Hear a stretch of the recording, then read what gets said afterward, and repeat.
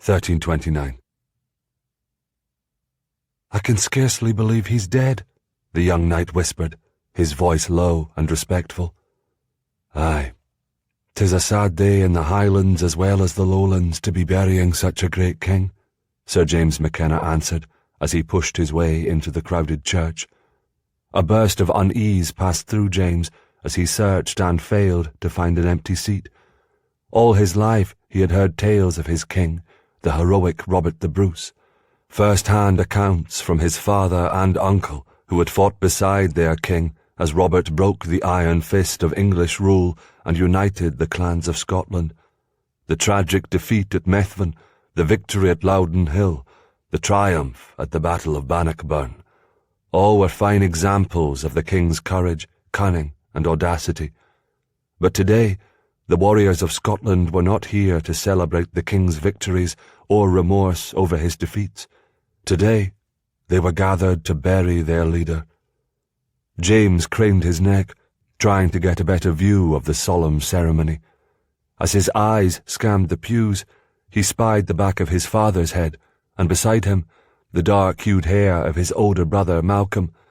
As befitting an important chieftain, Laird McKenna was seated in the front of the chapel, his eldest son and heir Malcolm beside him, and, as usual, James was left to fend for himself at the back of the church, with the lesser nobles and other second and third sons. Still, his McKenna height gave James the advantage of a clear sightline in the abbey. He felt the wave of sorrow washing over those in attendance as the king was interred beneath the high altar, his remains placed beside his queen, Elizabeth. Then, one by one, the warriors filed past, paying their final respects, bidding their final farewells. The sombre mood lifted as the mourners gathered in the courtyard, but the talk quickly turned to politics. Though the king had been ill for over a year, the clan chiefs were restless and uncertain of the succession. The king's only son and heir, David, was a mere lad of 5 years old. The Earl of Moray had been appointed as the boy's guardian and would rule until David was old enough to rule on his own. Some were reassured by this decision, others were not. Scots were independent thinkers by nature, and many clans had solid claims to the throne. All were wary now, wondering if anyone would make a bid for the crown and upset the hard-fought peace among them. Never one to be overly interested in politics, James had mixed feelings on the matter. A war might give him the chance to better his position in life, mayhap even gain a keep of his own. That was if he fought for the winning side in the conflict, and somehow survived it. A risky business at best. "I'm glad to see you made it, James," a deep male voice cried out. "It would have been a slight on my honour not to have my 2 oldest sons attending such an historic event." James pivoted around at the sound of that familiar voice and gave his father a rueful grin. "I'm certain that no one took notice of me, cramped in the back of the chapel." "You stand a head taller than most of these warriors," another male voice chimed in, "and the McKenna plaid is nae impossible to miss." "Uncle Ewan!" James broke into a wide smile as he embraced his uncle by marriage. James had been fostered at Ewan's castle as a young lad and had many fond memories of that time. He was also very aware that he owed a goodly portion of his prowess with a sword and his leadership skills to his uncle. "How do things fare at Tyree Keep?" Ewan shrugged. "All is much the same as when ye were with us. Young Cameron begged to come along on this journey, but your aunt wouldn't hear of it."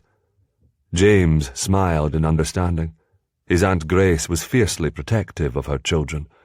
James had always found her to be a reasonable, sweet-tempered woman, but she also possessed a stubborn, hard-headed determination that characterized those who carried McKenna blood. "My sister coddles her sons," Brian McKenna declared. "I cannae believe that ye allow it, Ewan." Unoffended by his brother-in-law's remarks, Ewan merely shrugged.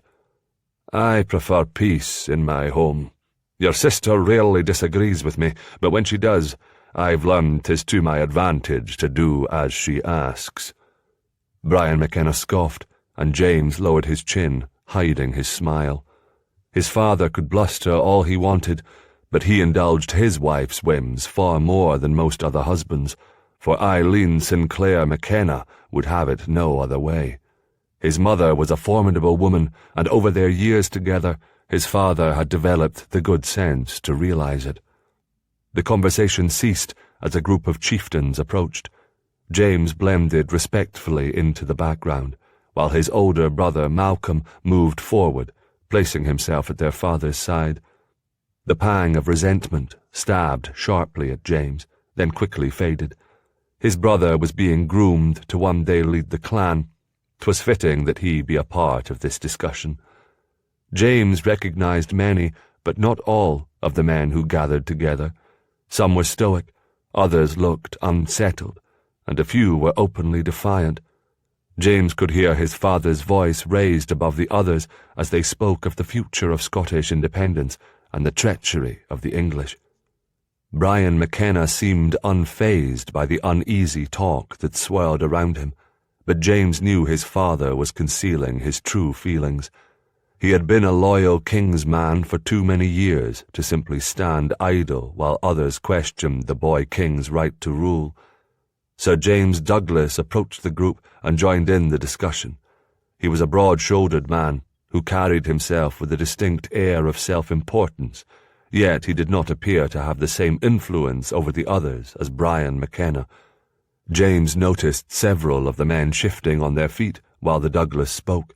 Once he was finished, most walked away. James angled his face toward the cloudy sky, then looked to his father, wondering if he wanted to start their journey home now or linger and try to ensure that some of the other clan chiefs would support the boy king. "Malcolm rides with the Douglas clan," Brian McKenna said as he came to stand beside his son. "I'd like ye to accompany the Armstrongs as they ride home to their lands, James, and stay as long as they have need of ye." James turned in surprise.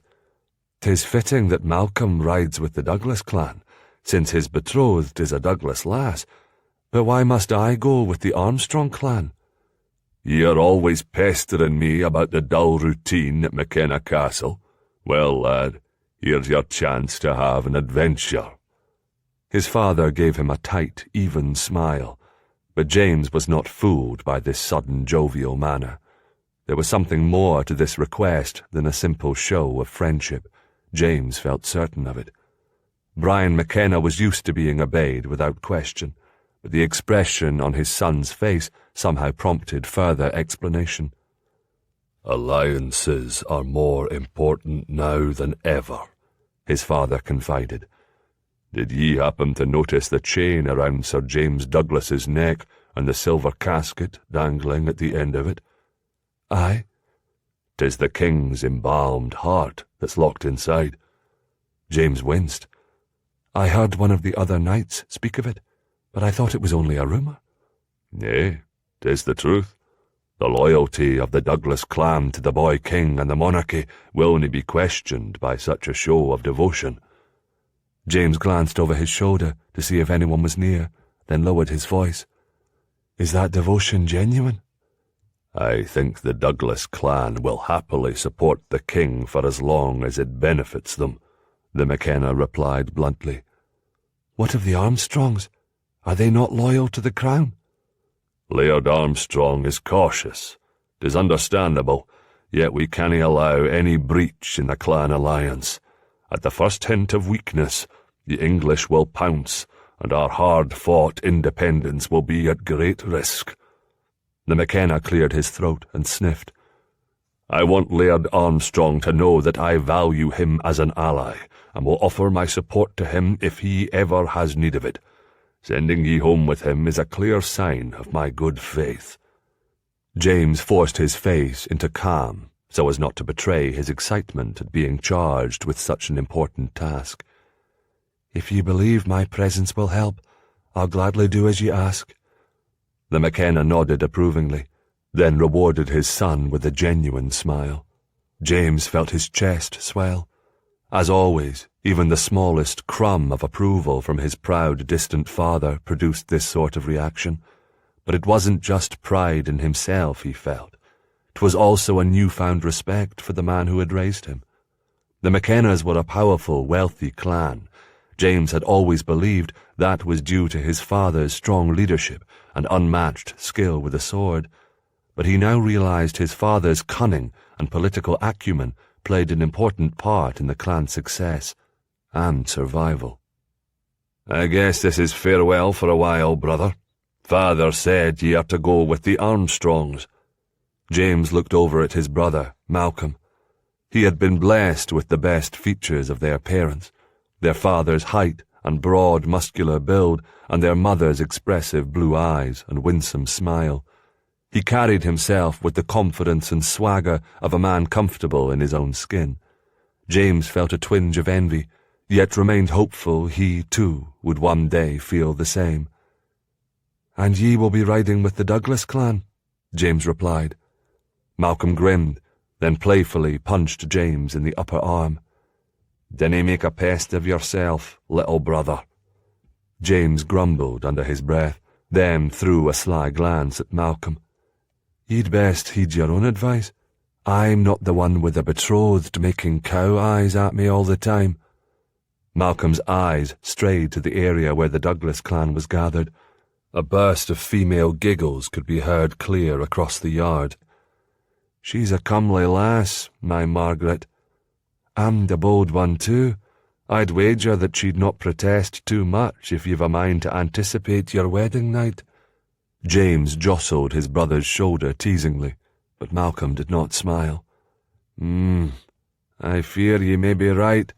I believe I have more care for Margaret's honour than she does." James's brow shot up.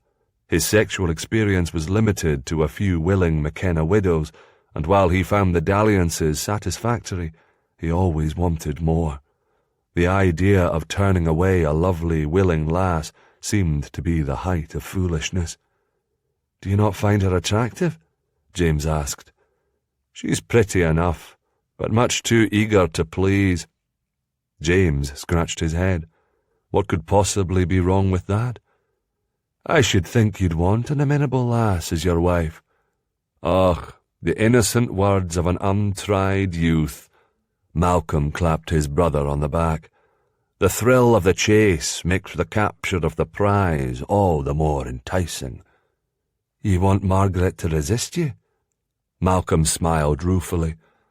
"I'll follow father's lead, and out of respect will nae take any other women to my bed once I'm married, but I fear life can become rather dull and boring with such a docile, obedient wife." "Your brain is addled, Malcolm." "And ye, little brother, are thinking with your cock." Malcolm leaned over, his expression serious. "There's more to a woman than the pleasure she can bring you in bed. You'll do well to remember that when ye choose a bride of your own." With a nod of farewell, his brother walked off, leaving James to ponder his final remarks and wonder what sort of female he would want for a wife. Pretty and eager to please seemed a fine combination to James. How characteristic that Malcolm did not appreciate the good fortune that so easily found its way to him. Only 2 years apart in age, they had been inseparable as lads, but their close friendship had eased through the years while the competition between them had risen. Malcolm was the heir, his father's favourite, and James hadn't openly regretted it, but at times he could not help but be envious of it. Laird Armstrong's sharp tone drew everyone's attention as he called for his men to make ready to leave. After a quick goodbye to his father and uncle, James obediently hurried toward his horse. The ground was wet. Fat, heavy drops had fallen as the king's funeral service began, slowing to a trickle when it ended. James glanced skyward, mindful of the grey clouds forming on the horizon. 'Twould be a miracle if they remained dry before they either reached a dwelling to shelter them or made camp for the night. James mounted his horse with ease, turning the animal into position. As he did, he caught a glimpse of the 3 women riding in the contingent, each carefully placed in the centre of the column for maximum protection. The older female was obviously Lady Armstrong, and the two younger women had to be her daughters, though their colouring was as different as night and day. One daughter was a small brown wren, and the other a glowing blonde swan. They were both slender and well-formed, but his eyes were immediately drawn to the golden splendour of the young woman sitting so tall and straight on her horse. Her face was heart-shaped, her cheekbones high and well-defined, her mouth wide, with soft, generous lips. She was a rare beauty who had the power to capture the attention of every male orbiting in her sphere. Well aware of the attention she was receiving, the blonde tossed her head, causing her blonde braid to shimmer even on this cloudy day. Then she smiled, at no one in particular, a calculating affectation that lacked warmth and honesty. His interest immediately began to cool. James recognized that knowing look, a woman flaunting her beauty, spinning a web in which to trap any male who was foolish enough to be drawn to her. He pressed his knees against his horse's flanks, and the animal obediently turned. They splashed along the muddy grass as James took his place near the head of the column. The Armstrong men gave him a courteous nod, but kept to themselves. James understood. He was an outsider. He would be tolerated, but not accepted, unless he proved himself. A light drizzle began as they made their way out of the churchyard. James hunched over his mount and plodded onward, easily keeping pace. They rode at a fast clip on the flatter ground, then made a slow and careful climb along the rocky face of a steep hill. Once they reached the other side, the signal was given to make camp. Deciding to see to the needs of his horse before his own, James followed the sound of water through a small patch of forest. Finding the source, he let the animal drink its fill. As he turned to leave, he noticed a woman walking purposefully toward the stream, a wooden bucket in each hand. Recognizing her cloak, he realized it was one of the laird's daughters. The hood was drawn over her head, but he suspected it was not the blonde goddess, but rather the little brown wren. His suspicions were confirmed when she knelt by the water's edge. She slowly dragged one of the buckets through the stream. Her hood slipped back, and he saw the dark hue of her hair. "You should have asked one of the men to fetch the water for you," he said, stepping forward. She let out a small shriek of surprise and dropped the buckets. One caught on the current and floated downstream. James bent down and plucked it from the water, then moved forward and scooped up the other. He filled them, then set each on the ground, just within her reach. Yet she made no move to retrieve them, instead staying crouched at the water's edge. "He startled me," she declared, wrinkling her brow as she studied him cautiously. "I beg your pardon," he replied, squirming slightly under her accusing gaze. "I didn't expect to find a lady hauling water like a servant. One of the men should have seen to your needs." Her eyes widened, and she dipped her chin. James thought he saw the hint of a smile, but could not be certain. "The men are busy setting up camp and attending to other matters," she replied. "I didn't want to be a bother. Besides, my aunt prefers that I make myself useful. She and my cousin will need fresh water to wash the dirt from their hands and face, and since we brought no maids with us, I was charged with the task." "Cousin? The other young woman is not your sister?" he asked. "Goodness, no," she replied with a quick shake of her head. "Joan is my cousin. Our fathers were brothers, mine being the younger of the two." "Was?" "Aye, he died 5 years ago. My mother, too." Her voice trembled slightly at the words, and a trace of sadness gathered in her eyes. "Yet the wound is still fresh," he said sympathetically. "There are times that I feel the loss more keenly than others. I suppose attending the king's funeral was a stark reminder of the finality of death, and in turn I felt the pain of the loss anew." She curled her bottom lip between her teeth. "He must forgive me for being so emotional. My cousin Joan often reminds me how annoying that can be, and says that 5 years is more than enough time to heal the wounds of loss." He disliked hearing the defeat in her voice. How could her kin be so cold and unfeeling to her pain? "A true heart suffers more than a false one," he said kindly. She lifted her chin a notch, and James felt a rush of admiration. She was so determined to appear strong. His eyes met hers, and suddenly he could not pull away. The warmth and emotion shining forth from those sweet brown orbs seemed to reach inside his chest and wrap tightly around his heart. God's bones, she was pretty. She did not have the mesmerizing golden beauty of her cousin, but her features were delicate and refined and wholly pleasing. An oval face with a generous mouth and smooth skin, the colour of fresh cream.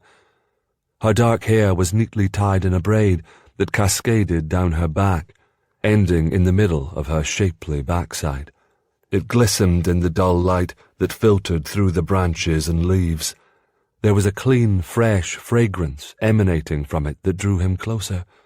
With effort, he suppressed the urge to reach out and touch it, knowing it was both rude and inappropriate. Instead, he squatted down on his haunches, commanding her attention with his eyes.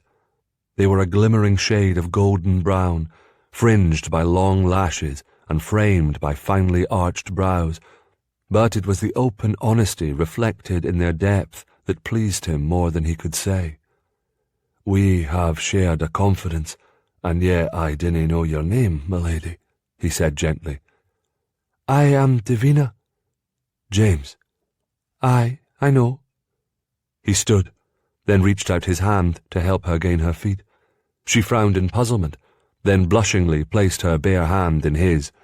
James could feel the delicate bones of her fingers as he drew her upward.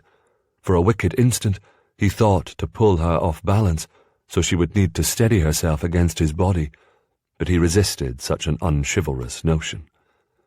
"I salute your strength and courage in the face of your grief," he said quietly. She shook her head. "There are so many in this world that know the anguish of real suffering.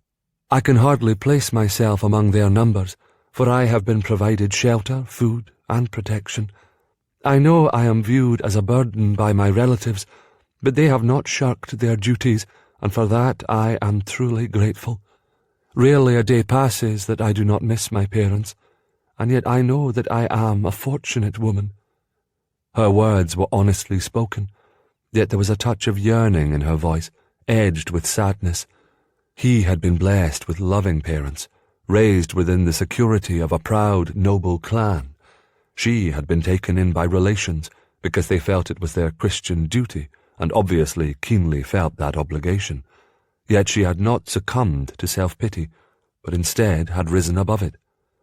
"I will provide ye escort back to camp," he said commandingly. Her eyes startled, and she lowered her chin. "I dinna wish to impose, Sir James." "'Tis my duty." "Duty?" Her lips pursed in confusion. "Aye, to aid a beautiful lady in distress. I beg ye not to deny me the chance to act the noble knight." "We are but a short distance from camp," she protested, even as he hoisted her onto his mount. She instinctively pressed her knees against the horse's flanks to keep from falling, and James admired the shapely outline of her legs as the skirt of her simple gown tightened around them. "A fair maiden should ride whenever possible," he said, before executing a low bow, "especially one as lovely as ye." He was flirting, and saw the moment she realized it.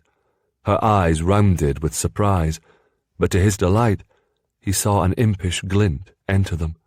His instincts had proven correct. She was gentle and refined, yet hardly a prudish female. A bubble of amusement rose to his lips, and he smiled. Davina dipped her chin, then smiled back. He lifted the filled buckets and looped the rope handles over the saddle pommel. Then James placed his foot in the stirrup and vaulted behind Davina.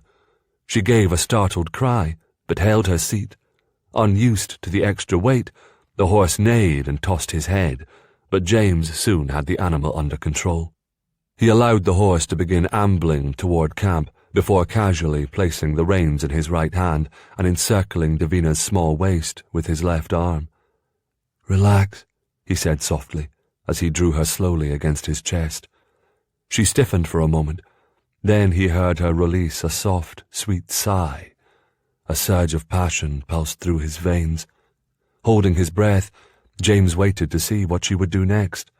Then, to his utter delight, she followed his command and pressed, nay, nuzzled, herself into his embrace. James closed his eyes in heavenly delight as he breathed in her enticing scent. Aye, travelling to the Armstrong castle might prove to be a far more delightful task than he had the right to expect.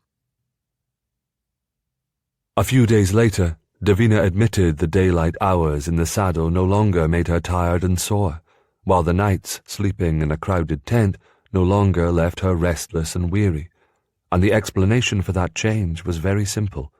James McKenna. The young knight had proven to be a delightful distraction, regaling her with amusing tales and insightful observations. She enjoyed his company tremendously, and looked forward to their time together with an eagerness that surprised and excited her. "I saw ye talking with Sir James again this morning before we broke camp," Joan snipped as she pulled her mount alongside Davina's. "What can he possibly have to say to ye?" Davina dipped her chin shyly, ignoring the trace of spite spilling over her cousin's casual remark.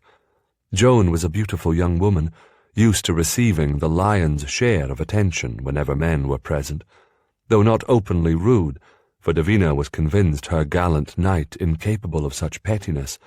'Twas obvious to all, and especially Joan, that Sir James preferred Davina's company to that of her cousin. "Sir James had drawn a map in the dirt," Davina replied. "He was merely showing me how much farther we needed to travel before reaching home." Jones's eyes narrowed. "You were cackling like a hen laying an egg. How can a map in the dirt be so funny?" "James has a gift. He can make anything fun and amusing." "What a perfectly useless accomplishment," Joan sneered. "I suppose I shouldn't be shocked that ye would be drawn to that sort of man, but I had hoped ye would have more sense." That sort of man? Davina struggled to hold back another hen cackle. Handsome, well-spoken, with a sparkle in his eye and a dimple in his chin. Aye, she did like that sort of man. Any lass would be daft not to be intrigued by him. But it was not just his square jaw, heart-melting smile, and handsome face that called to Davina. As an heiress to a small estate, she had on occasion received a small bit of male interest when Joan was otherwise occupied, especially now that she was a marriageable lass of 17. But there was something very different about James McKenna. He had a confidence that she found reassuring rather than arrogant, a gentleness that belied his warrior's frame and training, a sense of humour that was the most heightened when it was pointed squarely at himself. Though Joan would deny it with her final breath, Davina could well understand her cousin's jealousy, and was even able to summon up the charity to forgive it. "James is a kind, polite man," Davina said. "I find him interesting and enjoy being in his company." "Ye are spending far too much time with him," Joan insisted. "Others are starting to talk of it." "Nay, 'tis true.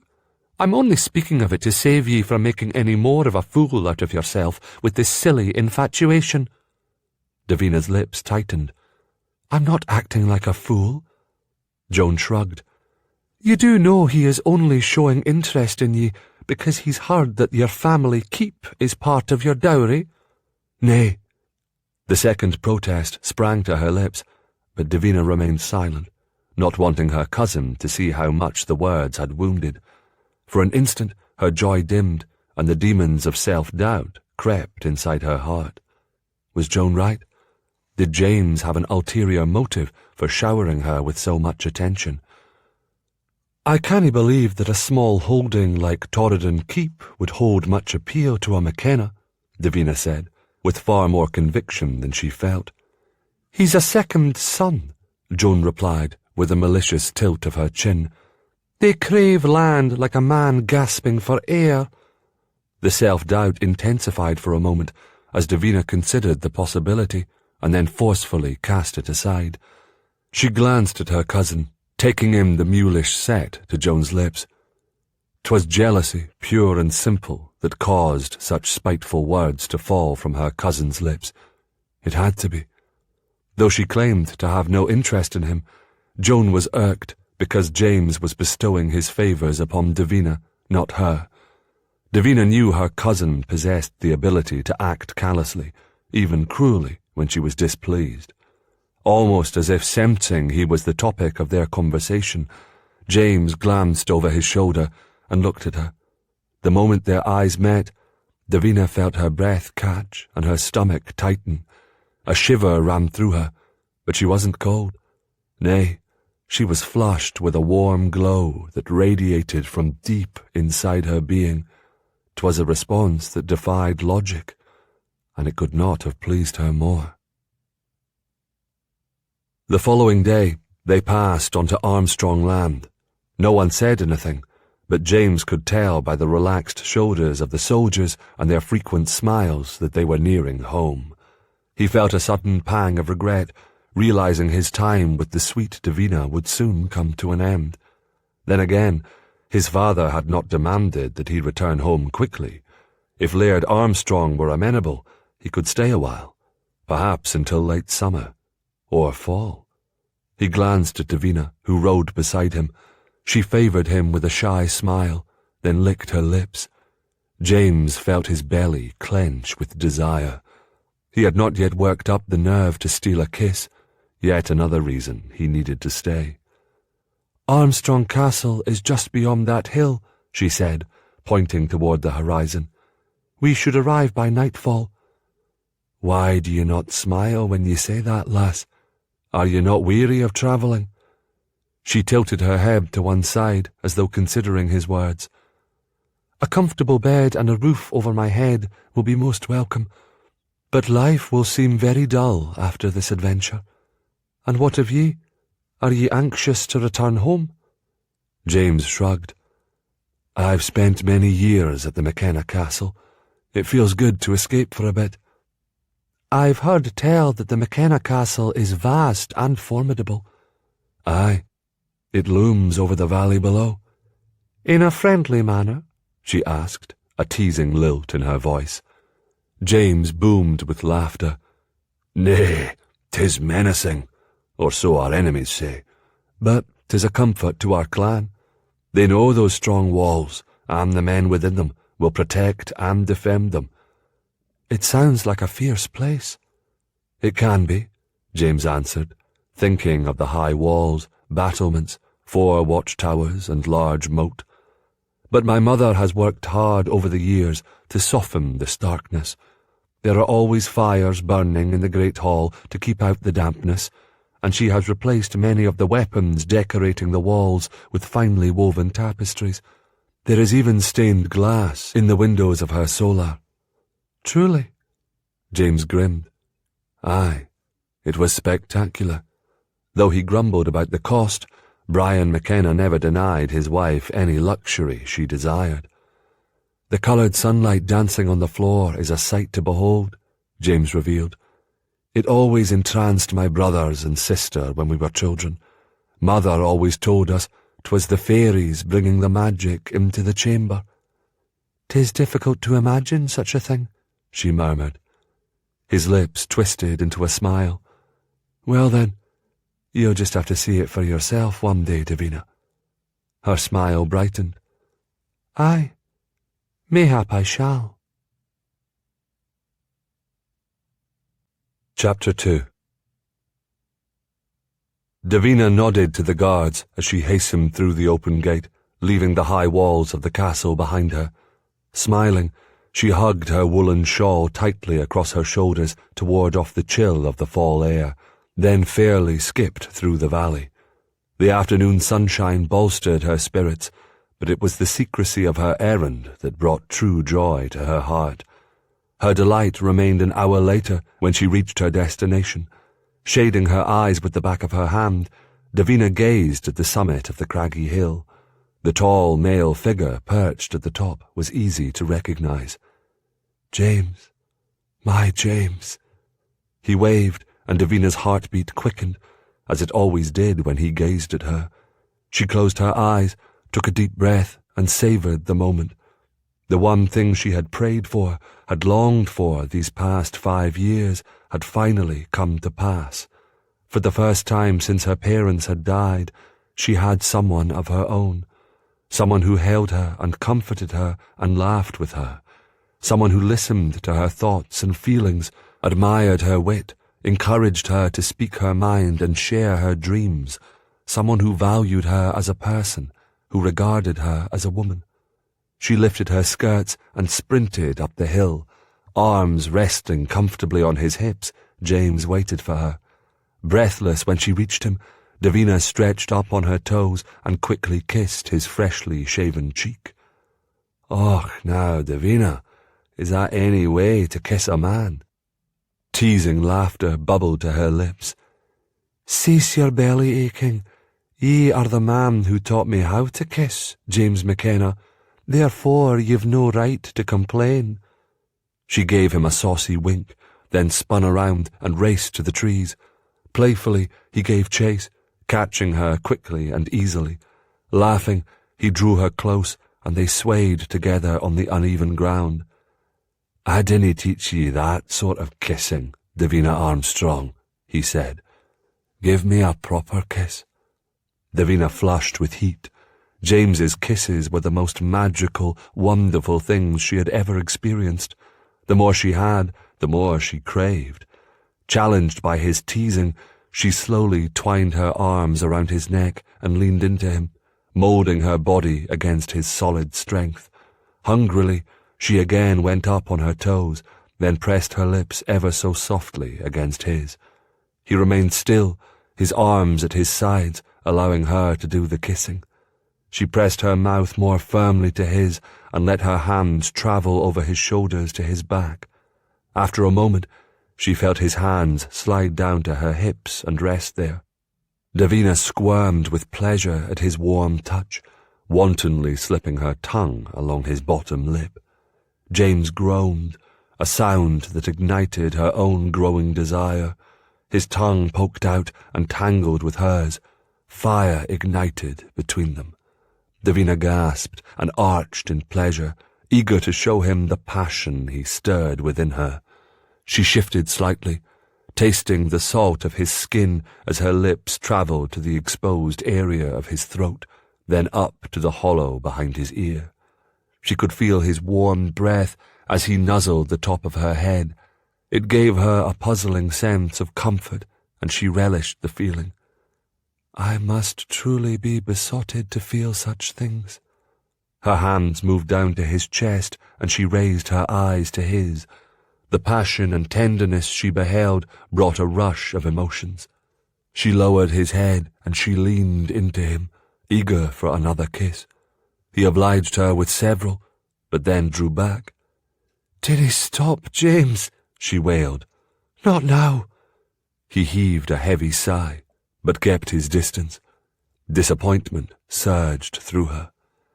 "Ye make my body sing and my heart soar, but ye are a lady born and bred, and I shall treat ye with the honour and respect ye deserve."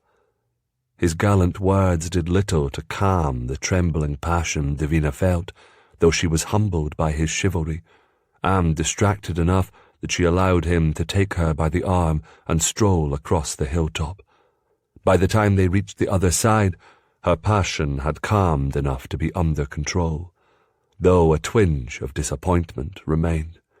Their relationship had grown and flourished these past months, blooming like the crops in the fields. She wanted nothing more than to give herself to him, to belong to him, body and soul. James professed to want the same, and while Davina believed him, a small part of her wondered how he always managed to control himself, to stop himself before they consummated their desires. Though she had little experience with men, she did know that most would greedily and swiftly take what she was so eager to give. Yet James had not. These worrisome thoughts swirled in her head as they walked, clouding out the beauty of their surroundings. James lifted a branch, and Davina ducked under it. She strolled ahead, halting at the edge of a grove of trees. Gazing down, Her eyes followed the looping river as it meandered through the valley and then emptied into the loch. 'Twas a beautiful, tranquil scene. A blush rose to her cheeks with the month-old memory of the morning she had spied James swimming in those clear blue waters, wearing not a stitch of clothing. Concealing herself behind a tree trunk, she had boldly watched him traverse the entire width, swimming with long, powerful strokes, before rising from the water like a pagan god of old. Beads of water had rolled from his broad shoulders, down his lean, hard, muscular arms and legs, sliced over a taut stomach, and finally trickled through a whirl of springy hair at the juncture between his legs. Her breath caught and held, for cradled there was the most fascinating piece of male anatomy she had ever seen. The image of that proud display of manhood had raised her maidenly curiosity to a fevered pitch. Lacking the courage and confidence, she dared not approach James, but instead retreated into the anonymous safety of the woods. Yet the memory of what she had seen had kept her awake for more nights than she could count. At the sound of a snapping branch, Davina pulled herself back into the present. Feeling an odd sense of guilt, she turned her attention back to James. He took a step toward her, extending his arm. "Davina, give me your hand." She smiled and set her hand in his, and his warm, strong fingers closed around it.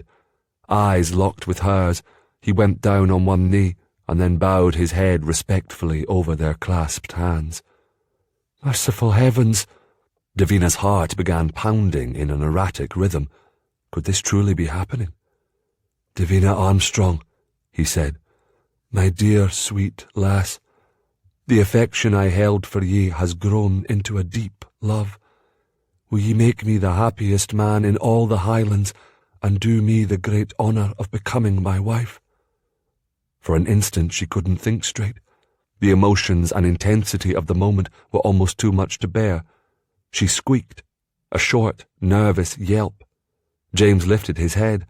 Their eyes met again, and Davina experienced a burst of joy so pure, so profound, it brought a rush of warm tears to her eyes. She tried to calm her heart, to capture this nearly perfect moment in time, when everything in her world was filled with hope and bright with promise. "Aye, James, I'll marry ye, gladly." He leapt to his feet. She threw her arms around him, pressing herself so tightly against him it felt as though the heat of his body entered her own. "Ye must promise me one thing," he said solemnly. "Ye are not to be too biddable a wife." "What?" Davina lifted her head to gaze at him, deciding that he had to be teasing her. James combed his fingers through his hair and gave her an embarrassed grin. "Pay it no mind. 'Tis something my brother Malcolm once said to me, but I realize it has nothing to do with ye. With us." Not caring that she didn't understand, Davina nuzzled into James, savouring this incredible moment.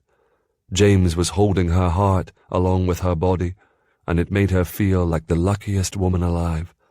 Her mind raced with plans for their future. How quickly could the wedding be arranged? It need not be a grand celebration, though the McKennas would expect something befitting a son of the laird, even if James was not the heir. Her uncle would not be pleased to spend a great deal of coin on her wedding, especially with his own daughter still unwed. Yet he could not appear miserly, and he would be pleased with the alliance. The McKennas were wealthy, respected, even feared. This would bode well for the Armstrong clan. "Now then, lads, what do we have here?" a booming male voice inquired. Davina whirled her head so quickly it smacked James on the chin. Ignoring the pain, she felt her eyes widen as she beheld a group of men climbing up the hill toward them. 5, nay, 6, all heavily muscled and armed with both swords and dirks. They wore no clan colours. Their clothes were worn and stained, their eyes bright with the haunted look of outlaws. She recognized none of them. Quick as a flash, James drew his sword and pushed Davina behind him. She stumbled on watery legs, yet managed to stand. Frantically, her eyes darted to the horizon, her heart sinking when she realized how far they were from the keep, from help. "What business do ye have here?" James challenged. "We want a taste of that fine morsel you've got, laddie," said the man standing in the lead, his lips parted in a perverted grin, revealing several rotting teeth. "This woman is a lady," James snarled. "My lady." His reply brought a chorus of hoots and jeers from the men. "Did your mother not teach you to share your possessions, lad?" "Nay, but my father taught me how to defend what was mine," James declared as he positioned his sword to strike. Davina swallowed back the fear that was closing her throat and willed her heart to slow its thunderous pace. James was studying the men with a watchful expression on his face. It gave her a momentary confidence, until she took the full measure of the 6 men he faced. They might be ill-dressed and dirty, but they did not look undernourished. To a man they were broad of shoulder, each with a predatory gleam in his eye. If they attacked, James would be outnumbered and outmatched. She did not doubt that he would fight to the death, but that valor would end in tragedy for both of them. Davina's throat tightened again. They had to get out of there. She put a hand on James's back to steady herself and felt him draw himself to his full height. "You cannae fight them all," she whispered. "I can. I will." His voice was strong and reassuring, but Davina knew it was an impossibility. No longer able to restrain herself, she spoke. "Ye are on Armstrong land. If ye have business with the laird, then ride to the castle. If not, then ye best be gone before ye are discovered. My uncle does not take kindly to trespassers." "I seem no Armstrong soldiers, lass," the tallest man sneered, his hand going to his sword in a threatening gesture. "Only a single knight and a frightened female who doesn't know when to stay quiet." He let loose a merciless bark of laughter, but it was the gloating expression on his face that brought a shiver of fear to Davina's heart. Struggling to ignore the desperation she felt, she faced the brigand with a cold stare. "Ye would be wise to heed my advice," she declared steadily. Her words were met with more whoops and hollers from the men. As they were joking among themselves, James suddenly let out a blood-curdling yell and charged them at a full run. The sound nearly scared the wits out of Davina. She watched in horrified awe as James cut the leader down with a single deep sword strike across the belly, then punched a second man in the face. Davina heard the outlaw scream and clutch his nose. A stream of blood shot through his fingers before he swayed and crumbled to the ground. Swords drawn, 2 others charged James, but he managed to hold his position and deflect the blows. "Run, Davina!" Reacting to the sharpness of James's voice, she followed his command, but one of the outlaws was fast upon her. Davina got no farther than a few steps before a strong arm snaked around her waist and hauled her to the ground. Lancing pain shot through her body, and she hit the dirt hard. She tried rolling away toward the safety of the trees, but a beefy hand grasped her shoulder and turned her on her back.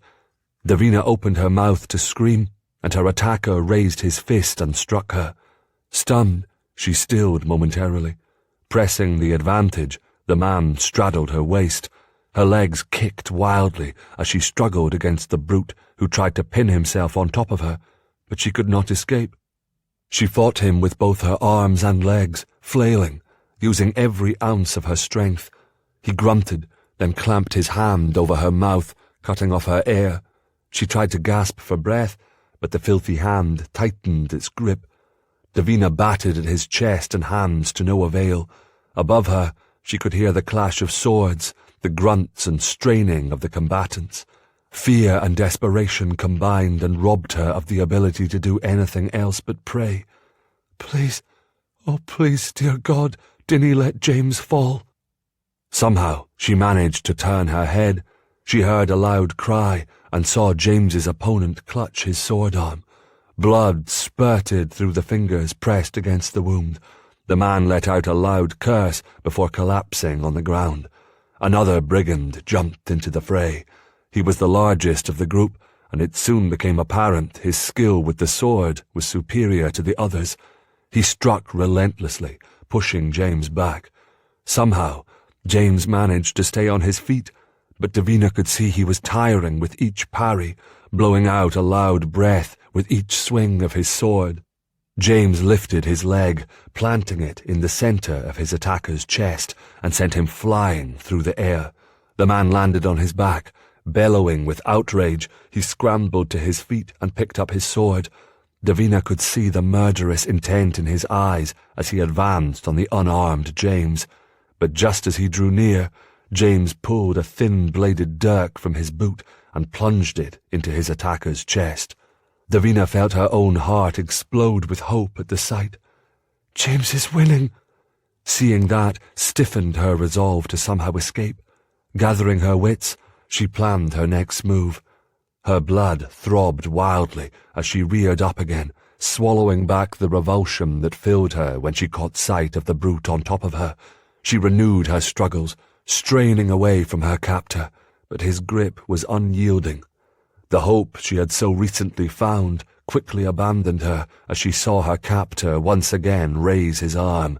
She shifted her body, trying to avoid his fist a second time, but an explosive pain in her head let her know she had failed. Her ears rang, her brain scrambled, and the very last thing she heard before being plunged into darkness was James's cry of distress, followed by a chorus of crude male laughter. James awoke with a start, wincing as a stabbing pain sliced through his throbbing skull. He turned his head, only to find himself struggling to overcome an attack of lightheadedness. Blackness whirled around him, forcing him to shut his eyes and press his head against the pillow.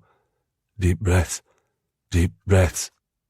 Gradually, the fog surrounding him eased, replaced by an onslaught of agony so sharp it stole the breath from his body. Every inch of him, from his scalp to his toes, ached and throbbed with a fiery pain. Dizzy and sweating, James pulled himself into a sitting position, only to immediately slump back down. Bloody hell, what's wrong with me? He did not want to open his eyes, but finally, slowly, he did.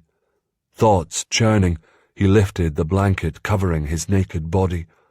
James glanced down and cringed, his blurry eyes taking in the sight of bloody bandages swathing his arm, chest, belly, and legs.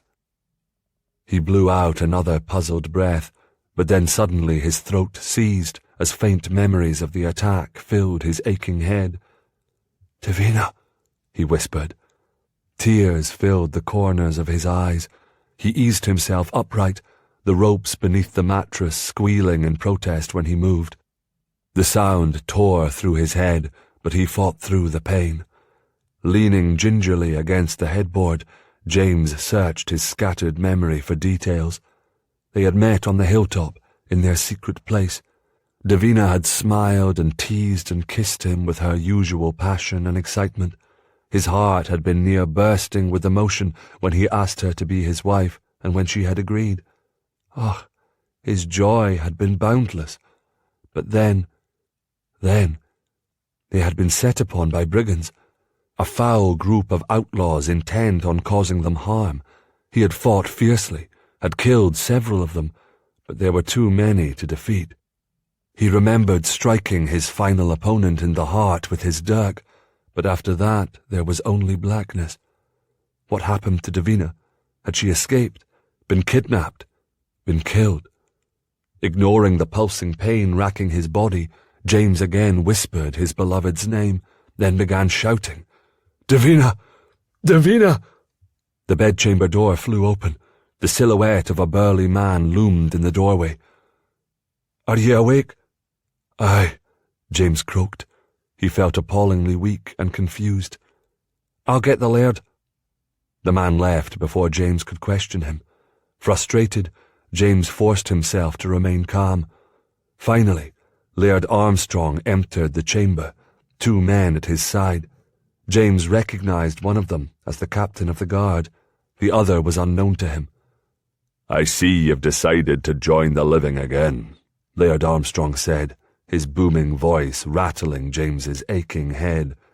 Ignoring the expression of discontent clouding the laird's features, James asked, "Where is Davina?" "She's confined to her bed." The laird's eyes grew dark. "She's in a terrible, disgraceful state, bruised and beaten. She shudders with nightmares, cries out in terror. My men found ye both miles from the castle, struck down and bleeding. What happened?" "Davina lives." James's heart beat with elation, followed swiftly by sadness. "Alive, aye, yet badly injured." "We were attacked," James replied. "By who?" "Brigands, outlaws." "My men saw no one. There was no looting in the village, no crops destroyed, no cattle stolen." The laird lifted his brow. "What can ye tell us of them?" James took a deep breath, shuddering at the searing pain it caused in his chest. "There were 6 men. None wore plaids or carried shields with clan markings. They surprised us." "I can only imagine what ye were doing in such a private, secluded place with my niece that caused ye to be so distracted," Laird Armstrong growled. James grit his teeth and jerked his head in denial. He would not stand for Davina's honour to be questioned, even by her own kin. "I love Davina. I would never do anything to compromise her honour or virtue." Laird Armstrong snorted in disbelief. 6 men approach, and ye heard nothing? I thought the McKenna trained his men better." He did. Guilt, swift and sudden, stabbed through James. He lowered his chin in shame. "The men were on foot, not horseback. They had the advantage of surprise when they ambushed us." The laird's eyes sparked with sudden anger. "We've not had any trouble with brigands on our lands for years." "Not while Robert the Bruce was king," the captain of the guard added. James nearly shouted in frustration. He had no care for the political implications of the attack. His main concern was finding the criminals and punishing them for hurting Davina. "It could have been a group of English scum," the other man suggested. "We're too far north for the English to be troubling us," the laird insisted. "Nay, they were Scots. I could tell by their swords. To a man they carried claymores." James's voice felt choked and tight. "I killed 2 of them and wounded 2 others. After that," he said, his voice trailing off in confusion. "We found no bodies," the captain of the guard challenged. James drew in a ragged breath, fighting the need to argue. "They must have taken the dead and wounded away." 2 men took 4 others away?" the laird asked incredulously. James shook his head and stared across the chamber. He had no answers to give, no explanation that made sense. "What did Davina tell ye?" The laird shot him a sidelong look. "She cannae speak of the incident without becoming hysterical." James cursed. "The last thing I remember was an explosion of pain inside my head." The captain of the guard nodded. "You've got a fine swelling bruise on the back of your skull. You must have been struck from behind." James lifted his arm and ran his fingers over the growing lump behind his right ear. At the touch, he felt a ferocious, nearly blinding pain so strong that it turned his stomach. He bowed his head and fought the sickness, not wanting to disgrace himself further in front of these men. They were still scrutinizing him, some openly, some covertly, but all with grave suspicion. James saw the looks that passed between them. They spoke among themselves, their voices deliberately low, so he could not hear the conversation. 'Twas a stark reminder that he was not a member of the clan, but rather an outsider. No matter that he was a McKenna, the son of a powerful and respected chieftain. He had lost their trust when he failed to protect Davina. God, he needed to see her. But he feared he could not leave this bed without aid, and he was too proud to show further weakness in front of these warriors. The discussion continued, with frequent glances in his direction. The chamber was soon brimming with tension, yet James found that he didn't really care. He rubbed a hand over his brow, trying to ease the pounding in his forehead. His eyelids grew heavy and slowly closed. He struggled to reopen them, succeeding, but within seconds they closed a second time. He had the sensation of someone drawing closer to his bed, speaking to him, but the words made no sense. There were waves of pain crashing through his head, but even worse, over and over the image of Davina falling prey to those brigands flashed before his eyes, and then suddenly, mercifully, there was only darkness and silence. Chapter 3. When James next awoke, it was pitch dark. Disoriented in the inky blackness that surrounded him, he pulled at his clouded mind, trying to orient himself. He let out an angry huff as his memory returned, along with the shame of failure. Davina! James's breath caught. The need to see her consumed him. Grunting loudly, he pulled himself into a sitting position. Stars spun before his eyes at the tortured pain that seared every part of his body, and he nearly fell back. 'Twas only by sheer force of will he remained upright. James waited a few moments, his breath coming in deep bellows, before reaching for the tunic that lay at the foot of the bed.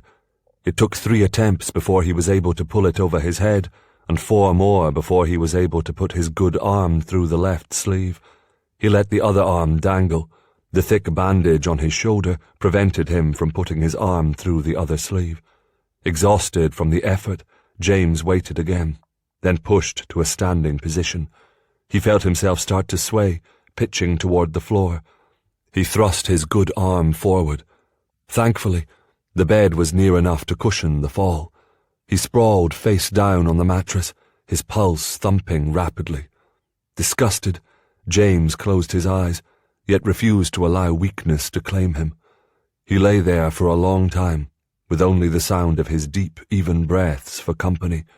Feeling himself starting to drift off to sleep, James slammed his fist against the wooden headboard, letting the rage inside him wash away his weariness. As the rage grew, it fed his need and bolstered his strength.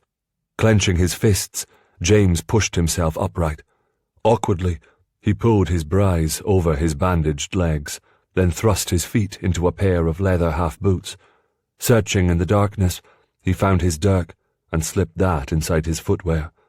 On unsteady feet, James made his way through a darkened hallway. He saw no servants scurrying about, no men-at-arms or members of the household strolling the corridors, making him realize that the hour must be late and all in the castle was sleeping. His first week in residence, James had learned which bedchamber Davina occupied. Since there were but a few private chambers in the castle, it was simple to find it now, even in his weakened condition. He was momentarily annoyed to see there was no guard placed at her door, then chided himself for such foolishness. The danger was now past. She was safe within the walls of the Armstrong holding. James lifted his hand to knock, hesitated, then fearing he might be denied entrance, he turned the latch and slowly pushed at the door. It groaned open. The bedchamber was shrouded in darkness, with only a single candle illuminating the room. James stepped inside. The cool breeze fluttering through the room hit him square in the face, jolting his senses. Limping painfully, he approached the bed that was positioned at the far side of the chamber. The elderly maid sitting at Davina's bedside jumped at the sound of his uneven footsteps. She leapt guilty out of her chair, then pressed the back of her hand to her mouth to stifle her scream. "Jesus, Mary and Joseph, ye scared the life out of me, sir. 'Tis the middle of the night. I expected no one at this hour." "Beg pardon. I've come to see Davina." "She's sleeping, poor lamb." "I'll not disturb her." Not waiting for permission, James carefully approached. There were dark shadows dancing about the room near the bed, but if he squinted, he could detect the shape of her body beneath the blanket. "Bring the candle." The maid hesitated. He glowered at her, a near-perfect imitation of his father. The maid seemed startled, but followed his order with no further protest.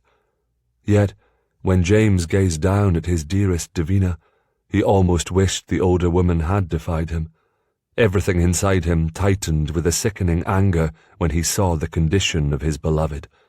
She lay on her back, with a blanket covering her to the waist, her limp arms resting at her sides. Her face was ashen, the delicate skin bruised and swollen on one side. Scratches and cuts marred her cheeks, looking angry against the paleness of her flesh. A deep purple bruise, edged in red, ringed her neck, indicating that one of the brigands had tried to choke the life from her. Thank God he had not succeeded. "Why is she so still?" he croaked. "'Tis the medicine. They gave her a potion to help her sleep. She was near hysterical this evening when they examined her." "Was she... did they..." James's voice trailed off. The words were impossible to imagine, let alone say. "Violate her?" The maid shook her head in sympathy. "It seems likely, though the midwife was unable to complete her examination. The poor lass screamed and thrashed, pushing the midwife and the healer away whenever they touched her." "Merciful God!" James bowed his head, hardly believing the pain inside him could get any stronger. Yet it did. His mouth filled with the acid taste of coppery blood as he bit the inside of his cheek. He sat carefully on the edge of the bed and took Davina's hand into his own. 'Twas cold as ice. He noted her fingernails were torn and jagged, with bits of dried blood beneath them. She had fought fiercely to save herself. For that he was profoundly thankful. Yet failure and shame gnawed at his gut, the pain so deep it rooted him to the spot. This was his fault.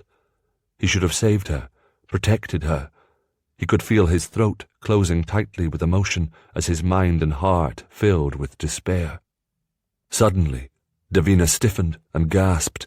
Her eyes opened and shifted wildly about while deep, anguished moans spilled from her quivering, bruised lips.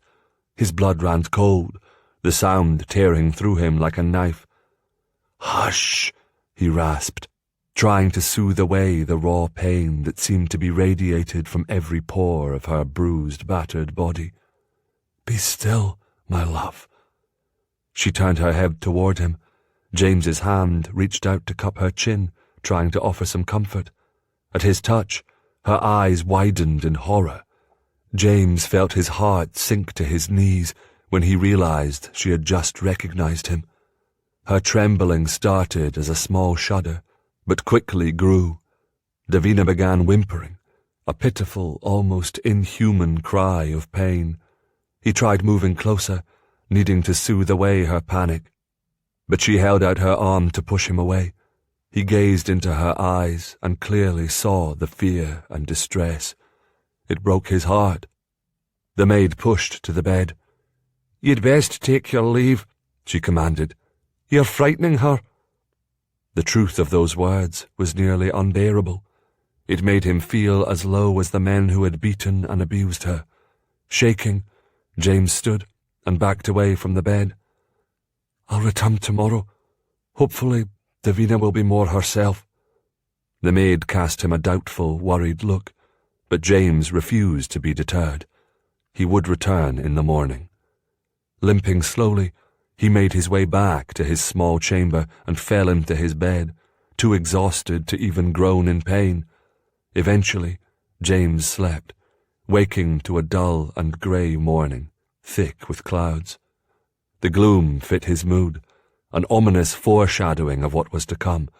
His body ached even more this morning, the pain dull and deep in his bones. There were more people about the hallways as he made the long, agonizing walk to her bedchamber. None spoke to him. Many averted their eyes. When he presented himself at Davina's bedchamber door, he was told that she refused to see him.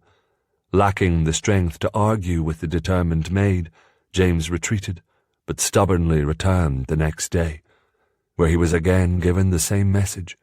Davina wanted to be left alone. Disheartened, James respected her wishes. He returned to his small chamber and rested, allowing his body to heal.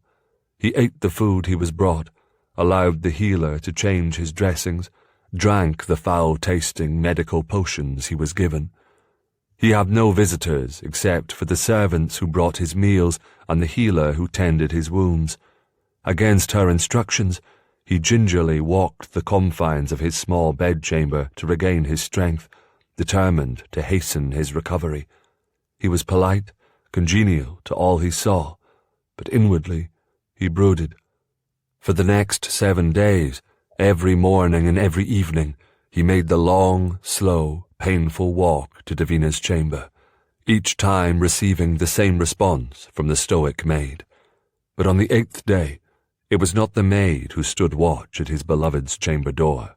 Instead, he found himself face to face with Davina's cousin Joan. "Lady Joan." He inclined his head in a respectful bow, then simply stared.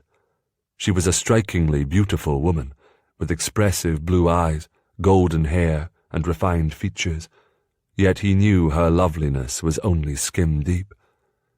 "Good morning, Sir James," Lady Joan replied. "I see that your wounds are healing. Hopefully, you will soon be fully recovered." James flexed the hand of his sprained arm.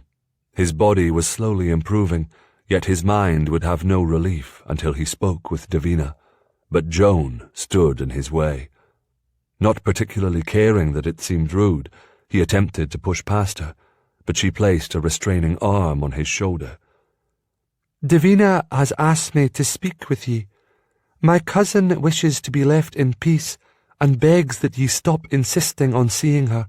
She finds it most unsettling." 'Twas impossible to miss the gleam of satisfaction in Joan's eyes as she delivered the message. It immediately made James suspicious. "I dinna believe that Davina would say such a thing." Joan lifted one eyebrow.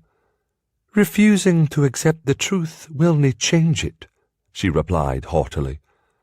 "I'll accept it if, and only if, I hear those words fall from Davina's lips," James answered. "Until then, I will continue to press my suit." "What a rude, selfish reply! Yet I would expect nothing less from the likes of ye." She favoured him with a mocking scowl that set his blood to boiling. "Dinna speak to me of selfishness, Lady Joan. I've been here long enough to see the truth of what lies beneath your pretty face. Ye are jealous of Davina and the love I have for her, and will stop at nothing to keep us apart." "That's a lie," Joan hissed. "I care nothing for Davina's childish devotion to ye. What does it matter to me? My father is besieged by men who desire me as their bride, men who are great warriors and noble, wealthy leaders of their clans, not inconsequential second sons." "The laird will have to provide a very substantial dowry in order to entice any man to have a viper like ye for a wife," James countered. Joan's eyes narrowed with anger, but James was through talking. Gritting his teeth, he shook off Joan's hand, opened the chamber door, and stepped inside. Davina was alone in the room. She was sitting in bed, resting against a pile of pillows. Her lips tightened when she spied him. Then, with knotted fists, she pulled the blankets up to her chin, covering her body completely. His gut heaved at her obvious fear of him, yet he walked forward until he was standing nearer to the bed. "Did ye not get my message?" she whispered, sinking beneath the covers. "Joan said ye didn't wish to see me, but I knew I can't trust her word." He took a few steps closer, needing to see her face. Her eye was still swollen, her face pale, but the bruises had started to fade. "Ye are my betrothed, Davina. 'Tis only right that we spend time together." "Oh, James," she brought her hand up to her mouth and shook her head. "I feared that your nobility would force ye to honour your proposal, but I shall not hold ye to it. I release ye from the pledge to wed me." "Nay." He touched her cheek with his knuckle, and she began to tremble. We shall be married.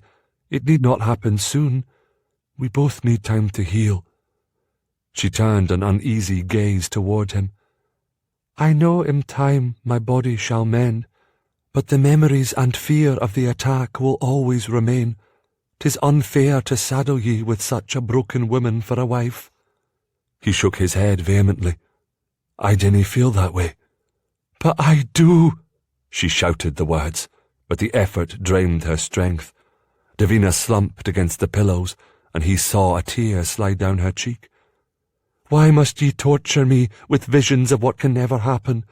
I can never be your wife, James. I can never be any man's wife. I love ye, Davina. He curled his fingers gently over hers, but she wrenched her hand away. We shall face this together, overcome it together. Beneath her covers, he saw her shiver. The memories will nae leave me.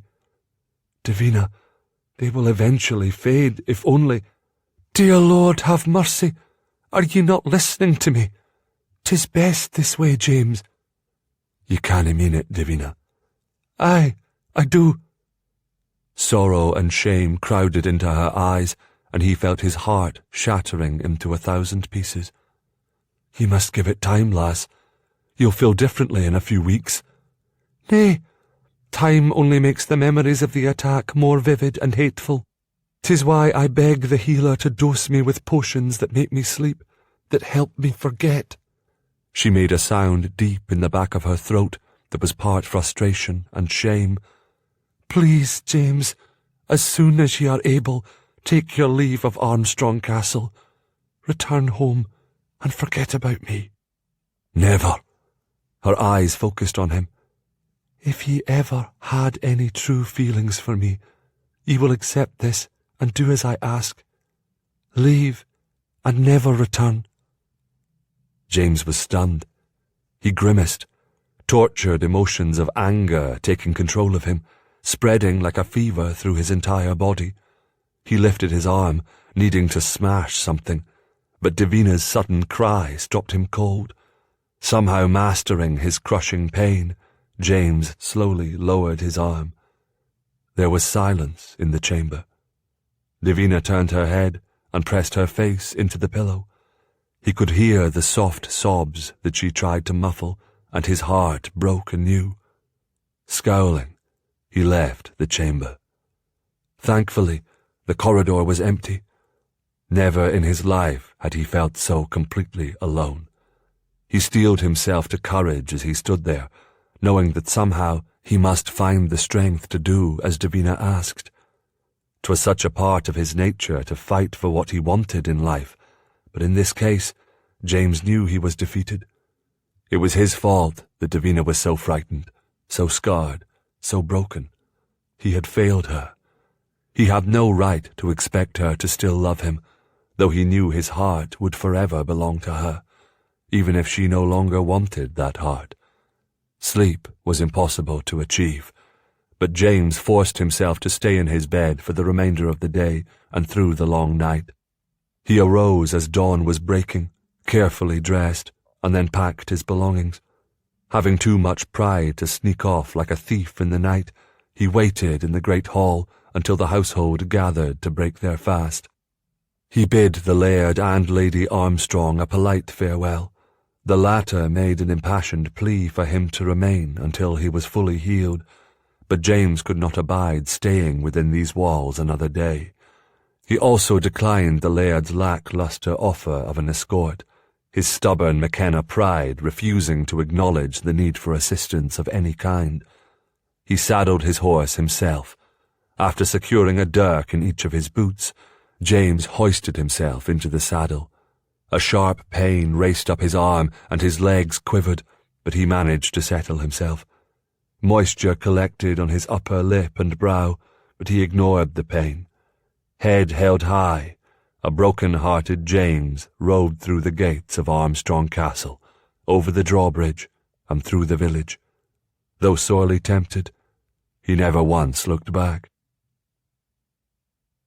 The brigand arrived at the private glen well before the appointed meeting time. He kept his head lowered to avoid the biting wind, though his ears were attuned to the surrounding sounds. Dismounting gingerly from his horse, he placed his sore, bruised hand on his sword hilt and strode into the dense forest. A light, misty rain had started falling, but the trees still retained enough of their leaves to provide an adequate cover from the worst of it. Damp, aching, and miserable, he waited. A sudden noise warned him of a presence. The brigand spun around, then turned and peered ahead through the underbrush. He saw no one. Suddenly, a bolt of lightning cracked and sizzled above his head, illuminating the area in unnatural brightness. The wind picked up to a violent fury, spraying moisture in his face, the droplets of water clinging to his scraggly beard. A flock of birds scattered wildly in the sky. A second thundercrack brought another flash of intense light, and, startled, he cried out, for a cloaked figure stood not 10 feet away. "I dinna hear ye approach," he blustered. "Aye, 'tis what I intended," the figure answered. "Where is Drummond?" "Dead. His wounds festered. He told me where to meet ye before the fever turned him into a babbling half-wit." The brigand sniffed and wiped his nose with the back of his sleeve. "Did you bring the payment?" "I did." He raised his arm and caught the leather purse that was tossed his way. Frowning, he weighed the pouch in his left hand. "It feels light." "'Tis the price that was agreed upon." "But the task was more complicated. We should be paid more to compensate for the injuries and deaths." The figure sighed with annoyance. "Ye are lucky to get what I give ye. I never instructed Drummond to be so brutal to them. I wanted Sir James driven away and the relationship between them ended. That's all." The brigand felt his jaw twist and set. "We did what ye hired us to do. I saw McKenna ride out 2 days ago." "Aye, and no thanks to ye," the figure accused.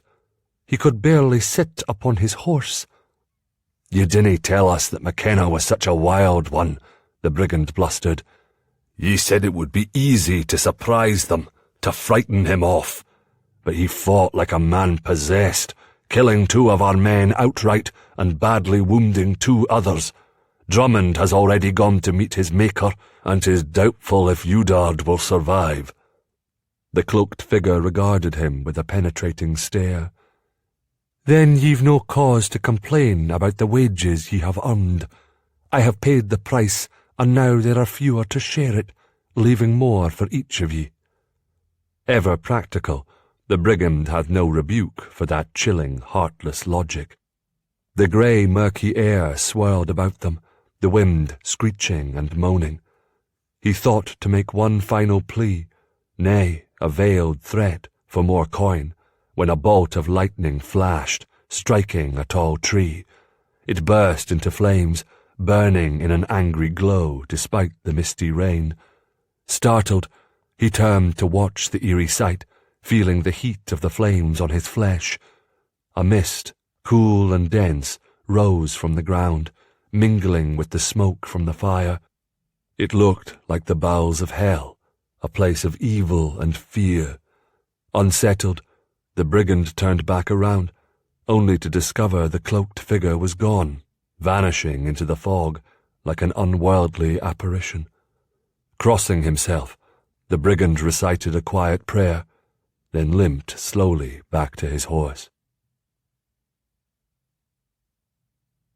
Chapter 4. 5 years later. From the privacy of her tower bedchamber, Davina gazed out the small window at the stark, barren landscape below. Another winter was fast approaching, and the earth was preparing to lie dormant. The days would be short, the nights long, leaving far too much time for thinking. How could it be that time hung so heavy, yet the seasons moved with lightning speed? The darkening horizon blurred, and she realized that tears were stinging her eyes. She wiped them away. She was grieving again, lamenting the sorrow of the past, the loss of what she had once held so fleetingly within her grasp that was now gone forever. "James, He was no longer in Scotland, but instead on crusade, fighting in the Holy Land. Yet it would not have mattered if he resided but a few miles away, for it was far more than physical distance that separated them. His face haunted her dreams, the memory of their love whittled away at her soul. Once she had believed they would marry and fill their home with children, but a cruel, unforeseen act of violence had denied her that happiness. Disgusted with her weakness, Davina angrily turned away. Her days were so often a struggle against her natural inclination to run and hide from the world, and she fought that as best she could. Victories were rare, however. Oh, she managed with the members of her family, with the household servants, she knew, even with one or two of the older Armstrong warriors that took their meals at the table nearest hers in the great hall. But she struggled mightily with unknown men, became shy and tongue-tied around women when first making their acquaintance. Hoping to spare her this distress, her family had encouraged her to withdraw, to protect herself from this pain by keeping away from the cause of it. Directly after the attack, this simple solution had been a balm to her bruised mind, but as the days turned into weeks, then months, and finally years, the loneliness of living such a sheltered existence began to eat away at Davina, enveloping her like a shroud, and the cowardliness of this isolated life began to shame her. "I must not allow the fear to paralyze me. I must not," she told herself. But she also needed to learn how to stop the brooding. It did her no good, thrusting her further into the darkness of her mind. The weak evening light spilling into her chamber dispelled some of Davina's gloom and strengthened her resolve to find a way to move beyond the circumstances that surrounded her. It had taken her far too long to come to the realization that she could not change the horror that had ravaged her past, but neither did she have to remain a prisoner to it. The healing had in fact begun 3 years ago, when she received a letter from Lady McKenna, James's mother. Davina's skill at reading and writing were rudimentary, but she was able to decipher the brief message, which inquired about her health and ended with prayers and good wishes. Oddly, it had brought such a calming sense of comfort that Davina felt compelled to reply.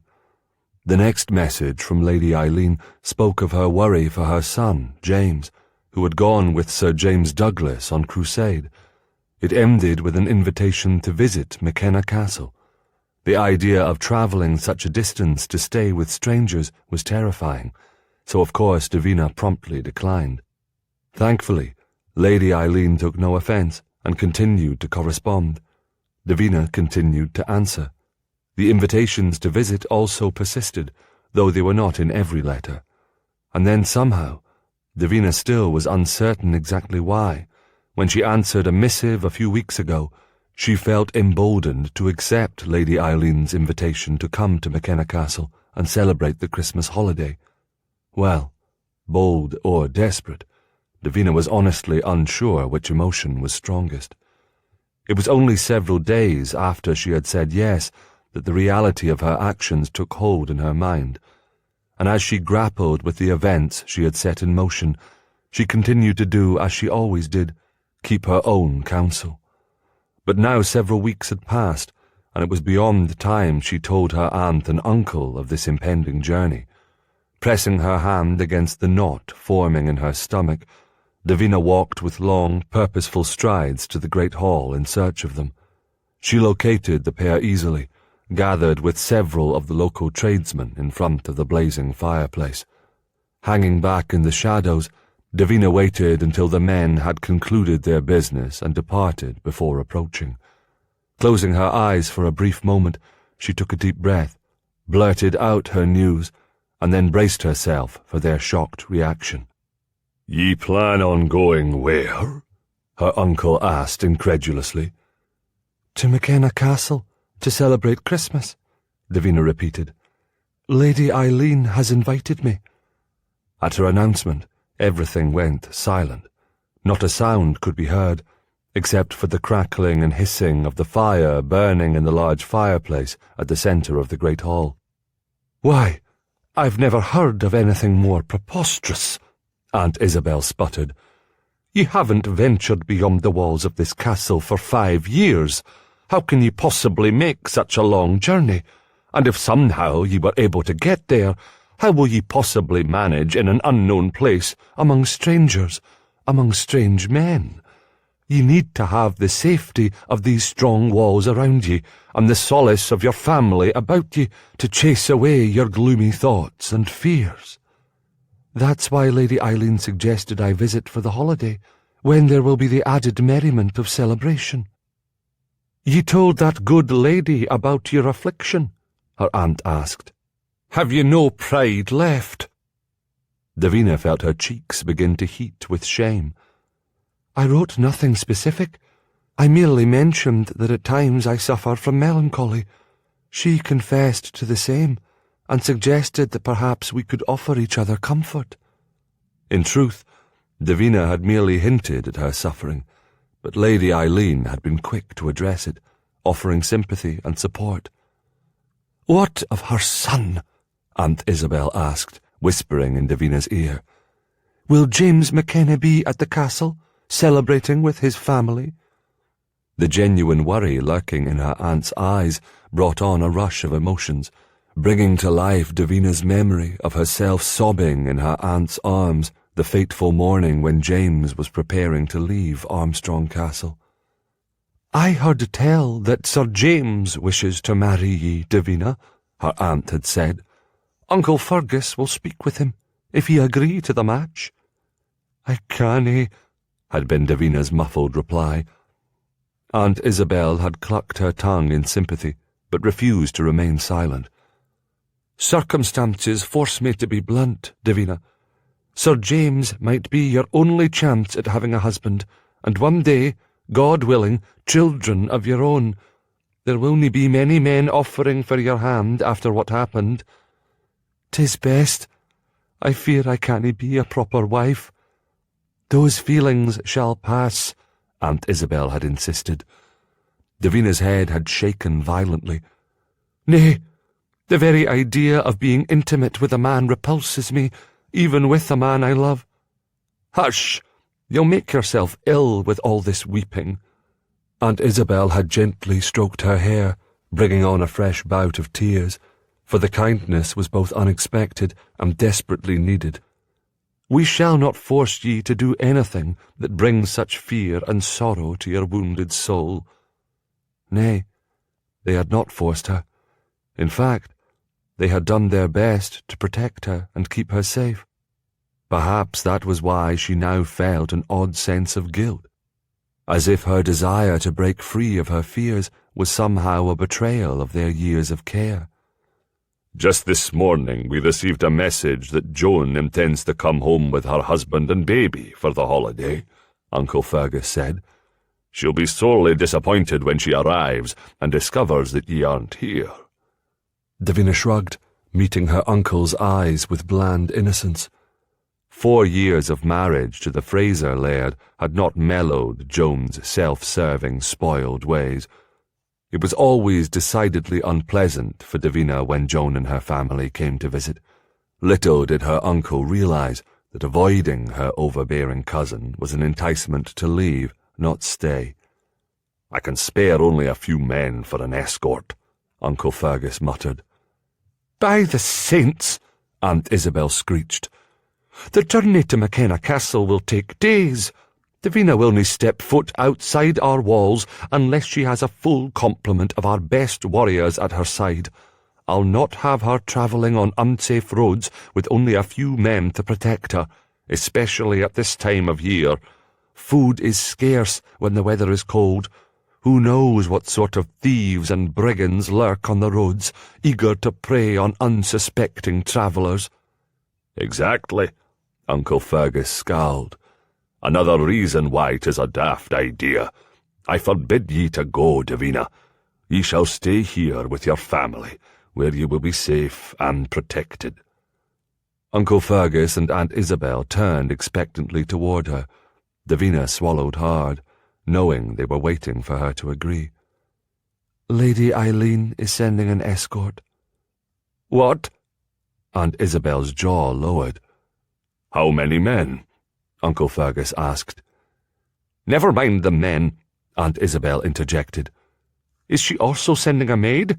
We have none to spare, and ye canna be left alone in the company of a group of McKenna soldiers for so many days and nights." Unable to answer, Davina lifted her hands in a helpless gesture and shrugged. Her aunt clucked her tongue in disapproval. Her uncle snorted in derision, and the two began listing myriad hazards that she could encounter, one more distressing than the next. The more they talked, the faster Davina's panic started to rise. Biting her lip, she looked from one dismayed face to another. "Are they right? Am I mad to consider such a journey?" The idea of going to McKenna Castle had been so bold, so freeing, but now it was feeling like a bad, impulsive decision. Agitated, Davina started pacing in front of the fireplace. The fears inside her began to emerge, starting first as a small trembling, then progressing to a shortness of breath. Engulfed in the shame of her failure to conquer these fears, Davina opened her mouth, ready to acquiesce to their demands that she abandon the notion of visiting Lady Eileen. But before she could speak, a lad ran into the great hall, his voice heavy with excitement. "Riders approach! Angus sent me to tell ye he spied them from the battlements." "Can ye see their colours?" Uncle Fergus asked anxiously. "Aye, 'tis the McKenna banner they carry." "What the devil?" Uncle Fergus scratched the stubble on his chin. "How could they have gotten here so quickly?" All eyes turned toward Davina. She felt her heart slam against her ribs, but somehow managed a weak smile. Apparently, there would be no time to reconsider the rashness of her actions in accepting Lady Eileen's invitation. Her McKenna escort had just arrived. As his horse thundered through the open gates of Armstrong Castle, all Sir Malcolm McKenna could think of was his sore arse. He had pushed himself and his men hard on this journey, riding long hours both day and into the night, and his muscles were finally rebelling against the abuse. The cold, damp weather hadn't helped much either.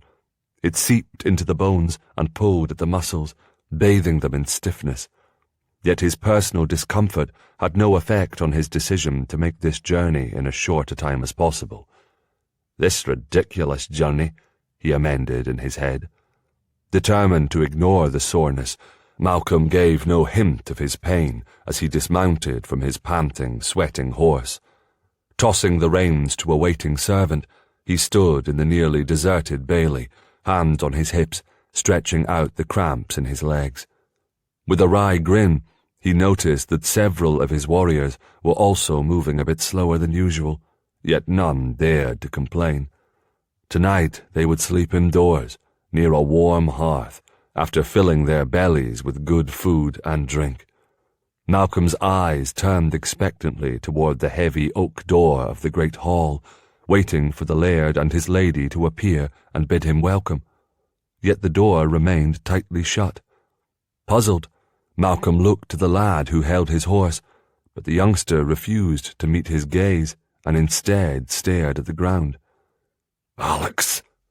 Malcolm had succumbed to his mother's pleas to ride out to this god-forsaken keep and escort Lady Davina Armstrong to McKenna Castle because he could no longer bear to see the painful flashes of loss that lingered in her eyes.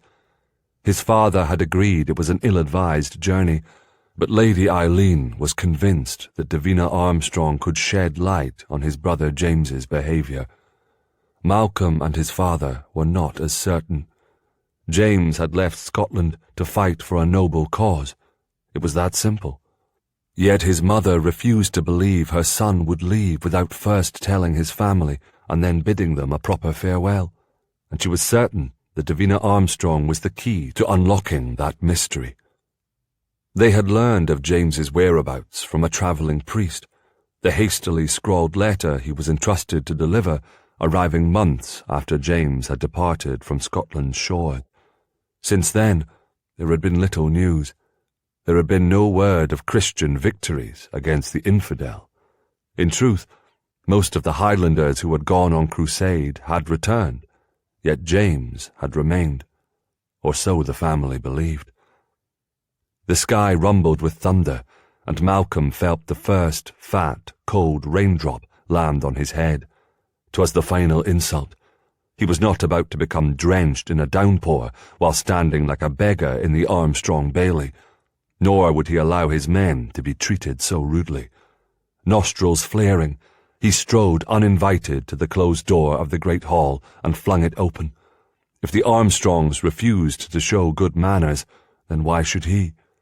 His sudden appearance startled the few occupants of the great hall. A maid shrieked and scurried behind a trestle table. Another dropped the basket of bread she held. He saw two men reach for their swords, but they stopped before drawing them when the order to stand down was shouted by a tall, brawny fellow who Malcolm assumed was the captain of the guard. Malcolm's lips twitched into a grimace as he slowly moved his hand away from the hilt of his own sword. This was hardly the welcome of an expected guest. What the devil is going on? Malcolm glanced over his shoulder to verify that his men stood behind him. Then, keeping his expression blank, he cautiously advanced toward the trio standing near the fireplace. He recognized the laird and his wife, and assumed the woman at their side was the infamous Lady Davina. Laird Armstrong was short, stocky, and red-faced, his eyes forming into beady slits as he scrutinized Malcolm. Lady Armstrong was a bit more circumspect than her husband, though he felt the intensity of her wary gaze just as keenly. She, too, was round in shape, with a beak-nosed face and a suspicious demeanour. No matter. He was not here to impress either of them. He was here at his mother's request, to escort Lady Davina safely to their home. Laird Armstrong, Lady Isabel, I am Sir Malcolm McKenna. He bowed respectfully, before turning his eyes sharply toward the young woman who stood beside them. Lady Davina. Sir Malcolm. She dipped a hasty curtsy. Welcome to Armstrong Castle. The words sounded stiff and rehearsed, but he was distracted from the message by the sweet, lyrical sound of her voice. One might describe it as angelic, but for the husky edge that instantly stirred a man's senses. Intrigued, Malcolm's eyes swept over her, taking her measure. She was not a raving beauty. He had certainly seen prettier women, and females with a more buxom, enticing figure. Yet there was much to admire. Her features were refined, her skin flawless, her liquid brown eyes soulful. Most would call her attractive, yet there was something about her, something undefinable, that had the power to draw his attention, almost against his will. Laird Armstrong cleared his throat. Forgive our poor greeting, Sir Malcolm. We were only just made aware of Davina's plans, and were startled by your arrival. Reluctantly, Malcolm tore his gaze away from the mysterious Davina. I had wondered if there was a problem, but I assure ye that all is in order.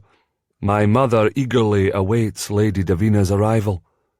Well, sir, we have several things that must be settled before we allow ye to take our Davina away, Lady Isabel bristled. Aye, Lady Armstrong seconded. Malcolm glared at the pair in puzzled annoyance. Take Davina away? He was not some marauder who had come to steal their treasurer. He was here to provide an escort, nothing more. I shall make every accommodation to ensure that Lady Davina travels in comfort and safety, Malcolm said with a winning smile. Or else I shall have to answer to my good lady mother. I confess, I'd rather face an army of English curs than defend myself against her wrath. Malcolm's attempt to lighten the mood failed utterly. Lady Isabel made a disapproving sound in the back of her throat, while a shadow crossed over her husband's face. Malcolm glanced at Lady Davina. Her head was bowed in supplication, as though she dared not look at him. His confusion, along with his irritation, increased. For some reason, The Armstrongs were not at all pleased with this arrangement, and for the life of him, Malcolm could not fathom why. Taking a deep breath, he dug his heels into the wooden floor planks. His jest about pleasing his mother had been more than just an attempt at humour, for it held several grains of truth. Aye, his mother would indeed be sorely disappointed in him if he failed at this task. McKenna men did not fail their women. His father had taught him that important lesson. Even if he had to resort to kidnapping the lass, he would be returning to McKenna Castle with his mother's holiday guest in tow. As he conversed, or rather sparred, with her aunt and uncle, Davina's downcast eyes remained glued to Malcolm McKenna. Her hidden gaze travelled the length of him, hungry to see a resemblance between Malcolm and his brother, but there was little of James to be found in the elder McKenna.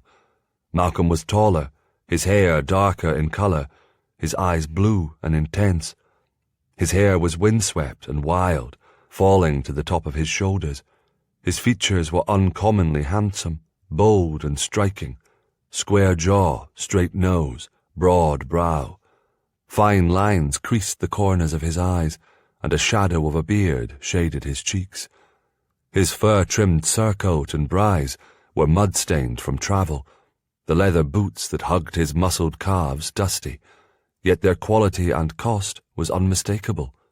He was everything a lass could want. Strong, handsome, beguiling. Yet all Davina could think about was turning on her heel, running to her chamber, and bolting the door behind her. Never in her wildest dreams had she considered that Lady Eileen would send her eldest son, heir of the clan, as her escort. She had expected a much older, seasoned retainer would be sent to lead her escort, not a young, virile warrior of wealth and privilege.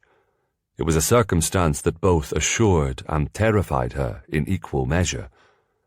Davina's heart had not ceased its erratic beating from the moment Sir Malcolm strode so boldly into the great hall as if it were his own, confidence and strength in each step. He carried an air of danger and a swagger of command that bespoke a man used to being in charge, accustomed to being obeyed.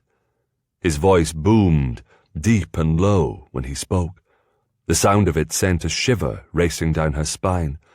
The uneasiness she always felt whenever she was near a man came to life in her stomach, and it took every ounce of courage she possessed to stand her ground. Fidgeting nervously, Davina swept an errant strand of hair away from her face. Aunt Isabel gave her a sharp look, but the older woman's gaze softened when she saw how badly her niece was trembling.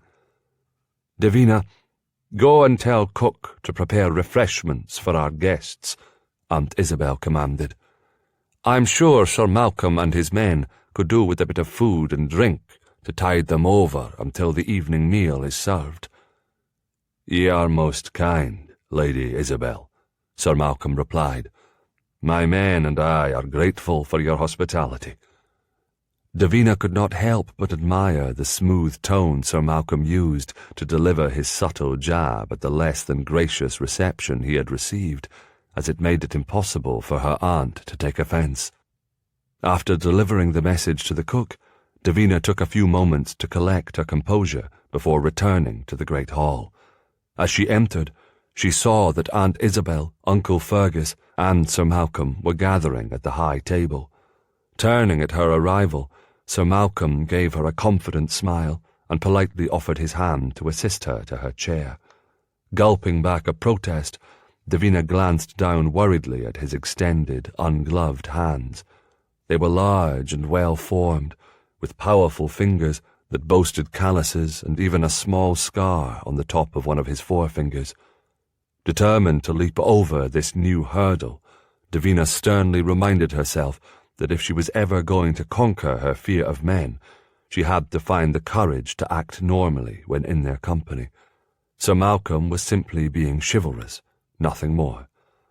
Yet as she watched his strong, masculine hand draw nearer to hers, Davina let out a small cry and pulled back, preventing any contact. Immediately ashamed of her skittish response, She risked a glance at Sir Malcolm, fearing that she had insulted him, but his face was devoid of any expression. 'Twas almost as though he was unaware of her actions, but of course that was impossible. Davina breathed a small sigh of relief, grateful he chose to ignore her odd behaviour rather than comment upon it. Other men were not nearly as gracious, displaying open disdain whenever she revealed her nervous demeanour. Hastily, she took her seat, then laced her fingers together to still their trembling. As two young pages brought platters of cold meat, bread, and cheese, along with pitchers of ale and wine, Davina deliberately slowed her breathing, hoping to release some of her pent-up anxiety.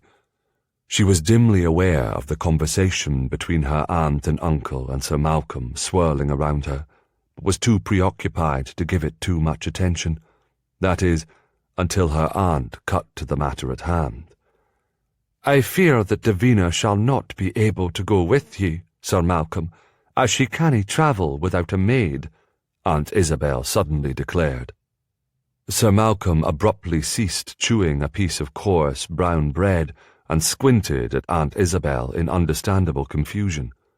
Davina was certain he believed this to be a woman's problem and none of his concern. Truth be told, he was right. "Naturally, accommodations shall be made for Lady Davina to bring her servant," he replied graciously, wiping his fingers on the piece of cloth that hung like a swag from the edge of the table. "She may bring 2 women with her, if she desires." "There is not even one maid, let alone 2, that can be spared," Uncle Fergus grumbled. "Aye, we've holiday preparations of our own to see to," Aunt Isabel huffed. "All hands are needed here." The confusion on Sir Malcolm's face deepened. Davina felt a jolt of pity for him, as he seemed at a total loss in how to solve this dilemma, or, more importantly, why he was being presented with it at all. "There are plenty of servants at McKenna Castle," he said. "I'm certain my mother can arrange for one of them to attend to Lady Davina's needs while she is with us." "She is an unmarried lass," Uncle Fergus stated emphatically. "A delicate, frail female. She cannae travel as the only woman in the company of so many men. 'Tis unthinkable." If her uncle believed Sir Malcolm would be thoroughly chastised by such a remark, he was in for a rude awakening. The handsome knight favoured them with a haughty lift of his brow. "Lady Davina need not bring a servant.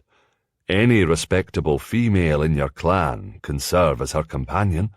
My mother often travels in the same manner when she visits her relations." Uncle Fergus sputtered at the simple solution, yet could find no fault with it. Aunt Isabel looked as though she had taken a large sip of sour wine, but she too had no protest to offer. "I shall ask Colleen," Davina said slowly, speaking for the first time. "I believe that she would enjoy the change of scenery. She has been grieving mightily since her husband died this past spring." "A widow? Perfect." Sir Malcolm favoured Davina with a relieved smile, and she felt a blush stinging her cheeks. "'Tis settled. We leave tomorrow at first light.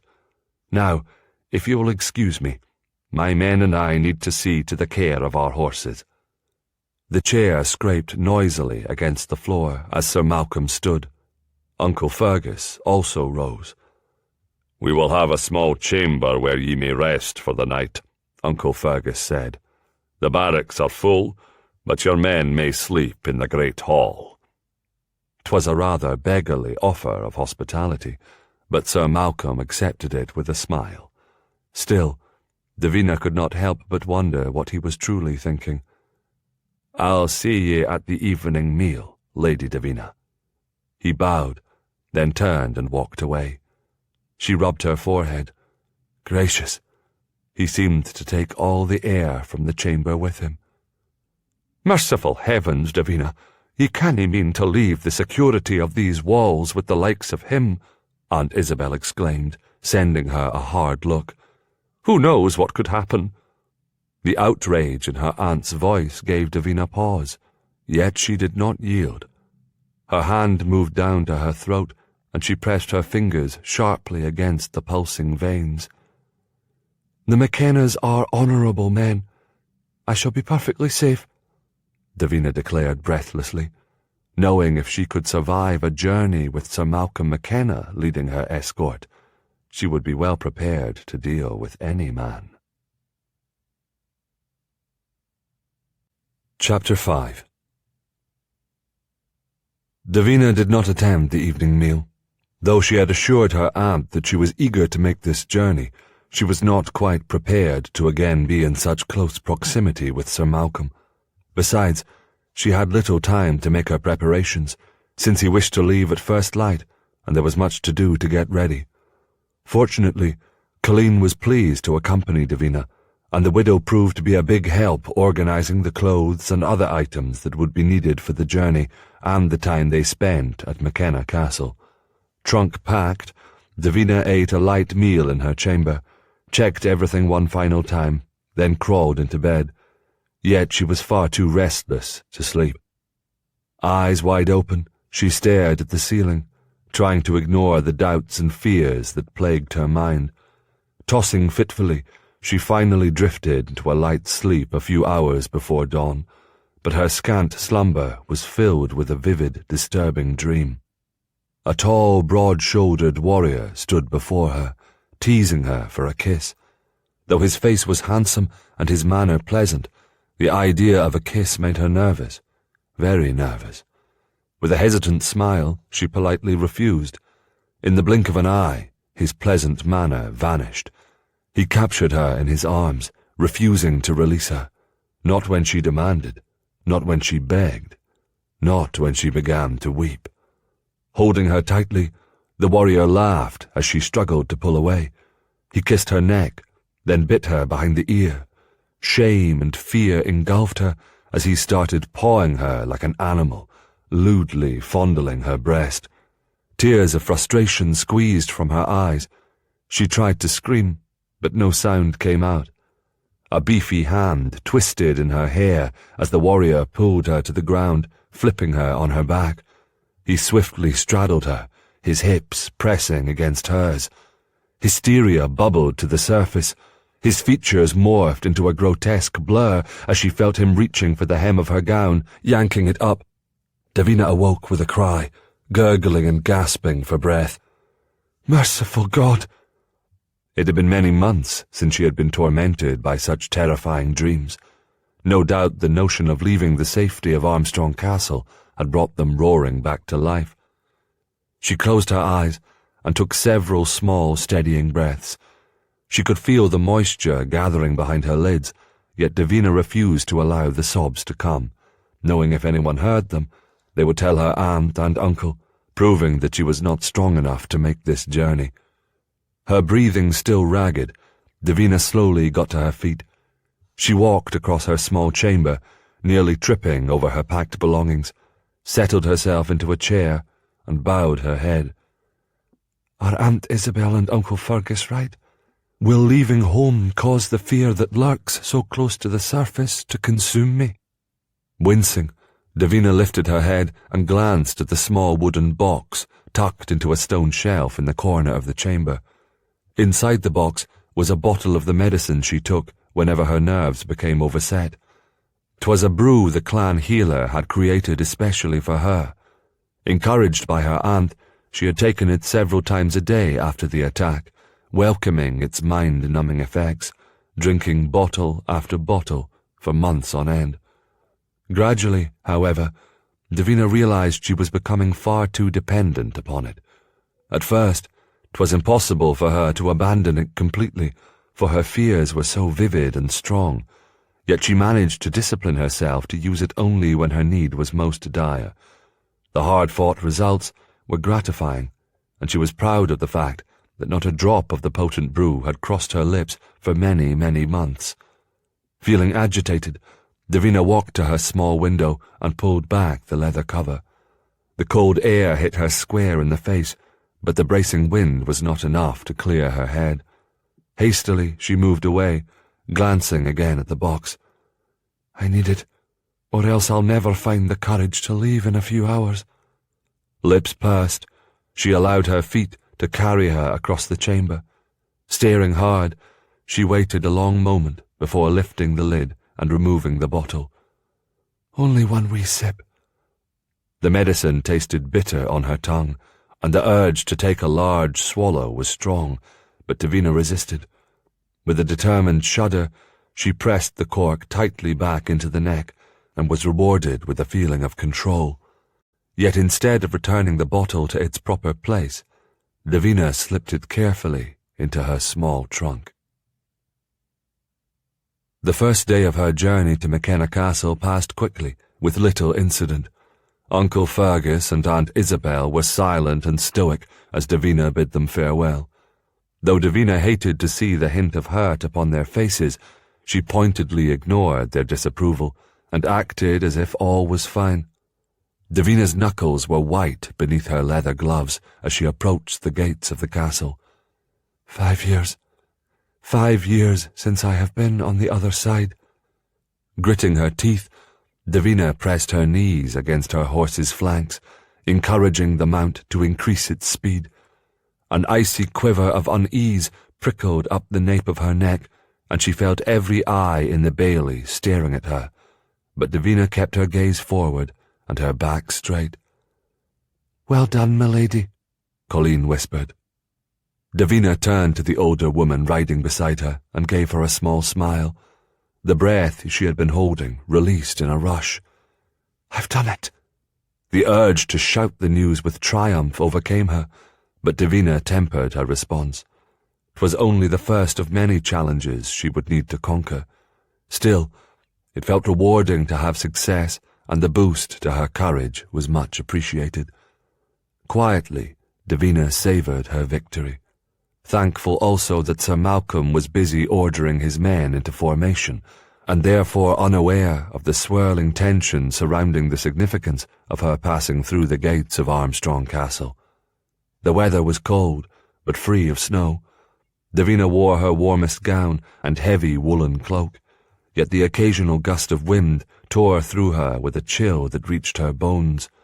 Sir Malcolm rode at the head of the column, leading his men, though every now and then he would turn to look over his shoulder at her.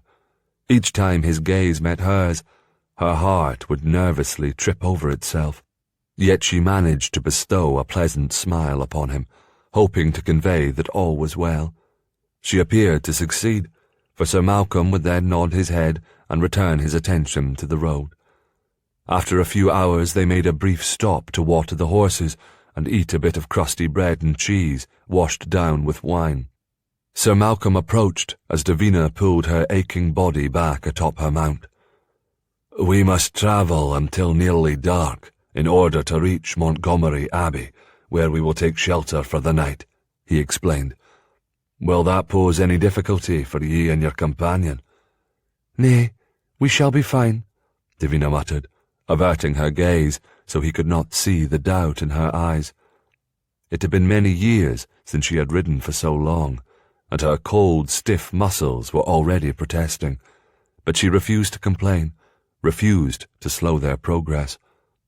'Twas only after hearing Colleen groan as she settled herself upon her own horse that Davina felt a pang of worry. "Och, how thoughtless of me, Colleen, for not asking how ye fared before answering Sir Malcolm. Shall I call him back?" Colleen shook her head. "Nay, my lady, I might be older, but I am used to riding in the cold weather, far more than ye." The truth of those words rankled, but Davina lifted her chin. "I fear ye are right, but 'tis past time I became used to it again." Her determined words and many fortifying deep breaths gave Davina strength to endure the bone-jarring afternoon. Taking her at her word, Sir Malcolm paid her no heed, turning his attention to other matters. For that, Davina was grateful, for she was uncertain she could adequately hide the extent of her physical discomfort if he scrutinized her too closely. After what felt like an eternity, salvation arrived. Bathed in the glow of the setting sun, Davina caught a glimpse of the spires of the abbey, admitting they were the most welcoming sight she had seen in a very long time.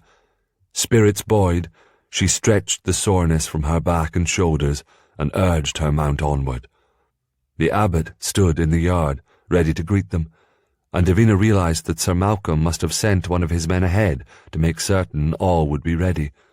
'Twas a small thing, yet showed surprising consideration.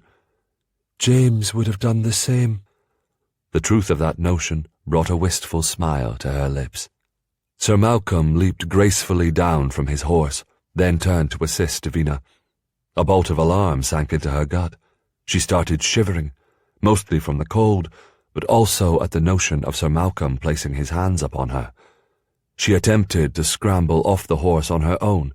Sir Malcolm noticed her trembling and, assuming it was due to the cold, insisted they get inside at once. Without waiting for a reply, he reached up and encircled her waist. She jumped, but his grip was firm and never faltered. She swayed slightly when he set her on her feet, her heart drumming so loudly she was certain he heard it. She raised her arms, struggling with the intense urge to bat his hands away. Fortunately, he released her before it was necessary. Still, she could feel his eyes upon her, staring at her, and she could only imagine what he was thinking. Hoping to distract him from her odd reaction, she gave him a quick smile of thanks, but inside she felt wooden. The physical contact had left her with a feeling of panic so severe it nearly robbed her of breath. Perhaps this was a colossal mistake. Leaving the shelter and familiarity of her home was too much for her delicate nerves. No doubt she would make a fool of herself many times over before they even arrived at McKenna Castle, and the good Lord only knew what else she would do there before the visit ended. As they walked into the section of the abbey reserved for overnight travellers, Davina considered feigning an illness and requesting that she be brought home in the morning. Yet as quickly as the thought appeared, Davina dismissed it, clenching her fingers into tight fists, angry with herself for having such cowardly thoughts. Nay, she would not flee. She would see this through and fight for her independence. But not this evening. "We are grateful for your kind hospitality," Davina said, as the abbot showed her the simple chamber that she and Colleen would share. "We shall partake of our meal in here and then go directly to sleep." The abbot looked momentarily stunned, but recovered quickly. "We are not a restricted order. Women are welcome to join us in the hall for the evening meal." Davina felt herself blushing, and she turned her head away. Sir Malcolm's eyes were practically boring a hole into her, making her even more determined to avoid him. "Thank ye, but I fear we are too tired to be good company. I bid ye all good night," she said hastily, before fleeing to the safety of her chamber, Colleen following obediently behind her. Davina awoke the next morning, groaning at the soreness and stiffness of her body. Hunched over like an old woman, she hobbled to the wash-basin. Colleen clucked her tongue like a mother hen as she helped Davina dress. "Ye are in no condition to ride again today, milady." "I'll be fine once I loosen my muscles," Davina replied with a grimace. Perhaps if she told herself that enough times, she would believe it. "I doubt Sir Malcolm would agree," Colleen countered. Aye, he most likely would not agree, but Davina was not about to say anything. The sooner they arrived at McKenna Castle, the sooner she would be away from his constant scrutiny. "Ye shall say nothing to Sir Malcolm," Davina insisted, in a stern voice that she hoped brooked no argument. Colleen merely clucked her tongue a second time and shook her head, but she loyally kept silent when they gathered to depart. Tucking a wind-blown strand of hair back behind her ear, Davina settled her aching muscles atop her mount and said a silent prayer that she would be able to stay there without being in total agony. The path curved sharply as they left the abbey courtyard, and Davina was grateful it required a slower pace. Yet all too soon they reached an open stretch of road. After 2 hours of hard riding, they finally slowed. Breathless and aching, Davina nudged her mount forward across a small stream.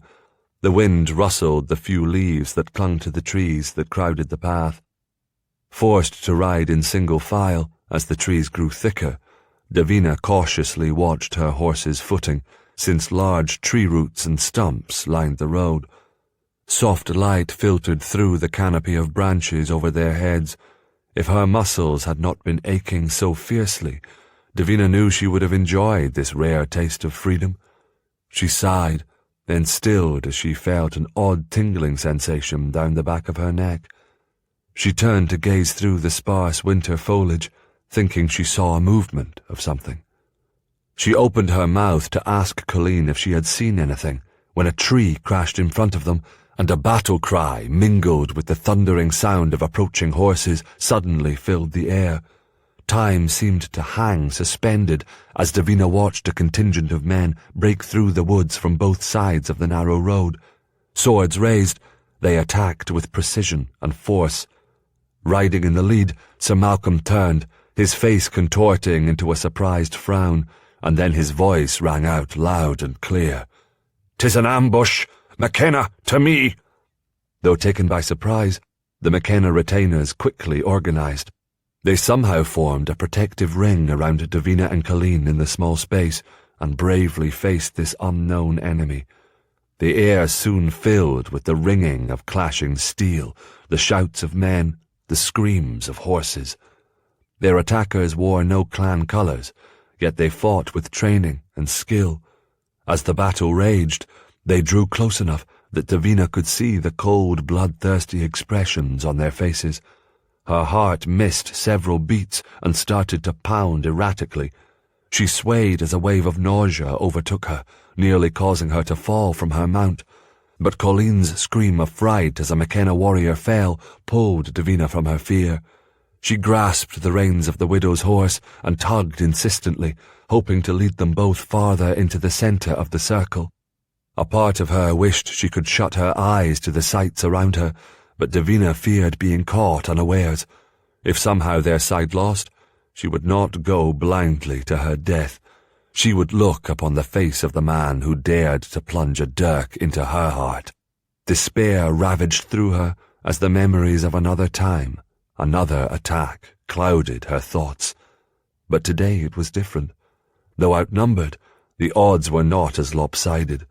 Though she almost dared not to believe it, Davina could see that the tide was turning. The McKenna retainers had beaten back several of the attackers while sustaining only a few injuries of their own. Her breath began to slow, and then suddenly a deep-throated scream from one of the men startled her horse. The animal reared. Davina clung tightly to the reins, but her balance was compromised. She hit the ground hard, pain shooting through her entire body. Terrified, she curled into a ball, trying to protect herself from being stomped by the horse's hooves. A dozen thoughts and fears flitted through her mind, but she had little time to think. All she could do was keep her body as small and still as possible, and pray. A hazy blur surrounded her, as the ringing in her ears put her in a confused fog. Gradually, the sounds of battle eased. After what felt like an eternity, a shadow fell across her. Nearly hysterical with fear, Davina nevertheless managed to keep her eyes open as she lifted her head. A frowning Sir Malcolm gazed down at her, concern lining his face. He gently cupped her cheek to look into her eyes. "Are ye hurt, Lady Davina?" "I didn't think so," she whispered through trembling lips. With infinite care, Sir Malcolm slowly ran his hands over her body, searching for injuries. Davina's mind was still so filled with shock and fear, she didn't even flinch at the intimate gesture. "Ye appear fine." Gently, he helped her to her feet. Davina leaned heavily on him, averting her eyes from the prone bodies that lay unmoving upon the ground. "Colleen! Where is Colleen?" "I'm safe, my lady." The sound of the other woman's voice brought a rush of relief to her heart. Davina stumbled forward, and the two women embraced, clinging tightly to each other. Try as she might, Davina was unable to cease her shivering. Odd how blue the sky was, with nary a cloud to be seen. Yet in her mind's eye, all she could see was darkness. All she could feel was terror. "How fare the men?" she heard Sir Malcolm ask. "Young Edgar has a gash on his arm and a nasty cut over his eye that will me stop bleeding, and Harold's shoulder has been cut clear through to the bone," one of the retainers replied. Sir Malcolm cursed beneath his breath, the sound drawing Davina away from her own fears. "Colleen and I will tend to them," she announced. Her hands shook slightly as she pulled a clean linen from under gown and the small vial of medicine from the trunk strapped to the back of her horse. She and Colleen made their way over to the men who had been propped up against a tree trunk. Davina's belly heaved at the sight of so much blood and mangled flesh, but she swallowed it down. These men had become injured while trying to protect her. The least she could do was see to their comfort. Fresh water was brought so the wounds could be cleansed. Davina's healing skills were limited, but thankfully Colleen had experience with stitching deep wounds. She assisted the widow with the gory task, and following her instructions carefully, bound the wounds with strips of cloth she had torn from her gown. "No need to ruin such a fine garment on my account, milady," young Edgar said, shy gratitude in his voice. Davina smiled at the lad, judging him to be no more than 15 or 16 years old. "I am honoured to make such a small sacrifice in light of all that ye and your brave comrades have done to protect me and Colleen," Davina answered. "Oh, you had me worried for a minute, lad," Sir Malcolm interrupted. "I thought your injuries severe, but if you have the strength to flirt with a pretty lass, then I know you'll be fine." The lad blushed and lowered his chin, but Davina could see the taut lines of pain pulling at his mouth. Hoping she was judging the dose accurately, she bade Edgar to drink the medicine she held to his lips, knowing its numbing effects. After giving Harold an even larger dose, as he was nearly twice the size of Edgar, she returned what was left of her torn shift and the medicine to her trunk. Sir Malcolm followed her to her horse. "I'll not feel safe until I've put ye behind the walls of McKenna Castle," he explained, "unless ye'd rather return home." His question surprised her. She was used to being told what to do for so long, it felt strange to have her opinion considered. "I'd like to continue to McKenna Castle, unless ye advise against it." Briefly, he looked pleased. Then he grew solemn. "There is a less travelled, more direct route to get there, through the jagged mountain range. The terrain is difficult to negotiate, with steep cliffs and rugged ledges. Do you think you'll be able to cross it?" "I'm not afraid of heights," Davina answered, almost embarrassed to admit that was one of the few things that didn't cause her fits. "What about the wounded? Will they be able to manage such an arduous journey?" "We will make certain to rest as often as they need, and watch them closely to see if they take a fever. Beyond that, 'tis in God's hands." Davina nodded and prepared to mount her horse. Sir Malcolm turned away, but not before she caught the worried look in his eyes he tried to conceal. Sir Malcolm kept his word. Though the pace was harsh, he stopped frequently to rest the horses and check on his wounded men. They made camp each evening just as darkness was setting and rode out at first light. Davina and Colleen tended the men's wounds as best they could, pleased that no fever had claimed them, relieved the wounds had not opened. The final day of their journey, the weather turned bitterly cold. Teetering on exhaustion, Davina's spirits were lifted when one of the men announced they had crossed over to McKenna land. The pounding sound of the horses' hooves mingled with the relieved sighs of the men, jubilant at returning home. It took several hours before they climbed the final ridge, and at last the castle came into view. For a moment, Davina was speechless. McKenna Castle was truly a sight to behold. The square towers and turrets were massive in size, elegant in design. They spiraled toward the heavens. With pennants snapping in the wind above them, There were walkways connecting the numerous towers and armed guards patrolling the parapets. The pale grey stone curtain wall that protected the castle was the tallest Davina had ever seen, surrounding the entire structure, making it a nearly impenetrable fortress. At the base of the wall stood a large village, the cottages and shops a labyrinth of winding paths. Though the hour was late and dusk was fast approaching, the clan came out of their homes to greet them. They waved and shouted words of welcome, cheering raucously as they rode past. Sir Malcolm smiled and waved back, calling to several men and women by name. There was little doubt that he was the McKenna heir, destined to one day lead and protect these people. 'Twas also clear that he had already earned their loyalty and affection. They passed through the large gate and into the bailey, which was a hive of activity. Servants scrambled forward to take charge of the horses, while maidens greeted their men and boisterous soldiers called out to their comrades.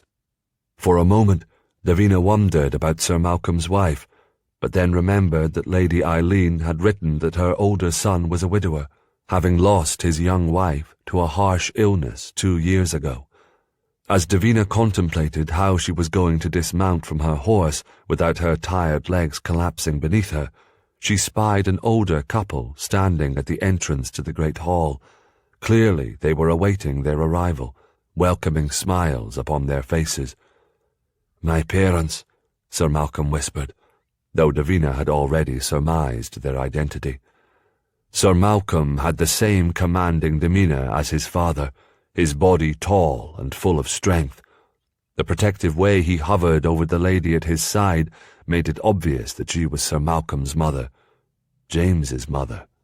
Davina's heart began to race, and her hands felt cold and sweaty beneath her gloves.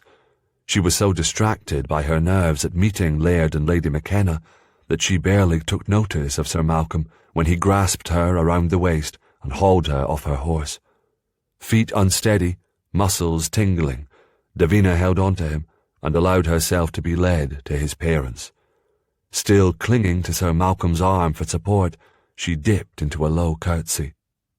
When she rose, Lady Eileen took her hand and squeezed it affectionately, then embraced her like a long-lost relative. "I'm so happy that ye are finally here." Davina felt her emotions rise to the surface. Unable to find her voice through her constricting throat, she smiled broadly and answered by returning the hug. Her smile faded, though, under Laird McKenna's appraising scrutiny. His sharp eyes took in every aspect of her appearance, eventually forming an opinion that Davina feared was not nearly as favourable as his wife's. The tight grin he finally bestowed upon her did little more than bare his teeth. Then he turned to his son. "I see that young Edgar and Harold are wrapped in bandages. What happened?" "Nothing we could not manage," Sir Malcolm answered, bending down to kiss his mother on the cheek. "Come inside out of the cold," Lady Eileen admonished, ushering everyone through the thick oak door. The pleasant scent of beeswax mingled with the aromas of freshly baked bread and roasting meats assaulted Davina's nose. Her belly rumbled, and she realized that she had eaten very little for the past few days. "I'm afraid there's barely enough time for ye to wash away the travel dust before the evening meal is served," Lady Eileen said, "but I can have a warm bath prepared for ye to enjoy in your chamber later tonight." "A bath sounds like pure heaven," Davina replied. "Good. Megan will show ye to your chamber, but please hurry back. The McKenna men dinna like to be kept from their food." Her chamber was lovely. A woven rug covered the stone floor, a pair of colourful tapestries hung on the walls, a welcoming fire blazed in the hearth, and the fragrant dried herbs and flowers sprinkled in the bed linens perfumed the room. 'Twas too dark to admire the view, but Davina suspected it would be as spectacular as everything else. Davina washed her hands and face in the warm water that was provided, and quickly changed into a fresh gown of green wool with embroidered trim. The round neckline showcased her long neck, and the tight fit along her waist and hips gave her an illusion of height and elegance. Colleen braided her hair, then placed a gauzy veil over her head, securing it with a gold circlet. "You look lovely, milady," Colleen said approvingly. The compliment gave Davina's confidence a much-needed boost. It lasted only until she reached the great hall, where she found a large, boisterous crowd gathering in the cavernous space, talking, shouting, and laughing. Davina felt a pang of trepidation slide through her as she moved forward. So many unknown faces made her stomach tighten with nerves. It only worsened when she was noticed. Davina saw several men nudge each other before looking her way, and one woman whispered something in another woman's ear. Her discomfort under their pointed stares grew as she wound her way around the many trestle tables towards the dais. Her eyes searched fruitlessly for a familiar face, and she felt herself flushing when she was unable to find one.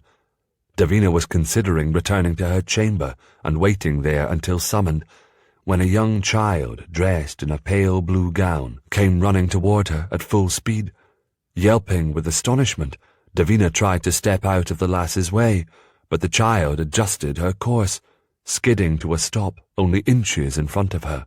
Davina glanced down at the little girl, wondering who she was and why she was in such a hurry. She was just about to ask the child when her gaze caught Sir Malcolm and Lady Eileen approaching. "Och, Papa, have ye brought me a new mother?" the little girl asked, peering at Davina with hopeful eyes. Then, before anyone could reply, the child threw her arms around Davina's waist and loudly proclaimed, "She is just perfect. I love her already. Thank ye, Papa." Chapter 6. The sweet sound of his 4-year-old daughter's voice thundered in Malcolm's ears. She was clinging to Lady Davina like a climbing vine, her small arms tightly locked around the older woman's waist.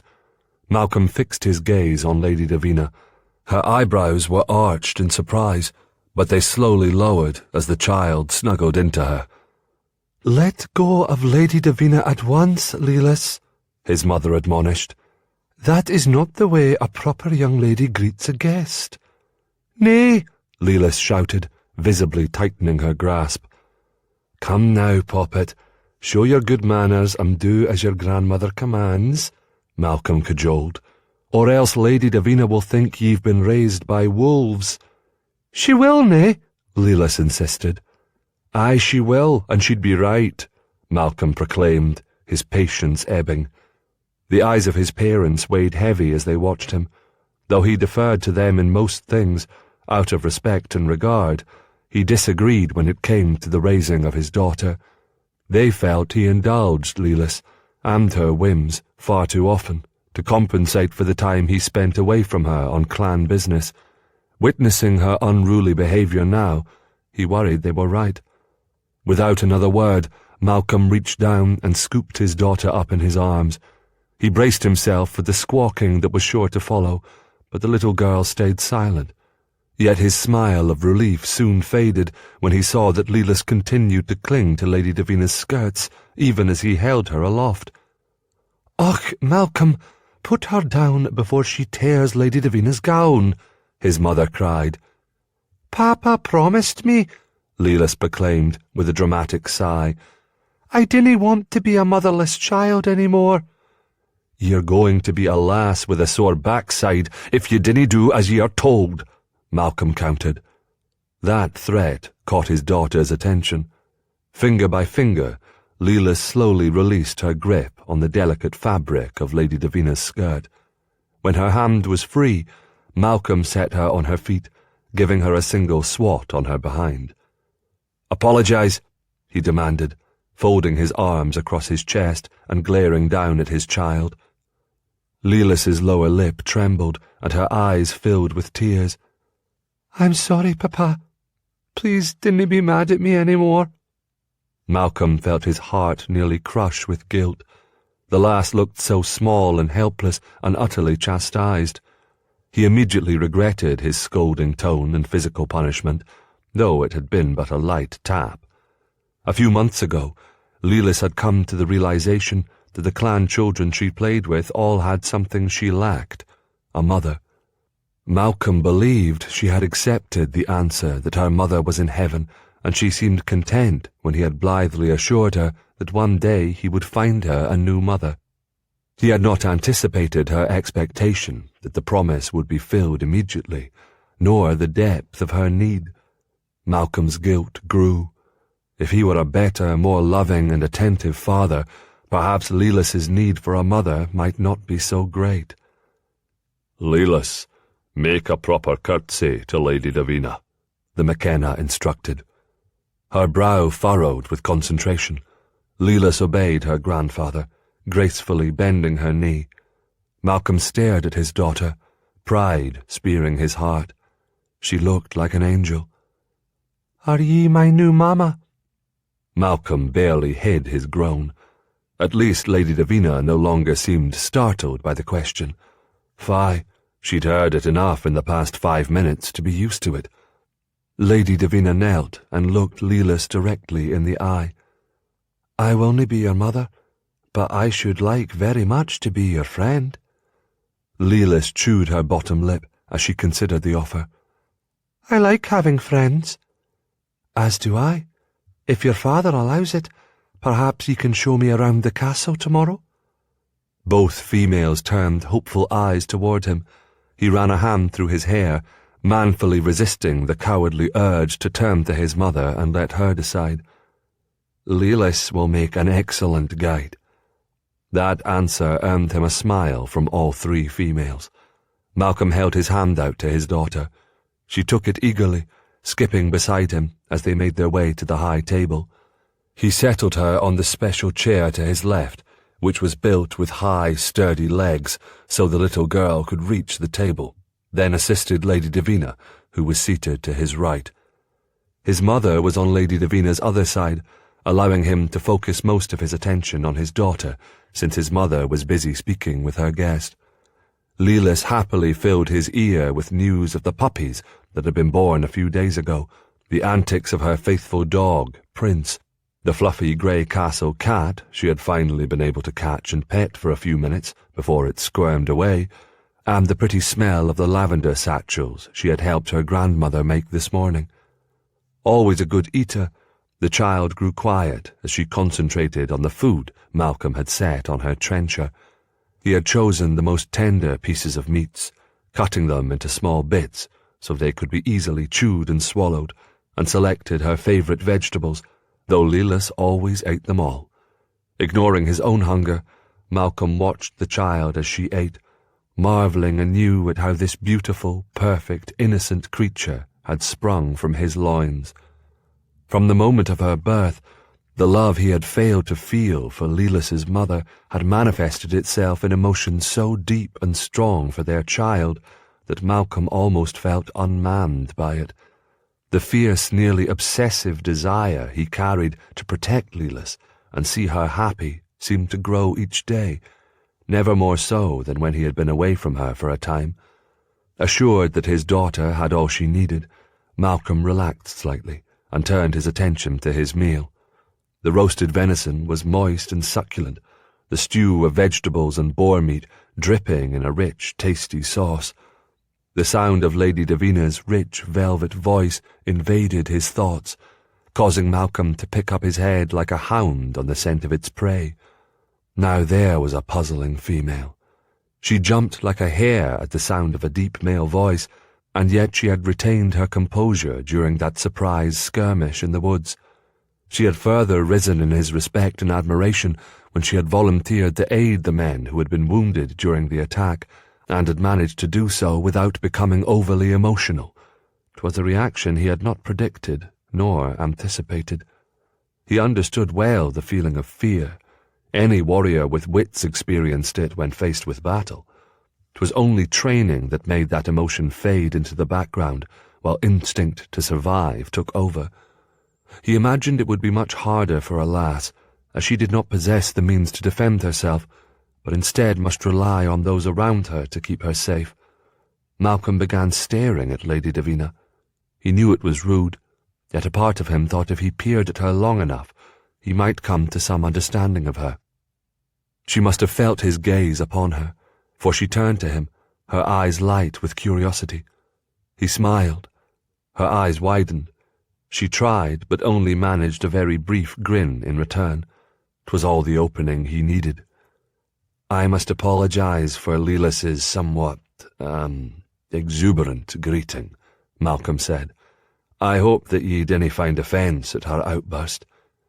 "Nay, 'tis rather flattering, really, to think she would want me for her new mother."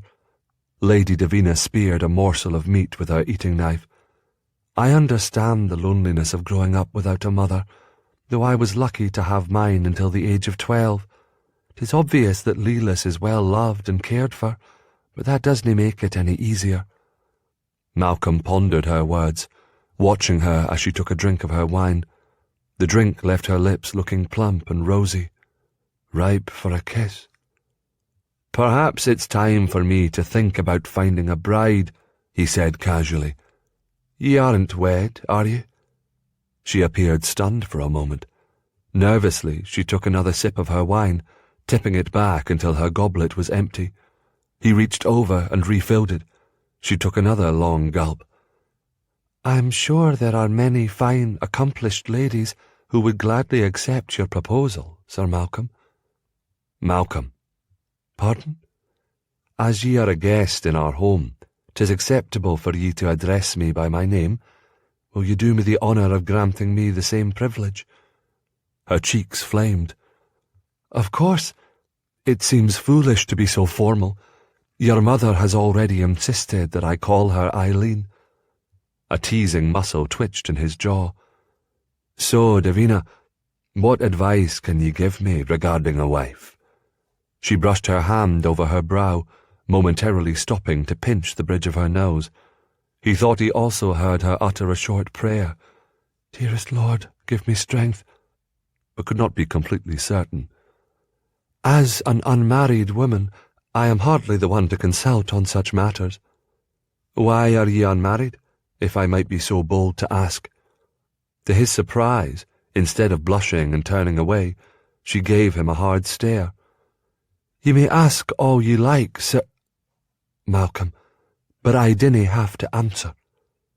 "Papa," Lelis tugged on his sleeve, "I finished all my meat. May I have more?" "Here, take this. I've already cut it into small pieces." Davina offered the meat from her trencher. "Thank ye." Malcolm considered Davina as he placed the food in front of his daughter. The burden of parenting would most definitely be lighter if he had a wife, and there would be more bairns, companions for Lelis and an heir for the clan. He could feel a curious smile flitting across his face as he opened the part of his body he usually kept shut to unrelated females. His heart. Malcolm thought himself hardened, even jaded toward the fairer sex. His marriage to Margaret Douglas had ended when a mysterious fever had taken her life, and while he mourned the loss of a mother for his young daughter, he did not miss the responsibility of a wife. Margaret had been clinging and demanding, quick to cry and quicker to complain. He would not go so far as to say she had ruined his taste for women. A willing widow or a soft-hearted harlot were always welcomed in his bed, but life with Margaret had convinced Malcolm that marriage was not something he was eager to embrace again. Yet there was no denying that Lelis needed, nay, she deserved, a mother to fuss and care for her. Why not consider Lady Davina? Lelis was already taken with her. Clan alliances were strong, the threat from the English weaker than it had been in years. He need not make such a strategic match this time. He had already done his duty by marrying Margaret Douglas, and Lelis's birth assured the blood tie between them. Aye, Davina deserved strong consideration. Besides, he had promised his daughter a new mother, and a McKenna always honoured his word. A trencher piled high with roasted meat and winter vegetables was set in front of Davina. She took a sip of the mulled wine, then another, finding it to be heady and strong. It warmed her body from the inside out, a pleasant sensation. The tension that had been building since she had left the familiar gates of Armstrong Castle eased a bit, replaced by a sense of peace. Astonishingly, instead of being panicked, she felt a sense of safety surrounded by such a large crowd of people. The laughter flowed as freely as the wine and ale. There were many smiles among the servants, as well as those folks sitting at the tables and partaking of the meal. 'Twas all so different from the meals at her home, where everyone always seemed to be on their guard. 'Twas also a pleasant change not to be stared at with anxious eyes. Part of the reason she seldom took her meals with her family was the discomforting scrutiny she was usually afforded by her aunt and uncle. Of course, that was preferable to the looks of curiosity and pity the other clan members and servants bestowed upon her. A few of the men started banging their tankards on the table, demanding more ale. They were soon joined by a group sitting at the table next to them. A harried bevy of servants rushed forward, and Davina saw a brutal-looking warrior pull one of the serving wenches onto his lap and kiss her soundly on the lips. Davina cringed, fearing the girl was being held against her will, then realized the lass was laughing the hardest.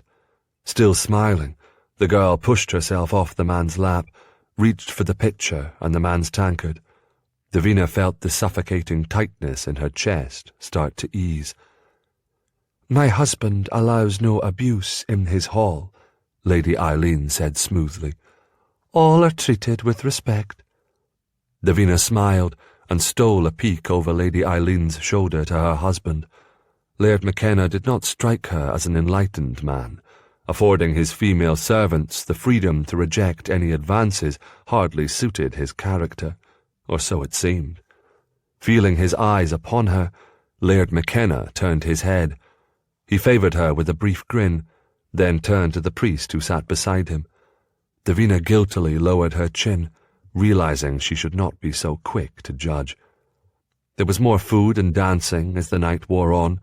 The troubadour sang several songs, then told a fine tale of a mystical maiden and brave warrior, earning a shining coin from Laird McKenna for his efforts. He was followed by a talented group of jugglers who leaped and jumped about as they tossed a variety of objects in the air. They finished to loud whistles and shouts of approval from the crowd. Clapping along, Davina turned to Lelis, eager to see the child's reaction. But it was Malcolm's brawny form that captured her attention. He was sprawled in his chair, staring at her with eyes that were heavy with interest. Normally, such scrutiny would have her squirming in her seat, but for some reason it didn't bother Davina. It was probably the wine making her less guarded, or perhaps seeing how caring and devoted he was to his daughter aided in easing her fears. Whatever the reason, it gave Davina hope and encouragement. "I'm very pleased that ye are here." Malcolm caught her hand and ran his thumb slowly, intimately over her palm. Davina gasped, her relaxed mood instantly vanishing. His touch was warm and hypnotic. Her first instinct was to snatch her hand away, run to her chamber, and bolt the door behind her. But she conquered her fear. "'Tis most kind of your lady mother to invite me," Davina muttered. His hypnotic caress brought on a vulnerable feeling that was not entirely unpleasant, for it was gentle and calm. He brought her hand to his mouth. "Mercy!" That was too much. Davina twisted her arm and jerked away before his lips could connect with her exposed flesh. His brow lifted in surprise. Davina held her breath, bracing for the possibility of a violent reaction. But instead Malcolm smiled. She saw the firelight from the flicker torches that lined the hall reflected warmly in his eyes, and calmed. "You must cease trying to seduce me, milady," he teased. "Me? Seduce ye?" she protested breathlessly. "Have your wits gone missing, Malcolm?" He laughed, the sound deep and wicked and utterly delightful. Davina sputtered with indignation, but then found herself grinning back at him. "I cannae help myself. You make it too tempting and far too easy to tease ye, lass," he replied. Davina felt her cheeks blush, but she was not offended. "Have ye no shame, my lord? Ye flirt with me while your daughter sits beside ye. 'Tis unseemly." "Nay, 'tis perfectly innocent. Therefore there's no reason to hide it, especially when it pleases ye so greatly." Davina cast her eyes downward. Aye, 'twas true. When she managed to lose her fear, she was able to enjoy this harmless bit of flattery. Her heart fairly leapt at the enormity of this discovery. "I can do it!" This joyful revelation was overshadowed when she caught sight of a tall figure silhouetted in the glare of torchlight at the end of the great hall. He was garbed in a shirt of black mail, a broad sword at his side, and two lethal-looking kirks thrust into the leather belt on his hips. His sudden, daunting appearance startled the musicians so completely they ceased playing. The distinct sound of swords being drawn permeated the air, yet the man's hands remained rigidly by his side. Davina assumed this defenceless stance was the only reason he had not been challenged by one of the McKenna soldiers. Well, that, and the fact that he looked prepared to cut down the first man who dared to move against him. The man's face was cast in the shadows, hiding it from view, but when he reached the centre of the hall, the blazing wall torches illuminated his features. Jolted by the sight, Davina froze. She felt her blood run ice-cold, then fiery hot. She stared at the stranger for what felt like an eternity, before her mind accepted the impossibility of what her eyes were seeing. "James!" Davina's hand flew up to cover her mouth and stifle the startled cry that rose to her lips. There was no mistaking that lean, square jaw and wide, sensual mouth. Davina lost her fragile grip on her goblet. It landed on the table with a dull thud, the deep red contents spilling across and then down the sides. The steady drip of the liquid on the stone floor broke through the stillness, shattering the unnatural silence. "James!" Lady Eileen's scream of joy cascaded throughout the great hall. She dashed from her chair and weaved her way through the maze of tables, fairly leaping into her son's arms when she reached him. Their mutual laughter could be heard throughout the great hall. It broke any lingering tension among the clan, and the celebratory mood once again returned. The lively music and merriment resumed, yet it moved around Davina, for all she could feel was the breath that had become trapped in her lungs. The image of the young man she had loved so completely had never faded from her mind, or her heart. Yet the man who stood so arrogantly holding Lady Eileen close to his chest was barely recognizable. He was much taller than she remembered, his shoulders broader, his muscles larger and more defined. There was an angry scar slashed through his left eyebrow, and another smaller one on his square jaw. But it was his eyes that had changed the most. No longer teasing and kind, they were raw and unnerving, giving him the wild, primitive, dangerous look of a man who did whatever he wanted and damn the consequences. A stab of regret pierced Davina's heart at the memory of the honourable young knight she had known and loved. She steeled her expression as James drew near the dais, certain her heart was beating so fast and loud it could be heard clear on the opposite side of the chamber. A pain shot through her jaw, and she realized it was because she was gritting her teeth so tightly. His expression grew puzzled, then turned to one of stern disapproval as his gaze travelled critically over her. Davina felt her heart beating even faster now, but somehow she found the strength to lift her chin and stare straight at him. For a brief moment they stared at each other without voice or movement.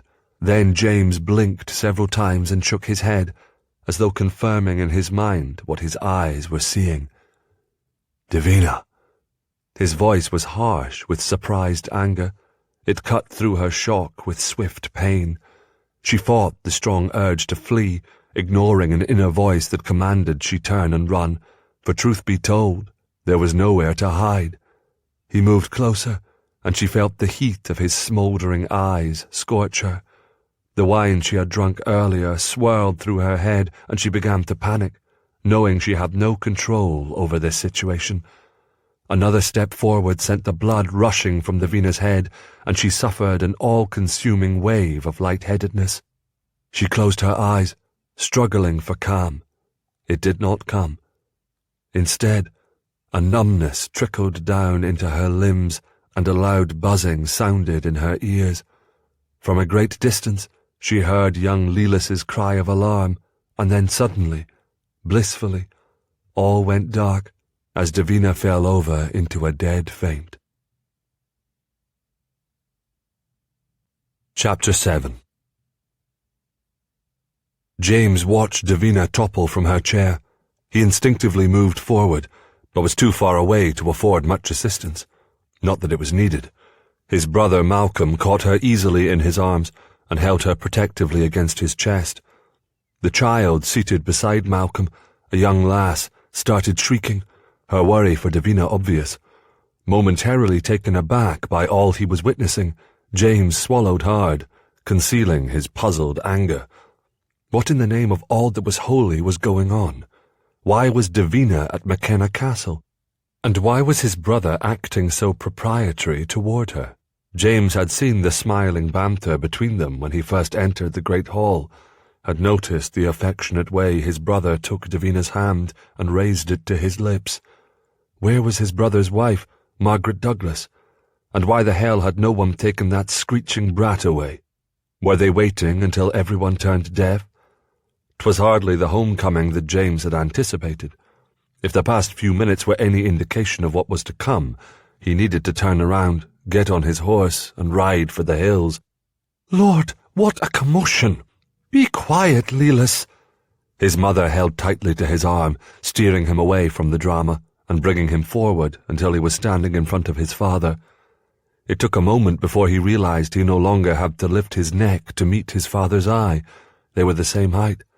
With interest, James took note of the streaks of grey at the McKennas' temples and the lines that had deepened on his face. His father had aged, yet he still carried himself with the proud strength of a noble warrior. "Christ's bones, son. Away 5 years with barely a word, and when ye entered the hall, all hell breaks loose." "Aye, 'tis good to see that nothing has changed while I've been away, father." The McKenna's eyes narrowed. Then he slapped James on the shoulder and pulled him into a bear hug. James was momentarily speechless. Growing up, he had never doubted his father's love, but open signs of affection had ended when the McKenna sons had reached manhood. James quickly recovered his wits, then found himself returning the embrace. He felt his body seize with emotion as he held his father close. When times were darkest and dangerous battles raged, he had often wondered if he would ever see Scotland and his family again. And now, through God's mercy, he was here. 'Twas a victory to savour. Before he pulled away, his father whispered in James's ear, "I'm very happy ye finally come home, son. Make no mistake, but ye've caused your mother endless nights of worry and grief, and for that you'll answer to me." Ah, now that was more like what he had expected. James stiffened, but nodded in agreement. He had been inconsiderate of his family, especially his mother. Of course he needed to be held accountable. "Little brother, at last ye've returned." James turned away from his father to face his brother. Malcolm had put Davina back on her feet.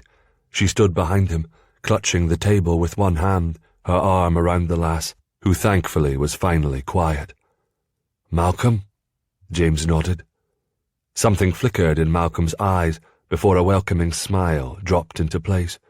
James immediately went on guard, wondering what his brother was trying to conceal. Gilroy, the captain of the McKenna Guard, appeared, a large grin on his face. His shout of welcome home was followed by a loud cheer from the guard. His mother's maid came forward next, followed by his former nursemaid. With tears in their eyes, each hugged him. All seemed genuinely happy to see him, though his nursemaid took the opportunity to scold him for being away for so long. He suffered through it all good-naturedly, but then, heaving out a breath of annoyance, James turned to face the greeting he had been avoiding.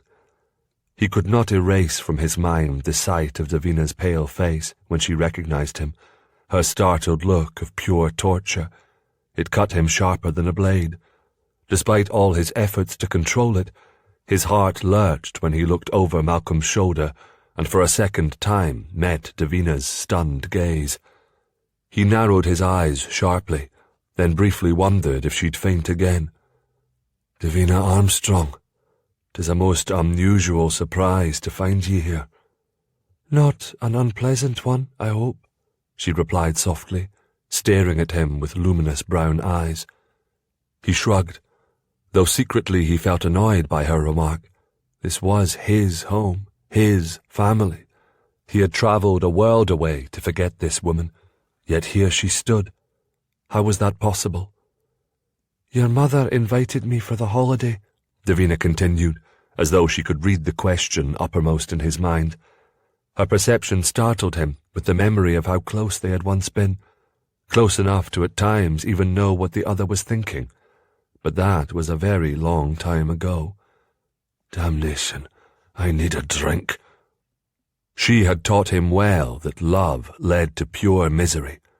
Not always, a voice in his head nagged. It had been glorious in the beginning. Tearing himself away from her hypnotic eyes, he looked down at her long, elegant fingers clutching her wine goblet. He remembered with agonizing clarity the feel of those fingers in his hair, caressing his cheek, entwined in his hand. He failed to contain the sigh of appreciation that escaped his lips. The urge to claim her still ran strong, almost as strong as the wild desire he felt to caress her until her brown eyes filled with pleasure and need. He felt himself moving forward, reaching for her hand, and snapped back. A warning to resist any sentimental weakness stirred within him. She had rejected him utterly, completely, and finally. He was not about to give her the chance to do it again. A heartless lass is easy to resist.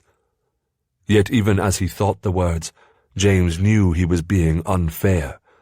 Davina had not always been heartless. She had been pure and open and loving. 'Twas his fault she had turned cold, for he failed to protect her.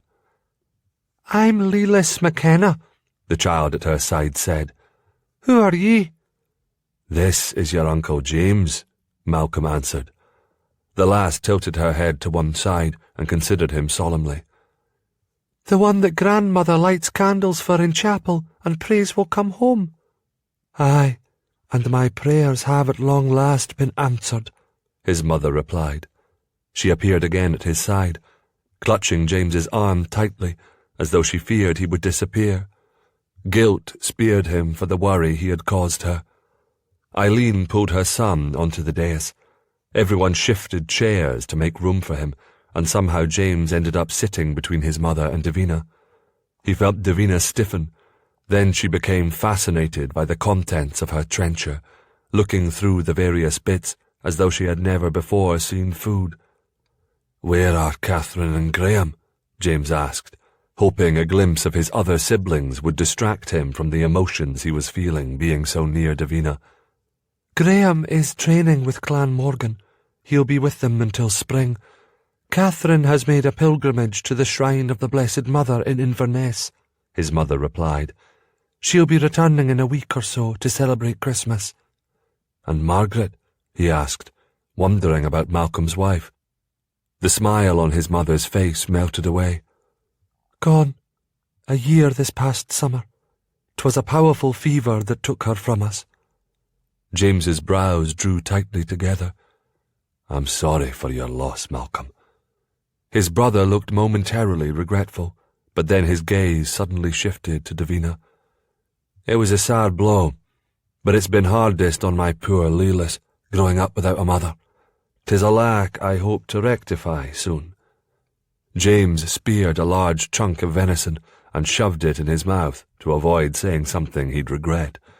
He glanced over at Davina and saw the hint of discomfort, along with a dash of confusion on her face. "It has been a rather long day," Davina abruptly stood. "If you will excuse me, I should like to retire." His mother nodded, and Davina turned. Somehow, the hem of her gown became tangled and she stumbled. James reached for her, but Malcolm was there first. He gave James a quelling look and placed his arm protectively around the Davina's shoulders. She allowed it, but only until she found her footing. She lowered herself to a graceful curtsy, then scurried away as though she were being chased by demons. James refused to watch her retreat, refused to be concerned over how her shoulders dropped and her eyes clouded with emotion. The table became eerily quiet once she was gone. Odd how Davina seemed to take the very air with her. Craving a distraction, James signalled for more wine. As he raised the goblet to his lips, he felt the heavy weight of a measured stare. Snapping his neck around, he met the excited eyes of his niece. She had moved to sit in Davina's seat and was now openly gawking at him. "Shouldn't ye also be going off to bed?" he growled. The lass shrunk back at his gruff tone, but quickly recovered, lifting her shoulders and puffing out her small chest. "I'm not sleepy," she replied forcefully. "Why do ye have 2 dirks in your belt? Papa and Grandpapa and Gilroy only have 1. Do you really need to have 2? And why are ye dressed all in black? Nurse says black is the devil's colour. Are ye the devil?" James lifted his goblet higher, hiding his smile. Seeing his amusement would only encourage her, and the child was already too bold by half. "If you keep asking me rude questions, you might be very sorry to hear the answers." Lelis's mouth turned down in thoughtful silence. 'Twas far too cryptic a response for a young child to understand, but achieved the desired effect of silencing her. But the quiet didn't last. She tugged insistently on his sleeve, and then in a cheerful voice announced, "Lady Davina is the most beautiful lady I ever saw. I like her smile. She's going to be my new mamma." James choked on his wine. "Goodness, are you still spouting that bit of nonsense?" the McKenna shouted. "Aye, when my Lelis gets something into her pretty little head, there's no getting it out," Malcolm replied fondly. Reaching over, his brother began to tickle the lass, and she shrieked with laughter. "Ye promised me, Papa," Lelis huffed between giggles. "I want a mamma."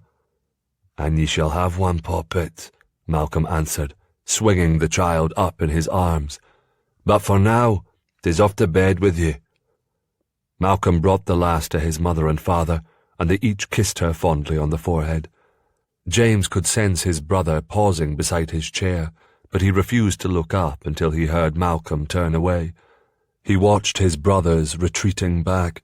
Lelis's arms were wrapped tightly around her father's neck, her chin resting on his shoulder as she stared out at the dais. James unintentionally caught her eye. Her face scrunched together, and then she stuck her tongue out at him. He nearly mimicked the gesture before catching himself. "Gracious, that child is a handful," his mother remarked cheerfully. "Perhaps it would be a good idea for Malcolm to remarry." "Aye, 'tis time for him to seriously consider it," his father added. "I need grandsons to carry on the McKenna legacy." There was a murmur of agreement from those near enough to hear the laird's remarks. James refilled his goblet and took a long drink. "God help me, 'tis going to be a very long evening." Emotions scattered, Davina somehow managed to negotiate the dimly lit hallways and find her chamber. Thankfully, someone had left a candle burning, though the chamber was filled with dark shadows. Heart racing, nerves drawn tight as a bowstring, she scurried to her small trunk and started pawing through it, crying out in relief when her fingers closed around the medicine bottle. Her fingers shook, clumsy with nerves, as she struggled to remove the cork. So intent was her concentration, she didn't hear the chamber door open. "Gracious, my lady, whatever are you doing?" Davina bit back her startled scream and slowly got to her feet. "Help me, please," she implored, holding out the bottle. Colleen shrank away, her face twisted with disapproval. "That's not the answer. In truth, I believe it makes things far worse." "What?" Ye heard me. Forgive me for speaking so boldly, but it needs to be said. That medicine is nothing but a crutch, and one that has imprisoned ye, just as your aunt and uncle have done all these years. An indignant shiver raced up Davina's spine. They love me. Aye, they do, but their coddling has not helped ye.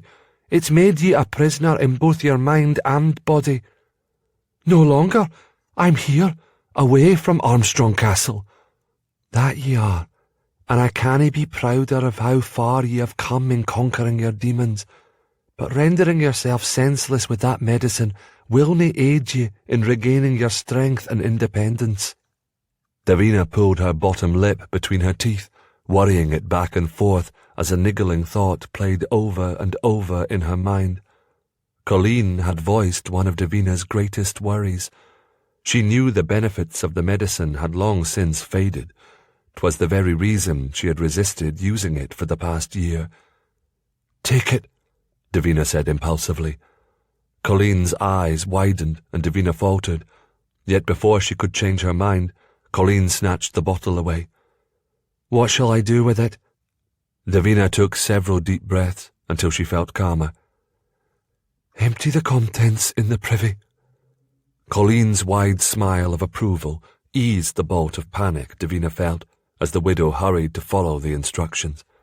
Needing a distraction, Davina began to prepare for bed. With all the excitement of James's unexpected arrival, she doubted the servants or Lady Eileen would remember that she had been promised a bath. No matter, Davina would manage. She poured water from the pitcher into a basin and washed her face and hands, not minding that it was cold. She removed her veil and circlet and started unbraiding her hair. Colleen returned just as she finished, and the widow helped her change out of her gown and into her night clothes. Davina folded her hands, ready to begin her nightly prayers, but her mind froze. What could she ask of God? Relieve her of this nightmare situation? Return her to a time when the love she shared with James was young and innocent? Knowing the impossibility of those wishes, Davina recited her usual litany of prayers and ended by asking God to bless all the McKennas and Armstrongs. She then climbed into the narrow bed and hastily pulled the furs and blankets up to her chin. The straw mattress was firm beneath her back, but it felt luxurious after spending so many nights sleeping on the hard ground. Do ye have enough warm covers? Davina asked, as Colleen settled herself on the pallet near the wall. Aye, 'tis a welcome feeling of warmth to snuggle beneath them. And ye? I'm fine. Good night, Colleen, and thank ye for all that ye have done. The widow muttered a soft reply. Colleen's gentle snores soon filled the chamber. 'Twas a comfort knowing she was not alone, but the noise was distracting, making it even harder to sleep. Davina took several deep, long breaths, shut her eyes tight, and commanded herself to sleep. But her mind refused to quiet, playing over and over the sight of James walking into the great hall. Muttering with frustration, Davina threw off the covers and rose from the bed. The chamber felt closed and airless. She paced its confines slowly, carefully, mindful of the sleeping Colleen. Yet it didn't help. Pale moonlight spilled from the very narrow window, drawing her toward the fresh air, but there was little breeze blowing. Turning back to her bed, Davina yanked off a wool blanket and draped it over her shoulders. Her chamber was at the end of the short corridor. She had noticed an archway just beyond it, and assumed the staircase led to the battlements, where she would find the much-needed fresh air.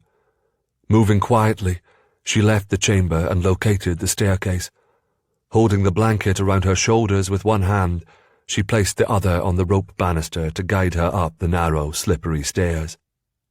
Knowing there would be guards posted on the wall, she did not venture onto it, but instead stayed on the top step. The cold breeze hit her full force, and Davina welcomed its bracing crispness. She could feel the moisture hanging in the air, and idly wondered if it would be rain or snow that fell. She tipped her head to the sky and breathed deeply, clearing her head and focusing on the best way to handle her current predicament. She would have to leave, of course. It would be impossible to stay beneath the same roof as James, as well as unfair to both of them. However, explaining her decision to Lady Eileen would prove difficult, as she could not tell that good woman why she must go without revealing her past relationship with James. It was obvious that he had never spoken of it with his family, and while it pained her, Davina knew she had to respect that decision, which left her with few logical reasons for a hasty departure. "'Tis a problem to ponder with a clear head, not with wits dulled from emotion and lack of sleep." Davina took one final breath of cold air into her lungs, then carefully turned and negotiated her way down the staircase. When she reached the bottom, she paused, allowing her eyes to adjust to the darkness. A bolt of unease swept over her at the unexpected sound of footsteps approaching. She narrowed her gaze, peering ahead, her heart dropping into her stomach at the sight of a man. He took a step toward her, and Davina felt her heart thudding into her throat. "Jesus, Davina, I thought ye were a ghost." "James." Davina wiped her sweaty palms on her nightgown. "He startled me." A shiver raced up her spine at the look he gave her. The voice inside her head was shouting for her to get away, but her feet refused to obey. His eyes hardened. "I thought ye had gone to bed." Davina braced herself. She was shaking at his nearness, yet refused to let him see how intimidating she found him. "I felt the need for some air." "Ye plan on climbing up to the battlements dressed in your nightclothes?" "Unless ye offer to carry me." The thought struck, but wasn't spoken. She no longer had the right to joke and tease with him. "No one saw me. I stood at the top of the stairs in the shadows for a few minutes." "The guards should be disciplined at their lack of attention, though I suppose ye are small enough to easily remain unseen." She thought she could see a flash of humour lurking in his eyes, but it was too dark to tell. "I wasn't there very long," she replied, not wanting to cause trouble. "Come, I'll escort ye to your chamber." James's fingers closed around her upper arm. Davina's body tingled, the contact between them unsettling. "'Tis but a few steps away," she protested. "I can see the door from here." She made to push past him. James immediately released her arm, but stepped in front of her. "I didn't believe my eyes when I entered the great hall, and saw ye sitting so regally beside my brother, looking as though ye belonged there," he said. "I am—" Davina's mouth went dry. She swallowed and tried again. "Your mother invited me to share the Christmas holiday." "So I've been told. Yet somehow that doesn't ring true." He leered down at her. "Why are ye really here, Davina? What cruel twist of fate has brought ye within my grasp, allowing ye yet another chance to torment me?" Davina felt no surprise at the flash of anger in his eyes. After the way things had ended between them, she fully expected him to lash out at her. 'Twas no more than she deserved, yet the sight wounded her all the same. Trying to conceal her dismay, she answered him truthfully. "I had no idea that ye would be here, James. If I had known, I can assure ye, I never would have come." He made a dismissive gesture with his hand. "Are ye going to marry my brother?" The note of jealousy in his tone brought on a rush of melancholy. Avoiding James's eyes, Davina deliberately gazed over his shoulder into the darkness. "Nay, I cannae marry Malcolm. I cannae marry any man." James growled. Grasping her chin, he forced her to look into his eyes. "God's truth." "God's truth," she answered. As quickly as it came, the anger seemed to suddenly drain out of him. "Christ's bones, Davina. You still have the power to unman me with a single look." "James," she whispered his name, then extended her hand to him. "I dinna want to anger ye or stir up any bitter memories.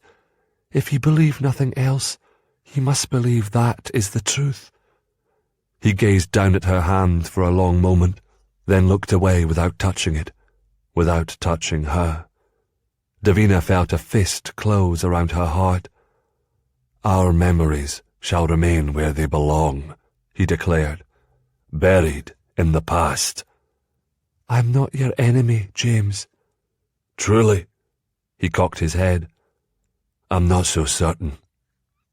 Lightning cracked and flashed through the open archway window, the white light illuminating James's features. Davina felt herself pull back. He was as handsome as the devil, but the harsh line of his jaw and the hardness in his eyes frightened her. His hard gaze held her captive for a long moment. Listening to his voice in the darkness, she could momentarily fool herself into believing all would be right between them, but seeing him in the bright, shocking light clearly brought the reality into focus. He was not the lad she had loved. He was a hardened, bitter warrior, and she was no longer the lass she had been. Hearing the pain in his voice made her knees feel weak. She had not been the only one to suffer these past few years. Knowing she was the cause of James's pain made her guilt surge. Another crack of deafening thunder hit, quickly followed by a bolt of lightning. Davina felt as though it struck her body, straining every nerve and muscle.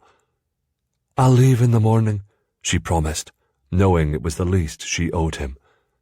"Aye, 'tis what I expected. After all, that's what ye do best." "Best?" "Aye. Run away," he said softly.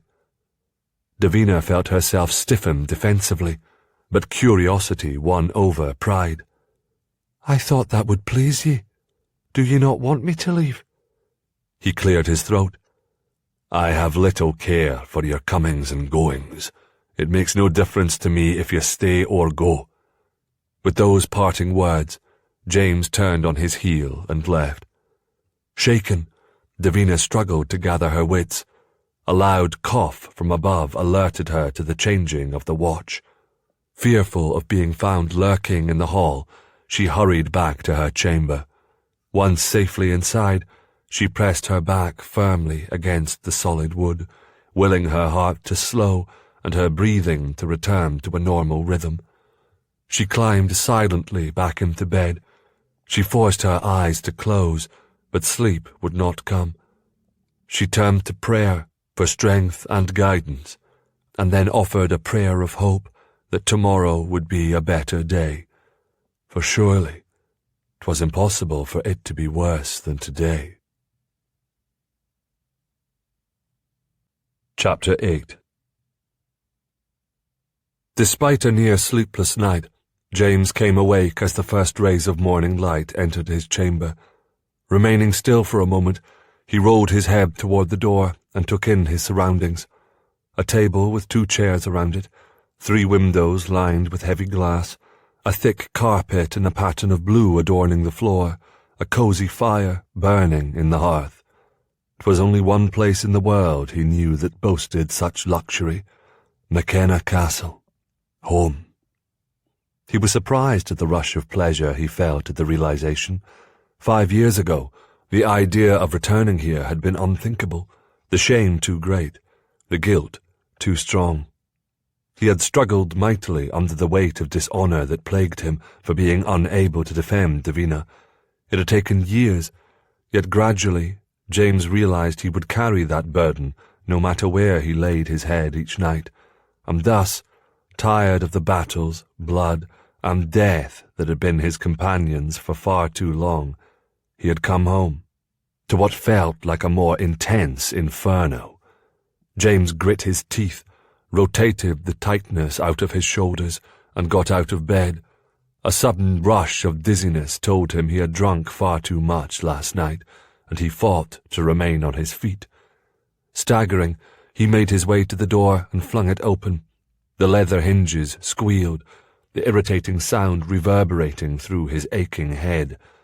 Annoyance spiked anew at the sight of a young page sulking in the hall. Clearly the lad had been assigned to wait upon him, a lowly task that somehow did not appeal. James dragged a hand over his face, then pressed his fingers against his temples. "Fetch hot water for washing, a pitcher of ale, and something for me to break my fast," he barked. Terror replaced the sulking expression on the lad's face. Eyes wide, he took off at a run. Cursing beneath his breath, James watched the lad scamper away. His throat was parched and his belly growling for food. He only hoped it would not take an unreasonable amount of time for the lad to gain the courage to return. James shut the door and returned to sit on the edge of his bed. The piney scent of rosemary, mixed with a dash of lavender, wafting from the sheets, called to him. 'Twould be so easy to turn and rest his aching head against the downy soft pillow, but James refused to succumb to the lure. It would take more than his mother's sweet-selling linens to break his discipline. Training and conditioning were always his first order of business, and that would not change just because he was home. Besides, a morning of tough physical activity would keep him away from Davina. The events of last night had made him clearly see that he needed to banish Davina from his thoughts, for he could not stomach the notion of reawakening his feelings toward her. That would only lead to disillusionment and shattered dreams. Yet it would be no easy task when he would see her each day. The door reopened and the lad stepped inside, his skinny arms straining under the weight of all he carried. James moved forward to help, but then pulled back. The boy seemed to lack confidence. Successfully accomplishing this duty on his own would build character. The youngster nervously drew his bottom lip back and forth between his teeth as he carefully set down the tray of food. Next came the pitcher of ale, then a none too clean-looking tankard. The final item was the bowl of water for washing, which the lad balanced precariously on the inside of his left arm. "Put the water on the table near the window," James commanded. The lad jumped, barely muffling a yelp of distress. Eyes wide, he hurried to the table and hastily set down the bowl. It wobbled unevenly, spilling a good half of the contents. James's jaw tightened in exasperation as he watched the precious hot water drip onto the floor. Though he prided himself on being an intimidating warrior, the lad's obvious fear was making him clumsy. "What's your name?" James asked. The lad's chin trembled. Colin, sir." "And what day is it, young Colin?" Confusion darkened the lad's face. "'Tis Tuesday, sir." "Aye." James absently rubbed his fingers over the thin scar under his jaw, remembering the feel of the knife blade as it was pressed against his throat, remembering too the look of surprise on the enemy's face when he had slipped a blade between the man's ribs and twisted. "Well, I dinna eat pages for breakfast on Tuesdays." "No, sir." "I reserve that delight for Fridays. Best ye remember it." The hoped-for smile never emerged. Instead, Colin seemed even more uneasy, his eyes growing as round as a lost kitten. Taking pity of the lad, James dismissed him with a curt wave of the hand. "I can go?" Colin asked hopefully. James nodded. The lad gave a ragged shudder and ran from the chamber, even as James was sure he spied a spark of gratitude in the lad's eyes. James felt his lip curl as a familiar guilt mingled with the anger brewing inside his gut. The lad's grateful I gave him permission to leave me. First Davina, and now Colin. Seems I've mastered the art of frightening women and children. God's teeth, what's next? James splashed his face and upper body with the now lukewarm water, then used the rest to wash the tankard. His stomach rebelled at the idea of food, but he ate the oatcakes and hard cheese anyway, washing it down with the ale. He took his time getting dressed, wanting to ensure that the great hall would be empty. He was in no mood to make small talk with anyone, especially his family. As he picked up his sword, he wondered again if he had made the right decision to leave the Holy Land. The life of a crusader was fraught with danger, but it was in many ways a simple, uncomplicated existence. You practiced, you fought, you cleansed your wounds, buried the dead, ate a hearty meal, slept, awoke, and began again. It was a methodical, isolating life that James had come to accept. He had grown accustomed to the physical discomfort of his body and learned to ignore the suffering that plagued his spirit. The sun struggled to emerge from behind a large, billowing grey cloud as James walked purposefully through the bailey. He felt his blood stir as he glanced at the horizon and beheld the rugged hills soaring into the distant mists. They had been shrouded in darkness when he arrived last night. Seeing them now in all their regal splendour reminded him that there was no place on earth more beautiful than the Highlands.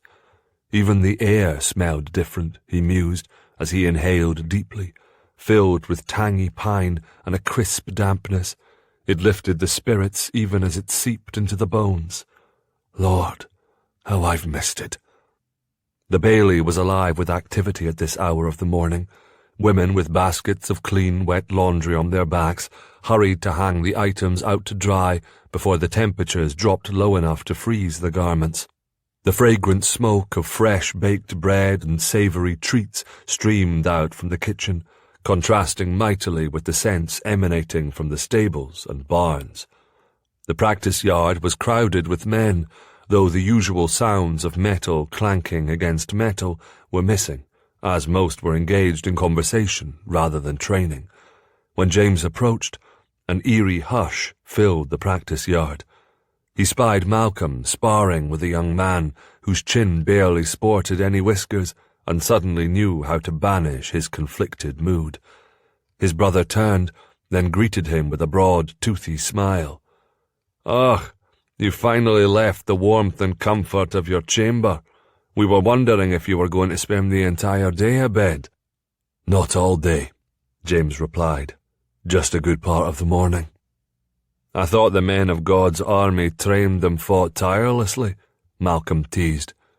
"They do. 'Tis a harsh life, far more difficult than the easy one the Highlanders lead." James eyed his brother, wondering how quickly he could get a rise of temper from him. "I see that ye still enjoy training with the youngest untried recruits. 'Tis hardly difficult to display skill and agility when one is partnered against an inexperienced youth." The taunt had its desired effect, for it was the sort of comment James knew his brother would be unable to resist. "Teaching our men to fight is but one of my pleasures," Malcolm replied tersely. "Care to join us?" "I might." James assumed the disinterested stance. "If you can find me someone worthy to spar against." "Sir Malcolm is our best swordsman," one of the lads proclaimed, as a murmur of agreement spread through the crowd. "Is he?" James glanced over his shoulder at his father, and the McKenna nodded. "Then I suppose he is the one I shall train." Any hint of humour faded from Malcolm's expression. "I'd be pleased to face ye." "Your mother will nae like it," the McKenna stated bluntly, coming to stand between his sons. James lifted his eyes to the sky, noting the position of the sun. "Does she not usually attend Mass at this hour of the morning?" His father looked at him, the corners of his mouth lifting slightly. "She does." "Then we best hurry."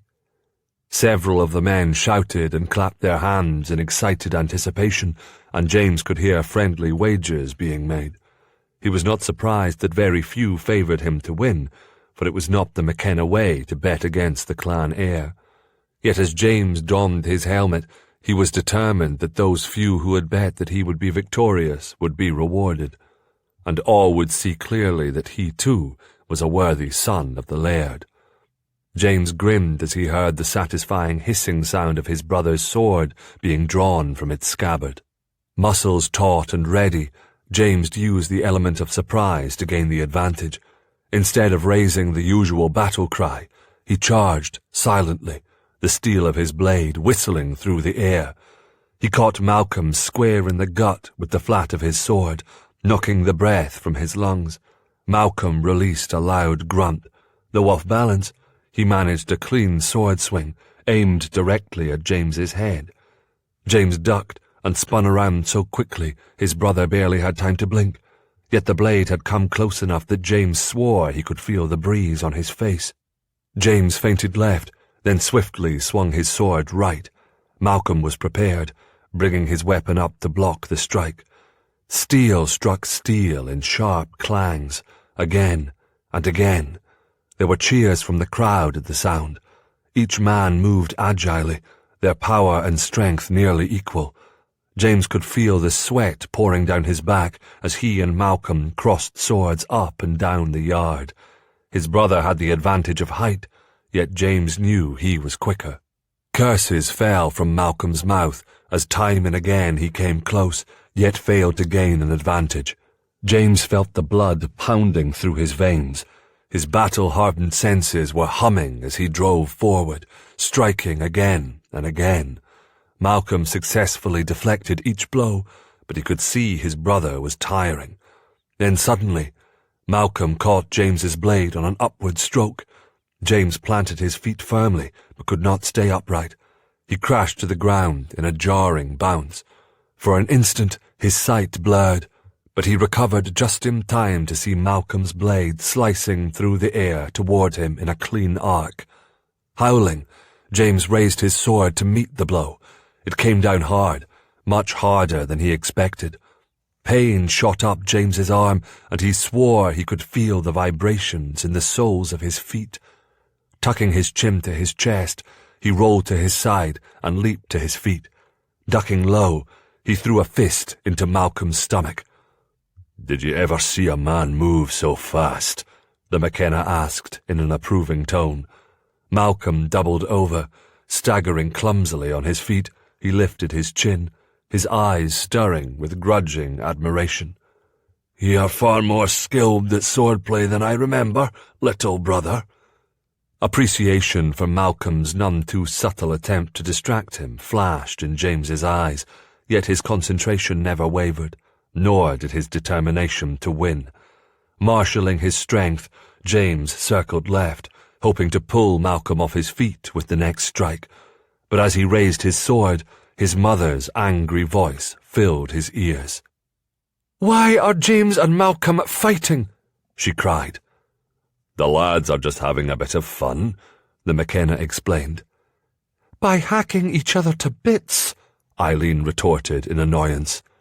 "Not hacking, just sparring," the McKenna answered. "Malcolm is bleeding." "'Tis only a small scratch." "That can fester." Eileen tapped her foot impatiently. "They wear no armour, only helmets." "'Tis training, not a battle." "End it, now." "'Twould be madness to come between them," the McKenna protested. "I could get sliced to ribbons."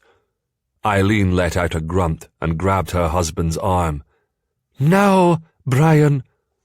The McKenna threw his hands up in the air, then bellowed at the top of his voice. "Malcolm, James, enough.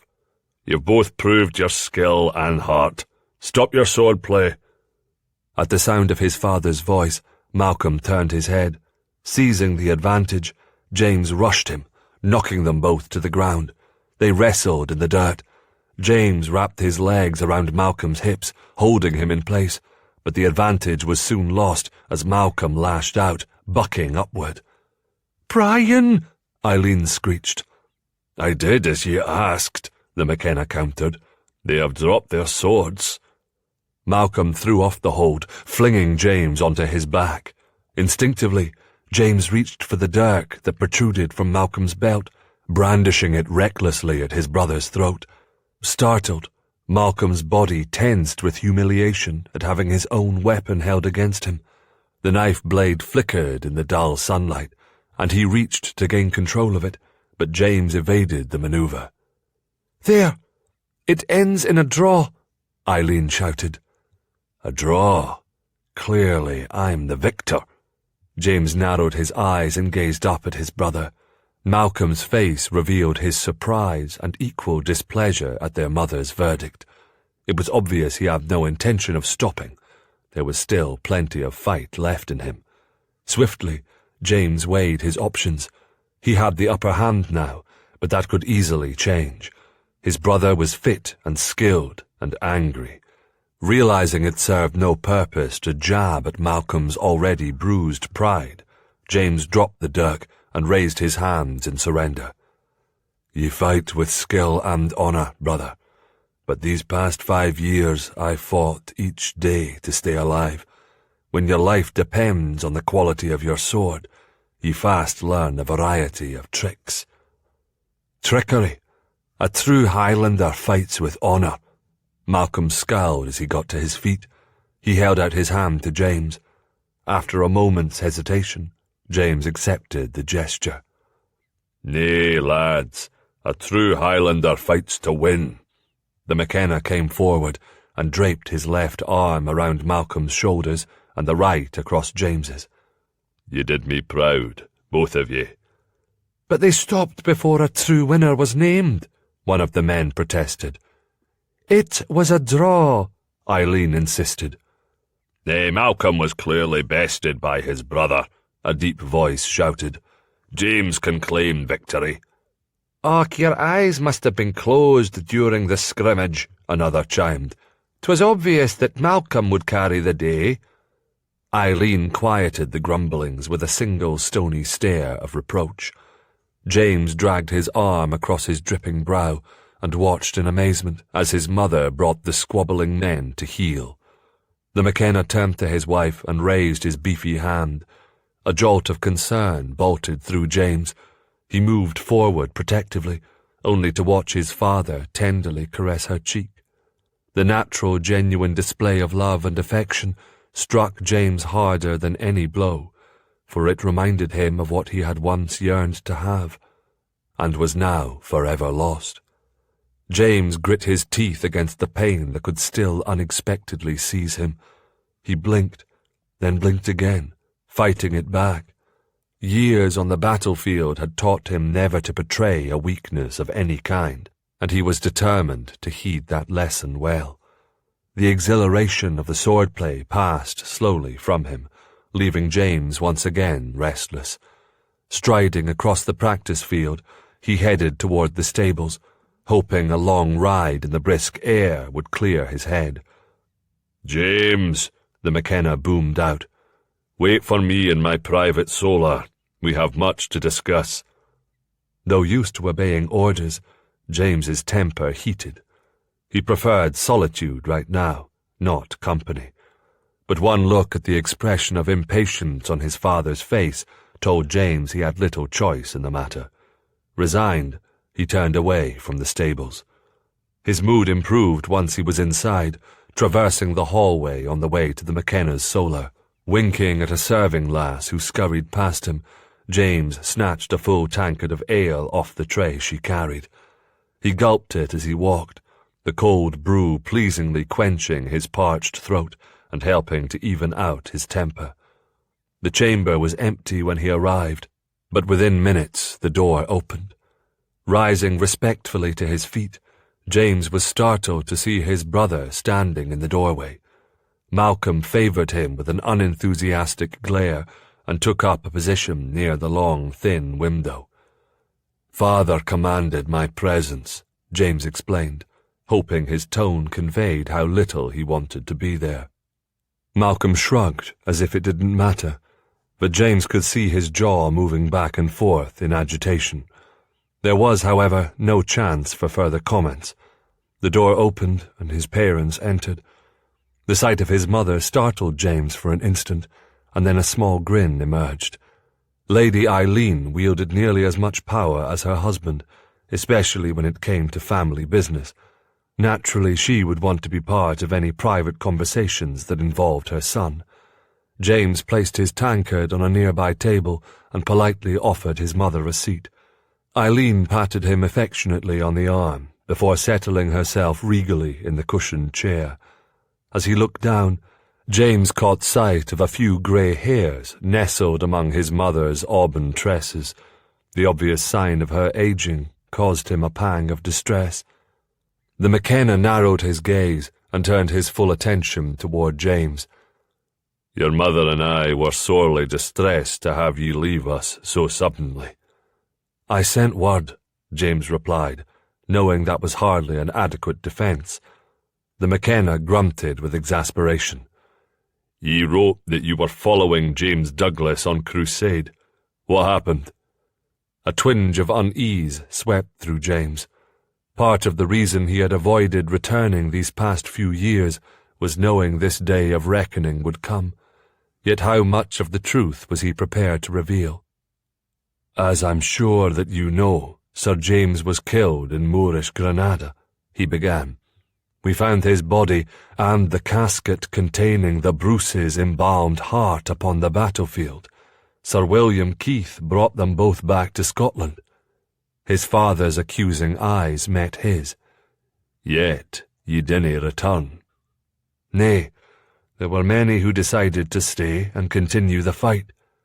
We've heard no reports of great victories, Malcolm interjected. Alas, we didn't achieve our goal to reach the heart of the Holy Land. 'Twould have been glorious, indeed, to set foot in the church of the Holy Sepulchre and stand upon the very spot where Jesus rose from the dead. Eileen released a hearty sigh and hastily crossed herself. I didn't realise ye possessed such religious fever, Malcolm said dryly. Each of us show our devotion in our own way, James replied breezily. Tell us more about your time across the sea, his mother pleaded. James's brow furrowed, but he knew he owed them some explanation. So for the next 30 minutes, he calmly answered their questions, though he deliberately glossed over the details of the more intense fighting. There was no need for his mother to hear how his head had nearly been severed from his body during the siege of Tiba, when he lost his footing on the blood-soaked ground, or how he had single-handedly killed 6 men and wounded 5 others in a skirmish on Olvera Castle. Well, that is enough of my adventures, James said, when he ran out of acceptable tales. Tell me the news of the McKenna clan. Well, while ye have been off fighting for the glory of the church, we've had our own difficulties to face, Malcolm said. Is there much unrest in the land? James asked. Enough, his father shrugged. Some of the clan chiefs hunger for power and prey on the weaker clans. Without a strong king on the throne to stop them, they grow ever bolder. 'Tis why alliances are now more important than ever. Aye, nothing has changed. It's not uncommon for your friend to turn into your foe without any warning, Malcolm grunted. We Highlanders must always be vigilant. Eileen pursed her lips. When I broke my fast this morning, I heard some of the men saying that you were attacked on your way home from Armstrong Castle, Malcolm. Why did you not tell me? His mother crossed her arms and glared at Malcolm.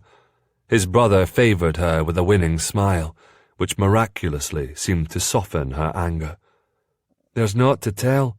We fought off the knaves, incurring only a few superficial wounds. Neither Lady Davina nor her companion was harmed. Another easy victory for the mighty McKenna warriors, James remarked, scowling inwardly at the thought of his brother doing what he had failed to accomplish, protecting Davina. The McKenna men fought bravely, but I am not so vain as to believe these ruffians ran when they saw our strength, Malcolm said. Perhaps once they drew near, they realized ye had nothing of great value, the McKenna suggested. Then why would they attack in the first place? Malcolm shook his head. Nay, this was not an ordinary raid. The men wore no plaids, carried no banners. We had a sizable contingent of retainers. We had no carts laden with goods that would attract a band of ambitious thieves. They were after something else, I'm sure of it. Something else? Eileen idly rubbed her fingertips over the skirt of her woolen gown. Or someone else. James was so startled by his mother's revelation that he promptly broke his vow to remain silent and uninvolved. Do you believe they were after Davina?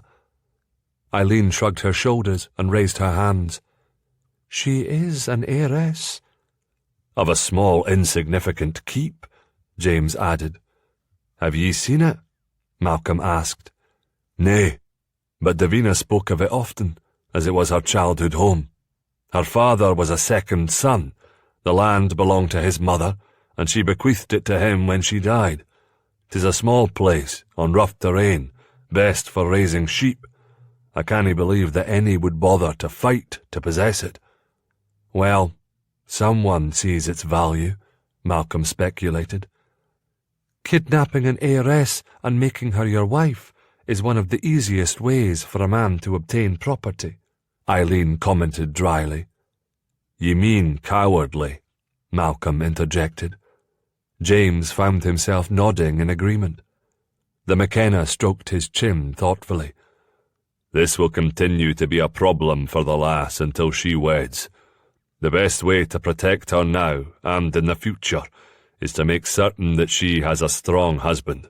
A good Highlander, skilled with his sword, loyal to the crown, would be the ideal match. He paused, looking first at Malcolm and then at James. Are either of you interested in taking on the responsibility? Chapter 9. Startled, James took a step forward. Annoyance crawled over his face at his father's poor humour, which quickly turned to irritation when he realised that his father was serious. Impossible. Yet a second, harder look proved that the McKenna didn't alter his expression or his firm stance, indicating he expected an answer from his sons. James managed to keep his expression blank, yet wondered if his family could hear the grating of his teeth. Will ye not merely be taking on whatever troubles ye imagine come with the lass by bringing her into the clan? James questioned. 'Tis possible. The McKenna's attention focused on James. But we could also be gaining for the clan whatever these men seek. James went still. He had had years to wonder if there was more behind the ambush on the hill that had ended his relationship with Davina and caused him to leave Scotland. But he had never been able to devise a reasonable cause. The Highlands are a refuge for all sorts of unsavoury men. 'Tis no surprise that some of them would prey on travellers. Even an outlaw knows better than to attack a McKenna, Malcolm boasted. James snorted in annoyance. You have no proof that it was Lady Davina these men were after. Aye, but I've a feeling about it. A strong feeling, the McKenna answered stubbornly. 'Twas only through sheer will that James was able to resist rolling his eyes. His father's feelings were legendary, and unfortunately over the years had proven to be correct just enough times to give them credence. We still have no right to pick a husband for the lass, James insisted, trying a different tack. 'Tis a duty reserved for her family. Aye. Intrigue radiated from the McKenna's eyes. 'Tis also a duty that has been sorely neglected, and it's clearly put the lass at risk. She wouldn't be at risk if she were where she belonged, James muttered, safely ensconced within the walls of Armstrong Castle. We can claim a distant relation to the Armstrongs from my father's mother, Eileen offered. Her sister married into the clan. When? 60, 70 years ago? James rubbed his temples. That scarcely gives us the right to arrange a marriage for her. Which brings me to another question. Why is she even here? I invited her to celebrate Christmas with us, his mother said. I've wanted to meet her for quite a while. We began a regular correspondence a few years ago, each seeking solace in our friendship. Though her letters never made direct mention of it, I could not shake the feeling that she's been a prisoner inside the walls of her family home for years. 'Tis also another reason why I wanted her to come here, so I could see for myself if it was true. Is it? James asked impatiently. He could see his mother's back stiffen. Well, she only just arrived. I've not yet had the opportunity to find out. 'Tis true that her aunt and uncle acted oddly when she told them she intended to journey here, Malcolm volunteered, but they didn't prevent her from leaving. Perhaps they wanted her to leave, so she could be taken in the woods, the McKenna said. Those men might have been acting under the orders of her relatives.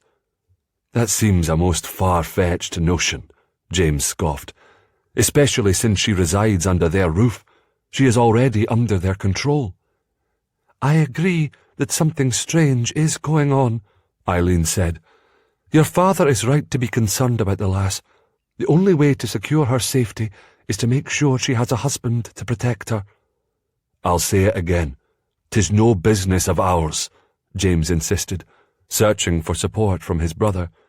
Malcolm could not possibly be in favour of this mad plan, but his brother met James's desperate gaze with curious interest. Malcolm glanced at their mother. I agree, it could be the best solution. James narrowed his eyes and took a deep breath before blurting out, God's blood, you cannae force her to marry. Who said anything about forcing the wee lass? The McKenna stared innocently back at his son. Your mother would have my head served on a platter if I demanded such a thing. Eileen's head bobbed in agreement. Though most think differently. I find it barbaric for a man to take a bride against her will. I would never allow it. Nay, Davina will be given a choice of husband. And what of our choice? James asked. I'll be giving ye the same power. Ye are free to decide if Lady Davina would be a suitable bride, the McKenna answered. If ye both decide against it, I'm sure we can find another member of the clan who is worthy of the honour. Truth be told, 'tis something I'm already considering, Malcolm said casually. She's a different sort, but a fine lady nevertheless, and Lelis likes her. Aye, but does she like Lelis? The McKenna laughed, and Eileen joined him. James sucked in a loud breath. He started to walk away, then turned and stared at Malcolm, frustrated when he realized he could not read the emotion on his brother's face. Was Malcolm jesting, or was he serious about taking Davina as his bride? The impact of such an event struck James hard. Wounds he believed had healed slowly began to open and fester. He knew the trauma that Davina had suffered. He knew her reasons for not wanting to marry. But that had happened years ago. Perhaps she was now ready to put the past behind her and consider becoming a wife. To Malcolm? James gave his brother a hard look. He was the heir, the one with more to offer, yet beyond the material, women found him charming, clever, and fascinating. Would Davina feel the same? The very idea rankled, taunting James. Frustration and anger rose inside him. Was it merely fate or bad luck that always seemed to place Malcolm in the more advantageous position? So, will there be a contest between us, James, to see who can win the lovely Davina? Malcolm smiled affably, but underneath was a steel glint of determination. No matter what the competition, his brother despised losing. Nay, 'tis a game I have no stomach to play, James replied airily, hiding his tightly clenched hands behind his back. If you want her and win her, then she is yours. Even as he spoke the words, James knew he was deluding himself. Witnessing his brother claim Davina for his wife would be torture, a blow from which he might never recover. And yet, he refused to say anything more on the matter. The McKenna wants to see ye, the maid said, as she waylaid Davina in the hall. I am to take ye to his private solar. A sense of unease stole over Davina. She swallowed back her nerves as all manner of thoughts entered her mind. Why did the laird want to see her privately? Had James said something to his father about her? Would she be asked to leave? Is something amiss? Davina asked. The servant hitched her shoulders, indicating her lack of knowledge. 'Tis the laird's business, and none of my concern. Yet despite her show of indifference, Davina could see the woman was bursting with curiosity. Castle life could become rather tedious, especially in the winter months when many were confined indoors. A juicy bit of gossip was something to savour and share, and the individual relating the news was often filled with self-importance. No doubt the maid was as eager to learn the cause of the summons as Davina. Davina's mind continued to spin as she followed the maid. All too soon they stood in front of the closed door. The servant cast a sympathetic glance her way before respectfully withdrawing. Davina wiped her damp palms on the skirt of her gown, shook off her nervous thoughts, then timidly knocked. A booming voice bade her to enter, Taking a deep breath, she pushed open the heavy oak door, coming up short when she saw that the laird was not alone in the chamber. Malcolm stood near a narrow window, while James was at the opposite side. Malcolm smiled in welcome. James scowled. Ignoring them both and the tension in the room, Davina turned her attention to the laird.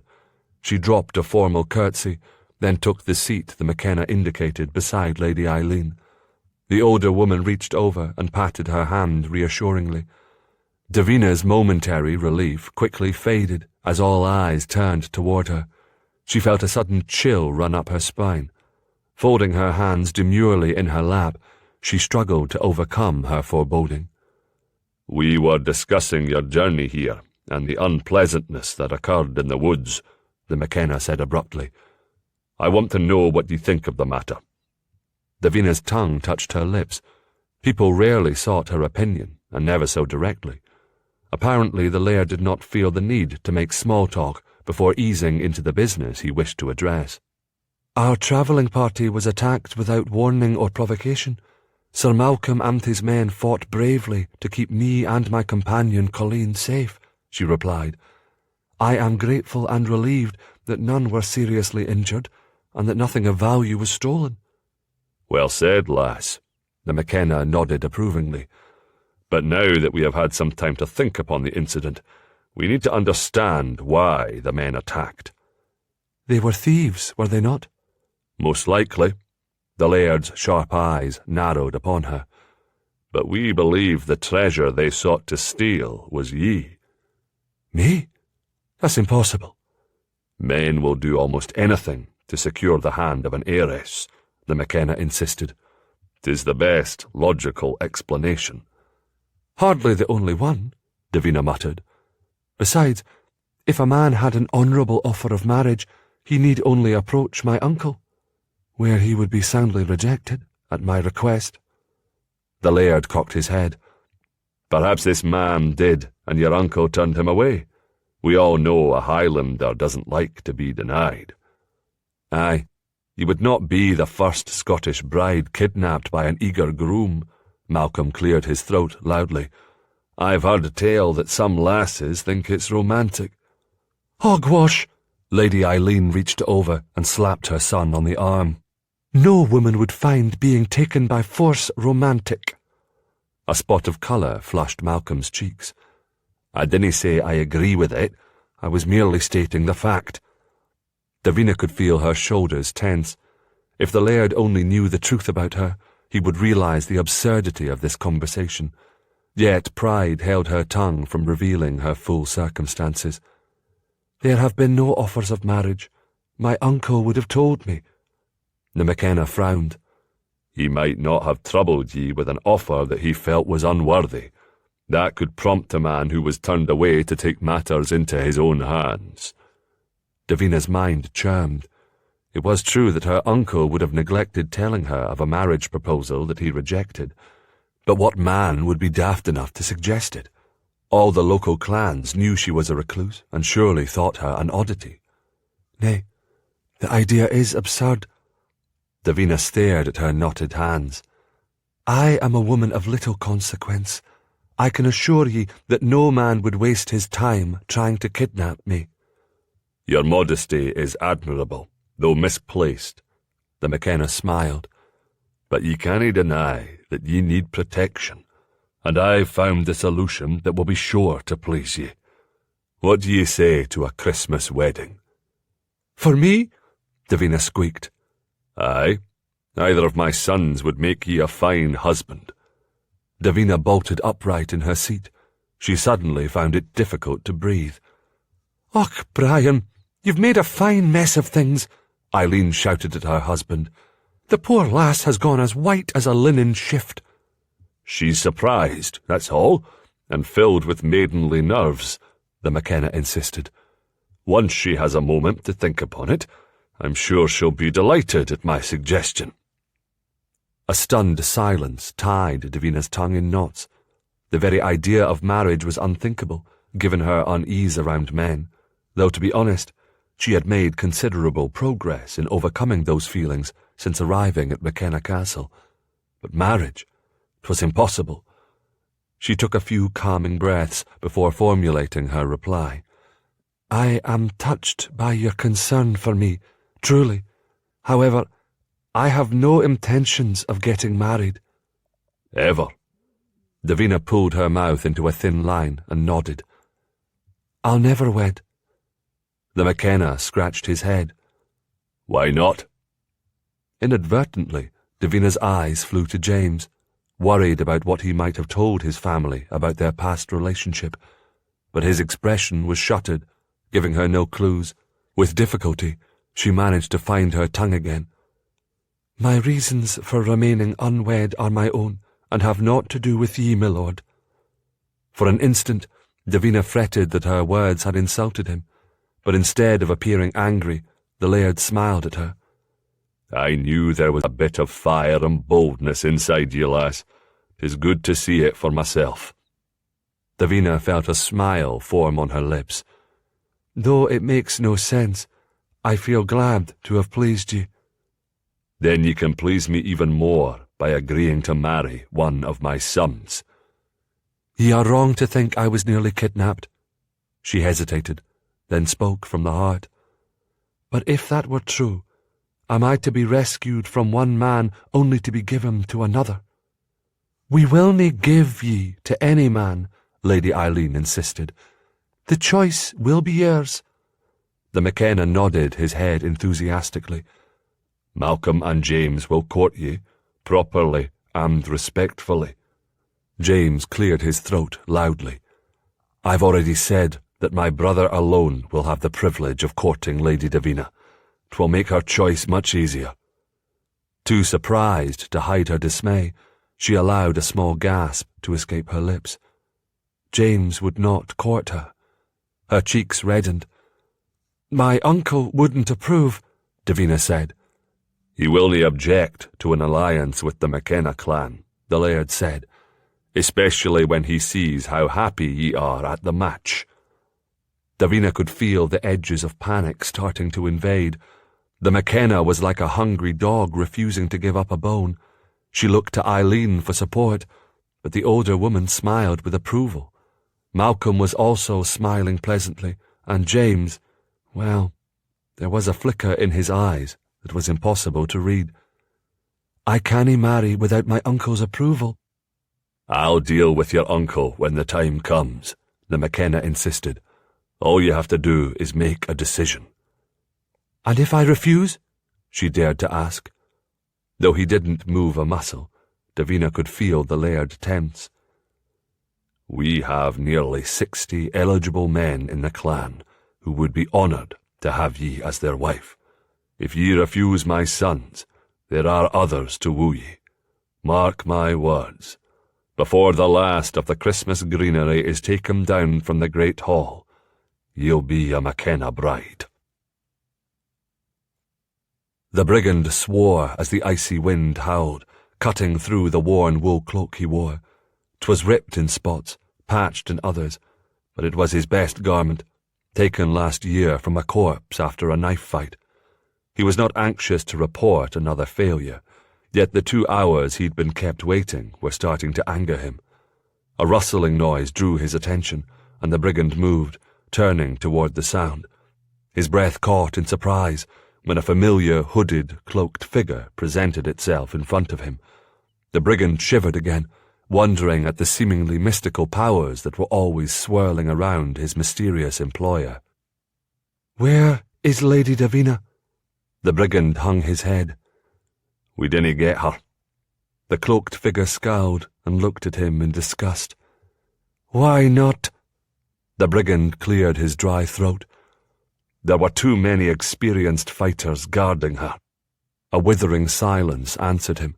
He could see the fabric of the cloak trembling in anger. Nervously, he continued. Several of my men were hurt, 2 badly. The gloved hand flashed in front of him. And why would any of that be my concern? Ye were hired to steal her away and leave her somewhere near, so she could be easily found by her kin. He swallowed. You didn't tell me that the McKennas would be riding as escort, led by Malcolm McKenna himself. nor that there would be so many men protecting her. And ye didn't tell me that ye were a buffoon. Ye took my coin and said that ye'd have no trouble doing as I bid because ye were such a skilled fighter. The insult stung, all the more because it held some truth. Frustrated, the brigand wrenched a nearby branch so hard it snapped off the tree. The odds were uneven. Ye should have planned better. I could have been better prepared if I had more coin, the brigand retorted, his voice rising. Ye paid me a pittance of what ye promised. And I'll not pay ye any more until the job is finished, properly, as I asked, the figure answered, scowling darkly. The brigand cringed, fists at the ready. But beating the person who had promised him payment was foolish. He had 2 bairns to feed, plus his widowed sister's 3 hungry children. Honest work was hard to find, and would not provide him with the necessary coin to keep them all from starving. Silently fuming, the brigand schemed, then tried to negotiate. Lady Davina will be safely tucked away behind the walls of McKenna Castle. 'Tis a fortress not even an army can breach. A lackwit as well as a mediocre fighter, the figure taunted. It appears that I must find a far more clever man to do this job. Wait, the brigand cried. I didn't say it couldn't be done, only that it would be harder. Beyond your skill? Nay, but I'll need more men and more money. The figure's hand curled into a fist. More? The brigand stiffened. It will only be easy to entice men to challenge the McKennas, but the promise of gold will make a difference. 'Tis your fault she reached the castle in the first place, the figure scoffed. Why should your failure cost me? The brigand narrowed his eyes. We both know that given the circumstances, no other man could have taken her alive. Ye might not think me the best choice, but ye'll have to search high and low to find someone willing to try and snatch her from the McKennas. The figure hesitated, raising the brigand's hopes.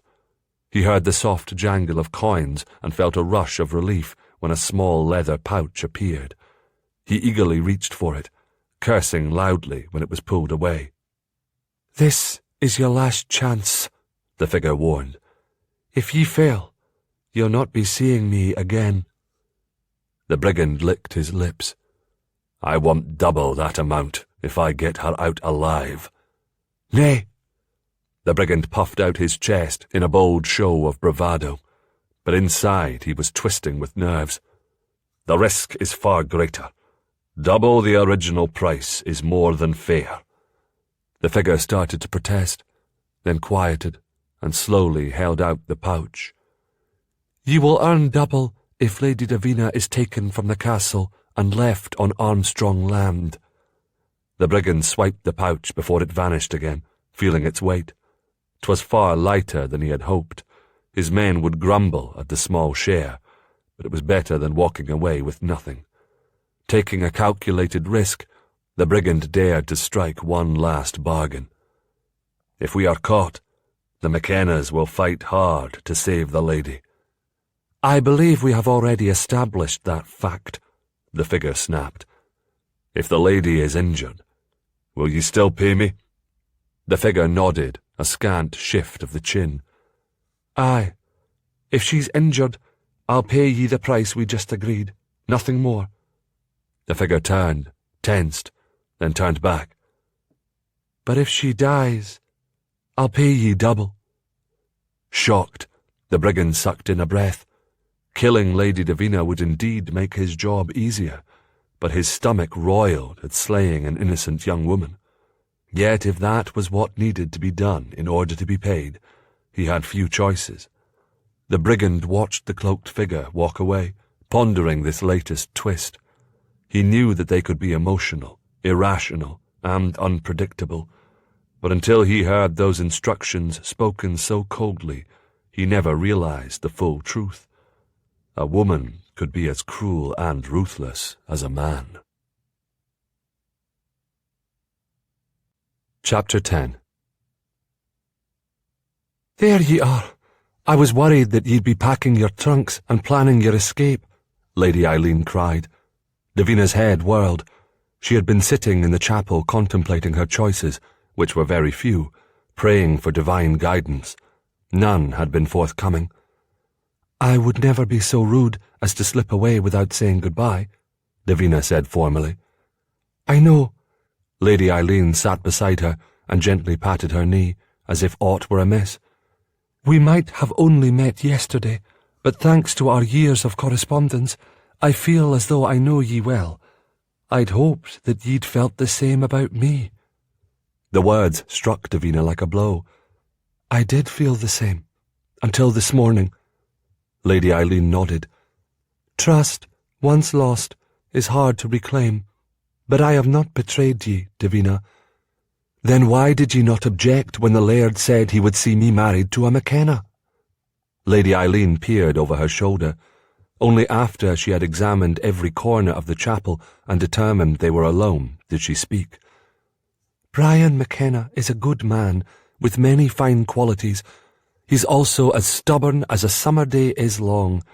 I've been married to him for enough years to know that there's no use in wasting your breath when he has his mind set on something. And for some peculiar reason that I cannae claim to fully understand, he has his mind set on ye marrying a McKenna." Hopelessness washed over Davina. "I cannae do it." "Och, child, I never said that ye would. Forgive my boastful words, but you'll find no better husband in all of the Highlands than my sons." Lady Eileen peered at her with interest. "The McKenna is wise in the way of warfare. He would never underestimate a threat, and he believes that there is one against ye. That's why he insists you take a husband. I dinna question the laird's sincerity, but he is wrong in this instance, and I fear his mistake will cost me dearly." Davina pulled in a long breath. "I absolutely cannae marry," she added passionately.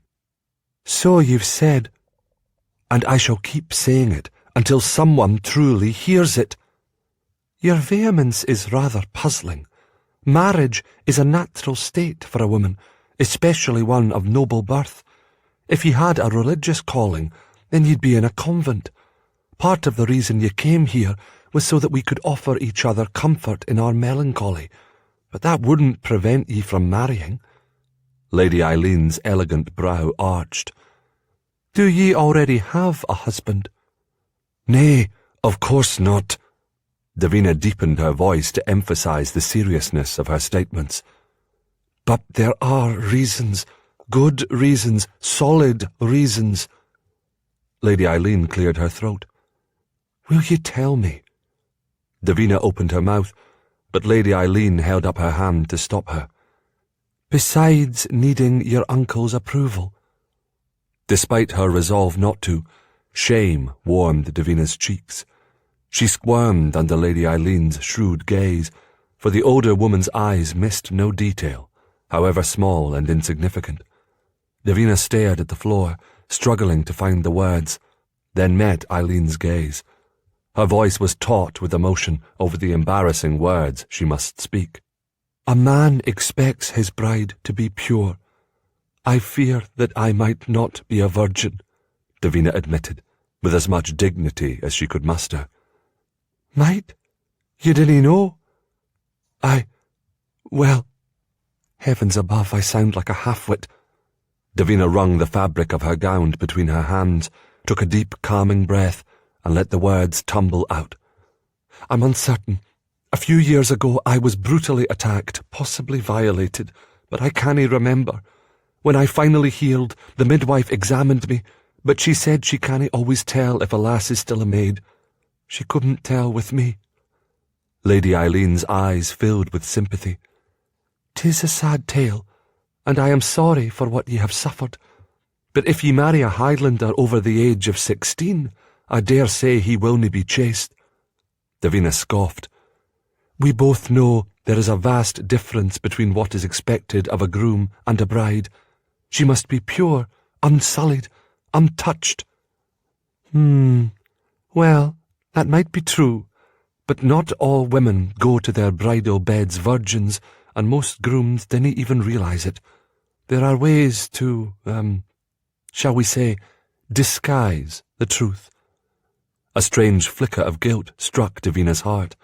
She did know of these things, and was ashamed to admit that she had thought about it, yet knew, in good conscience, she could never follow through with it. That is, if there even were a chance for her to marry. I couldn't start a marriage on such a lie. Lady Eileen's gaze never shifted. So ye would not try to deceive him, to pretend an innocence, to smear blood on the bed linens that wasn't your own? Nay, I'd have to tell him the whole truth before we took our vows, even though he'd then have the right to walk away from ye. Aye. Davina nodded vigorously. Well, given your circumstances, if he walked away, then he wouldn't be worth keeping, would he? Lady Eileen concluded with a triumphant grin. The logic of the argument left Davina speechless for a moment. If only it were so simple. There are other reasons, she ventured lamely. Lady Eileen sent another pitying look in Davina's direction. Apparently. I cannae speak of them. Then I'll badger ye no longer to share your secrets. Thank ye, Lady Eileen, Davina said softly. I thought you were going to call me Eileen, the older woman scolded in a teasing voice. Eileen, Davina corrected herself with another blush. I'm so relieved that you understand and support my position. I do, but you must trust me, Davina. The McKenna has his mind set on Malcolm and James courting ye.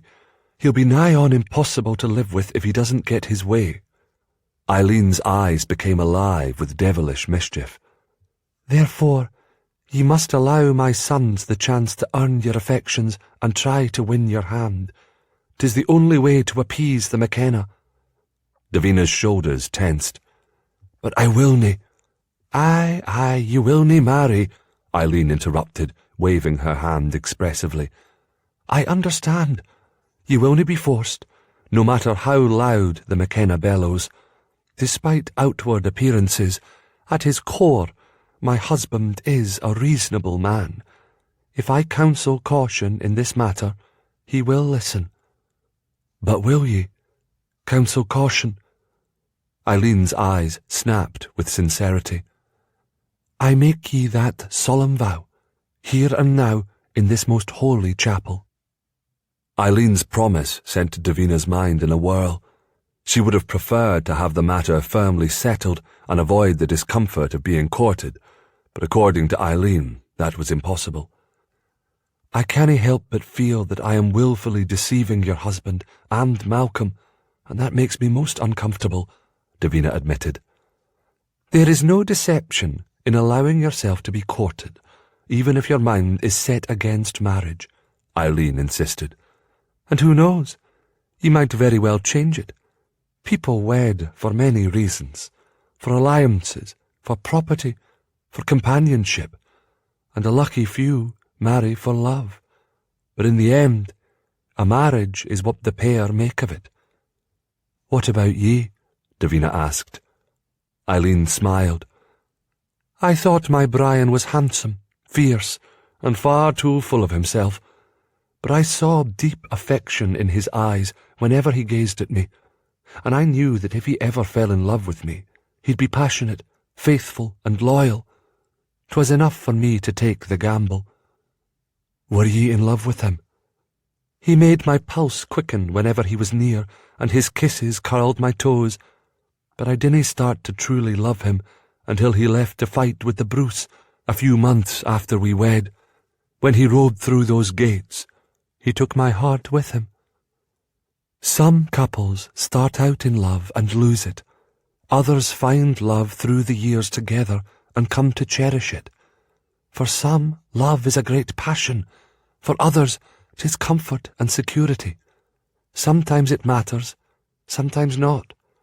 There are those who feel betrayed by love, and others who are relieved to be spared the complications. Ye have your reasons for refusing to take a husband, but I urge ye to put them aside and ask yourself what ye would want from a marriage. To be left alone, Davina answered ruefully. Eileen burst out laughing. Well, ye certainly are stubborn enough to be a wife. I ask only that ye keep your mind and heart open to the idea of becoming my daughter-in-law. Bells of warning sounded in Davina's head. She believed Eileen would keep her vow and not force a wedding, but it was also clear that Eileen held out hope that Davina would change her mind and indeed marry a McKenna. If she was going to follow Eileen's advice, Davina realized she needed to be cautious. Would you care to join me in a game of chess, Davina? Davina looked up from the embroidery in her lap. Malcolm's smile flashed with so much glimmering charm she blinked. I have little skill at the game. I fear you would find me a most unsatisfactory opponent. Your modesty does ye credit. He smiled again, pulled a small table between them, and began setting up the board in pieces. I am sure ye will lead me on a merry chase. Sir? Around the board, he clarified. Davina nodded, her mouth dry. She had spent the morning in the woman's solar, but in the afternoon had chosen to work on her sewing beside the warmth of one of the large fireplaces in the great hall. It had been quiet and peaceful when she arrived. She assumed it would remain that way until preparations for the evening meal began. Apparently, she was mistaken. Her stomach quailed at the idea of Malcolm paying court to her, but she had promised Eileen and was not about to go back on her word. Reluctantly, she put down her sewing and turned her attention to the board. The pieces were beautifully carved, with fine detail. Under different circumstances, Davina realized she would have enjoyed the opportunity to play with them. They started the game in silence. Davina had not lied when she said she was not very experienced at the game, but Malcolm was quick to offer advice. He would hum, quirk his brow, or clear his throat each time she began a move. Rather than annoying, Davina found the silent advice helpful, for it caused her to rethink each move carefully before she made it. I'd forgotten how much this game is like warfare, she commented, as Malcolm captured her bishop. As a knight, ye have the advantage. 'Tis also a game of strategy and wits, which gives ye more than an equal chance at victory. Ah, he is good. Flattering her looks was too obvious a ploy, but commenting on her intelligence certainly got her attention. They reached for her queen at the same time, and his fingertips brushed across her hand. A teasing smile curved his lips, causing a pair of dimples to appear in his cheeks. Davina swiftly lowered her gaze. I will nae be charmed by him. Lady Davina, ye are still here! Lelis cried out excitedly from across the great hall. Then she broke into a run. A long-haired hound trotted beside her, so large it towered over the child. For a moment, Davina feared the animal would knock her to the ground, but despite its formidable size, it seemed inherently gentle, allowing Lelis to lead the way. This is Prince, Lelis explained. He's my dog. Hearing his name, Prince immediately began wagging his tail, swishing it across the stone floor. He had thick fur of varying shades of white and grey, and expressive brown eyes. He is a very fine animal indeed, Davina remarked. Hello, Prince. She closed her fist and held out her hand, appreciating the dog's friendly manner. It sniffed her knuckles, then lowered its head to sniff at her skirt. Apparently deciding that he liked what he smelled, Prince promptly sat beside her, leaned heavily against her leg, and placed his head in her lap. Lelis burst into giggles. He likes ye. He's usually slow to take to strangers, but he's made his opinion clear. I always said that Prince was a highly intelligent dog, Malcolm added, humour in his tone. I'm sure he just smells the remains of the noon meal on my fingers, Davina insisted, though she was secretly pleased at the dog's affection. 'Twas a welcome relief knowing the animal wanted nothing more from her than a friendly pet. Davina obligingly rubbed the dog behind his ears. He snuggled closer and began making a rumbling noise deep in his belly, reminding her of a purring cat. Do ye have a dog? Lelis asked. Nay, not a special fellow like Prince. At Armstrong Castle, the hunting dogs are kept in the kennels, though when the weather is bitterly cold, they are allowed in the great hall, but they must stay in the corner and not bother anyone. Lelis scrunched her nose. That's mean. I would cry and cry if Prince couldn't sleep in my bed. Goodness, that great beastie sleeps with you. You must have a very big bed, Davina laughed. Grandma says Prince smells, so Papa gives him a bath, but he doesn't like it and tries to run away. Davina smiled, imagining a damp Malcolm chasing after the energetic dog. Who doesn't like the bath, Prince or Papa? Both, Malcolm interjected. My mother nearly fainted the first time she found Prince in Lelis's bed, but Lelis believes the dog protects her, so I persuaded my mother to allow it.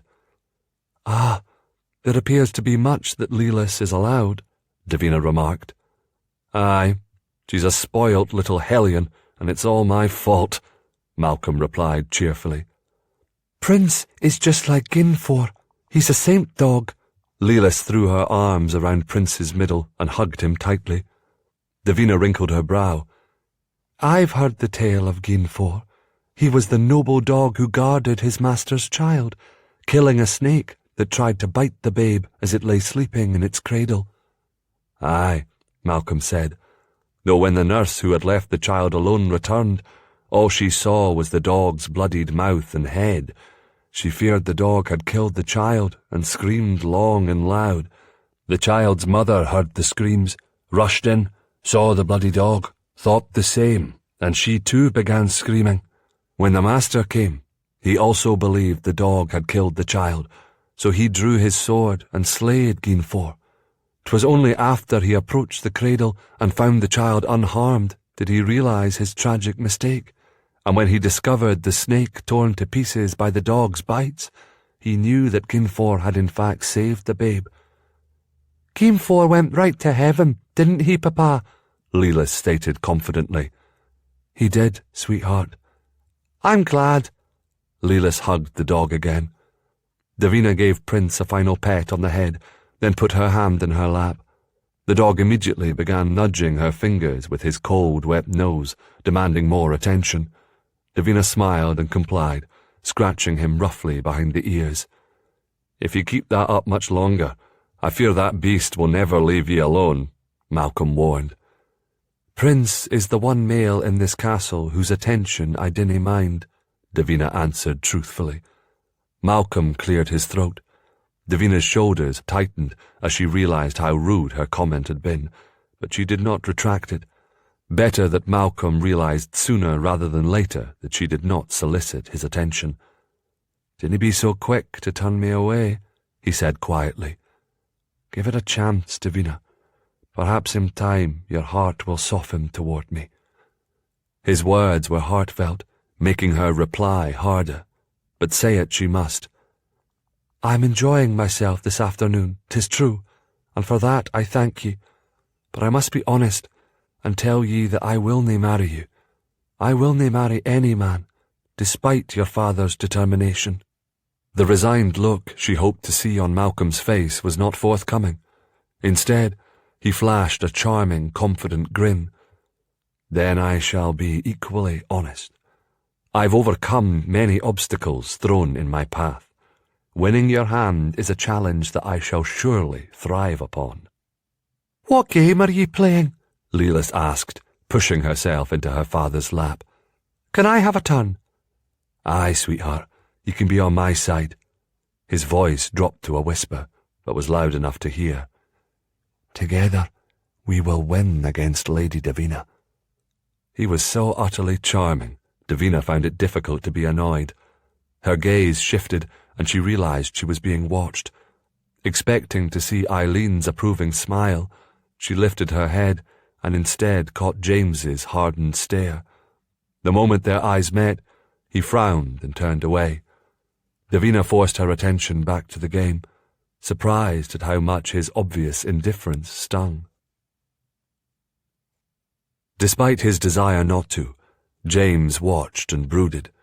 Seeing Davina so cosy and relaxed playing chess with Malcolm was doing ridiculous things to James's mood. The expression on his brother's face was easy to read. He was being charming and seductive, and 'twas obvious that Davina was enjoying the attention. The prospect of her marrying his brother suddenly loomed as a true possibility, and it troubled James more than he wanted to admit. Davina cast a shy smile at Malcolm. James clenched his fists and drew a fortifying breath.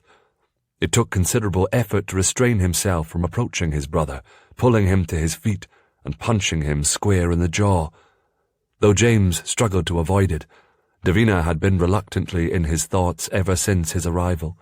Thanks to his father's mad schemes, he was now subjected to the ungainly sight of his brother paying court to her. That she might actually succumb to Malcolm's charms was too repugnant to be considered. If returning to the Crusades were not an impossibility, James knew he would be on the next boat.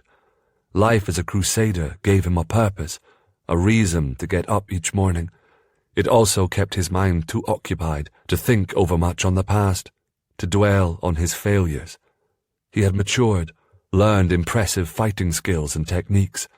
A man with his abilities could earn a decent living in tournaments, but he would have to wait until spring if that was what he chose.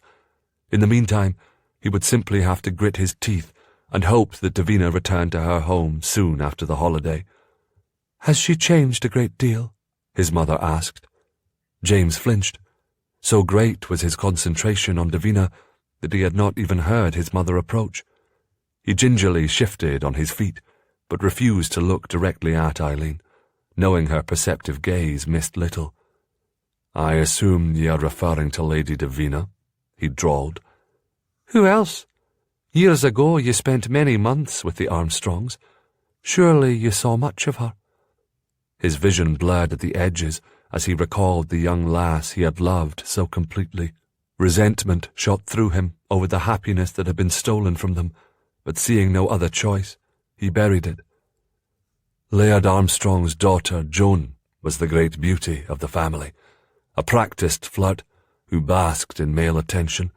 All eyes were usually drawn to her. I dinna remember much about Davina. James could feel the heat of embarrassment burn on the back of his neck. He was a poor liar, and felt even more guilt for holding back the truth from his mother. She had loved and supported him all his life. This was hardly the way to repay her. Eileen gave him a hard look. "Were ye there when Davina was attacked?" His breath seized, and he turned his head sharply. "What do you know about that day?" "Nothing. I only know that it happened, and it's part of the reason she doesn't want to marry." He swallowed convulsively. He had dreaded this moment, but knew it could no longer be avoided. "'Twas my fault. I should have saved her." He heard his mother's soft gasp. "Was that the reason you left Scotland?" "Aye." Eileen sniffled. "I always knew there had to be something that made you go. Why did you not come to us first?" "The shame was too great." "You could never shame us, James." He watched the glimmer of tears in his mother's eyes slowly turn to love. The sight humbled him. She gave him a long, assessing look, then asked, "And now?" "I'm learning to live with it," he confessed, hoping that would at last settle the matter. "If you dinna wish to speak of it, I'll not pry further, though 'tis clear there is more to tell.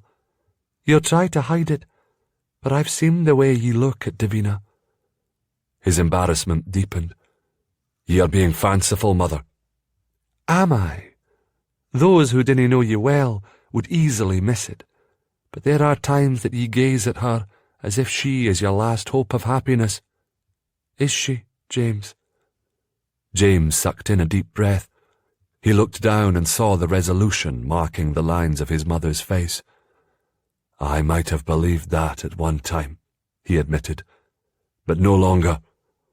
Her face softened, her eyes filled with sympathy. "What happened between the two of ye?" "More than can be repaired," he answered flatly, the memory of disappointment nibbling at his heart. A speculative light glowed in his mother's eyes. then build a bridge across the abyss. 'Tis too late. Eileen loosed a scoffing breath. Nay, until the vows are spoken, it's not too late. Do ye wish her to wed Malcolm? She will nae. How can ye be so certain? Your brother has a way with women, and he seems intent on charming her. James felt his nostrils flare. She will nae marry him, he repeated, with far more confidence than he felt. Well, if she does, I want her to have no lingering feelings for ye. I'll not court her, mother.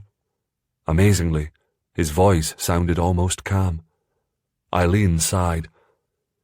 You're as stubborn as your father. I'll not demand something that is too painful for ye to give, but I'll not let ye hide from her either.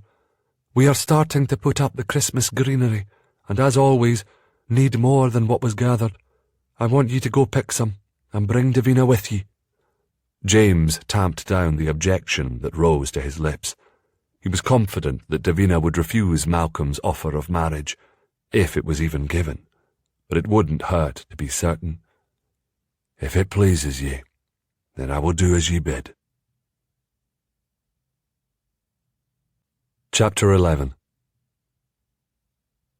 If ye don't stop your caterwauling this instant, I'll leave ye here to find your own way back to the castle, James said forcefully, sending a withering glance at his wilful niece.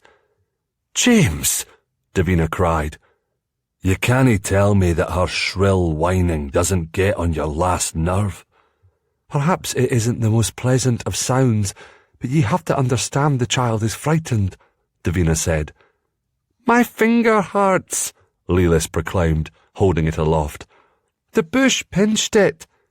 Frightened and injured, Davina added. Injured?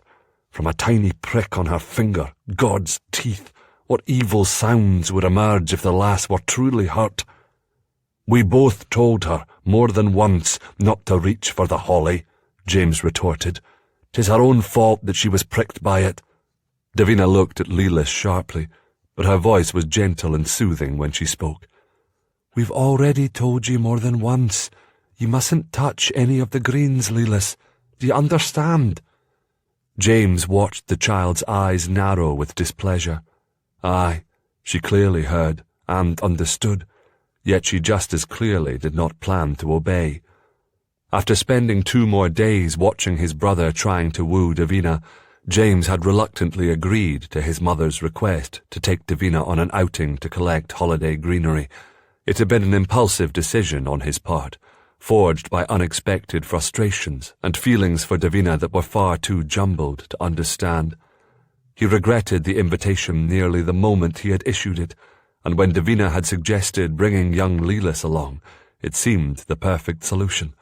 The child would provide a comfortable buffer between them. Unfortunately, he had woefully failed to consider the added aggravation Lelis so seamlessly wrought on any situation. It's darkening, James said, gazing at the sky. We've ridden much farther from the castle than I had planned. Best we return. But I didn't pick enough ivy, Lelis whined. Look, there's some over there. Quick as a flash, the little girl turned and scampered over a section of jagged rocks toward a climbing cluster of greenery.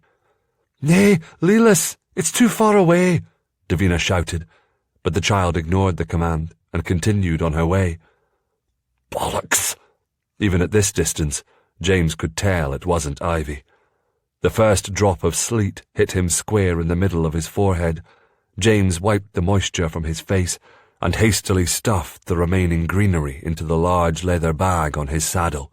When he was finished, he propped his arm against his stallion and watched Davina chase after Lelis, the skirts of her gown billowing behind her in the breeze. He felt not a drop of guilt for neglecting to aid her. 'Twas Davina's idea to bring the lass along. Let her manage the unruly brat. Another freezing pellet landed on his head just as Davina disappeared from his line of sight. Suddenly, Lelis let out a high-pitched shriek. Help! I'm falling! Crossing his arms over his chest, James stood, unmoved. No doubt his niece thought this was a game where she would run and they would chase. "James, please come quickly," Davina shouted. Slowly, James moved away from his horse and began walking. Enough of this nonsense. He was tired and cold and wanted nothing more than to be home, seated in front of a blazing fire, a cup of mulled wine in his hand. He spied Davina as soon as he crested the rocky hill. Not surprisingly, there was no sign of Lelas. "Careful," Davina warned, as James felt his feet begin to skid. The freezing precipitation had made the rocks slippery and brought him perilously close to the edge of a large crack in a boulder. "Where's the lass?" Davina's eyes grew wide, and he saw her throat move as she swallowed. "I can't find her. I heard her scream, but then all was silent." "Oh, Davina, dinna tell me she's hiding." Patience exhausted, James bellowed, "Lelas, show yourself at once." A thin wailing sound, with an odd, distant echo, reached them. James exchanged a puzzled gaze with Davina. "Did you hear that?" "Aye, but it sounded so far away. How could she have gone so far so quickly?" James rubbed his fingers over the bridge of his nose. "How does she do anything? The lass draws trouble to her like bees to honey." Davina gave him a sympathetic smile. "She's high-spirited." "She's spoiled." "Lelas, where are ye?" Davina shouted. Silence. James lowered his chin to his chest and prayed for patience. "Here, I'm down here," a sobbing, shaking voice finally answered. Astonished, he braced his footing and leaned forward, squinting into the narrow crevice at his feet. "Lelas!" "Help me, Uncle James, please!" The terror in the child's voice changed his prayers to a curse. "Are ye hurt?" he asked. Lelas let out another long wail. "I want to get out." "She must have slipped when she was running and somehow landed down there," Davina gasped. "My God, she could have been killed falling down through that rock." James turned a frustrated eye on Davina. "Lower your voice. The lass is frightened enough without hearing your words of doom." "I'm sorry." Davina looked contrite, but then her eyes brightened with hope. "She can't be too badly injured if she can speak to us." "And sob," James muttered, then felt guilty for his uncharitable reaction. The child was terrified, and rightly so. She was in grave danger. Miraculously, she had survived the fall, yet he needed to ensure she survived the rescue. James dropped to his knees and then to his belly, straining for a better look. His brow rose in astonishment when he spied Lelas standing precariously on a narrow ledge a good 10 feet inside the split. How the bloody hell had she gotten him there without breaking her neck? Yet what worried him more was the sight of another ledge a few feet in front of the child. There was no telling how deep it was, or how much farther she would drop if she stumbled into it. "I see some footholds on the side of the rock near her head," Davina said. "Should we encourage her to try and climb out? If she moves up just a few feet, you can grab her." Startled, James turned to find Davina lying beside him on her stomach as she, too, peered into the opening. She turned her head, and they were nose to nose. His heart quickened, and a peculiar heat invaded him as memories flashed through his mind of them lying together, locked in a passionate embrace. 'Twas no use. Even under the most trying circumstances, Davina could still make his mind and his cock race with wicked images. Shaking away those erotic thoughts, he concentrated on the problem at hand. "'Tis far too dangerous to tell Lelas to climb up. If she slips, she could be badly injured. Besides, I doubt she has the strength to pull herself very far." James reversed his position and gingerly sat at the edge of the opening, dangling his legs inside. "Ye will nae fit," Davina said, her face bleak. Fearing she was right, James nevertheless ignored her. Using the ledge of rock in front of him for leverage, he slowly started lowering himself down the crevice. But as he feared, he stopped dead once he reached his chest. The opening was too narrow to allow him to pass. Cursing beneath his breath, he pulled himself back. "Wait! I see your feet!" Lelis cried. "Come back for me, Uncle James. Dinna leave me here. It's dark and cold. I promise I'll be a good lass. I promise." Her pitiful, terrifying sobs tore at his heart, frustrating him further. An equally agitated Davina paced back and forth in front of him. "I've no rope with me, but maybe we can fashion one from the vines of ivy we gathered," James suggested. Davina ceased pacing, her brow furrowed as she considered the idea. "I fear it will nae be strong enough. She's a wee lass, but a sturdy one." She gulped nervously and held out her arms. "Lower me down." She had removed her cloak and was shivering, partly from cold, but also, James suspected, from fear, for he remembered well her aversion to small dark places. "Nay, Davina, 'tis the only way, James, and ye know it. I'll lift her onto my shoulders. If she stands tall and holds her arms up, ye should be able to pull her out." "And how are ye going to get out?" Davina swallowed hard. "I'll climb up until ye can reach me." He lifted a sceptical brow. A lot must have drastically changed these past years. Exactly when did ye become an agile climber? Her chin lifted, but she averted her eyes. "When the need became dire." He glanced uncertainly at Davina. "Nay, 'tis a foolish plan. If it fails, I'll have 2 of ye stuck down there instead of 1. She let out an exasperated sigh. "Aye, I am clumsy, I'm not overly fond of heights, but the sleet is falling and darkness will soon be upon us.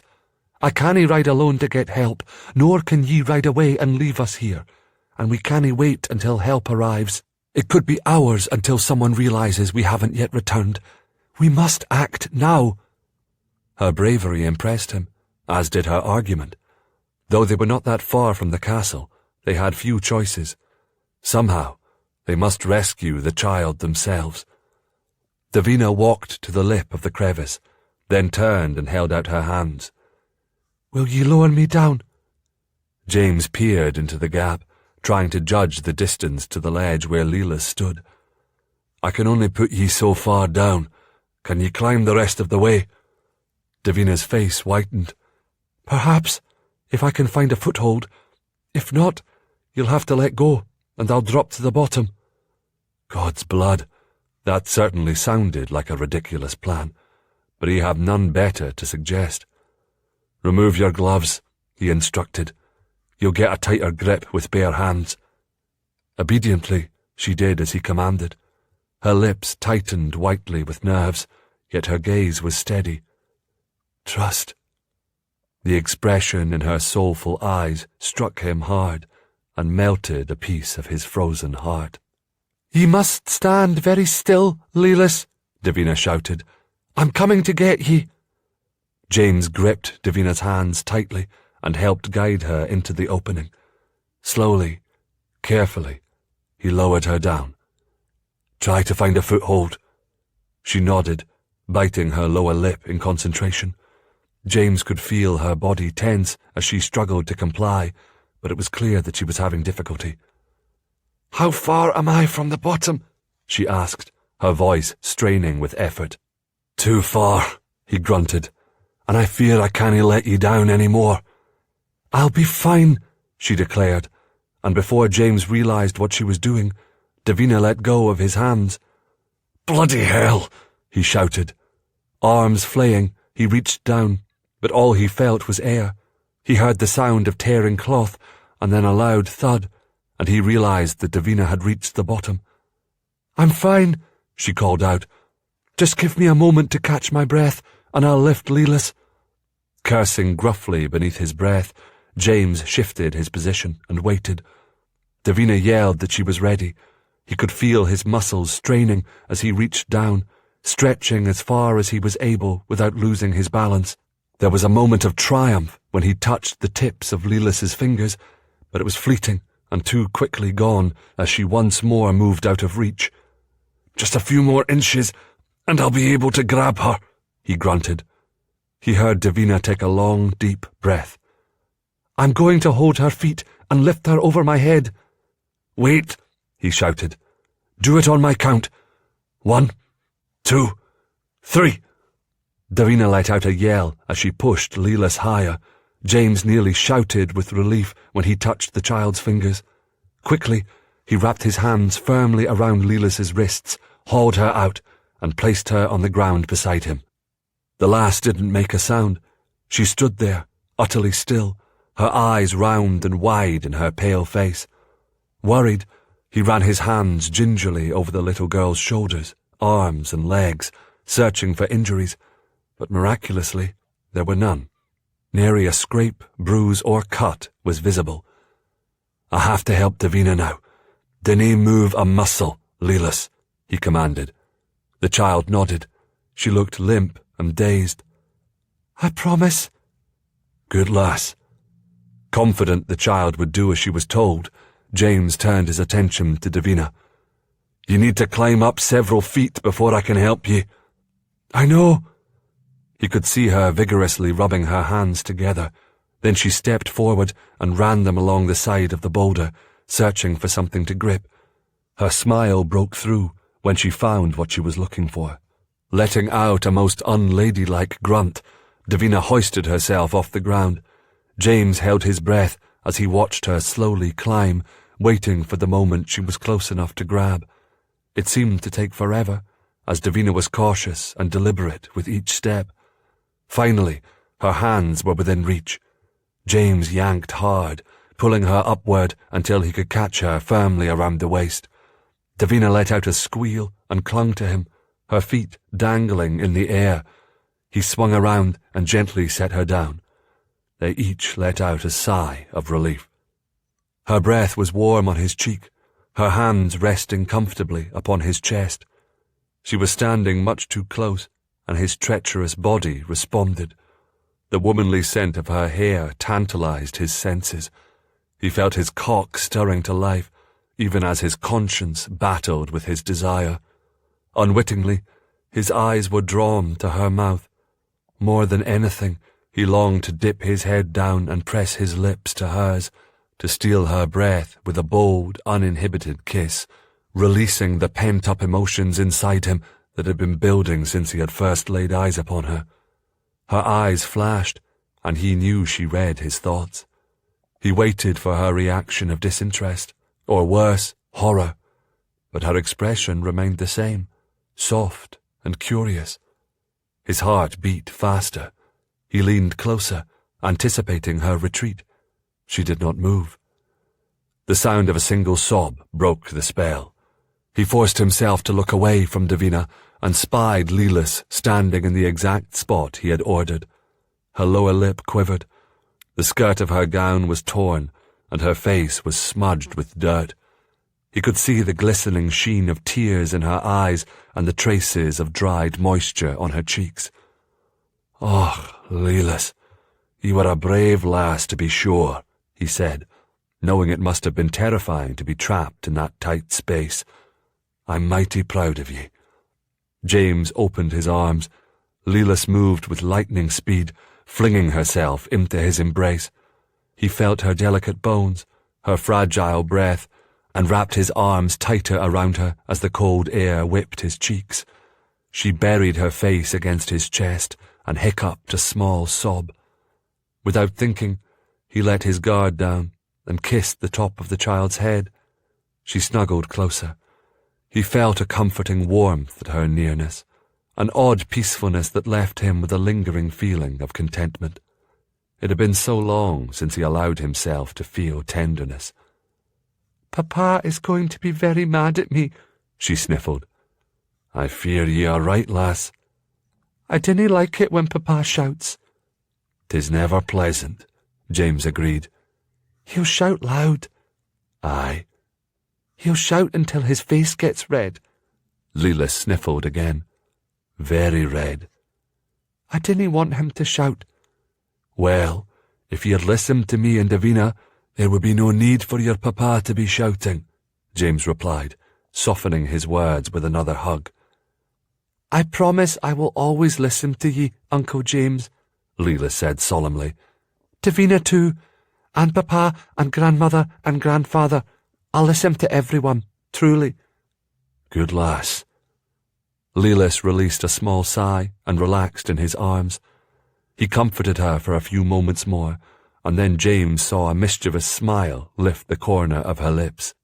If I dinna tell Papa about falling into the rock, he willna shout at me. Promise ye willna tell him, Uncle James? The little minx. James felt his shoulders tremble with the effort to hold back his laughter. 'Twas an important lesson that the child learned to do as she was told. Fie, it could save her life one day. He gave her a stern look, but she only widened her smile. Her impish charm was nearly impossible to resist. Perhaps the fright of her ordeal was punishment enough, he reasoned. Please. Lelis patted his cheek. His shoulders shook again as he lost the battle to contain himself. A peal of deep laughter rang out, and James was astonished to realize it was the first true bit of mirth he had felt since returning home, all thanks to his niece. Secrets are nigh impossible to keep, young Lelis, but I give ye my word of honour that your papa will nae hear of your adventure from my lips. Davina stilled, rooted to the spot, her eyes widening in amazement as she listened to something she doubted she would ever hear again. James's delighted laughter. Deep and robust, it wormed its way into her heart, and for a moment she retreated into the cherished memories that emerged, memories of happier times, filled with hope and promise and love. They washed over her like a healing salve, pushing away the pain, bringing a wistful smile to her lips. She allowed herself a few more comforting moments, then regretfully let the truth seep back into her thoughts. Those memories were a lifetime ago, yet the sound of that laughter brought forth the unthinkable idea that mayhap there was hope that those happier times could be recaptured. Was it truly possible? "What's wrong?" James asked. "You have the most peculiar expression on your face." Davina shook her head and lowered her gaze. The need to touch him, to feel the gentleness behind the mirth, almost overwhelmed her, but she resisted. "'Twas only your laughter. I was pleased to hear it." Pleased and relieved to have his tight control break in such a manner. It was far better than having his fist smash against a tree, a reaction Davina had fully anticipated as things became more intense during their outing. James made a croaking sound. A touch of colour rose from his throat to his cheeks. Was he embarrassed? The notion amused her, for he took such pride in presenting himself as a hardened warrior. Did at least a glimmer of vulnerability, humanity, remain? Davina's heartbeat quickened at the thought. A hound bayed in the distance. Leela straightened, lifting her head curiously.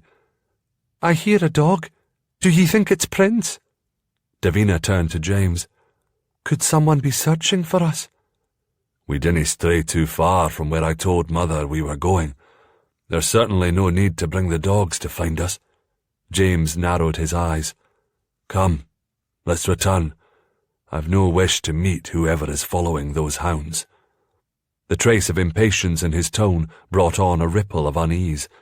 They were on McKenna land, not far from the castle, yet James clearly felt there could be danger.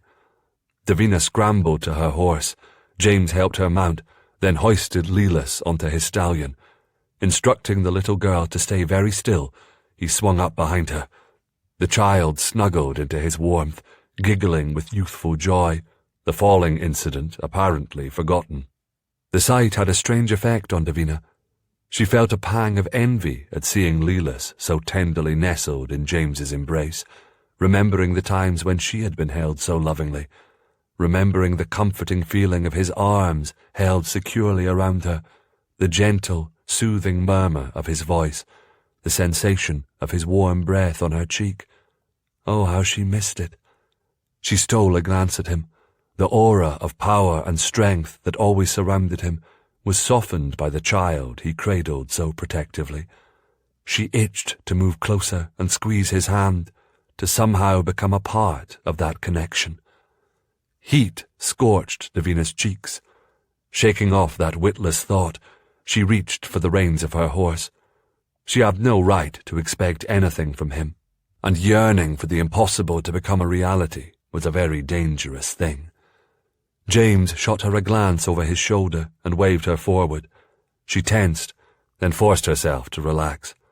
There was no risk of him knowing her foolish thoughts. At his command, Davina rode slightly ahead. She could feel his gaze on her back as they rode. It gave her a sense of security, knowing that James was watching, protecting. The long grey curtain wall of McKenna Castle soon came into view. They were quickly recognised by the guards, and Davina could hear the heavy gate being raised. The moment they entered the bailey, Malcolm strode over to meet them. 'Twas obvious he had been waiting for them, and none too patiently, judging from his hasty movements. "You are gone far longer than expected," Malcolm said, as he reached up for his daughter and lifted her down from James's horse. "Mother was starting to worry."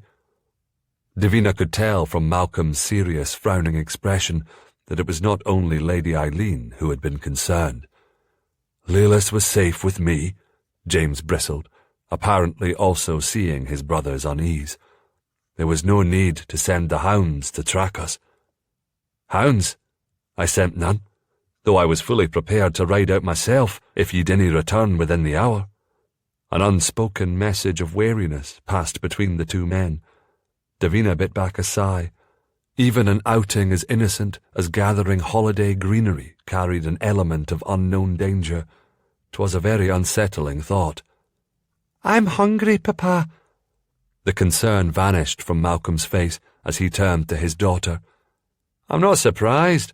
Searching for greenery in a stark forest is hard work." I worked very hard today." Lilith leaned against her father's side as he lightly petted her head. "Then ye shall have your reward. I'm sure that cook can spare some honey cakes." Lilith squealed with delight, and Malcolm hoisted the little girl into his arms. She settled easily against him, wrapping her arms around his neck. As they walked away, Davina was struck anew at the care Malcolm paid to his daughter. Most men lavished that sort of attention on their sons, leaving their female progeny as an afterthought. "The little imp," James muttered as he helped Davina dismount. "She twists her father around her finger as neatly as she twines her arms around his neck." "She is quite a rascal, with an uncanny talent for getting herself into all sorts of mischief." Davina watched the pair enter the great hall. "Yet I doubt that Malcolm will feel so benevolent when he learns of Lilith's afternoon adventure." James whirled to face her. "I gave my word that I wouldn't speak of it. I'm hoping to convince Lilith to tell her father on her own." "I dinna foresee that happening." Davina tucked a stray wisp of hair behind her ear and fought to hide her smile. She was confident that Malcolm was incapable of meting out a harsh punishment to his daughter, making Davina's decision far easier. Things had turned out well in the end today, but the next time Lilith might not be so fortunate. In order to keep her safe, 'twas important that child learn there would be consequences for disobedience. "Aye, ye gave your word." Davina brushed a smudge of dirt off her cloak. "I, however, made no such promise." Chapter 12. James waited until the evening meal was being served before entering the great hall. Though Christmas was 2 days away, it was already bedecked in holiday greenery. A cheerful buzz could be heard throughout the vast chamber. The mood was festive, and for a moment he allowed himself to relax as he tried to enjoy it. Aye, this was the reason he returned home, to once again experience the security of being surrounded by those you could trust, to witness the joy found in simple pleasures, plentiful, warm food, a comfortable bed, the companionship of family and friends. Lord knows, there had been far too little of that while living the life of a crusader. James's eyes scanned the hall slowly as the sights, sounds and smells washed over him. Christmas was a time of hope and renewal, He'd be wise to savour this moment, rather than reliving the haunting bitterness and disappointments of the past. The tables were filled with smiling men and women, feasting on the hot food. A group of lads and lasses ran eagerly through the hall, tying sprigs of evergreens to the legs of the tables. He spied his page, Colin, among their numbers, surprised to see the dour lad with a broad smile upon his face. Stacks of long, thick logs were positioned near the 3 fireplaces.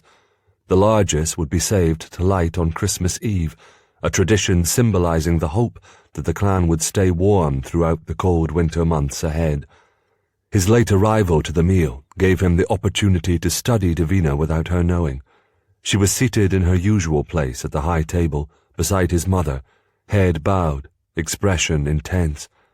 The conversation between the 2 women appeared to be rather one-sided. His mother spoke, and Davina listened, every now and again nodding her head. Davina had changed for the meal into what he assumed was a more fashionable gown. Made of deep blue velvet, it had a tight-fitted bodice and a round neckline embroidered with silver thread. It emphasized the womanly curves of her body in an oddly modest way, yet still managed to heighten her female allure. God help him, she was lovely. Irresistible, really. Could he find it within himself to stay away? Or was the reward of getting close to her worth the risk? True, he had seen bonnier women.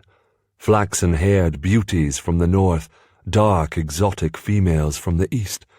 But there was something about Davina that reached deep inside him, took hold, and refused to let go. She sipped from her goblet, her tongue darting out to lick away a few stray droplets of wine on her lips. They glistened plump and rosy in the candlelight, and James's body heated with the memory of nearly kissing her this afternoon. Shifting his feet, he took a deep breath and shook his head. 2 more deep breaths, and he had his passion under control. Only then did he approach the dais. "Where is Lelis?" James asked, as he took the seat beside his brother. "In bed," Malcolm replied. "I guess your outing this afternoon tired her out." "Aye, 'twas an adventure." James concealed a sly grin behind his hand. "Did she tell ye anything about it?" "Nay, she was nearly asleep on her feet, poor mite. I imagine I'll hear all about it tomorrow." "No doubt." James's glance darted to Davina. She lifted her brow, then shook her head, letting him know she had not said anything. Yet.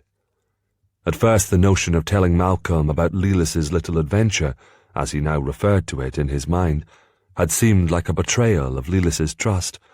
But the more he thought about it, the more James realized that Davina was right. There was no doubt that Malcolm realized his daughter was a handful, but his brother needed to know exactly how defiant the lass could be in order to keep her safe. Nay, he would not try to stop Davina if she spoke with Malcolm, though he would ask her to wait a day or two. 'Twould be a good lesson in responsibility if they could convince Lelis to reveal the incident to her father herself. "Aye, for one, I'm not at all surprised the lass is sound asleep," the McKenna offered. "James brought back enough greenery to fill a forest. He must have dragged the child through miles of woods to collect it all."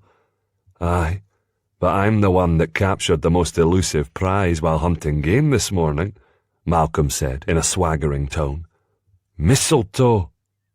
Their sister, Catherine, recently returned from her religious pilgrimage, let loose a most unladylike snort. Naturally, Malcolm would make the extra effort to search for mistletoe. "He's always keen to kiss a pretty lass," the McKenna agreed. The back of James's neck itched in warning, for he knew precisely which pretty lass Malcolm intended to kiss. He clutched his goblet a bit tighter as he struggled to master his emotions. This wasn't the time or place for a confrontation with his brother. "Mistletoe is forbidden by the church, is it not?" Davina asked. Lady Eileen shrugged. "Many priests will not allow it to be displayed on the altar, and we respect that decree. But the McKenna hold fast to the traditions of our clan, even though some might refer to them as pagan. We see no reason not to have bunches of festive mistletoe brighten the great hall." "Is it not dangerous?" Davina frowned in confusion. I thought the plant was poisonous. Aye, it can be, though most who are foolish enough to eat it suffer with sickness, not death, James replied. When I was 6, I swallowed one of the berries. On my dare, Malcolm added cheerfully. James glared at his brother, remembering all too well the sharp pains that had gripped his belly and bowels even after all these years. 'Twas a cruel prank. I didn't think you would actually do it, Malcolm exclaimed defensively. 'Tis no excuse, Eileen interjected, crossing her arms. I stayed up half the night nursing your brother, worried sick at the possible outcome. All that kept running through my mind were the rumours that Lady Sutherland disposed of her husband by brewing a potion from the leaves and mixing it with his ale. And I hid under my bed covers and wept, terrified that James was going to die, Catherine recalled. Malcolm meant no harm, the McKenna insisted. He cried like a babe until he knew for certain James had recovered. Hearing this for the first time, James turned in surprise toward his brother. Malcolm made a strangled sign of embarrassment and bowed his head. I didn't understand how such an innocent plant could cause so much chaos. Ye were only a lad yourself. The McKenna shook his head in sympathy. Fortunately, James recovered without any lasting effects. Malcolm's eyes grew amused. Except for an unnatural fear of mistletoe. Catherine giggled. James glared at his brother, but refused to give him the satisfaction of rising to the bait. "'Tis best we forget that childhood incident, and remember instead the legend of the plant," the McKenna insisted. "There's a legend? I've never heard it," Davina admitted. "I suppose it explains why people kiss beneath it?" "Ugh, but there's always a legend," James muttered beneath his breath. "This is Scotland." Dismissing his attitude, Eileen turned to Davina. "'Twas Frigga, the goddess of love and beauty, who first kissed all who passed beneath the tree on which the mistletoe grew," Eileen explained. "She then issued a decree that whenever anyone walks beneath the mistletoe, they shall have a token kiss, and no harm would befall them." Davina cocked her head. "'Tis a most friendly decree. Most of the legends I know have vengeful gods and goddesses doing all sorts of ghastly things." "Ah, but there's a good reason for Frigga's largesse," Malcolm added. "The power of the plant saved her son, Balder." "With a kiss?" Davina questioned. "Nay, according to the legend, Balder, god of the summer sun, had a terrible dream in which he died. Frigga, his mother, was alarmed when he told her of it, and grieved mightily at the thought of losing her child. Even more important, if Balder died, so too would all life on earth," Eileen said. "Balder was her second son, wasn't he?" James interjected, reaching for another drink. "Killed by his brother, Haidar." "Who was blind," Eileen insisted. "He didn't know what he was doing." James grunted. "Convenient." The McKenna waved his hand in the air. "Quiet, James. Let your mother finish the story." James grunted again, but held his tongue. "In an attempt to save Balder from the horrible fate of his dream, Frigga went to all the elements, animals, and plants on earth, and begged them to spare her son." A sparkle twinkled in Eileen's eyes as she warmed to the telling of the tale. "They all agreed to leave Balder in peace, but his enemy, Loki, the god of evil, found the one plant that Frigga had forgotten to ask not to harm her beloved Balder. Mistletoe." Davina's brows arched knowingly. "I've a feeling this story does not end well." Eileen's expression grew serious. "The gods attended an assembly where, being male and used to playing ridiculous games, they took turns in shooting arrows at Balder. All were in awe when they saw that nothing could harm him. Then the evil Loki handed Haidar, Balder's blind brother, an arrow with a tip poisoned with mistletoe. He tricked Haidar into shooting the arrow and killing Balder." "Alas, Poor Balder, killed by his brother, James muttered. Tricked into killing his brother, Malcolm corrected. With a pointed stare, Eileen ignored her sons and continued. For 3 days, the earth grew dark, and the skies poured rain. Every living thing and all the elements tried to bring Balder back to life, but none were successful. Finally, he was revived by Frigga and the power of the mistletoe. Legend claims that the tears she shed for her son during those terrible 3 days fell on the plant and turned the berries white. Davina frowned. What about the kiss? Eileen's expression softened. Overjoyed when her son was resurrected from the dead, Frigga decreed that mistletoe would never again be used as a weapon. She further declared it to be a symbol of love and vowed to kiss all those who passed beneath it. Davina shared a smile with his mother and sister. I like a tale that ends well. Aye, those are in truth the best kind, Eileen agreed, a trace of laughter in her voice.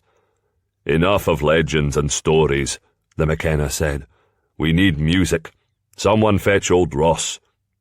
At the urging of the crowd, old Ross took his place on the dais, fiddle in hand. 2 other musicians joined him, one with a drum, another with a flute. The lively music echoed through the great hall, and many started clapping their hands and stomping their feet. James found it no surprise that his parents were the ones to start the dancing. His mother moved with grace and agility, while his father, well, what the McKenna lacked in skill, he more than compensated for with enthusiasm. Other couples joined in the merriment, and then James saw Malcolm move around the high table and approach Davina. Taking her hand, his brother placed it upon his arm and gently pulled her to her feet. Davina ducked her head shyly, yet allowed herself to be led into the middle of the dancing. Malcolm stared at Davina like a starving man gazing at a loaf of freshly baked bread. Jealousy burned in James's veins, making him short-tempered and edgy. A serving girl placed a fresh pitcher of ale in front of him, and James almost growled at the lass. James remembered the first time he had spoken with Davina. She had been shy, hesitant, and oh, so young and innocent. Yet after that brief encounter, he had believed that his future rested with her, though he could never say why. The troubadours sang of love striking without warning, often when an unsuspecting lad caught his first sight of a woman. James had never believed there was any truth in the notion, until Davina had come into his life. Yet the emotions he felt for her, the regard he held her in, had ripened over time, until they became a certainty in his heart. They were meant to be together. Now he felt the fool for ever believing it, and more the fool for allowing himself to remember it. Yet as he watched his brother tease and flirt with her, a powerful sense of ownership invaded his soul. Davina belongs with me. James saw the 2 of them share a laugh, then realized that Malcolm was trying to steer an unsuspecting Davina beneath the mistletoe. God's teeth, the man was relentless. James felt his temper begin to rise. His eyes bore into his brother, but Malcolm was unaware of the scrutiny. He was concentrating much too hard on creating the chance to steal a kiss from Davina. James stood. 'Twas his worst fears coming to life, watching his brother openly court his former love. He could feel his self-control slipping as he moved off the dais and approached the crowd of dancers, yet he could no more stop his movements than hold back the sea. Though he had drunk more ale than usual, James's steps were steady. He slapped his brother on the back, momentarily startling him. But when he moved to place himself in front of Davina, Malcolm balked.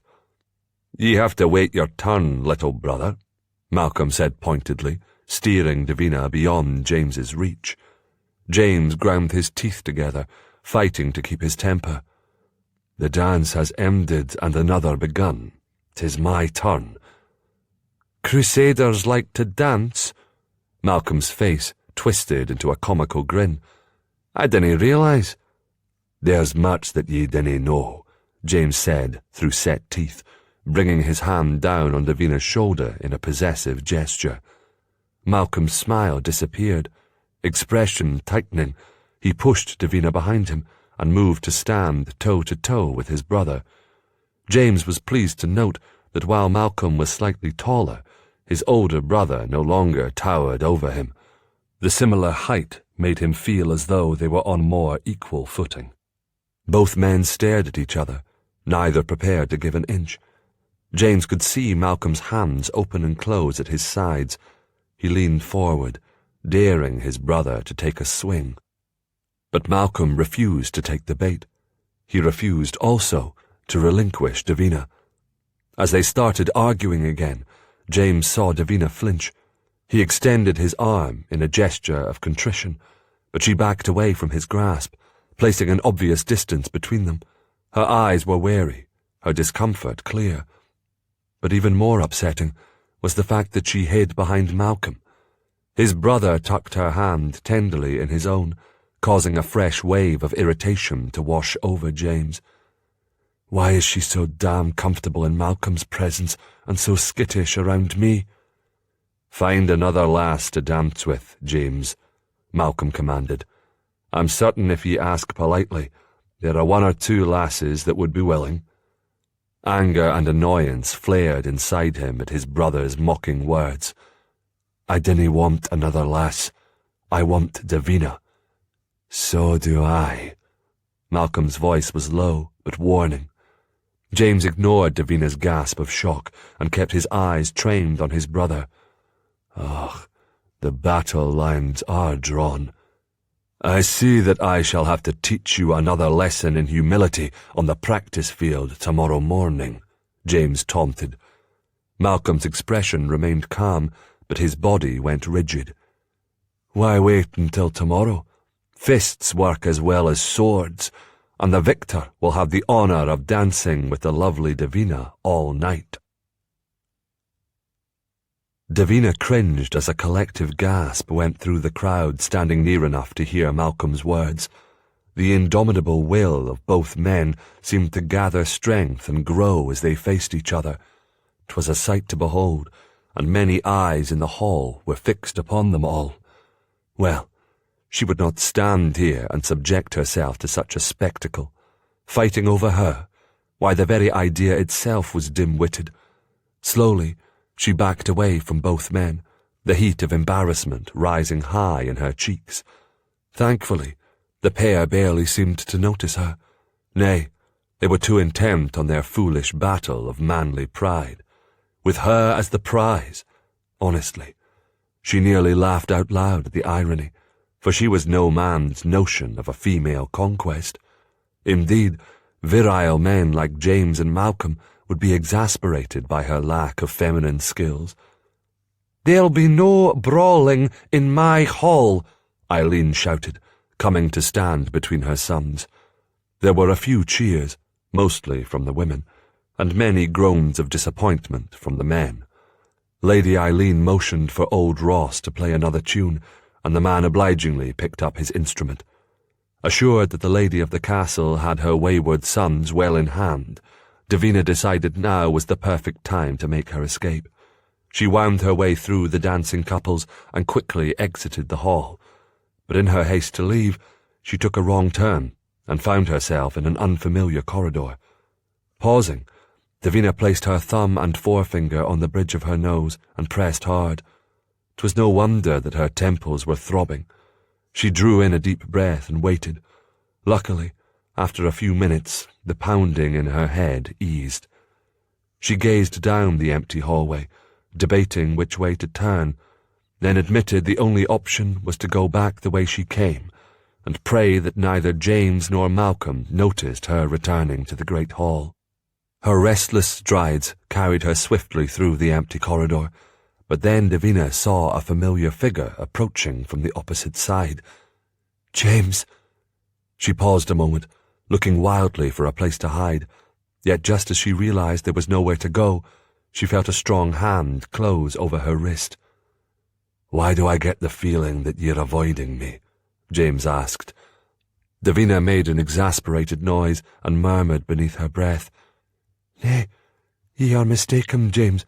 I'm merely tired, and my head hurts," she added, realizing she had no need to feign an illness, for the pounding had indeed started again. "Why did ye disappear so suddenly from the hall?" Davina's mouth twisted. "Ye are an intelligent man, James. Do you really not know?" He lowered his chin, and for a mere instant looked sheepish, but as quickly as it came, the expression vanished. "I'll not apologize for my protective nature. I was hardly in any danger dancing with your brother." "I disagree." She shook her head and turned to leave, but he took hold of her arm. "We've unfinished business." She let the exasperation she felt show clearly on her face. "James, I am not returning to the hall to dance with ye."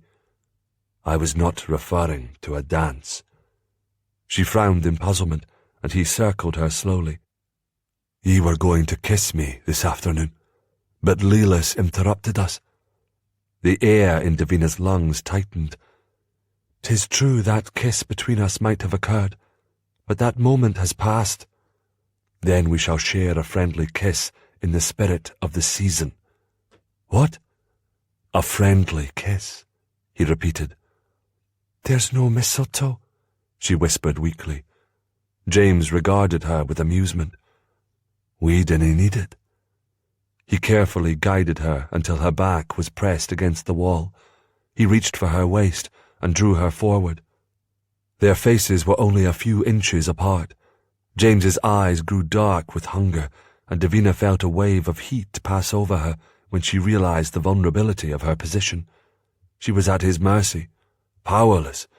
She stilled against him, waiting for the fear the nearness of being this close, this intimate with a man evoked.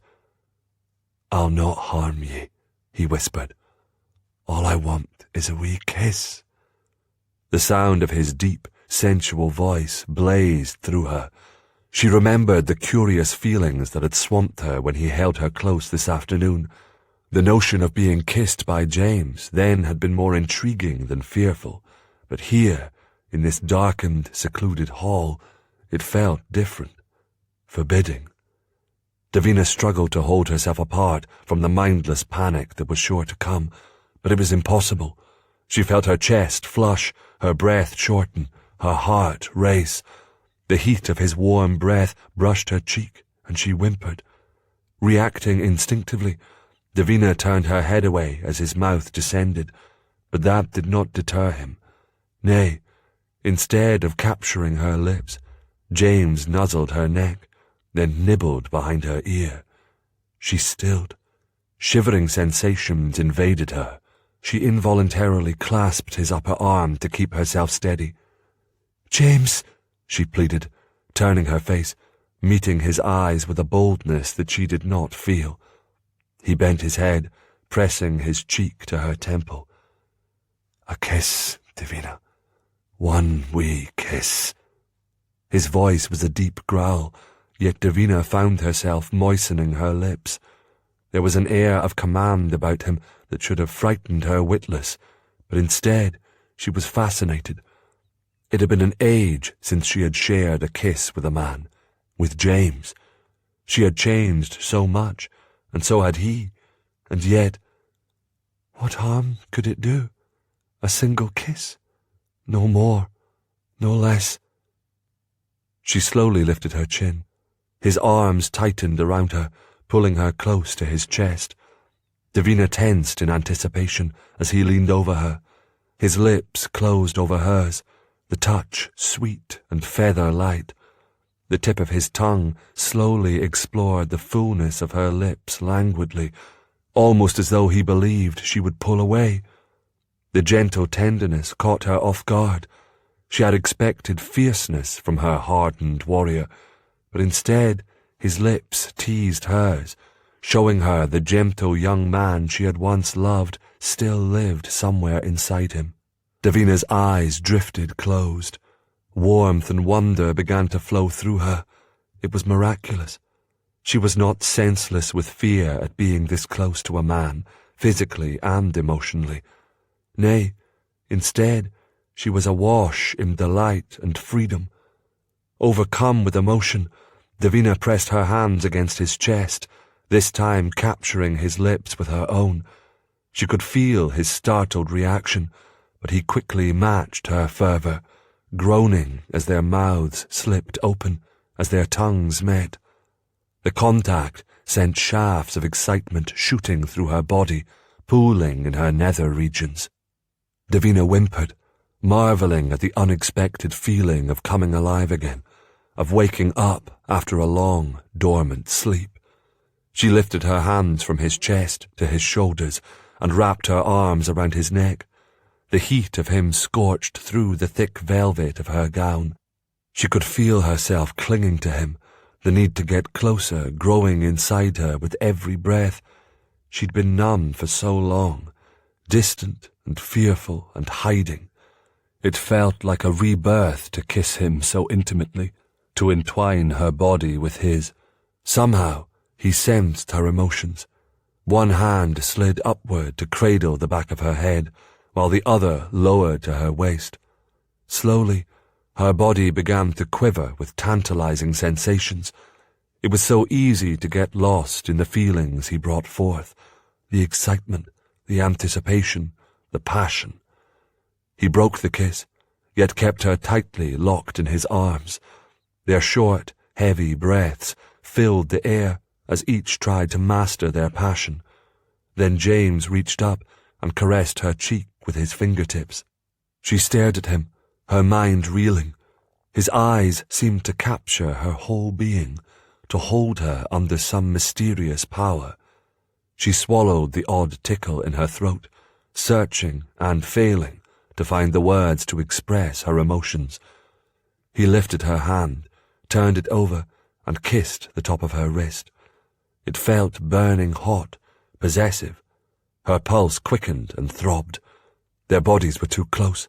It was distracting.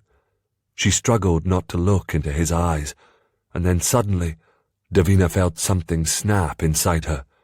Curling her fingers closed, she pulled her hand free. Too much, too soon.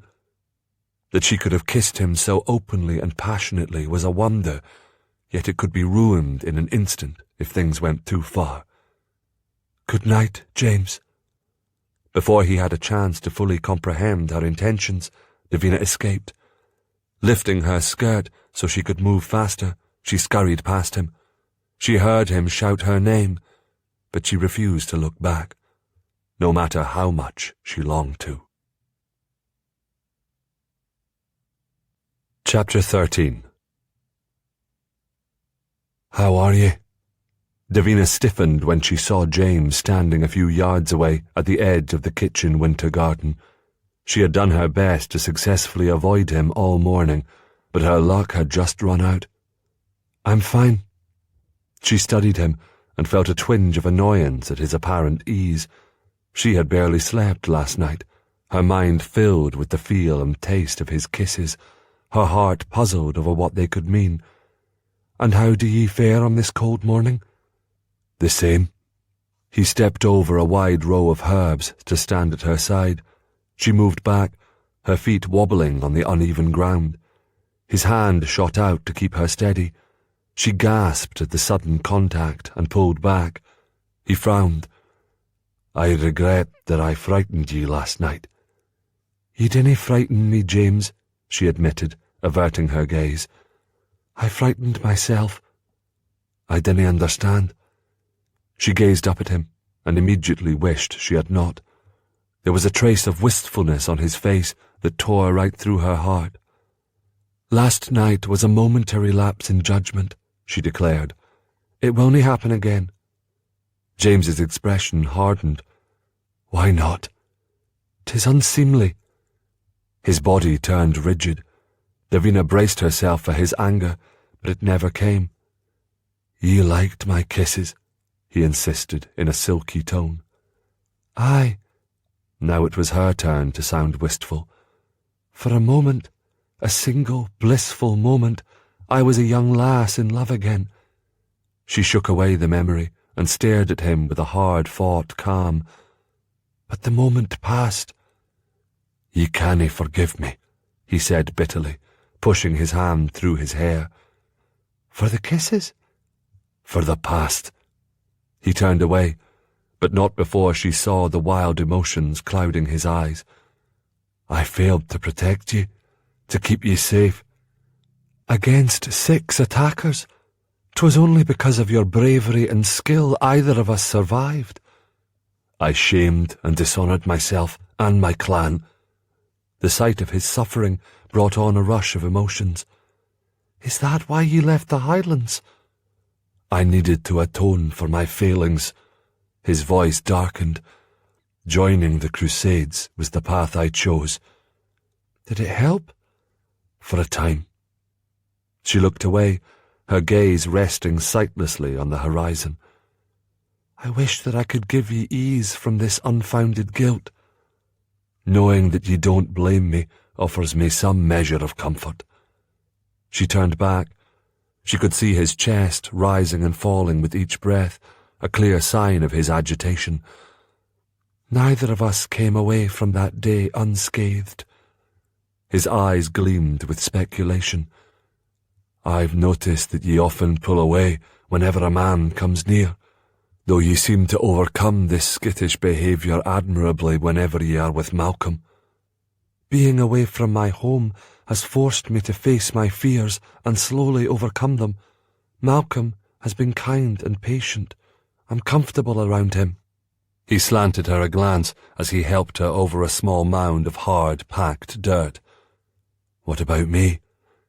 "Ye unsettle me far more than he ever could." James grinned suddenly, and she realised her answer pleased him. "You should be wearing gloves," he admonished, touching her hand. "Your fingers feel like ice." "I didn't plan to be out here very long. I was searching for some rosemary to add to the sachets I'm making for your mother. She's been very kind, and I wanted to thank her." James took her hand and placed it between both of his, warming it. It was a pleasant, comforting sensation, until he began moving his hand. He stroked down her fingertips to her palm with a light, sensual touch. Shivers rippled through her. Gasping, Davina snapped her hand away. Surprise flashed in his eyes, but he took a deep breath and lowered his arms. "I'm glad to know that my memory didn't play tricks on me," he said cryptically. His words made her wonder. She studied him so intently in the tense silence that she took no notice of the small, furry creature that ran across her foot. She screamed, then jumped, falling into James's arms. Startled, he caught her. "I believe a rat just ran over my boot," she said breathlessly. "Och, in my mother's garden." James looked about the field. "I didn't see it." Davina shuddered, the reaction caused not entirely by the varmint or the cold. The intimacy of the situation was affecting her strangely, jumbling her thoughts. She felt so strongly that avoiding further contact with James was the wisest course, and yet she could not deny that she had enjoyed the kisses she shared with him. Aye, she had enjoyed them far more than she should. Davina gently pulled herself out of his embrace. "I need to return." "Malcolm and I will be sparring on the practice field this morning," he said, cutting her off. "The winner gets the first dance with ye tomorrow on Christmas Day. Will ye come and watch?" Davina wrinkled her brow, unable to believe she found herself in such a bizarre predicament. James and Malcolm both vying for her affections. The very idea left her breathless. She folded her arms across her chest. "I'm in no mood to see the two of ye fighting. Can you not give it a rest for a few days?" "'Tis only a brotherly rivalry." "I feel responsible for it, which is ridiculous, since I've no interest in either of ye." James smiled ironically. "Your kisses tell a different story." She bristled, opening her mouth to deny it, and instead letting out a soft chuckle. After a moment, he joined her. The sound warmed her heart, and she considered it a good omen that they could laugh together. But she knew better than to read too much into it. Cupping her hand to protect the lit candle she carried from the wind, Davina followed Malcolm and Lelas into the bailey. Her breath caught when she saw the number of people who had gathered there, each carrying a candle of their own. Night had fallen, and the shimmering glow of these single flames cast a golden light over everything. "It looks like a fairyland," Lelas exclaimed. "Aye," James answered, as he pushed himself forward to stand beside them. "We all hold a candle to light the way and guide the Holy Family to safety on this Christmas Eve." "Where's my candle?" Lelas asked. "Here, take mine," Davina offered. She blew out the flame and handed it to the little girl. Lelas's brow furrowed as she gazed at the thin plume of smoke that rose from the extinguished wick, but instead of demanding that the candle be lit, she held it close to her heart. "When will the baby Jesus be here?" Lelas asked. "He comes at midnight," Catherine explained, "though we will not actually see the babe." Lelas thrust out her lower lip. "Why not?" "His coming is symbolic," James replied. Lelas wrinkled her nose. Though most likely not understanding her uncle's explanation, she did grasp that there would be no babe to view. "I want to see the baby," Lelas declared. "and I want to hold him too." "You're too young to be holding a babe," Malcolm said cheerfully. "Papa, please," Lelas entreated, her lower lip trembling. "Is that a snowflake I see?" James asked loudly, holding out his hand as though he were trying to catch it. "Snow?" Lelas looked skyward. "I like snow." James pulled Lelas closer and lifted her in his arms. "Then we must watch to see if any more of it falls." James's ploy worked. Lelas was quickly distracted by the promise of snow. Davina never would have guessed that he could have so much patience. 'Twas good to see him with the lass. She softened his harder edges and had the ability to make him smile. Lit candles held high, they made their way slowly toward the chapel. It was much too small to hold all those who wished to hear the service, so Father Dominic said the Mass on the front steps at a makeshift altar. There was a cold wind blowing, but everyone was pressed together so tightly they were warmed by the combined body heat. Davina stood with the rest of the family at the front, her mouth moving silently in prayer, the familiar words of the Mass a comfort. Lelas fell asleep before the final blessing, though she muttered again about wanting to hold the babe before her father carried her off to bed. Prince followed loyally behind the pair, and Davina knew having the hound in her bed would keep the lass contented. Though the castle went to sleep late that night, all awoke with the dawn. There was an air of excitement as everyone gathered to break their fast, and Davina soon realized why. They would spend the entire day in celebration. The storytelling began before the last of the mince pies were eaten. Men, women, and even a lad or two took turns sitting in the large chair beside a roaring fire, spinning a tale. There were interruptions, along with good-natured corrections and embellishments, which produced a great deal of laughter. The ale and wine flowed freely, and the singing began after the last of the stories were told. Dark clouds were brewing outside, and the ominous rumbling of thunder predicted the coming of rain, not snow, though if the temperature dipped lower, it would snow. Yet inside, the fire and fellowship kept everyone warm. Lelas cuddled in Davina's lap. Davina bounced the little girl in time to the music, feeling breathless after but a few songs, but was having too much fun to care. The rest of the family had disappeared. Davina assumed they were gathering the small gifts to be handed out once the singing ended. "Come along, sweetheart. Your grandfather has brought in the piggies."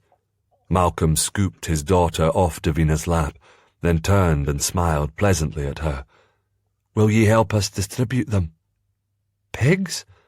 You give swine as gifts?" Davina asked in astonishment. Malcolm burst out laughing. Embarrassed, Davina followed him to the table where the gifts were assembled.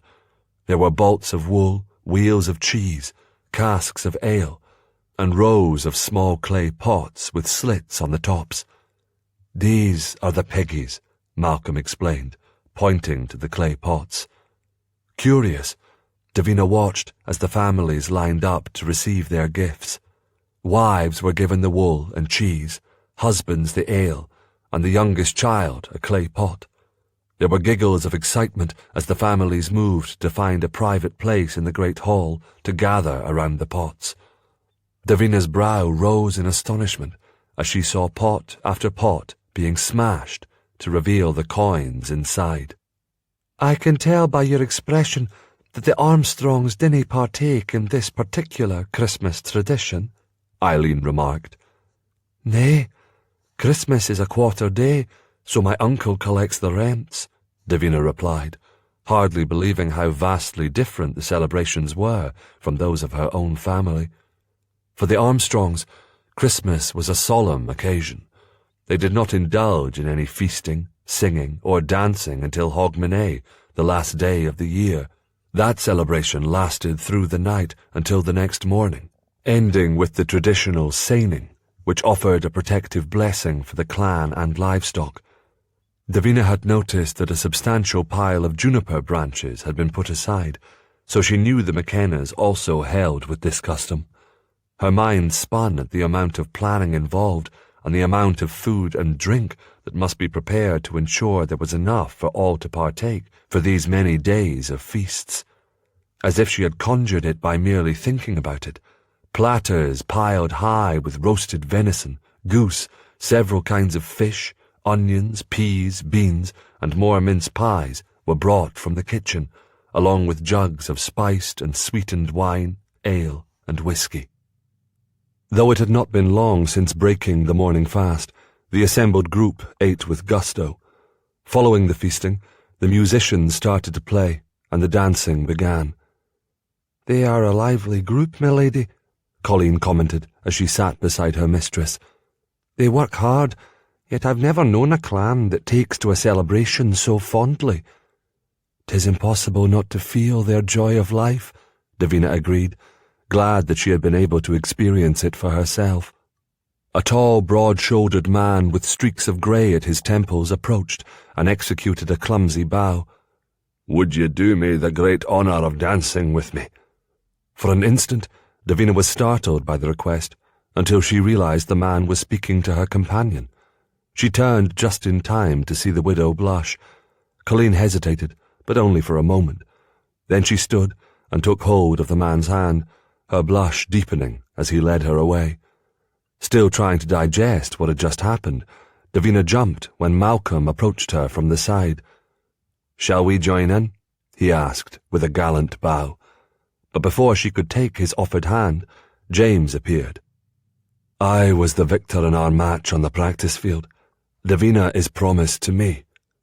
Malcolm's mouth tightened into an even line of disagreement.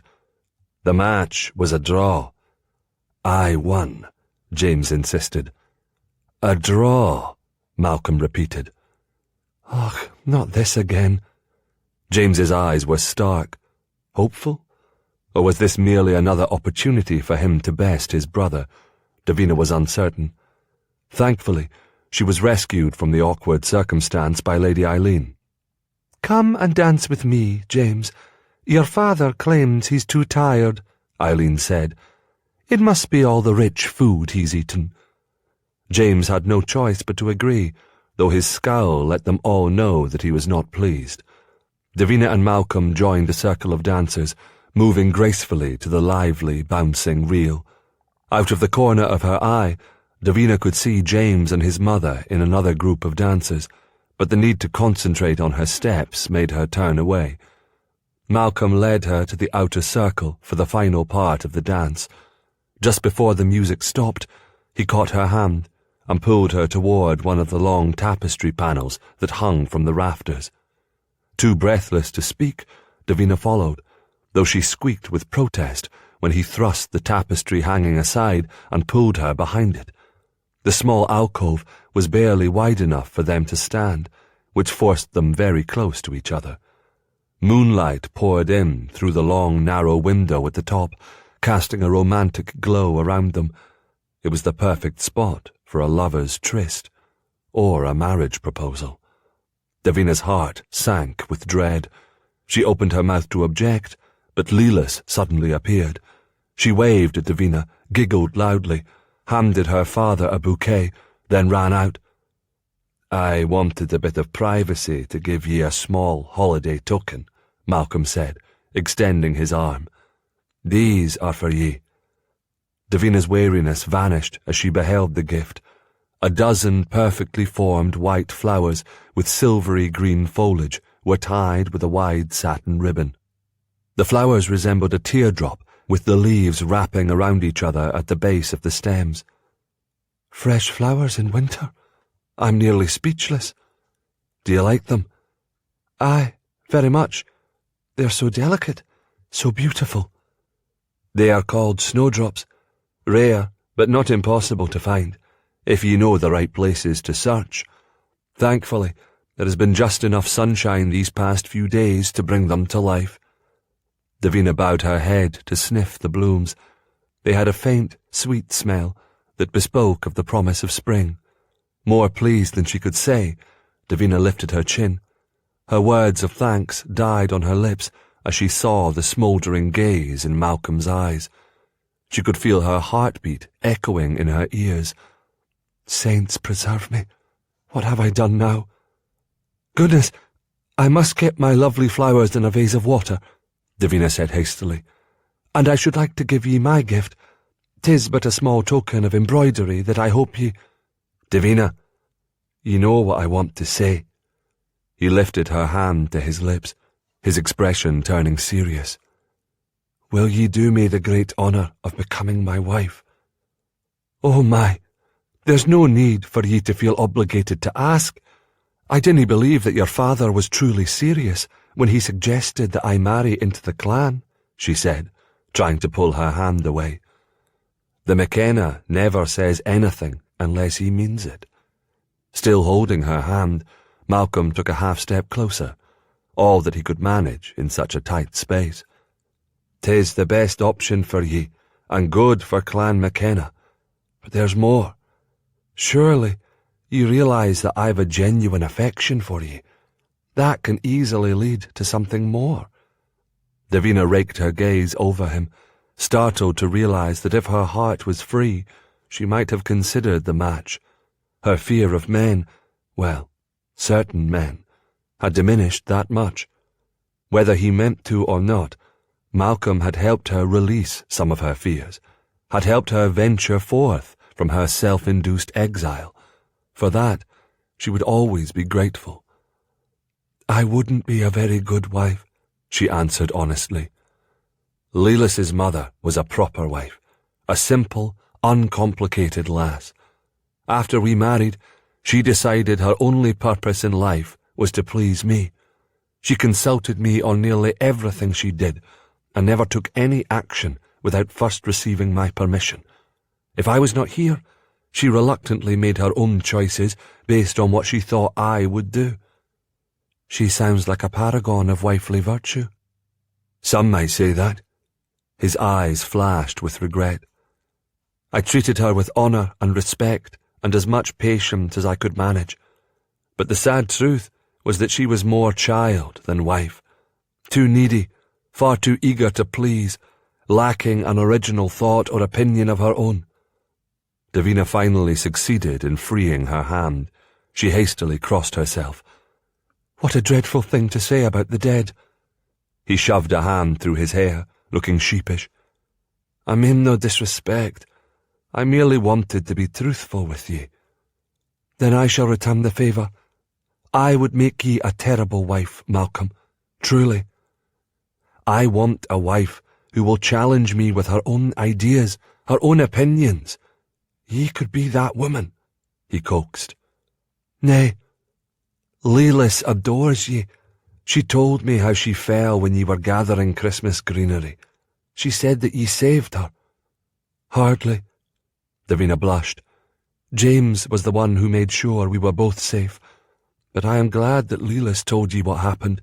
She knew that she was wrong to run off, and feared the repercussions if ye were told of her bad behaviour." "Well, I admit that I did yell, rather loudly, according to Lelis." Malcolm shook his head. "'Tis clear that ye are exactly what my motherless daughter needs."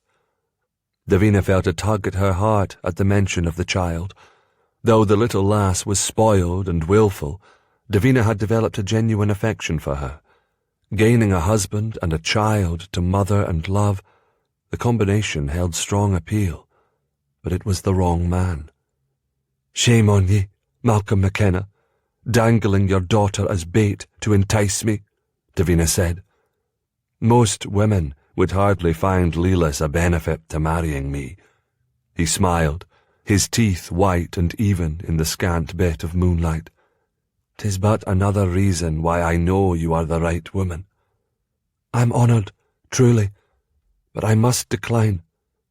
"Why?" "James." She had whispered his name under her breath, but Malcolm heard. His jaw tightened. "You've already accepted his proposal? He's said several times he has no interest in marrying ye." "There's been no proposal," Davina clarified, reminding herself that Malcolm was unaware of the true nature of her past relationship with James. "My brother has said that he will nae court ye, yet every time I'm near ye, he interferes. Tell me true, do you favour him over me?" "James and I share a past," she swallowed. "A romantic past." Malcolm's shoulders stiffened. "Has it been rekindled?" "Not exactly, but it stands firmly in the way of a future for the two of us." A shadow touched Malcolm's face. "My brother is more times a fool if he doesn't realise what a treasure he has within his grasp." "We are a pair of fools, your brother and I," she said quietly, thankful that Malcolm did not press the matter further. Malcolm stared at the wall for a long moment. "I would speak with James on your behalf, but I fear he will nae listen to me. So instead I will tell ye, Davina, dinna be so quick to abandon something so hard to capture and hold." "It has already been lost," she said, emotion catching in her throat. "If that were true, then ye would have accepted my proposal." Malcolm turned and peered around the side of the tapestry. "The music is about to start again. Shall we join in on the next dance?" "I'd like a moment to compose myself," she replied. He nodded. Relief surged through Davina when he left, followed by a stab of guilt. She held her lovely flowers close to her heart, wondering how her life had gotten so complicated. Wondered, too, how she could set it to rights. Lost in thought, she was startled by the sound of approaching feet. Fearing that Malcolm had returned, Davina turned, and instead found herself looking into Colleen's disapproving face. "I assume from the scowl on Sir Malcolm's brow that he proposed, and you rejected him," the widow said. "I did," Davina sighed. "Ye of all people should know the reason why." "I know that ye came here to reclaim the life ye lost, and ye've done well so far." The widow pointed a finger at her. "But ye have yet to settle the past with Sir James." Davina lowered her head. "I know." She had come to McKenna Castle in desperate need of finding an inner strength, and somehow, miraculously, she had found it. But there was something else she needed, and James truly was the only one who could give it to her. She needed to know, with certainty, that she could be intimate with a man. Davina scurried down the stairs, one hand skimming the wall for balance, the other trembling so violently that the candle she held cast an eerie, jumping shadow along the corridor. "Saints preserve us! What am I doing?" She had deliberately waited until it was very late and the castle was asleep. Yet as she crept down the hall, the sensible side of her wanted to run back to her own chamber, bar the door, and hide in the bed, with the covers drawn over her head. Davina's footsteps slowed, but she did not stop, nor turn around. Her decision to be intimate with James seemed such an inspired idea, but the execution of such a plan was proving to be a test of her nerve and determination. She tugged at the high neckline of her nightgown, feeling suffocated. This might very well be the most witless thing she had ever tried to do, but her desperation had grown to the point where action must be taken. When she reached his chamber door, her body froze. The candle shook crazily as Davina stood there, searching for her courage. Her chest felt so tight she was finding it difficult to breathe. Twice she nearly turned away, but then reached deep inside herself, gathering her courage, and flung open the door. "James, I must speak with ye." Silence. "James?" Eyes pinned to the velvet hangings surrounding the bed, Davina moved forward. Was it possible that he hadn't heard her enter? It seemed unlikely that he could sleep so soundly, but she did notice he had drunk more than his share of ale and whiskey during the long day of holiday celebration. Walking softly on the balls of her feet, she made her way to the bed, listening for signs of life. Yet there were no heavy breaths, no snores or grunts. Her trembling fingers slid down the length of soft bed curtains. Bowing her head, she snapped back the rich fabric. Empty.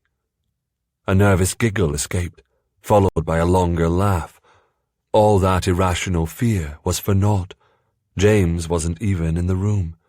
She slumped against the wall, then thumped her head back against it several times in frustration.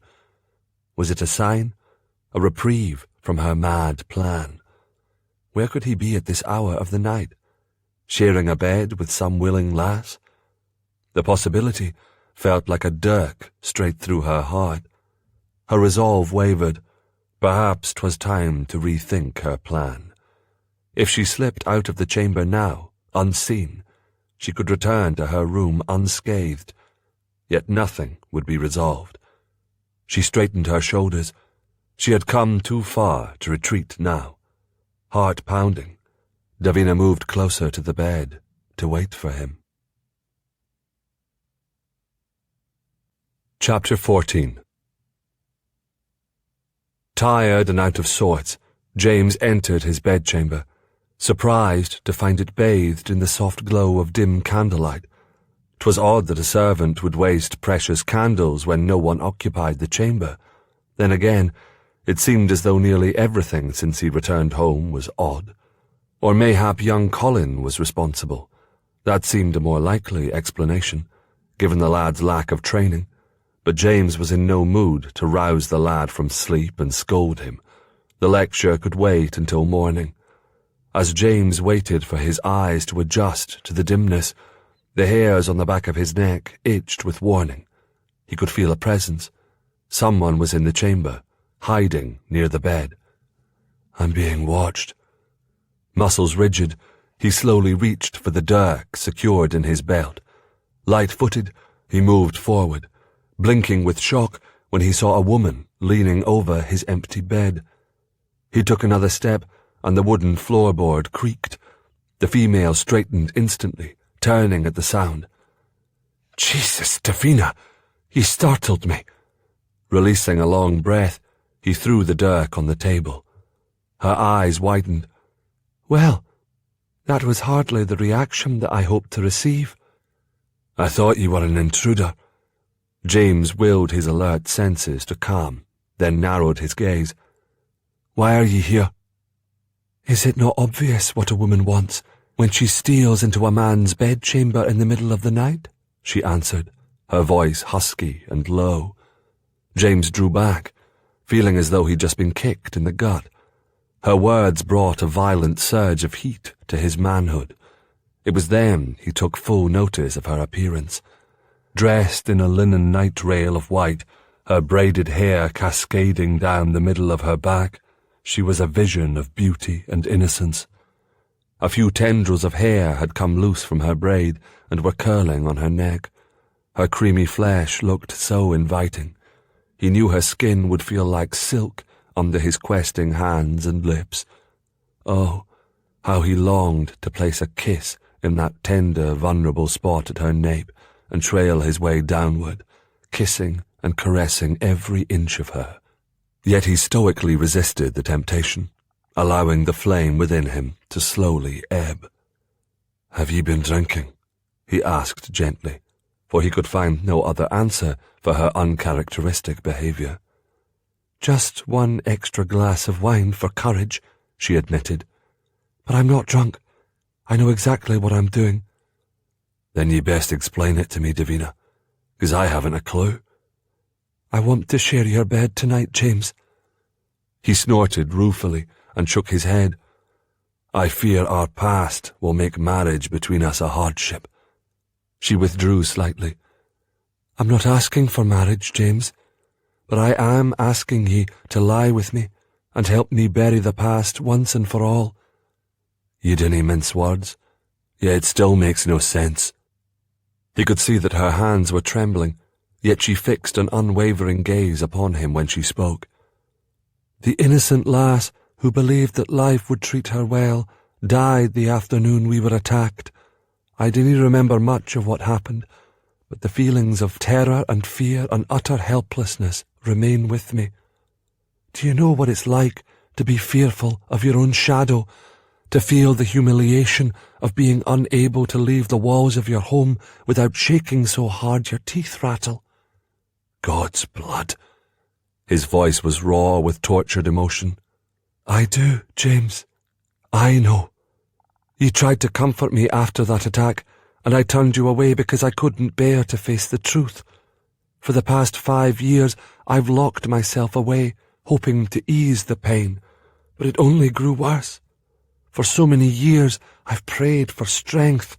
I've sought solace in strong medicine to ease my pain, to pull me away from the darkness that plagued my mind and heart." He bit back an oath. "Ye cannae run from the pain, Davina, for it will always follow. Ye must face it, conquer it." "As ye did, by running off to the Crusades." He turned with a growl, and she lowered her head. "Forgive me, James. I've no right to judge. I've treated ye cruelly, unfairly. Ye did what ye needed to survive." "So this is to be my payment, having ye in my bed for one night?" "No, James. This is my way of breaking free from the past and finally escaping the walls of isolation that surround me." "Ye are no longer fearful of intimacy with a man?" She swallowed so hard he could see her throat move. "I'm no longer terrified of facing the truth. If I'm not a virgin, then so be it. It almost doesn't matter, for I will forever feel violated by that horrid outlaw." James cursed under his breath. "I should have saved ye, Davina." She reached for his hands and gave them a gentle squeeze. "Oh, James, ye did save me. We are both alive to tell the tale, and that's because of ye." He raised her hands and rubbed them against his cheek. "I dinna deserve your forgiveness." "Ye are being daft," she cried. "Pig-headed. There's nothing to forgive. Ye did nothing wrong." James bit the inside of his cheek to prevent an outburst of anger. Arguing would solve little. He would carry this guilt to the grave. Yet knowing Davina did not blame him eased a bit of his sorrow. Yet he had no right to expect her to fill the emptiness in his heart. "I have nightmares too," he confessed quietly. Her eyes watered, and he noticed the trembling of her chin, but she did not let the tears fall. "Let's join together and banish these nightmares forever," she said. "We've both learned 'tis pointless to cry over what's been lost, to spend our days and nights wishing things had been different. 'Tis a most unusual twist of fate that has brought us together again, James. We should not waste this precious chance. I want the memory of making love with ye to fill my dreams, instead of the fear." Her heartfelt plea rattled him to the core. Emotions he did not want to identify and acknowledge stirred within him. Stalling for time, James added some wood to the small fire burning in the fireplace. The flames rose, dispelling the chill in the chamber, but not the rising fear in his heart. Once consummated, there would be no graceful way to end the relationship. If he took Davina to his bed, she would become his wife. McKenna honour demanded no less. Was he ready to take that step? Just looking at her set off warring feelings inside him. Though he had tried to deny it, his strong desire for her remained, but it was still overshadowed by his need to protect her. He could never atone for the mistakes of the past, could never take away the pain that she suffered, but mayhap he could lessen it by helping her bear it. Was this the path that would lead her there? "'Tis a dangerous game that ye are suggesting," he said. "A woman must be very careful when she gives her body to a man." Even in the dim candlelight, he could see her blushing cheeks. He took a few steps forward, yet maintained a safe distance between them. His jaw tightened as he wondered how in the hell he was going to resist what she offered. "I've been considering this very carefully. I trust that you'll be slow and gentle," she said in a quiet, reverent tone. "I trust that if I grow frightened, you'll stop." "I'm a man, Davina, not a saint. If things go too far—" He let his voice trail off, fully expecting her to turn tail and run. She looked at him with imploring eyes. "That's why I'm here, James. I want things to go too far." James stood in stunned silence for a moment, mulling the choices over in his mind. His pride was soothed, knowing she had come to him instead of his brother. But if he turned her away, would she then seek Malcolm's bed? The tumult inside him heightened. He knew it had not been easy for her to find the courage to approach him. Whatever demons haunted her still existed in the edges of her mind, yet she was determined to vanquish them. He could not help but admire her for it. But her methods flummoxed him utterly. Why were females such confounding creatures? Was this the answer? Sleeping together? His cock certainly thought it a good idea. Yet what if this made things worse? That thought brought an ironic laugh to his lips. How could the strain between them grow any larger? He wished he had the magical power to snap his fingers and obliterate her distress, but that was foolish, childish, an answer that Lelas would seek. Had pure desperation brought this idea to Davina, or did it have merit? Would sharing the burden that haunted their past help them heal? Doubt crowded his mind. "You need to know that I can make no promises about the future to ye," he said bluntly, still hoping to frighten her away. The angry reaction he expected was not forthcoming.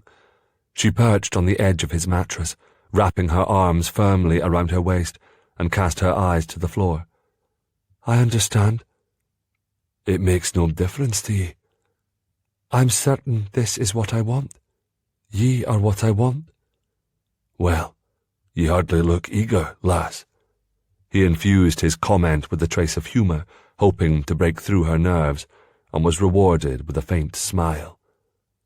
"Aye, now she'll leave."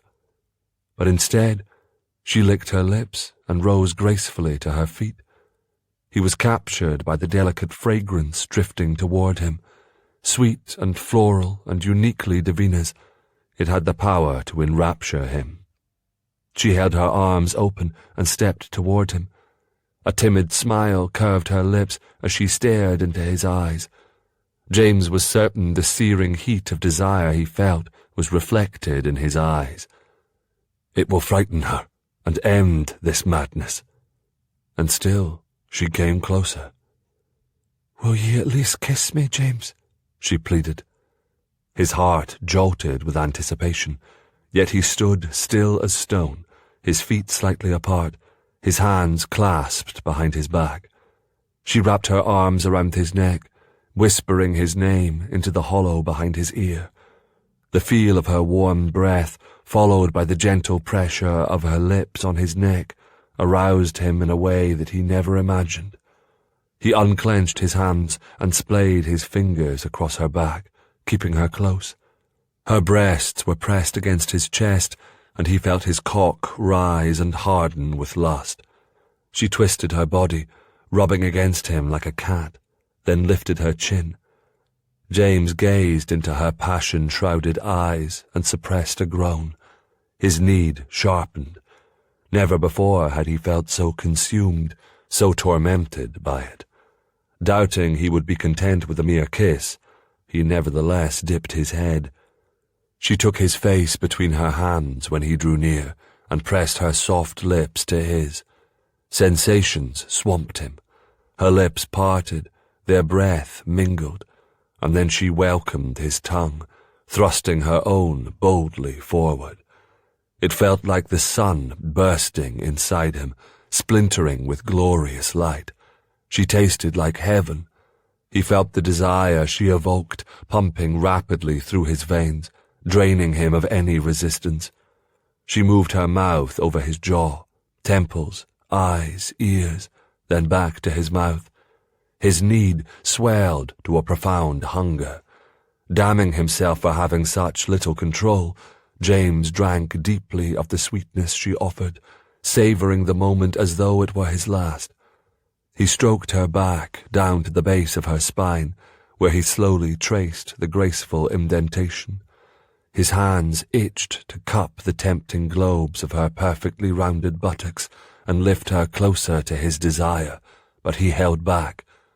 This was Davina's seduction. He would follow her lead, no matter how torturous, no matter how sorely tempted he was to take control, to spread her legs, grasp her hips, and press inside her, to finally claim her as his own. His body became further inflamed when he heard her whisper his name, so sweetly, breathlessly, and with obvious need. Her untutored hands pulled at his clothing, trying to push it aside and reach his bare flesh. James held his breath, aching with the need to help her, but he feared his passion would overcome her. Gritting his teeth, he somehow held on to his control as the delicious sensation of her fingertips glided over his partially bare chest. His loins quickened, his manhood was heavy and aching. His heart caught, knowing that this was the time for truth between them. "I've been hurt and angry, but my feelings for ye have never changed," he whispered. "I'm humbled to know that ye could still want me, flawed as I am." A lone tear escaped, trailing down her cheek.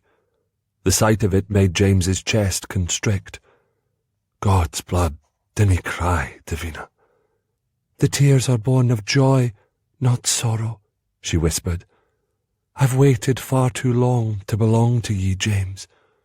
He felt himself starting to withdraw, to pull back into the harsh, gruff shell he used to protect himself. Davina's eyes turned sorrowful, as though she knew what he was doing. Then suddenly, a helpless feeling sliced through his heart, a fear that if he turned inward again, now, in this moment, he might never be able to escape. It was madness, and yet... He ran his fingers wearily through his hair, then held up his hands in supplication. Allowing his guard to crumble, James lay down on the bed, folded his hands across his chest, and closed his eyes. He could feel the mattress dip as Davina scrambled beside him.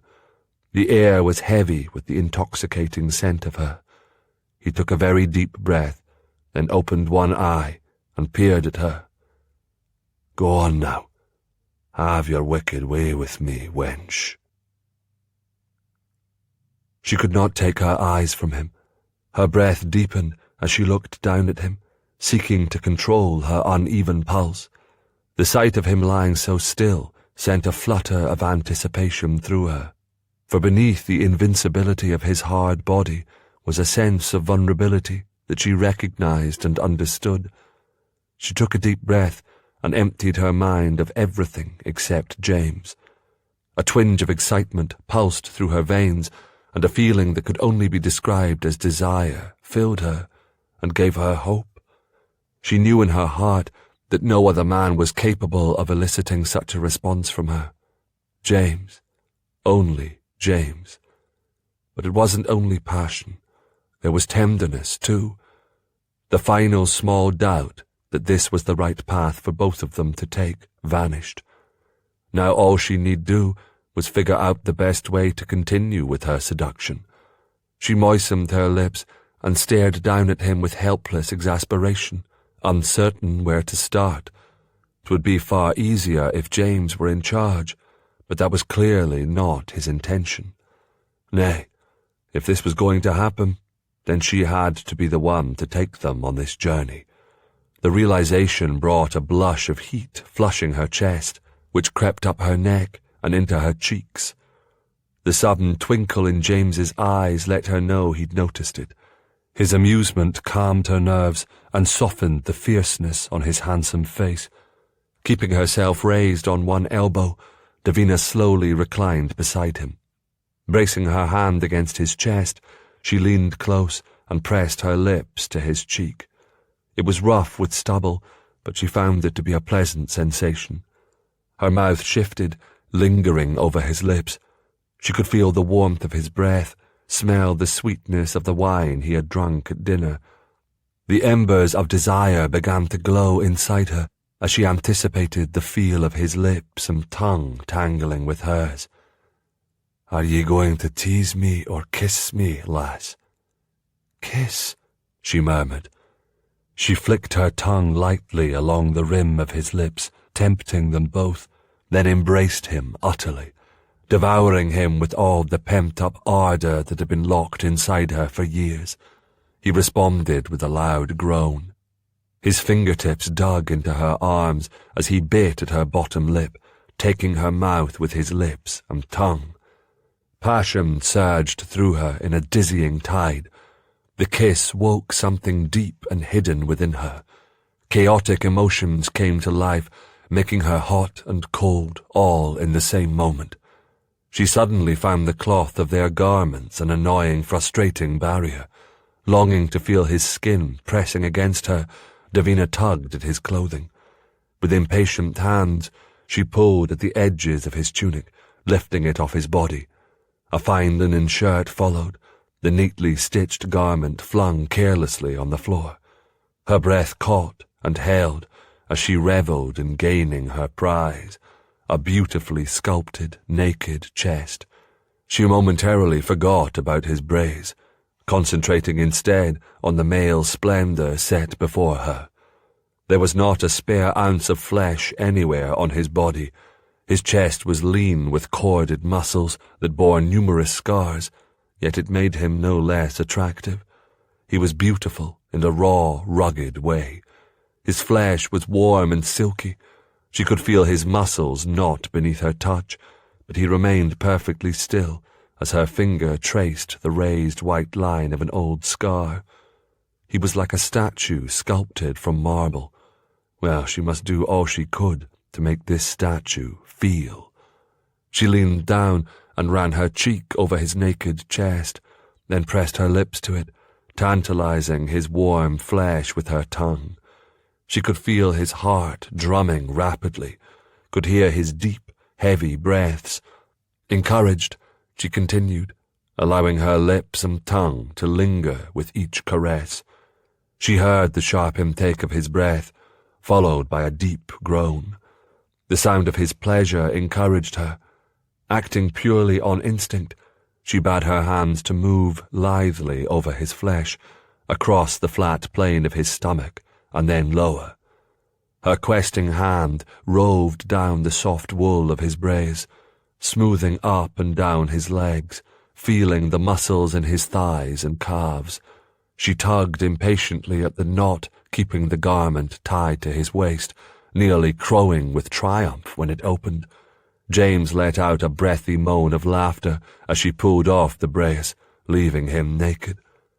Her eyes widened and her lips parted. His penis was bold and hard, jutting proudly skyward. Fascinated, she moved herself closer to his warmth, exploring the contours of his body with frenzied hands, marvelling with each new discovery. Strange, but the more she caressed him, the greater her own excitement grew. She could feel her breasts swelling, her nipples hardening. Her mind tripped wildly with all manner of wicked thoughts. She wanted to feel everything, taste everything. Did she dare? Aye.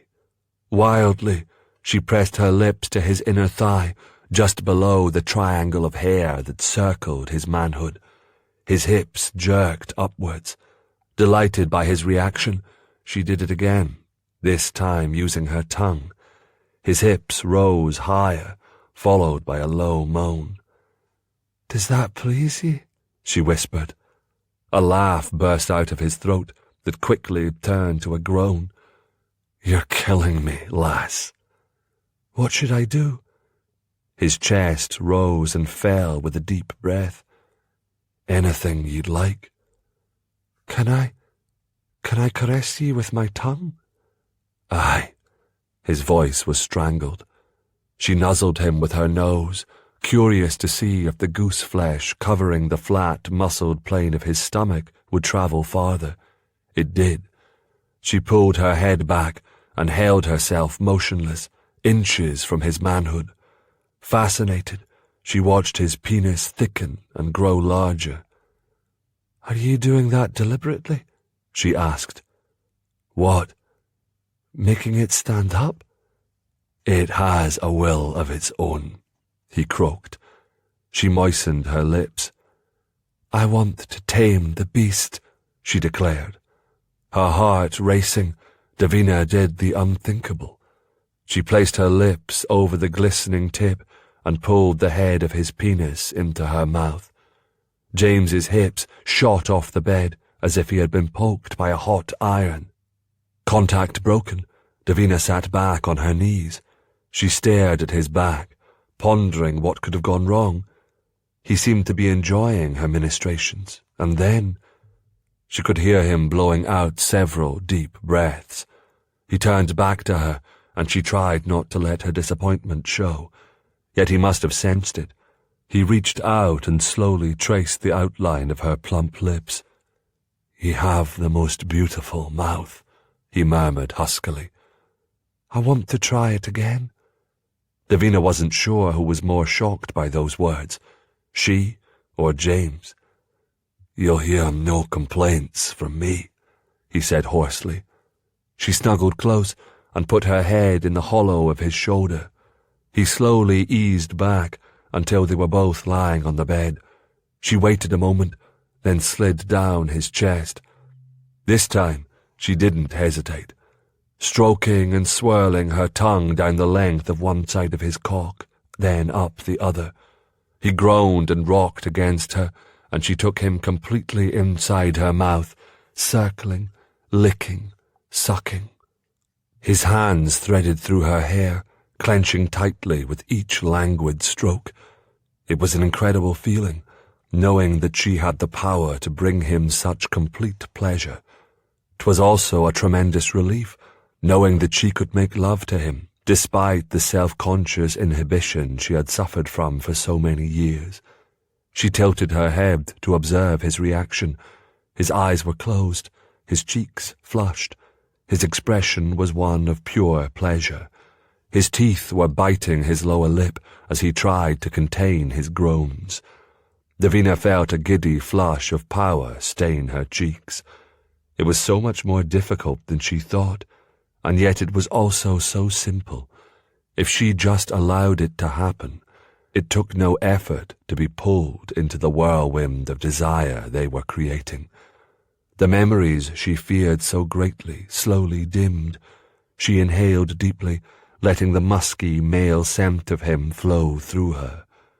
"Enough now," he growled suddenly, pulling himself away. She lifted her head and looked into his eyes. They were dark with pent-up desire, yet when they met hers, they softened. He smiled before reaching out and cupping the side of her face in his palm. Restless, tingling sensations heated her skin, making her heart beat faster. That heat moved through her, and the wanting surged. "Dinna be afraid to touch me," she whispered. "I long to feel your hands caress me." "I fear that I'll lose control and hurt ye," he confessed.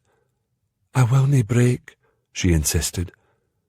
"You need to put yourself where I can easily reach ye." Davina frowned. "I'm right beside ye, James."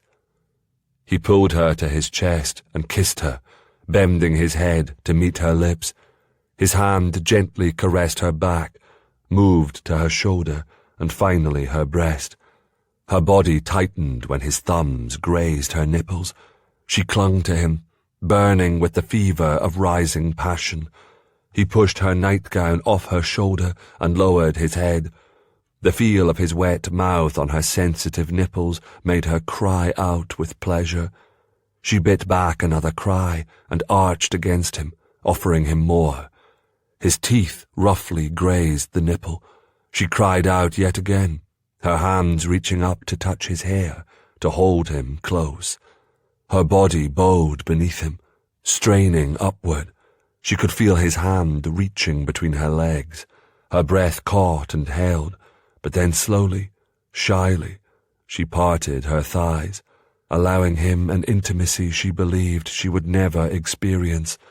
She sighed with pleasure at his gentle touch, each caress leaving her eager for the next. "You're growing soft and damp for me, my angel," he murmured. "So sweet, so delicate." Overwhelming sensations jolted through her body as his fingers skillfully circled, teased, and stroked the sensitive pearl hidden within the folds of her womanhood. Her belly tightened, and she twisted restlessly as an odd, anxious ache filled her. She needed something more. "James," she pleaded. "Aye, love, I know what ye need."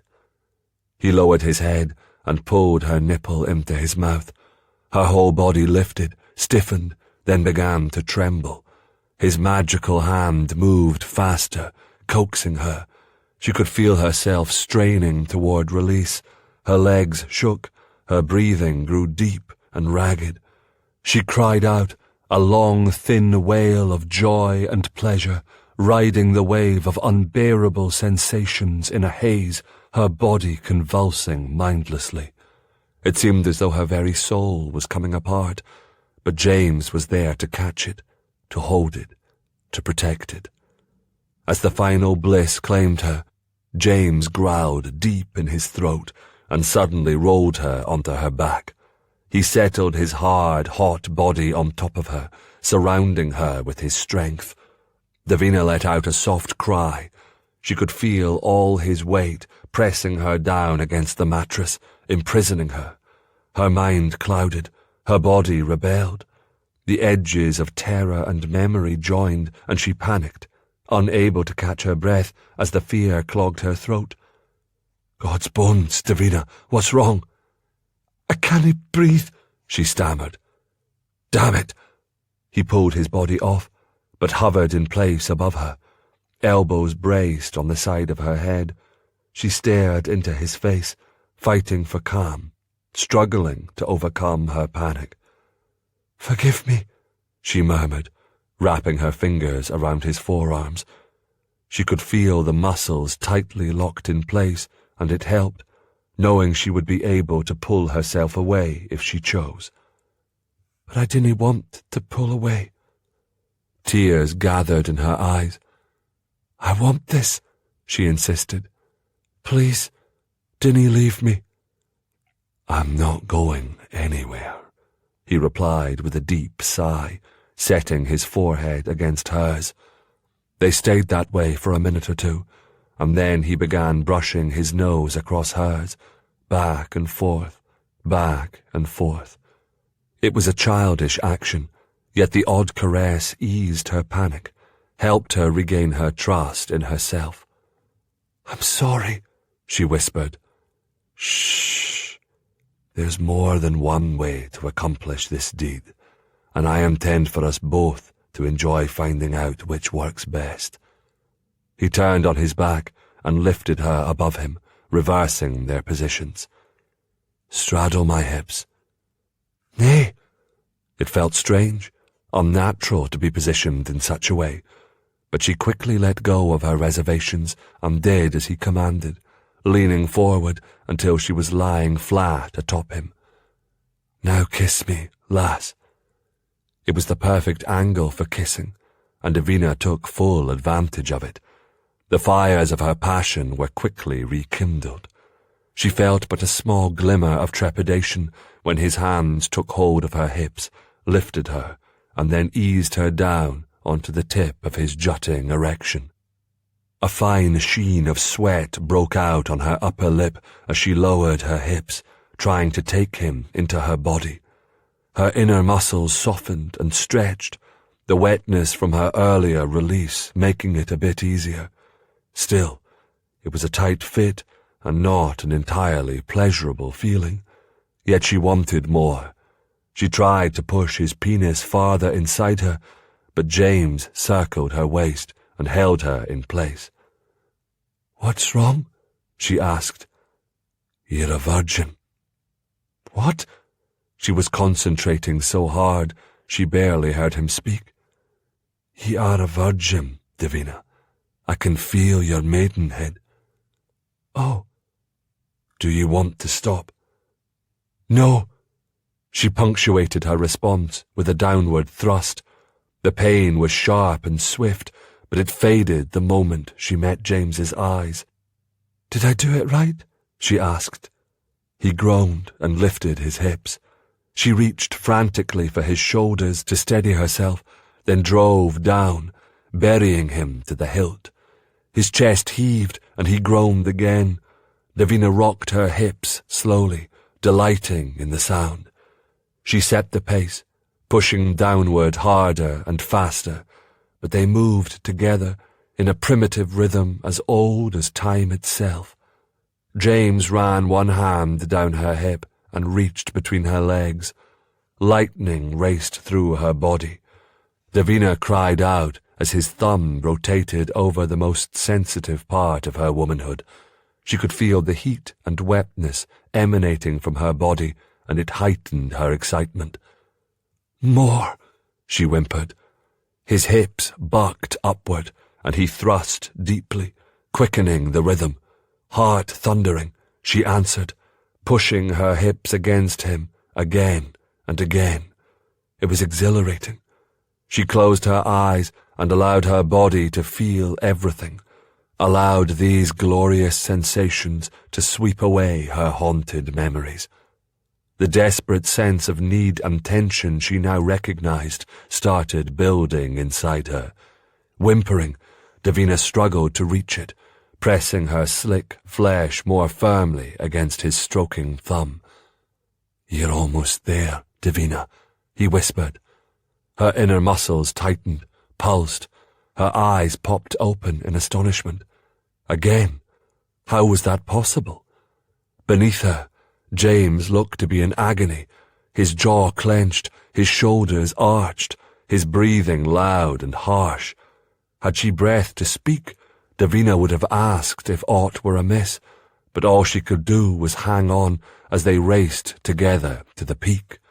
Suddenly, James stiffened and shouted her name, and Davina felt the hot flood of his seed deep inside her. She stroked his hair, uttering sweet words of nonsense, then clung to him, seeking the comfort only he could bring to her wounded heart.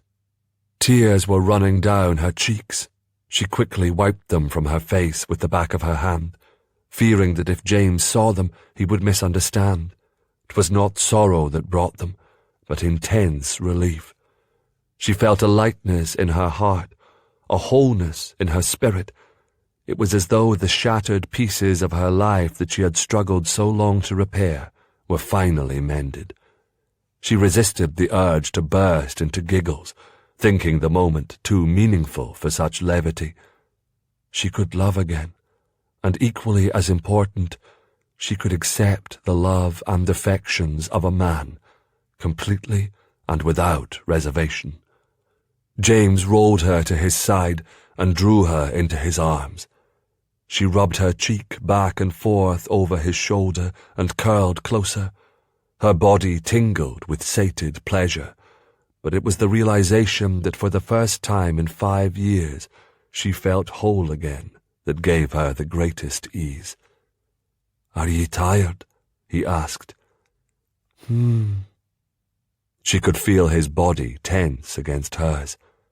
"Davina, love, We need to talk. Davina answered with a loud yawn. Just let me rest my eyes for a few minutes first, James, she muttered, as her voice trailed off, and sleep claimed her. Chapter 15. James stared down at the meal laid out before him. The oatcakes were nicely browned and warm, the small pot of honey sitting beside the platter a rare luxury. Taking full advantage of the bounty, he tore a cake in half, drizzled it liberally with the sticky nectar, and put it in his mouth. The sweetness burst upon his tongue, and he allowed himself a brief moment to savour the ambrosia before once again training his eye upon the archway leading into the great hall. Where was she? At this late hour of the morning, only a few lingered at the trestle tables breaking their fast. Thankfully, none were members of his family. Facing their curious scrutiny while he was feeling so unsettled would have been pure torture. He had fallen into an exhausted sleep, holding Davina tightly against his chest, his spirits lifted, his heart hopeful. But when he woke with the dawn, she was gone, leaving his bed the same way she had arrived, quietly, stealthy, without his knowledge. A part of him didn't understand why he felt so outraged. More than once he had slipped from a woman's bed as the dawn approached while on crusade. Except for the fact that he was the one left behind. Was this any different? Aye, it was. Making love with Davina had awakened feelings within him he long believed dead and gone. Even now, hours later, the emotions continued thrumming through his mind and heart. She had yielded her body to him, satiating his physical desire as no other had ever done, but in doing so had somehow reached the very core of his being, touching his soul. He had always known he had lingering feelings for her, yet he had not expected to care so much. Then, if by some mystical conjuring, Davina suddenly appeared in the great hall. His control slipped for a moment, and he jumped to his feet, demonstrating all the eagerness of a green lad. Irritated at the reaction, James turned his head away, yet the heated feeling continued to consume him. He heard her approach and breathed in deeply, trying to dispel the sharp stab of longing that tore through him. Yet manners prevailed. He drew out the chair beside him for her, and she sat, her hands folded in her lap. "Good morning, James." He glanced down at his clenched fist. Jesus, just the sound of her voice had the power to tie him in knots. "Davina?" He nodded his head and slowly unclenched his fist. "You look lovely." Her eyebrows rose, and she cocked her head. "Ye look out of sorts." He gazed back at her. "I dinna like waking up alone in my bed, especially after it has been filled with such a sensual, willing, bonny lass." Guilt touched her eyes. "My behaviour last night was exceedingly improper. I had to leave your bedchamber before the household awoke. I couldn't insult the generous hospitality of your parents by being discovered somewhere that I should not have been." Her words pierced him sharply. If they had been found together, they would have had no choice but to marry. Did this mean she did not want to be his wife? "You regret what happened between us last night?" Her cheeks bloomed with colour. "James, please, just leave it be." He clenched his hand, and the oatcake he held crumbled. The ease and comfort they had gained last night was now gone. "Come with me, now." Her head lowered slightly. "Please, calm yourself." He drew in a deep breath, making an effort to conceal the anger that continued to rise. "I need to speak with you, and I prefer to do so somewhere private, unless you wish all to know what passed between us last night."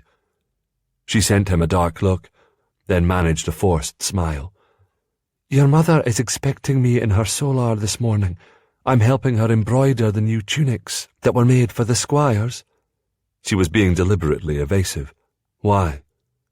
"I'll send Colin with a message, letting her know that ye are with me. She will nae mind." Davina's mouth set in a rebellious line, but he knew that he had won when she exhaled a soft sigh of resignation and pocketed 2 oatcakes. "I'll have Colleen fetch my cloak." Impatient to be alone with her, James left his half-eaten breakfast on the table. His foot tapped impatiently as they waited for Colleen to arrive. Finally, she appeared. She draped the heavy cloak on Davina's shoulders and helped her fasten the garment. After casting a speculative eye at James, Colleen respectfully withdrew, though her behaviour made him wonder if her companion knew, or merely suspected, that Davina had spent most of the night in his bed. Electing to leave their horses behind, they walked through the castle gates into the sunshine. There was a distinct chill in the air, but the sun had burned away the early morning mist and dampness. James chose a path that went up a hill, through a thick growth of trees. To the left, the water that fed into the loch danced over the rocks and boulders, creating small falls and mossy green coverings. The rushing sound required the need to shout at each other in order to converse, so instead they stayed silent. James welcomed the quiet. He had much to say, much to ask, and the words were crowding his head. He needed this time to gather his thoughts, to gain command of his tongue. Out of the corner of his eye, he could see her casting him sideways glances, but her eyes would quickly dart away if he caught her. They reached the summit and stood side by side, gazing at the landscape below. The bare treetops, bushy green pines, shimmering water of the loch. "This rugged beauty reminds me of ye," he murmured. "Stark and dormant in the cold, but when the weather warms and the spring rains come, it softens. The earth turns green with promise. The fields are alive with heather blooms." "Goodness, the cool air has brought out the troubadour in ye, James." She laughed nervously, then offered him a small smile. He did not return it. Instead, he inhaled his frustration, then came directly to the heart of the matter. "I want the truth from ye, Davina. Why did ye come to my bed last night, only to leave it before the dawn broke?" Davina swallowed against the emotion crowding her throat.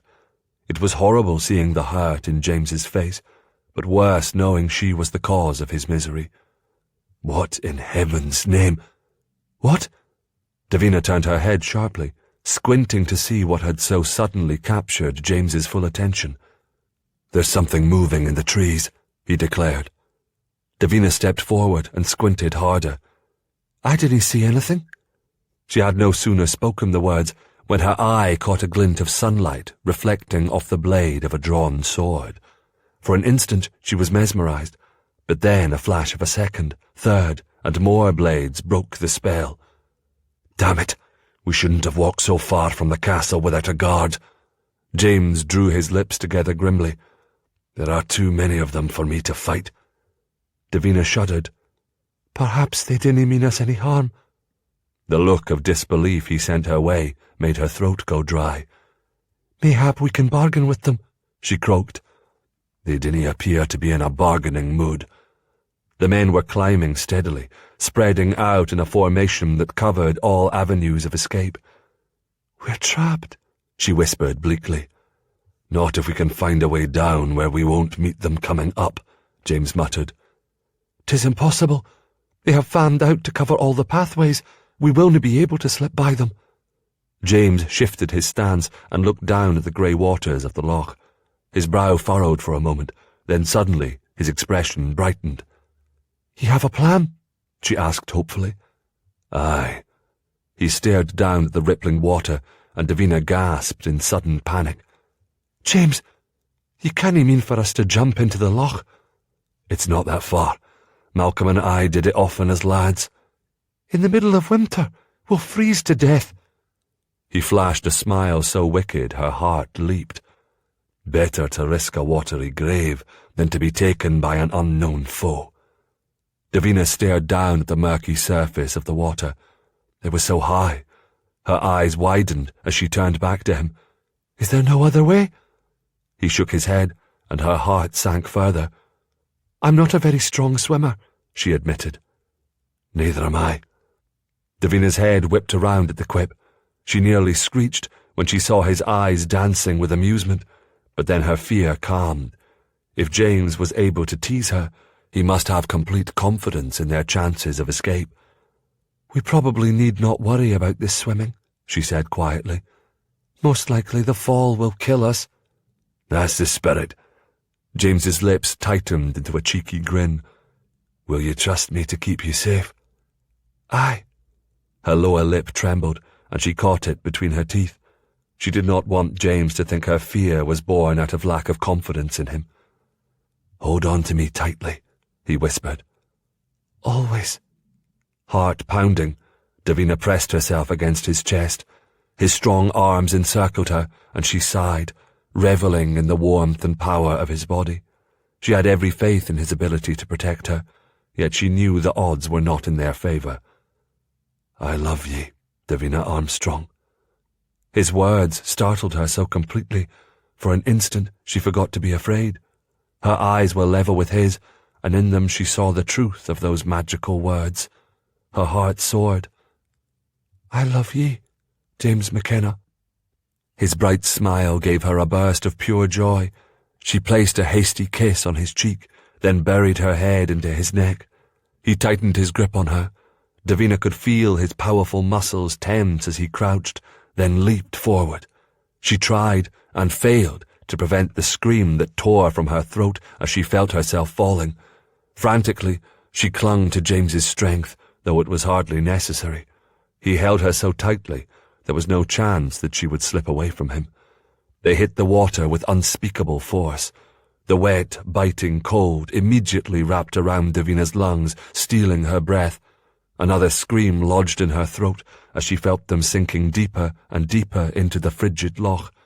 Branches, twigs, and slick vegetation scraped against her body as they fell deeper and deeper. I love ye, Davina Armstrong. The words echoed in her heart and mind, giving her strength to face the cold, black darkness that surrounded them. She let her body go limp, allowing the water to claim her as she fell. But then suddenly, they were no longer sinking. Davina could feel James kicking and pulling their bodies upward, toward the surface. She tried to help, but had difficulty making her frozen limbs cooperate. Still, she did the best that she could, copying James's movements. Her lungs were near to bursting when they finally broke through the surface. Gasping and sputtering, Davina held tightly to James as he treaded water, keeping them both afloat. The band of men appeared on the mountain ridge. Davina could hear their shouts of anger, but could not decipher the words as they pointed down at her and James. Let's pray they have no bows and arrows, James said, as he towed her through the icy water. Davina marvelled at how he had somehow managed to keep her head above the water as he moved. Her limbs felt leaden. She could barely make them move, and the wet material of her cloak and gown were like stones pulling her down. Yet James appeared to have no difficulty pulling them toward the shore. When they reached the muddy bank, she struggled out of the water, crawling on her knees, her breath bursting in short pants. Are you all right, Davina? She lifted her head at the absurd question, squinting at James through the wet, tangled strands of her hair. Her braid had come loose, and the sodden mass was now covering her face. I'm frozen to the bone, half drowned, and scared out of my wits, she chattered through her teeth. Oh, it does my heart good to hear the indignity in your voice, James said, as he swept her into his arms and settled her over his shoulder. Upended, Davina felt the bile rise in her throat. I can walk, she insisted. Just give me a minute to catch my breath. We dinna have a minute to waste, James grunted. Those men will be down the mountain soon. Our only chance to prevent them from taking ye is to hide in the forest. Why do ye assume it's me that they are after? Davina huffed, rising up on his shoulder. Have ye never made an enemy? Never one that's so persistent, he answered grimly. Her teeth chattered, and she tried to clamp them shut. She slumped over his shoulder and wrapped her arms around him, grateful that the heat of his body provided some warmth. How far are we from the castle? She asked. Far enough, he grunted. We'd have to run through open fields to reach the gates, making us an easy target. I know somewhere that we can hide that is closer. Put me down, James. We'll move faster if I run with ye. He didn't answer, nor did he set her down. Instead, he began running through the forest, hurling over large rocks, ducking to avoid the branches from slapping their faces. Davina could feel thorns catching on the fabric of her wet cloak, and she worried about the scratches James was most likely getting on various parts of his body. He stopped for a moment to get his bearings in the dense woods, and Davina slowly wiggled herself down off his shoulder. When he allowed it, she realized that he must be tiring. "It's not much farther," he said, "but it's best to keep moving quickly, so they can't find our trail." Davina nodded and took the outstretched hand he offered. They resumed their mad dash through the woods. Even though she heard no one in pursuit, James set a grueling pace. After but a few minutes, Davina felt an ache in her side. Her lungs were bursting with the pain of each laboured breath. Her limbs ached from carrying the weight of her wet clothing, yet she stubbornly refused to complain, refused to ask him to stop or slow down, because she knew he would merely nod his head, pick her up, and carry her. Nay, she would not be a burden and drain his strength. She would persevere. Suddenly, James came to a halt. Davina stumbled forward, knocking into his back. With a startled cry, she fought for balance. Strong arms captured her. Lifting her chin, she gave James a wan smile of thanks, trying to hide the exhaustion from her face. "Why have we stopped?" She would have asked the question if she could have found the breath to speak. "Come," he said. "We are here." Truly? Davina heaved a sigh. They had stopped in a copse of trees that looked no different from any other they had just run through. How could he be so certain? Motioning for Davina to follow, James tramped through the dense bushes. She dutifully dogged his footsteps, growing more confused as they drew deeper into thick brush. Then James dropped to his knees and began to crawl. Clamping her chattering teeth firmly together, Davina did the same. He started poking at a thorny bramble bush, and she realized it hid the entrance to a low cave. "We have to crawl on our bellies to get inside," James said, speaking to her over his shoulder. Davina instinctively reared back. "Good Lord!" "I know you didn't like tight spaces, yet ye found the courage to rescue Lelis from the crater. This will be easier. The space is not so closed once we are inside." Trusting that he was being truthful, Davina ignored the discomfort that assailed her. She imitated his movements, crawling on her belly. Sharp rocks dug into her tender flesh, but she kept moving. There was nothing but darkness and the rustling sound of James's body as he pulled himself forward. At one point, she could barely lift her head without hitting it on the cave ceiling. Panic swept through her, but she kept going. Finally, they were able to stand upright. Davina swayed with momentary dizziness, but she willed away the queasiness. It took a few minutes for her eyes to adjust to the darkness, to realize that the ominous shadows were really only harmless bits of logs and rock formations. "We must wait to build a fire to dry out our garments, or else the smoke will draw those men to us," James said. Davina crossed her arms over her chest and nodded. As much as she longed for the warmth of the flames, she knew James was right. At least they were out of the wind. Her gaze went around the cave, taking in the gloomy darkness. "Is that water I hear?" "Aye, just up ahead." James took her hand and guided her farther into the cave. Davina kept her eyes on her feet, carefully picking her way over the stones. After a few moments, they entered a second chamber, far larger than the first. She lifted her chin when they stopped, gasping in astonishment. The area in which they stood was massive in size. Soaring columns of twisted rocks that appeared to be floating in mid-air were scattered around them, making her feel small and insignificant. The top of the cave was shaped like a beehive, with shafts of light streaming in from an opening at the peak. Davina craned her neck so she could better see the distinct colour variations in the layers of rock that made up the walls and ceiling. Some were dark in colour, but others shimmered like silver and gold. It was an enchanting, magical place, a place one imagined to be inhabited by fairies and other mystical creatures.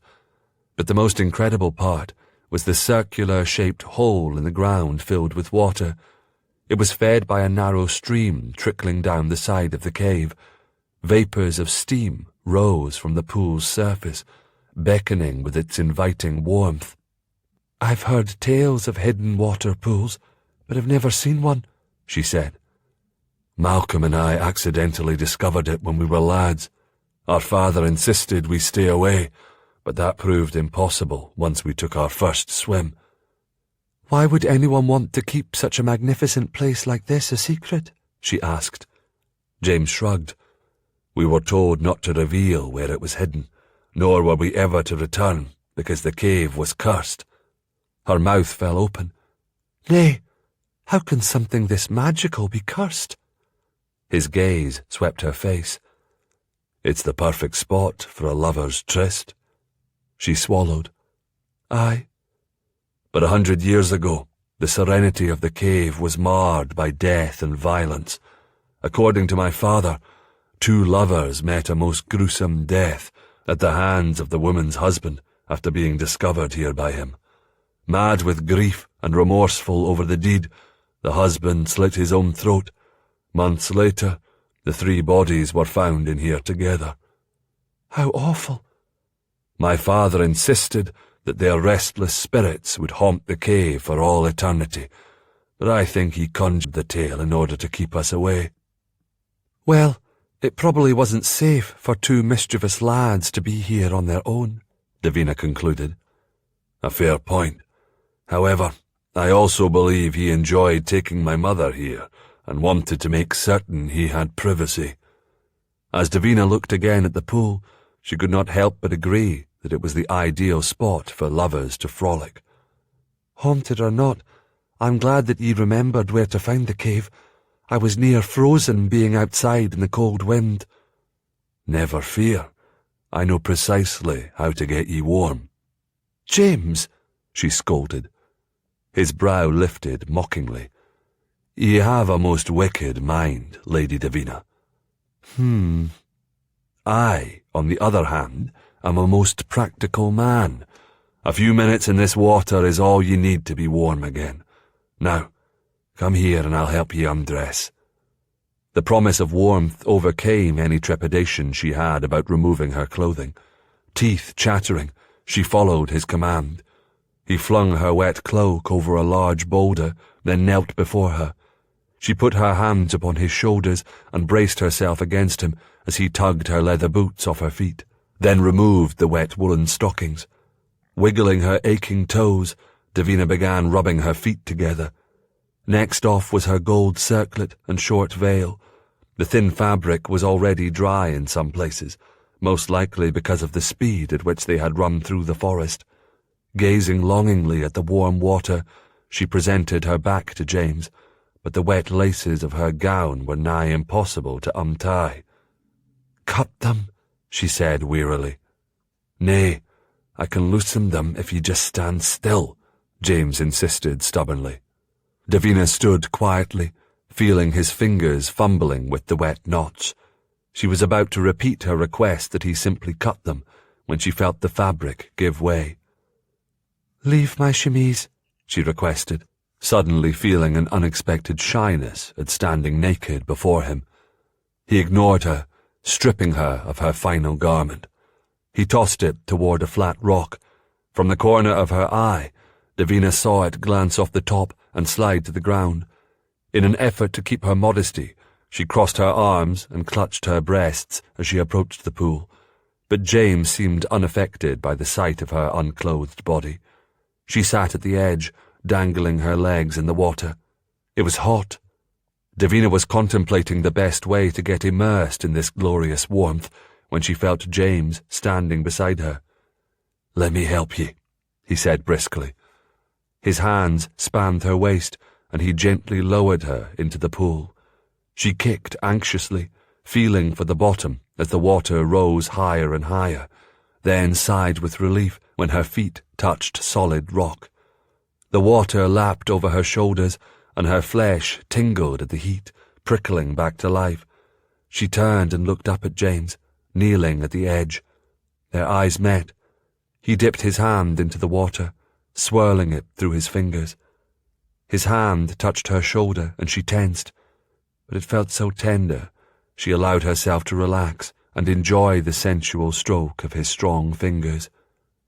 "Are you going to join me?" she asked. He leaned forward. A tremor moved through her and awareness sprang to life. Davina knew that she must be blushing fiercely. To hide her embarrassment, she flicked her fingers and splashed him playfully. Water droplets ran down his cheek, though a few clung stubbornly to his lashes. He looked young and boyish. "I'll wait for my turn until you're finished," he replied. He stood and walked away. She watched him scour the cave, collecting a few small branches and what appeared to be a fur blanket. As he stacked the wood in a small pile, she realized he was going to try to light a fire. "Is it safe?" she asked. "Aye. I'd forgotten how high it is in here. If I keep the blaze small, by the time the smoke escapes through the top of the cave, it will be too weak to be seen." Trusting his word, Davina pushed herself off the edge of the pool. She stretched out on her back and floated, letting the warmth surround her, wishing she had some soap. It felt wonderful to rinse the muck from the loch off her body and out of her hair, but the pool water in which she now swam had a decidedly mineral odour, reminiscent of rotten eggs. Davina drifted to the centre of the pool, then cautiously swam back to the edge. She could see that James had been most successful in his endeavours. A small fire was burning directly under the opening in the cave ceiling. It would provide a bit of warmth in the vast space, but more importantly, aid in drying their clothes. Now that she was delightfully warm, the idea of putting on her cold, wet garments was most distasteful. "Come and soak your cold bones, James, though I confess I could stay in here for hours. 'Tis past time that ye took your ease." He moved into the shaft of light near the pool, and for a moment all Davina could do was stare. Hands on his hips, James stood dressed only in his brays, which were moulded to his legs like a second skin.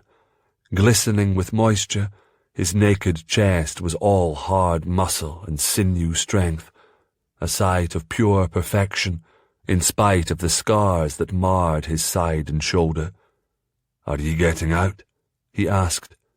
She swallowed hard, then nodded, not trusting her voice. "Here, it's not much, but it will keep ye covered until your clothes dry."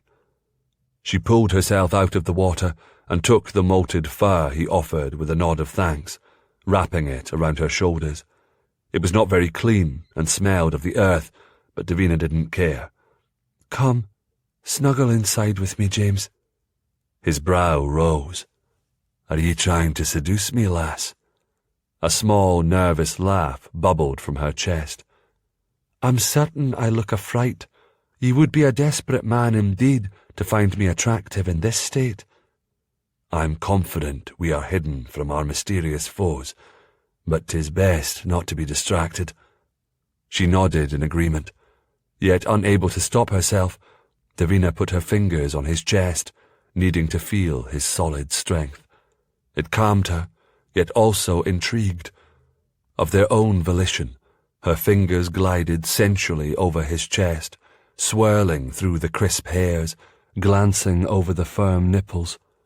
He gasped, touching her hair, smoothing it behind her ear, then brushed his lips against her earlobe. She squirmed at the sensation, lifting herself toward him. "There is a tempest that rules me whenever I'm near ye, Davina. The need to hold ye, to kiss and caress ye, drives me wild." Davina licked her lips. "I didn't mean to be the cause of so much turmoil, good sir." "Ye relish it." Though his tone was light and mocking, his eyes were solemn. "Before we jumped into the loch, ye said that you loved me. If that's true, why did you leave my bed?" "I'm sorry," she said, placing her hand upon his cheek. "I left because I didn't want you to feel obligated toward me." To her relief, the tightness in his jaw eased. He framed her face with his hands, brushing his lips softly against her. Best be warned, the only woman I'll be taking to my bed from this day forward is my wife. So if you want me, you'll have to marry me." She curled against his chest, hearing his heart thumping wildly.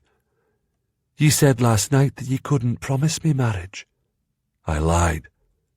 "Did you lie about anything else?" I didn't recall much of what I said. My mind and body were too overcome to remember more than the sensations we shared. The pleasure, of course, but it was so much more. It was right, Davina, the joy of it all, taking possession of ye, filling ye with my seed. 'Tis what I want for the rest of my life, and I can only hope and pray that ye feel the same." She felt the tears sting her eyes, and she hugged him tightly. "I do, James. I do feel the same." He threaded his fingers through her damp hair and held her closer to his heart. "'Tis decided. The first thing we'll do after we get out of this cave is find a priest." Chapter 16. The sound of a single scream woke him, a piercing, painful cry so filled with anguish that it chilled his very soul. Heart racing, James reached for his sword and sprang to his feet. His eyes searched the dim light that surrounded them, but found no one. Rising, he moved toward the opening of the cave, but saw no movement in the second, smaller chamber. James swung back around at the sound of another moan of pain, and saw Davina sitting upright, her body rigid, her face staring into the darkness. Her breath came in short, bursting pants, mingled with soft, muted moans of fear and distress. "Davina!" He rushed to her side to offer comfort, but when he drew near, she struck out, flaying wildly at his chest, nearly striking him on the jaw. "Did he touch me?" she cried, fighting harder. He reached for her hands, and she again pulled away. Her eyes were wide open, but James realized that she did not see him. Nay, she was trapped in the grip of a nightmare, unaware of him, unaware of anything. He caught her wrists. "'Tis a dream, Davina, a wicked nightmare. Ye are in no danger. Open your eyes." She shuddered, shaking her head. He continued speaking to her in a low tone, and she finally blinked, her eyes focusing on him. "James?" "Aye, lass, I have ye. You're safe here with me." She went limp in his arms. "It was horrible." "Ah, love. Real, so real," she muttered. Her voice was a hoarse whisper, and he had to strain to hear it. "There were scores of men, giant, faceless men, brandishing swords. They were chasing me through the forest. I could hear them trampling behind me as I ran, getting closer and closer. My lungs were bursting, but I couldn't get away. No matter which way I turned, they found me. They followed me. I tripped and fell, and suddenly they were standing there in a circle, glaring down at me. They sneered and laughed amongst themselves and encouraged their leader to take me. He threw himself on top of me while the others held me down. I could feel the fear clutching at my throat. I tried to scream for help, but there was no sound when I opened my mouth. I bucked and twisted and somehow freed one of my hands. I beat the brute against his shoulders, even pulled his hair so hard his head fell back, but nothing could move him off me. He tore at my gown, ripping away the fabric. James smoothed his hand tenderly over her damp hair, trying to stop her trembling.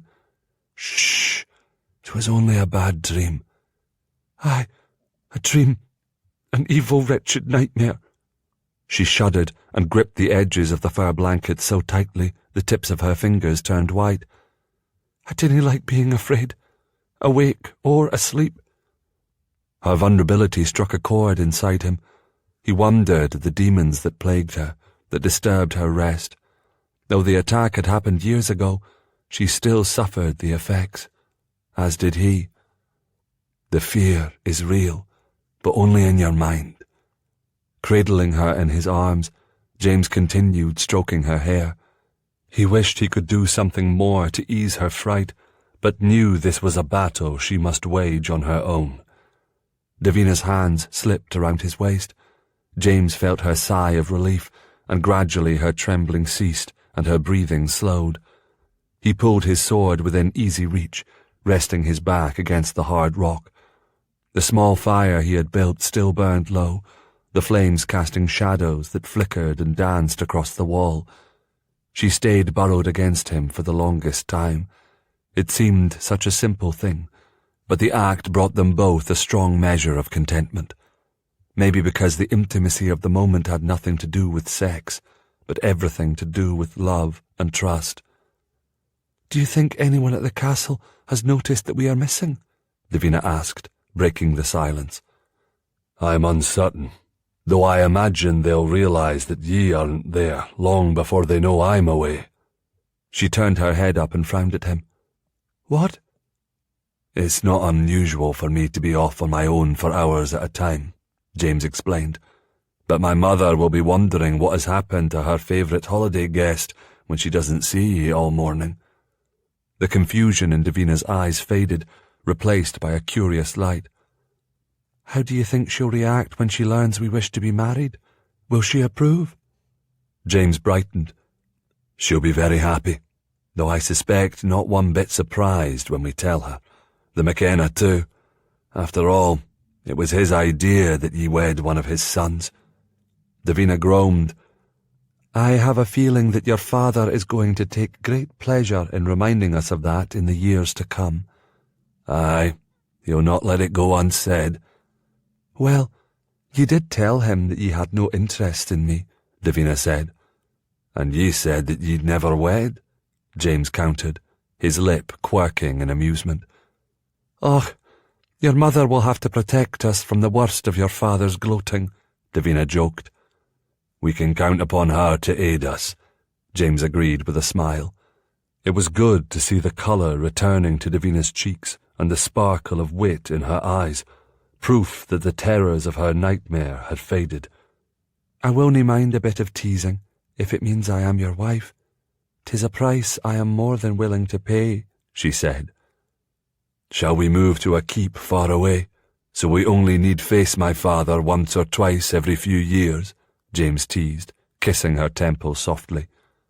"Nay, we shall live at Torridon Keep, which is a journey of only a fortnight from McKenna Castle, far enough to give us the privacy we need, yet close enough to allow for visits with your family." "Occasional visits," James amended with a laugh. Relief swept over him. This fanciful talk of their future was a welcome respite from their sobering situation. It made him cherish life all the more, made him more determined that they would not only survive, they would flourish. "We will be happy together, James," Davina said, her voice firm, her eyes filled with hope. "I already am happy, sweetheart," he declared, dropping a kiss on the top of her nose. "How much longer should we stay here?" she asked. "It would be safest to wait until nightfall to leave, to make our way back to the castle under cover of darkness." Davina nodded. She shifted, placing her hand over her belly. "Goodness, I'm hungry. You might remember that I missed breaking my fast this morning." "Aye." He'd been so anxious to be alone with her, he hadn't allowed her any time to eat before whisking her away from the great hall. "Dinna ye nibble on those oatcakes you took from the table?" "Nay, I put them in my pocket." "Shall I check if they are still there?" She burst out laughing. "If they survived our swim in the loch, then I'm going to sit here and watch you eat every soggy crumb." "I should do it, just to make amends." He lowered his head and kissed her bare shoulder. "Your clothes should be dry soon. Why don't you try and rest until then, unless you fear the return of your nightmares?" "Knowing ye are close should hold them at bay." Smiling, she traced her finger along his arm. "Sleep will take my mind off my grumbling stomach." "I shall order a haunch of venison to be roasted the moment we return home," he replied. "It will be a celebration of our impending nuptials." Davina adjusted her position and placed her head in his lap. His manhood stirred with interest at the feel of her breath so near. She let out a wicked little laugh. "Like my promised meal, This too must wait until we return to the castle. 'Tis only fair. He groaned, low and deep.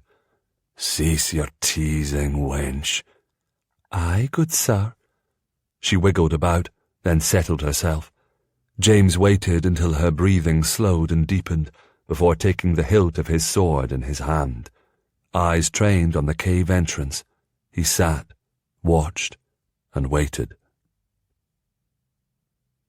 A while later, James heard the distinct sound of footsteps crunching on stones. An uneasy sensation gripped his gut, but he forced himself to remain calm, logical. It had been hours since they escaped their would-be attackers. 'Twas impossible for them to have been followed here. The cave was well hidden, which made the likelihood of their pursuers happening upon it a very small possibility.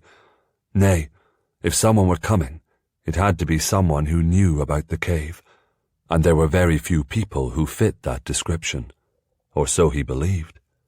Davina lifted her head off his lap and turned to him with questioning eyes. He nodded. She rolled off him, hastily donning her clothes. He quickly pulled on his brace and still damp tunic, then picked up his sword. Reaching into his boot, he pulled out one of his dirks. Here. James turned and handed the blade to Davina. I hope and pray it's a McKenna warrior making all that noise, but if it's not... Her eyes grew wide, but she took the weapon with a nod of thanks. James glimpsed the raw determination in Davina's face and found a small measure of comfort. Pray God it did not happen, but if it came to it, she would not go down without a fight. How long before they find us? She whispered. James cocked his head and listened, straining to hear. Not long. Crouch down behind that large rock and stay hidden until I tell you to come out, he commanded. When Davina had done as he asked, James moved to the other side of the cave. He wanted to make certain to draw the attention of whoever stepped inside toward him and away from Davina. Fitting himself between a narrow crack in the rock wall, he watched from the shadows. He didn't have long to wait. A man, his sword drawn, walked through the natural archway of stone into their section of the cave. He held a torch aloft in one hand and his sword in the other, the long, sharp blade glistening in the light. For an instant James was blinded, but then he saw the distinct colours of the McKenna plaid, yet he didn't relax his grip on his sword until he recognised the warrior's features. Malcolm! James, at last! Malcolm brandished his sword in the air. We've been searching these woods for hours. Is Davina with ye? I'm here, Malcolm, she answered, emerging from her hiding spot. Thank the good Lord. Mother would have had my hide if I didn't return with at least one of ye. As I am so very pleased to see ye, brother, I will nae ask which one of us ye preferred to find, James grumbled, though he smiled when he said it. Malcolm drew closer. He surprised James utterly by pulling him into a manly hug and slapping him on the back. Ye seem unharmed, Malcolm observed. Both of ye. We are well, Davina answered. How did ye know where to find us? Luck. I wish I had thought to look here first. I recognised the area the moment we crested the ridge and remembered our secret cave. Malcolm turned to James. We always had a grand time here, even after Father forbade us to come. I decided that if I were being chased, this would be a fine place to hide. How did ye know we were in trouble? James asked. The watch spotted what he thought was a beggar tramping through the woods, but when he noticed the man was well armed, he called for the guard. 'Twas only after they started tracking him that the others were spotted. By then we realised both ye and Davina were gone, so we assumed ye were their target. We gave chase, but they eluded us. I'm so relieved they didn't catch ye. They were after Davina. Malcolm grimaced. Just as Father feared. Are ye alone? Davina asked. Nay, I've got 20 men outside as escort, and nearly 100 combing these woods looking for ye. Damn those knaves trespassing on McKenna land. But I fear they are long gone. James blew out his breath. Ye weren't able to capture at least one of them. Malcolm shook his head in disgust. They scattered to the winds once we rode from the castle gates. They seem to know these woods well. I suspect they have been hiding in them for several days, if not weeks. I'll put out the fire. Gather the rest of your clothes, Davina. James turned to his brother. Did ye bring any extra mounts for us to ride? A strange look flashed in Malcolm's eyes as he slowly took in their dishevelled, half-dressed appearance. How long have ye been in here? James shrugged. I'm not certain. Several hours at least. James could see a muscle ticking in his brother's jaw, as though he suddenly became aware of something very important. I fear that your honour might be compromised, Davina, Malcolm said, his gaze sharpening as he studied their faces. No matter. Let the gossips say what they will. James took Davina's hand in his. We are to be married. Malcolm's gaze shot to Davina. Truly? Aye. Davina smiled, then blushed and lowered her chin. We decided today. The announcement did little to mollify his brother's sour expression, and perversely, that brought James a wicked jolt of pleasure. The fog and cold rolled in at the same time, making the ride miserable for all. Freezing rain and wind blew against them, but the brigands saw it as the first good sign since the McKenna soldiers had thundered through the castle gates and given chase. The cold would slow the McKenna warriors down, and the fog would aid the brigand and his men in their escape, for it obscured all but the closest objects. He pushed the men hard, knowing it would take a full day until they had ridden off McKenna land, and even then there was no assurance that the clan warriors wouldn't follow. I grow weary of this game of cat and mouse, one of the men complained through chattering teeth. My mount is ready to drop from exhaustion. Several of the others echoed the same sentiment, and the brigand's stomach tightened. The man had lost confidence in his abilities to lead them, and there was little he could say in his defence. This last ambush, this final chance to capture or kill Lady Davina, had failed. There was nothing left to do but scatter and pray they weren't caught, for it was doubtful the McKenna would show them any mercy. Despite the need to keep moving, the brigand held up his arm. We'll take shelter in those trees and give the horses an hour to rest. Any more time than that is far too dangerous. They stopped, dismounted, and huddled in a circle, sharing what little food they had among themselves. No one offered the brigand any. Several of the men spoke to each other in low tones, casting him open looks of displeasure. The brigand rubbed his hand across his brow.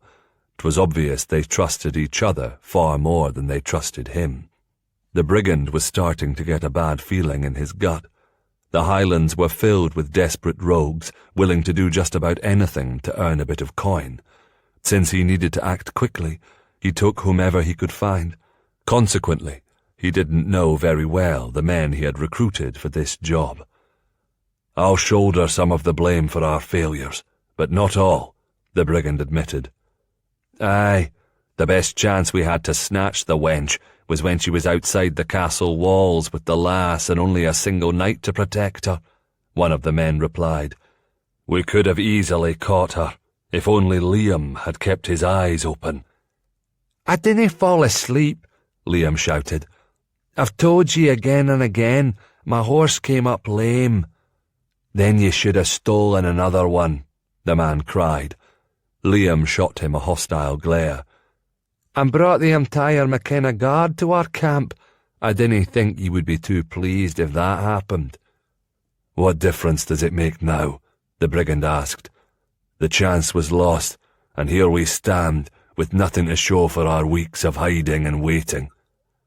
There was a heavy silence. The men shifted on their feet. None would look at him directly. Fists clenched against his forehead, the brigand threw back his head and shouted in frustration. The horses shied at the sudden noise. The men did not. Who's going to pay us? One of them asked. We didn't do what was required, the brigand insisted.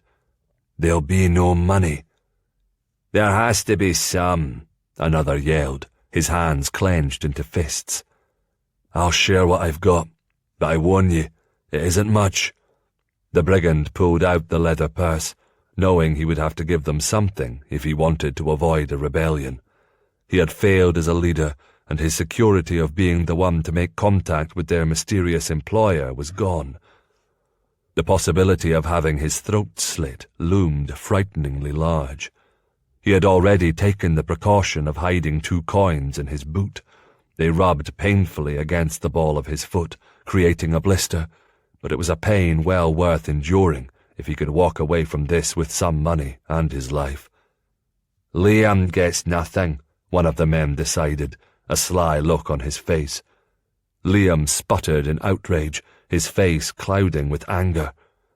I risked my neck, the same as any man. I deserve my share. He turned to the brigand for support. The brigand looked away. 2 against 10 were not odds he'd consider, not when he was one of the 2. Nay, he'd let the rabble have the money and hoped they would be content with it. We've tarried long enough, the brigand warned. Best get on our horses and be on our way.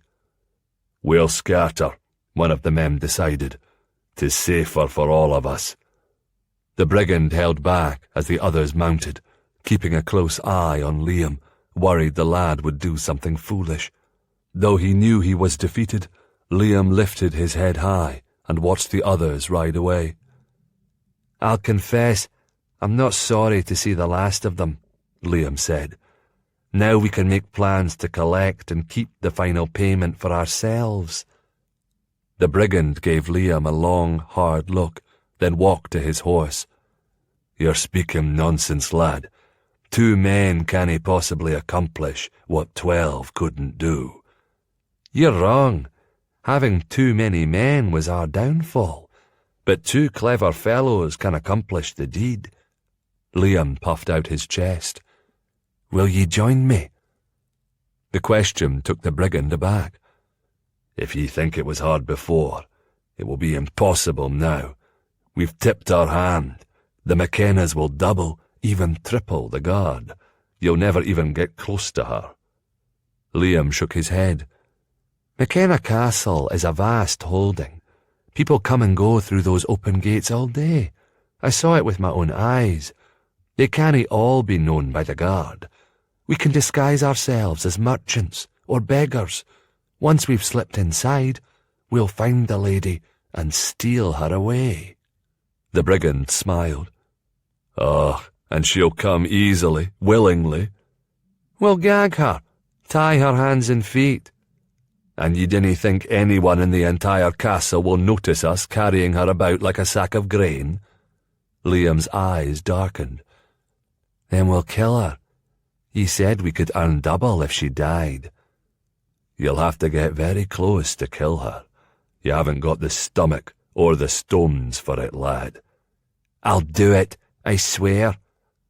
The brigand wiped his hand over his face and shook his head. He had enough of treachery and failure. Have ye ever killed a defenceless woman? Liam's body stiffened. I've killed before, and not only with my sword, but with a dirk. Close enough to see their eyes, close enough to smell their fear. A woman? Nay. The brigand gave the lad a compassionate look. 'Tis far more difficult than ye think, and it's not just the deed, it's living with the deed after it's done.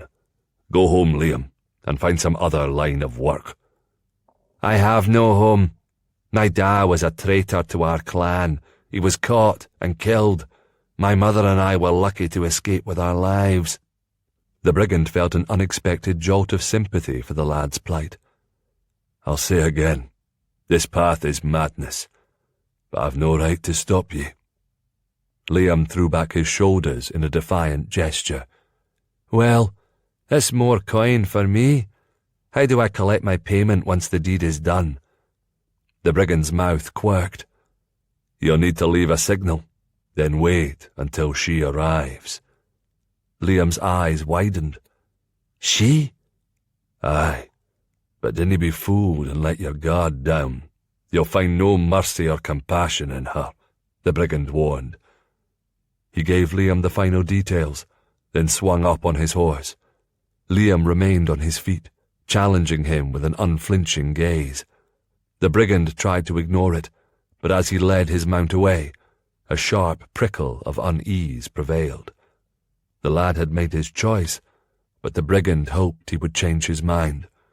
The McKenna were not men to trifle with, and he had a strong feeling that all would not bode well for young Liam if he challenged them. Chapter 17. The church bells rang out, letting everyone know a wedding was about to take place. The sound brought on a flutter of butterflies in Davina's stomach. Taking a deep breath, she somehow managed to sit quietly as Lady Eileen placed a gold circlet studded with gems on her head to hold her blue silk veil in place. "Stand up, so we can make certain the headpiece is secured," Lady Eileen commanded. Davina obeyed, walking the entire length of the chamber. When she was done, James's sister, Catherine, approached and tied a matching gold link girdle around her waist. "You look a vision of beauty," she whispered. "James will be speechless when he sees ye." Davina smiled inwardly. She wanted to look beautiful for James, wanted his jaw to drop when he caught his first glimpse of her. The bells continued ringing. Davina anxiously looked at Lady Eileen. "We need to hurry." "In a minute," Eileen replied, fussing with the hem of Davina's gown. "The ceremony can't start without the bride." "Wait, my lady, I have a length of Armstrong plaid," Colleen said, holding out the folded tartan. "I thought you'd like to wear our clan colours one last time." Davina gave the widow a watery smile. "It's perfect. Can you help me find a brooch to pin it?" "I've just the thing for ye," Catherine said. "'Tis a gift from James.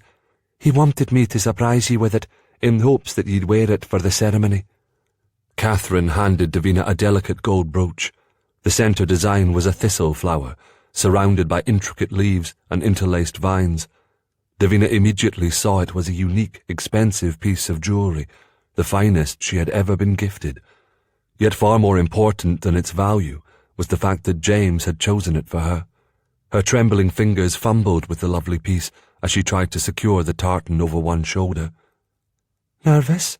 Eileen asked sympathetically as she took the brooch and pinned it into place.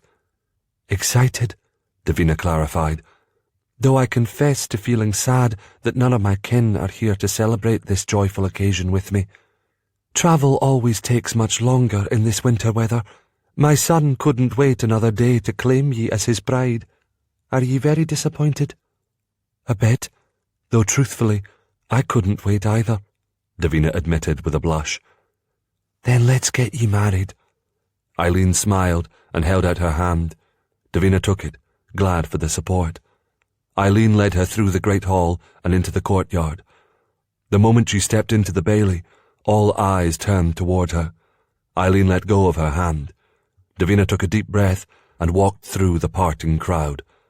In keeping with Highland tradition, the ceremony would be held outside the chapel. This way all could bear witness to their union, and it seemed as though every clan member was in attendance. Thanks to his height, she could see the top of James's head as he stood on the chapel steps, his back to the open doorway. She straightened her shoulders and held her head proudly as she approached her groom. Their eyes locked. James stared at her with the love she had dreamed of seeing for the last 5 years. A soft winter wind blew around her face, but Davina didn't feel the cold. Her heart was beating rapidly, filled with more joy than she could ever imagine. James looked magnificent in his wedding finery, his muscles taut under his snug, richly embroidered tunic, the heavy sword gleaming at his side. Bathed in the fading rays of the evening sun, he looked like a Highland warrior of old. A length of McKenna plaid with its bold colours was pinned over his left shoulder. As she drew near, Davina could see the brooch he wore to hold the tartan in place matched hers. Unable to wait until she reached him, James stepped forward to greet her.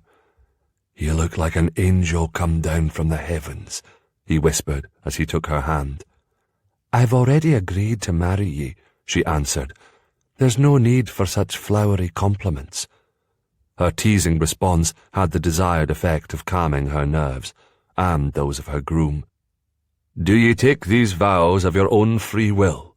the priest asked. "Aye." The crowd laughed at James's eager response. Davina smiled too, and answered with equal enthusiasm, though not as loudly as her groom. "Is there any man here who can give just reason why this marriage should not proceed?" the priest asked. Breath held, Davina watched the priest carefully as the clergyman scanned the crowd gathered around them. She could hear a low rustling behind her, and envisioned the crowd turning and glancing at each other, making certain no one would respond. Tilting her chin, Davina accidentally caught Malcolm's eye.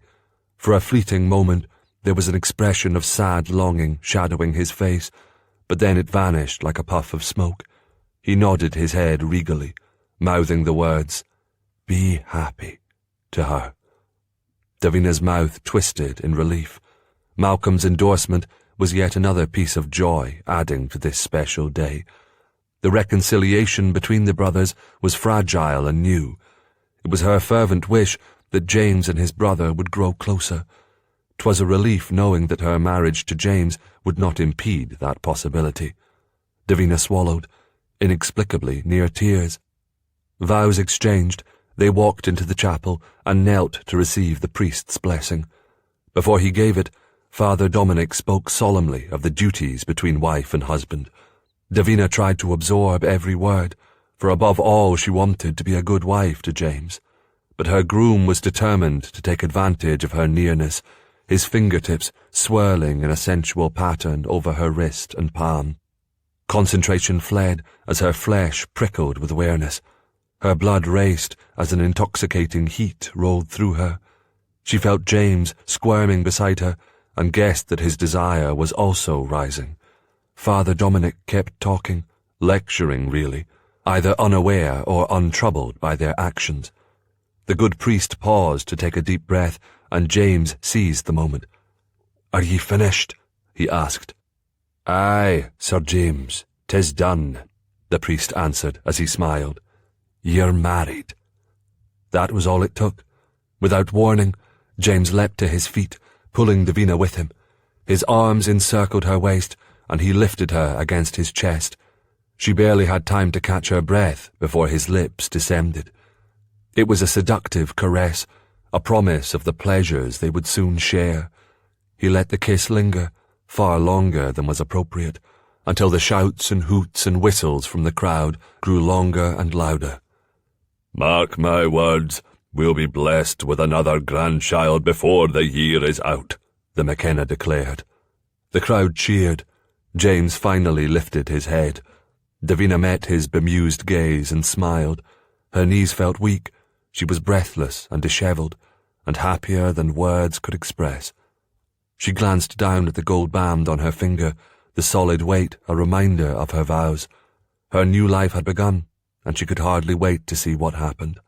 The great hall was near to bursting when all the clan members joined in to partake of the wedding feast.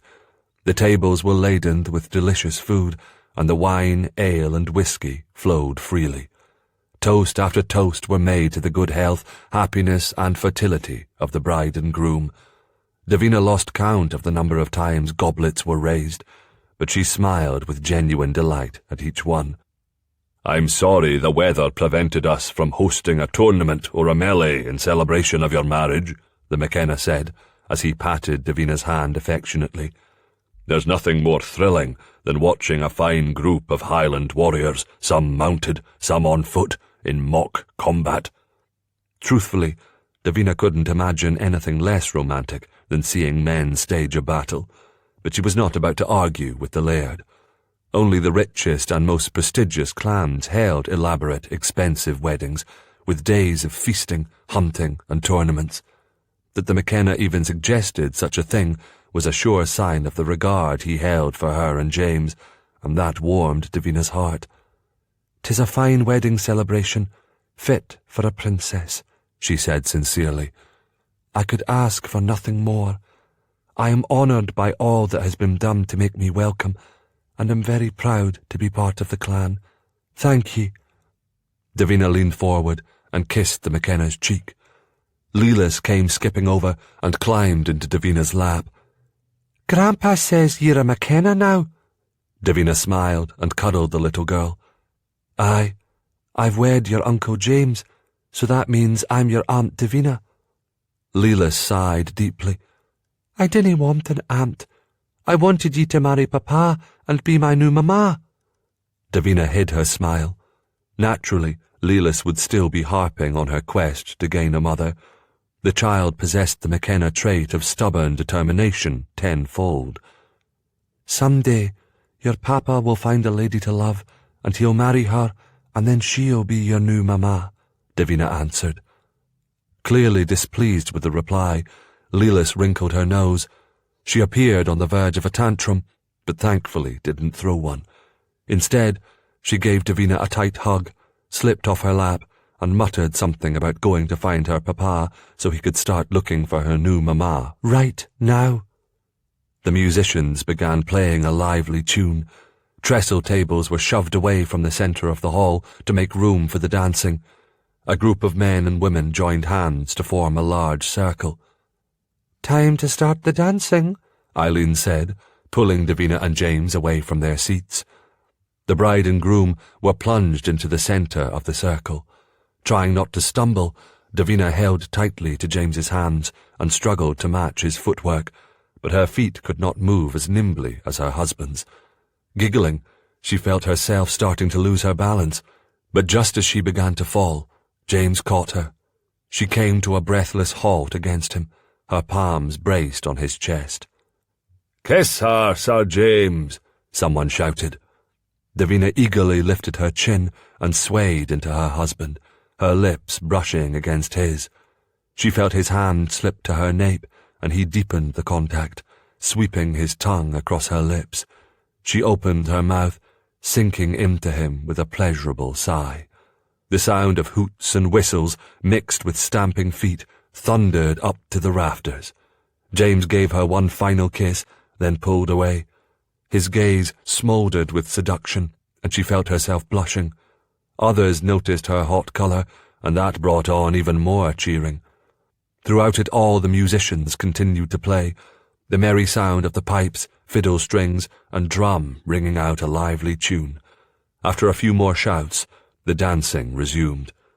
The hour was well past midnight before the clan was ready to let the newlyweds retire to the bridal chamber. Of all the feasting that had been done these past few days, the nuptial celebration was by far the most exuberant, and no one wanted to see it come to an end. As was the custom, Davina left first, escorted to the bridal chamber by a group of giggling, whispering women. Since none of her female relations was in attendance, Lady Eileen directed Davina's disrobing, hurrying the process in deference to the cold and her daughter-in-law's modesty. Lacking fresh flowers at this time of year, Lady Eileen and the women of the castle had used holiday greenery to make the room sparkle and shine. Swags of freshly cut pine were hung on the walls, its fragrant scent mingling with the holiday aromas of cinnamon and spice. Ribbons of red and gold were wrapped around the pine bowers. Bouquets of holly and ivy were placed on the table, and a large cluster of mistletoe, shaped into a ball, hung from the bedpost. Candles lit the chamber, the flames dancing merrily. A naked Davina managed to slip between the sheets just as the men arrived, pounding on the closed bedchamber door, demanding entrance. At Eileen's signal, Colleen opened the door, and the men stumbled inside. Shouting and laughing, they carried an unsmiling, half-dressed James upon their shoulders. James allowed his shirt and brace to be removed by his rowdy companions, who delighted in yelling bawdy advice on the best way to please the bride.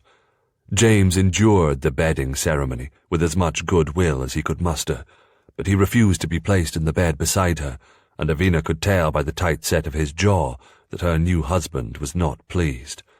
Fortunately, his mother was also attuned to her son's feelings, and she managed to hustle the drunken revellers out of the bedchamber before James pulled his sword on them. The moment they left, James swiftly bolted the door, then turned and pressed his ear against it. "Are they gone?" Davina asked. "At last. I paid the musicians a goodly amount to ensure they wouldn't participate in the chivalry. Thank God it's too cold for the McKenna knights to stand below our window and beat their swords on their shields, or else we would never find any peace this night." "Aye, it seems as though it will only take much to get this crowd riled," she agreed. James walked to a small table and poured 2 goblets of wine. "Drink?" Davina shook her head. She'd already had far more than usual. Any more and she might pass out, and that would completely ruin what had so far been a perfect day. The chamber fell silent as James finished his wine, then lifted the goblet he had filled for her and drank. Davina aimed a teasing grin at her husband. "Highland lore says a marriage will be happy if the bride is merry. Is the same not true for the groom?" James cocked his head. "You think I'm unhappy?" "I think ye spent far too much of our bridal banquet scowling." He furrowed his brow. "The men find it amusing when I gaze at ye like a besotted half-wit, so I try to temper my enthusiasm." "Should I be insulted that ye didn't want everyone to know how you truly feel about me?" James downed his drink. He came to the bed, but did not climb under the covers with her. Instead, he lounged casually on the mattress, his elbow propped on the pillow, eyeing her. God above, he was a handsome devil. Her pulse became a rapid pounding in her ear, while a steady stream of warmth filled her heart until it was almost too full to hold it inside. "'Tis no secret that I adore ye, but I prefer privacy when I pour my heart out to my wife." He pressed a soft kiss on her lips, and she leaned forward, wanting more, but he pulled back. "What's wrong?" He ran his hand through his hair. "I want this night to be filled with memories that ye will always cherish." She tipped her head at a flirtatious angle. "I'm the one who is supposed to be filled with bridal nerves, not ye." James rubbed his freshly shaved jaw. "'Tis our wedding night," he said, as though that explained everything. The sheet that the women had carefully tucked around her naked form to preserve her modesty began to slide away. She could feel the cool night air on her exposed flesh, but the desire that flashed in James's eyes heated her blood. "Tell me, husband, will you be able to summon up some sweet words for your bride, or will this be a long, cold night?" "My brother is the one blessed with a silver tongue." "But I didn't want your brother," she whispered throatily. "I wanted ye." The words had barely left her mouth when James pounced. Cupping the back of her head, he claimed her lips in a kiss so heady that she felt dizzy. He kissed his way down her throat to her breast and captured her nipple between his lips. She gasped in delight, and he suckled until she was panting and squirming. Then he dipped his head lower, down to her soft belly and beyond, touching the heart of her womanhood with the tip of his tongue. Davina screamed in surprise, pulling away, but he held her hips tightly. "You need to trust me, Davina. I promise ye willna be disappointed." Well, he had promised her a memorable wedding night. Trapped between desire and mortification, Davina allowed him to nudge her legs wider apart. She bit her lower lip nervously when he sank between her thighs, but all thoughts of modesty and embarrassment fled when his tongue returned to that sweet spot and swept over it again. "James," she gripped his shoulders. "Are ye certain?" "Aye. It gives me such pleasure to know ye in this way. You're so pretty, so pink, so lush." His searching tongue laved her gently, swirling, circling, then suckling. She cried out again, arching herself against his greedy mouth, the mindless joy intensifying. Desire and need blazed inside her. She tried to speak, but the tension was too overwhelming. The throbbing was almost painful, and she struggled to end it, moaning and thrashing. Her breathing was rough and ragged. She could hear it echoing through the chamber. It felt as though every inch of her flesh had come to life. The wetness between her legs, the aching of her breasts, the throbbing of her womanhood. Then suddenly it all crested. Her body began shuddering, trembling uncontrollably. Her capacity to think vanished. Aye, all she could do was feel, and it truly was as glorious as James had promised. She went limp when it ended. James moved up to hold her. He stroked her hair, whispered in her ear, nuzzled her neck. Her eyes closed, and a feeling of utter exhaustion, mingled with delighted contentment, came over her. Davina felt herself drifting off to sleep. "Nay, I want my wedding night." Shaking her head vigorously, she opened her eyes. James held himself above her, one arm resting on the mattress. She cast him a wicked smile, then a slight shift of her hips brought his body precisely where she wanted, pressing tightly against his straining penis. "He promised me a memorable wedding night, husband." He flexed his hips and let out a half-groan, half-laugh. "A Highlander is true to his word, never more so than when he is speaking to his woman." His woman. Hearing those words fall from his lips sent a new thrill through Davina's body. She felt his hands slide under her buttocks, lifting her, and she felt a renewed sense of tingling excitement. "Open for me, sweetheart." His voice was raspy, tortured, and she was glad to know his need was as great as hers. She obeyed his command, spreading her legs apart. He trembled as he arched over her. She felt his hard length probing for entrance, and for a moment she tensed, digging her nails into his arms. He groaned loudly, but ceased moving. "Go slowly," she pleaded. A low growl filled her ears. "I'll try." Davina took a deep breath. She felt the tip of him pressing inside her, and she did as he instructed, relaxing her inner muscles. Her arms went around his back, and she hugged him. He thrust deeper. Another low growl filled her ears, and she moaned as the pleasure grew.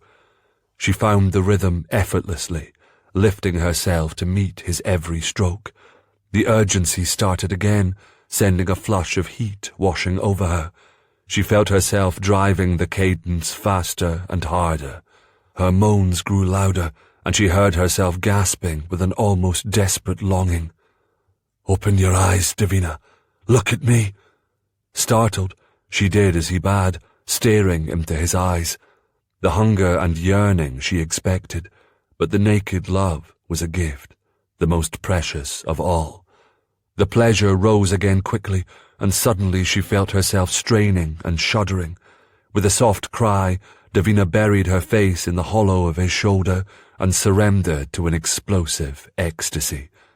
Her release hastened his. James thrust harder, faster, his breath harsh against her ear. Then he went still, and she could feel the pulse of him deep inside her as he spilled his seed. He collapsed on top of her, pinning her with his weight, but this time there was no rush of fear or panic. The sensuous days of their love-making still held her enthralled. "I'm too heavy," James muttered, making a lackluster effort to move himself off her. "Nay, stay," she whispered, lifting her legs. She wrapped them around his thighs, holding him in place. "I like having ye this close to me."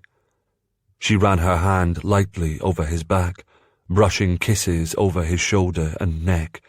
Her heart ached with love, and the smile on her lips would not fade. Never had she felt such joy, such deep contentment, such total exhaustion. "I love ye, Davina." A smile touched her lips. If she lived to be 100, she would never grow tired of hearing those words from him. "I love ye, James, ye, and no other man." He emitted a masculine growl of gratification, then rolled over, taking her with him. She settled comfortably beside him, and he kissed her temple. Her eyes drifted shut, and she fell in a deep, dreamless sleep. James watched Davina while she slept, staring at her profile, committing each delicate feature to memory. She was so lovely, he ached, his chest heaving with emotion. What he felt for Davina went beyond desire, beyond passion, beyond love. They had connected on a level higher than the physical, a humbling realization. Being with Davina filled the holes in James's heart, somehow melting away the thoughts of reckoning that had consumed him, erasing the desperate years of loneliness when he had yearned so intently for what he had lost, becoming angry and despondent. Observing her now, he wanted to lean over and gently kiss her plump lips, but her slow breaths told him that she was in a deep sleep, and he didn't have the heart to wake her. She had more than earned her rest after their spirited love-making. He would not be an inconsiderate, demanding husband. He hoped he hadn't been too rough in their coupling this night. A mere glimpse of her lovely white flesh had been enough to fuel his ardour, and his passion had been difficult to control. Carefully, he brushed a tendril of damp hair from her face. He felt a searing burst of possession, followed by a dark yearning so strong it pierced his heart like a knife. God grant me another chance. He muttered the words beneath his breath like a prayer. James knew he had her love, but equally important was her trust, for without it their marriage had no chance of lasting happiness. She reached for him in her slumber, and he promptly forgot his resolve to let her sleep. She was simply too much of a temptation to resist. He kissed her neck, her shoulder, then swirled his tongue over her nipple. He heard her gasp as her eyelids opened. An impish spark lit her eyes. She curled her fingers around his erection and began fondling him. "Ye must think me a bold and brazen lass to wake me from a peaceful slumber like that, James McKenna." He felt his heart catch tight in his chest. "Ye are a passionate woman, Davina McKenna. I'm proud to be the man to awaken your womanly desires." She scrunched her nose. "My womanly desires? Och, ye sound like a troubadour spinning a fancy tale, and a bad one too. Ye best not be letting anyone else hear ye spout such flowery nonsense." "I told ye that I lack a silver tongue," he said, raising his hand to trace a finger along the slope of her cheek. "Ye have a magical tongue, Sir Knight, as my well-sated body can attest." She shifted to her side, and they lay face to face. "I cannae fathom sharing these intimacies with any other man but ye, James, not only because ye are my husband, but because I love ye." "And trust me." "With my life and my heart." "I'm a fortunate man." "That ye are, dear husband." She accompanied her words with a saucy wink. James burst into laughter. He had expected her to shower him with exaggerated flattery, hoping she would turn a phrase he could tease her about, but once again she had surprised him, and he liked it, for deep in his heart he knew she spoke the truth. He was indeed a most fortunate man. Chapter 18. The next weeks were peaceful for James and Davina. His family gave them the privacy they craved, for the most part, and they spent their days enjoying each other's company and their nights in passion and pleasure. They spoke of the future, of the life they would build at Torridon Keep, with excitement and anticipation. Yet secretly, James fretted over Davina's safety, worrying that once they left the thick walls of McKenna Castle, her life would be in peril. Consequently, he spent hours training with the McKenna soldiers, honing his own skills and assessing theirs. His father had given James leave to choose a contingent of McKenna warriors as an escort and offer positions at his men-at-arms. As his funds to pay these men were limited, James wanted to make certain he selected the best. The McKenna sent a message to Davina's uncle, informing him of their marriage. Davina included a short missive of her own, proclaiming her love for her husband and her great happiness over their union. Her uncle's reply fell short of outright objection, but was brief and terse enough to relay the message of disapproval. Davina claimed it mattered little to her, but after being reunited with his family, James felt it was important to mend the breach with the Armstrong clan. Once he and Davina were properly settled, 'twas one of the first things he planned to fix. Malcolm seemed to accept their marriage with good grace, though every now and again James would catch his brother staring at Davina with a curious mix of puzzlement and longing. Though tired and hungry, James's mood was light-hearted as he left the practice field. The weather had been milder, yet the breeze cool enough to keep the sweat from dripping into his eyes as he parleyed with the McKenna soldiers. 2 additional men had accepted his invitation to join him, and he felt confident in their skills and loyalty. He spied Colin the moment he entered the great hall, and instructed the lad to have bath-water brought to his chamber. Best to enjoy the luxuries of McKenna Castle while he was able, James decided, suspecting in his new home there would be few opportunities to indulge in a hot bath before the evening meal. Davina looked up in surprise when he entered their chamber. She was standing over 2 large trunks that were stacked high with goods. Around her feet were bolts of fabric, sewing notions, piles of fur, and mountains of clothing. "I can see that you've been busy," he remarked, placing a gentle kiss on her cheek. She wrinkled her nose at his pungent odour, yet kissed his lips tenderly anyway. "You need a bath, husband." "Colin is seeing to it." James shrugged off his tunic, then sat to unlace his boots. "I spent the afternoon with your mother and Catherine, packing supplies for the journey and for our household." Davina flopped on the bed. "'Twas exhausting. I felt like a soldier preparing to lay siege to a town." James laughed. "Mother does tend to over-prepare for things." "I appreciated her generosity, though I confess at times it made me feel like a beggar." "We dinna know what we will find when we arrive at the keep," James argued. "'Tis most likely understocked, possibly in disrepair. That's why I want to go ahead of ye." "Nay, I'll not be left behind, James. The keep was my childhood home, and now it is our home, the place where we will raise our family. 'Tis only right and proper that we arrive together." Davina rolled to her side, facing him. "As for food, you need not worry. Your mother is sending enough to feed an army for a year." "You'll be glad to have it when your belly grumbles."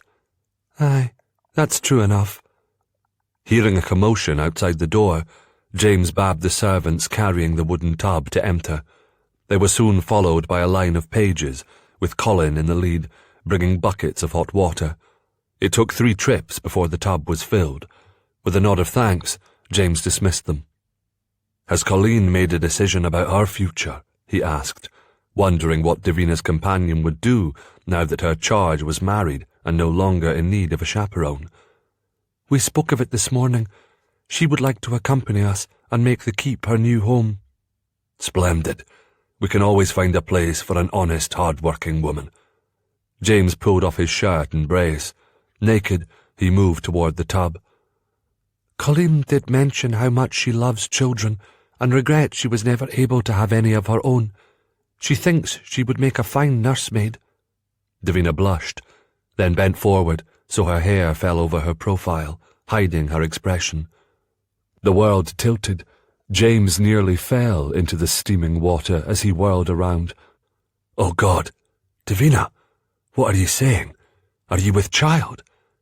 She tossed her hair aside and regarded him with a faint, mysterious smile. "Perhaps. 'Tis too soon to know for certain." He opened his mouth, shut it, opened it again. "When will you know?" "Not for another week, at least." She cleared her throat. "I shouldn't have said anything, but I was too excited. Would it please you to have a child?"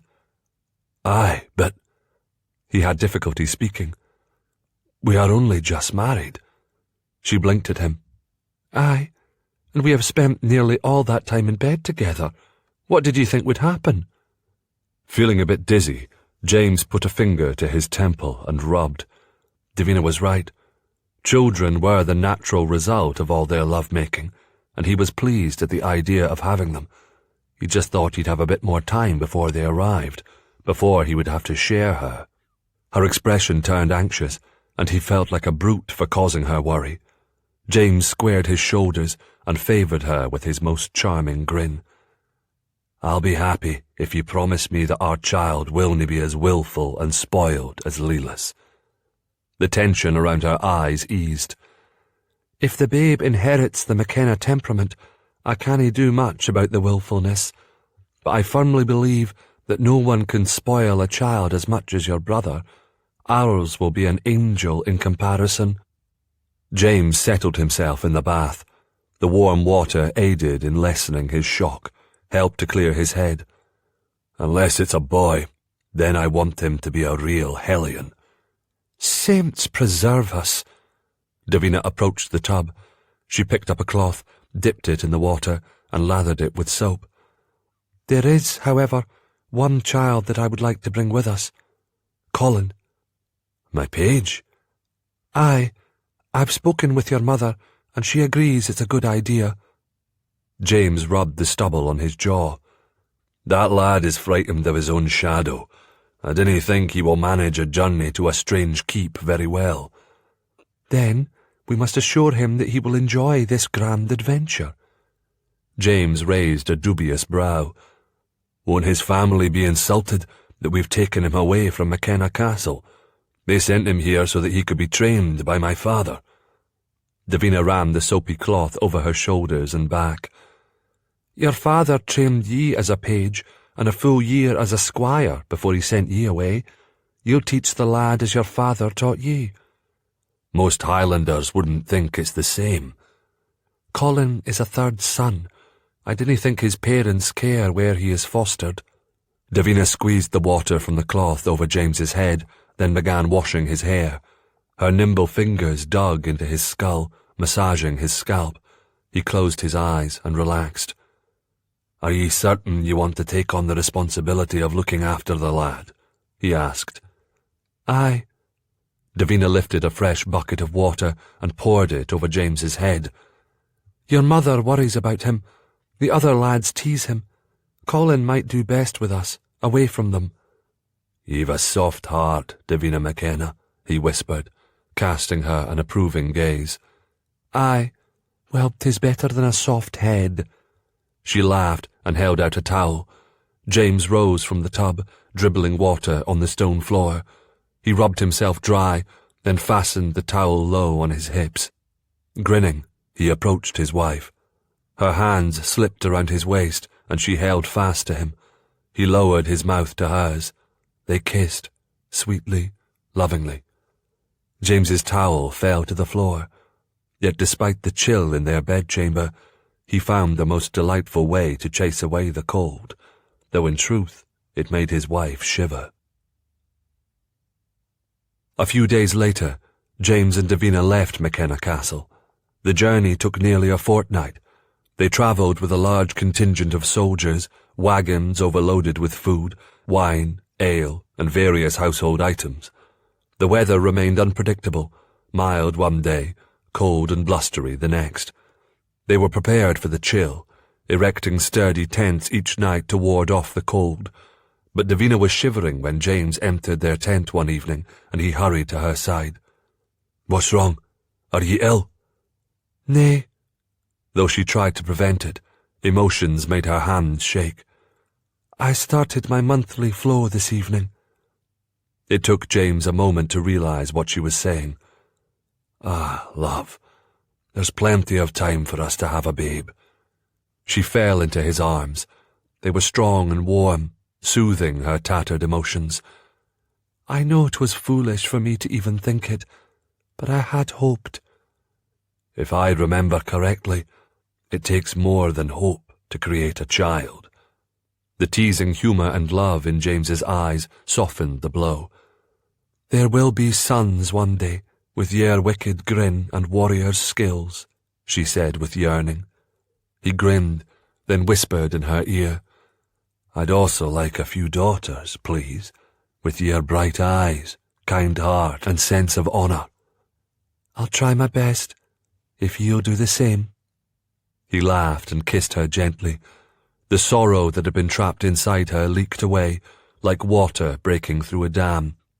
There would be children, she reassured herself, as many as God saw fit to give them. Spirits calmed, Davina ate a light meal, but slept well that night, cradled in James's embrace. On the afternoon they reached Torridon Keep.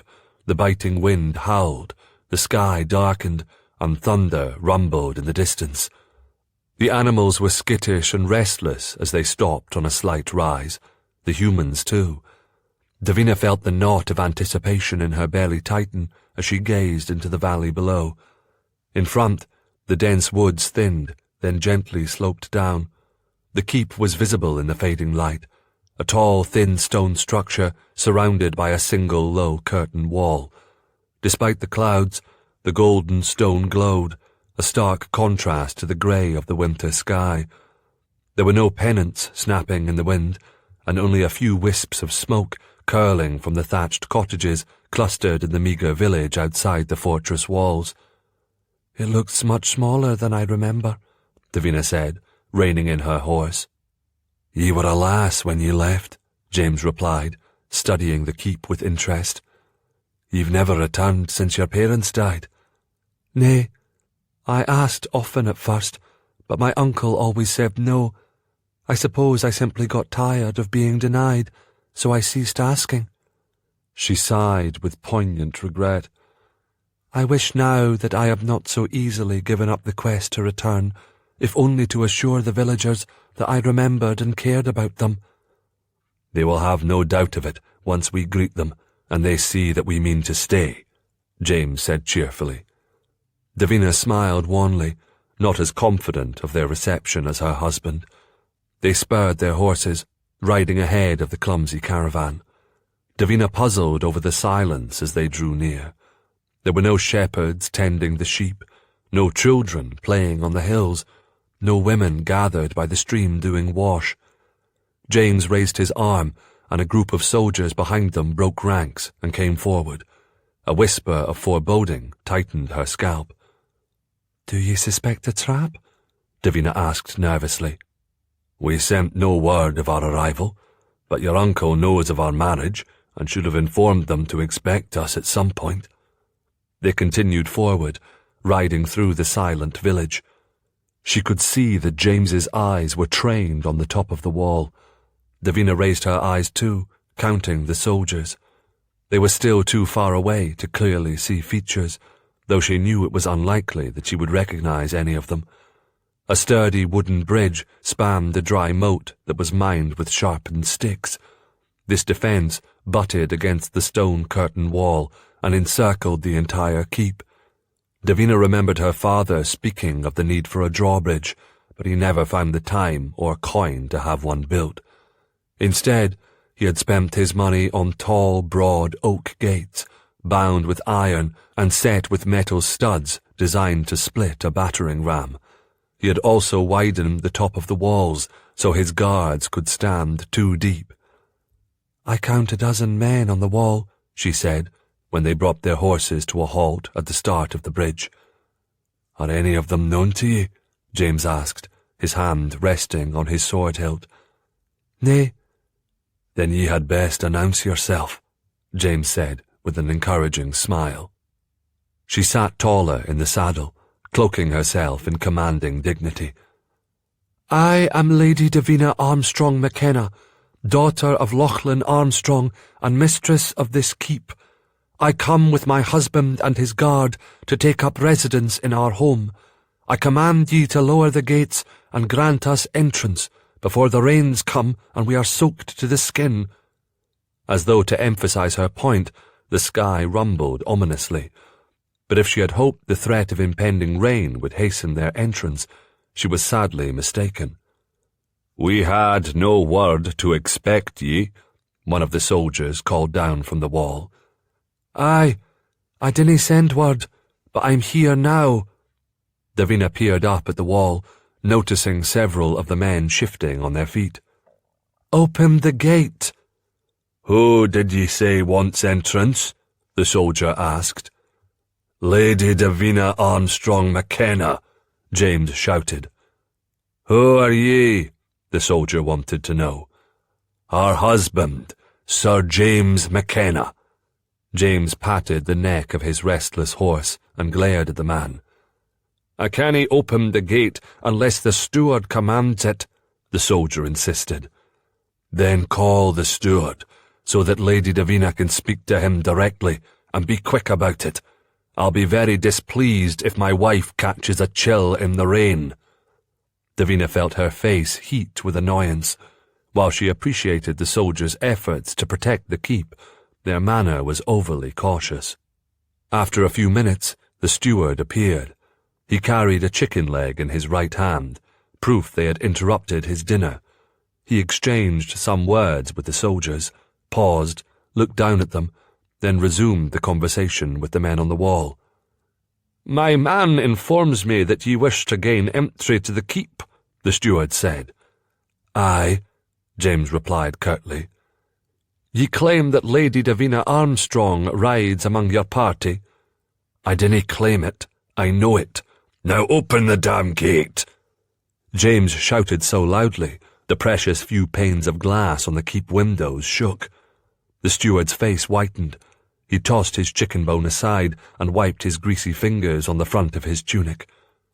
"Forgive my confusion on this matter, Sir James, but Lady Davina is already here. She's resting in her private chambers." Davina was so stunned by the announcement that for an instant all she could do was stare. She turned towards James and saw the shock she felt reflected in her husband's eyes. "Did he just say that I was already in residence?" "Aye." The astonishment on James's face gave way to puzzlement, then anger. He shifted in the saddle. "Bring her here immediately." "But she is resting," the steward exclaimed. James swung his shield around, drew his sword, and began beating the sword against the shield. The McKenna men surrounding them took up the chant, imitating their leader. The fierce sound reverberated through the valley, a chilling, violent warning. Davina could almost see their fear as the men on the wall exchanged nervous glances. James raised his sword, and the pounding ceased. "Ye have been lied to, my good man, by a clever, deceitful female. Bring her to the wall this instant, and I shall consider sparing your life once we are inside." The steward's jowls quivered. He spoke to the soldier on his left, and the man scurried away. Just as Davina felt the first fat raindrop on her arm, the soldier reappeared. There was another person with him, smaller in stature and obviously a female. The impostor. "Who dares to claim my identity?" Davina shouted. The impostor stepped forward. Her head was bent so low that Davina could see nothing of her face. Yet there was something about her manner that was familiar. Goose flesh pricked down Davina's arms, and an uneasy feeling settled in her stomach. "John?" Davina gasped. The impostor let out a high, keening cry and stumbled forward. The steward reached out, catching her in his arms as she fell to the ground. "Well, that's one mystery solved," James smirked. Less than an hour later, Davina and James sat across from a defiant Joan in the great hall. Her golden hair hung around her shoulders like a veil, making her appear far younger than her years. She wore a blue silk gown with long, tight sleeves and an equally snug bodice that clung to her slender figure. Her expression was calm, her manner haughty. One would think that she was the offended party in this sham, not the other way round. "What sort of game are ye playing, Joan?" James asked, anger lurking in his gaze. "'Tis no game. I was travelling home after visiting my parents and stopped here to spend the night. The gates were barred, much as they were today. It simply seemed easier to gain entrance by telling them that I was ye." Joan had the grace to flinch, though her chin remained proudly raised. "'Twas only a small fib. I planned to leave within a few days." James turned to the steward, who was hovering in the shadows. "How long has Lady Joan been here?" The steward blinked rapidly, clearly terrified to have been asked. "Nigh on 3 weeks, Sir James." Jones's expression hardened to stone. "I caught a chill, which necessitated a longer stay." "You seemed perfectly healthy to me," James scowled. "Why haven't ye gone? And where, may I ask, is your husband?" The smouldering flame of resentment in Joan's eyes didn't surprise Davina. Joan had always objected to answering questions about what she said and did. Apparently, that hadn't changed. "Archibald had Fraser business that needed his attention." "Where?" James wanted to know. "At court." Davina shot a disbelieving look at her cousin. Her husband was at court, and Joan elected to be here, instead of with him. The tale did not ring true.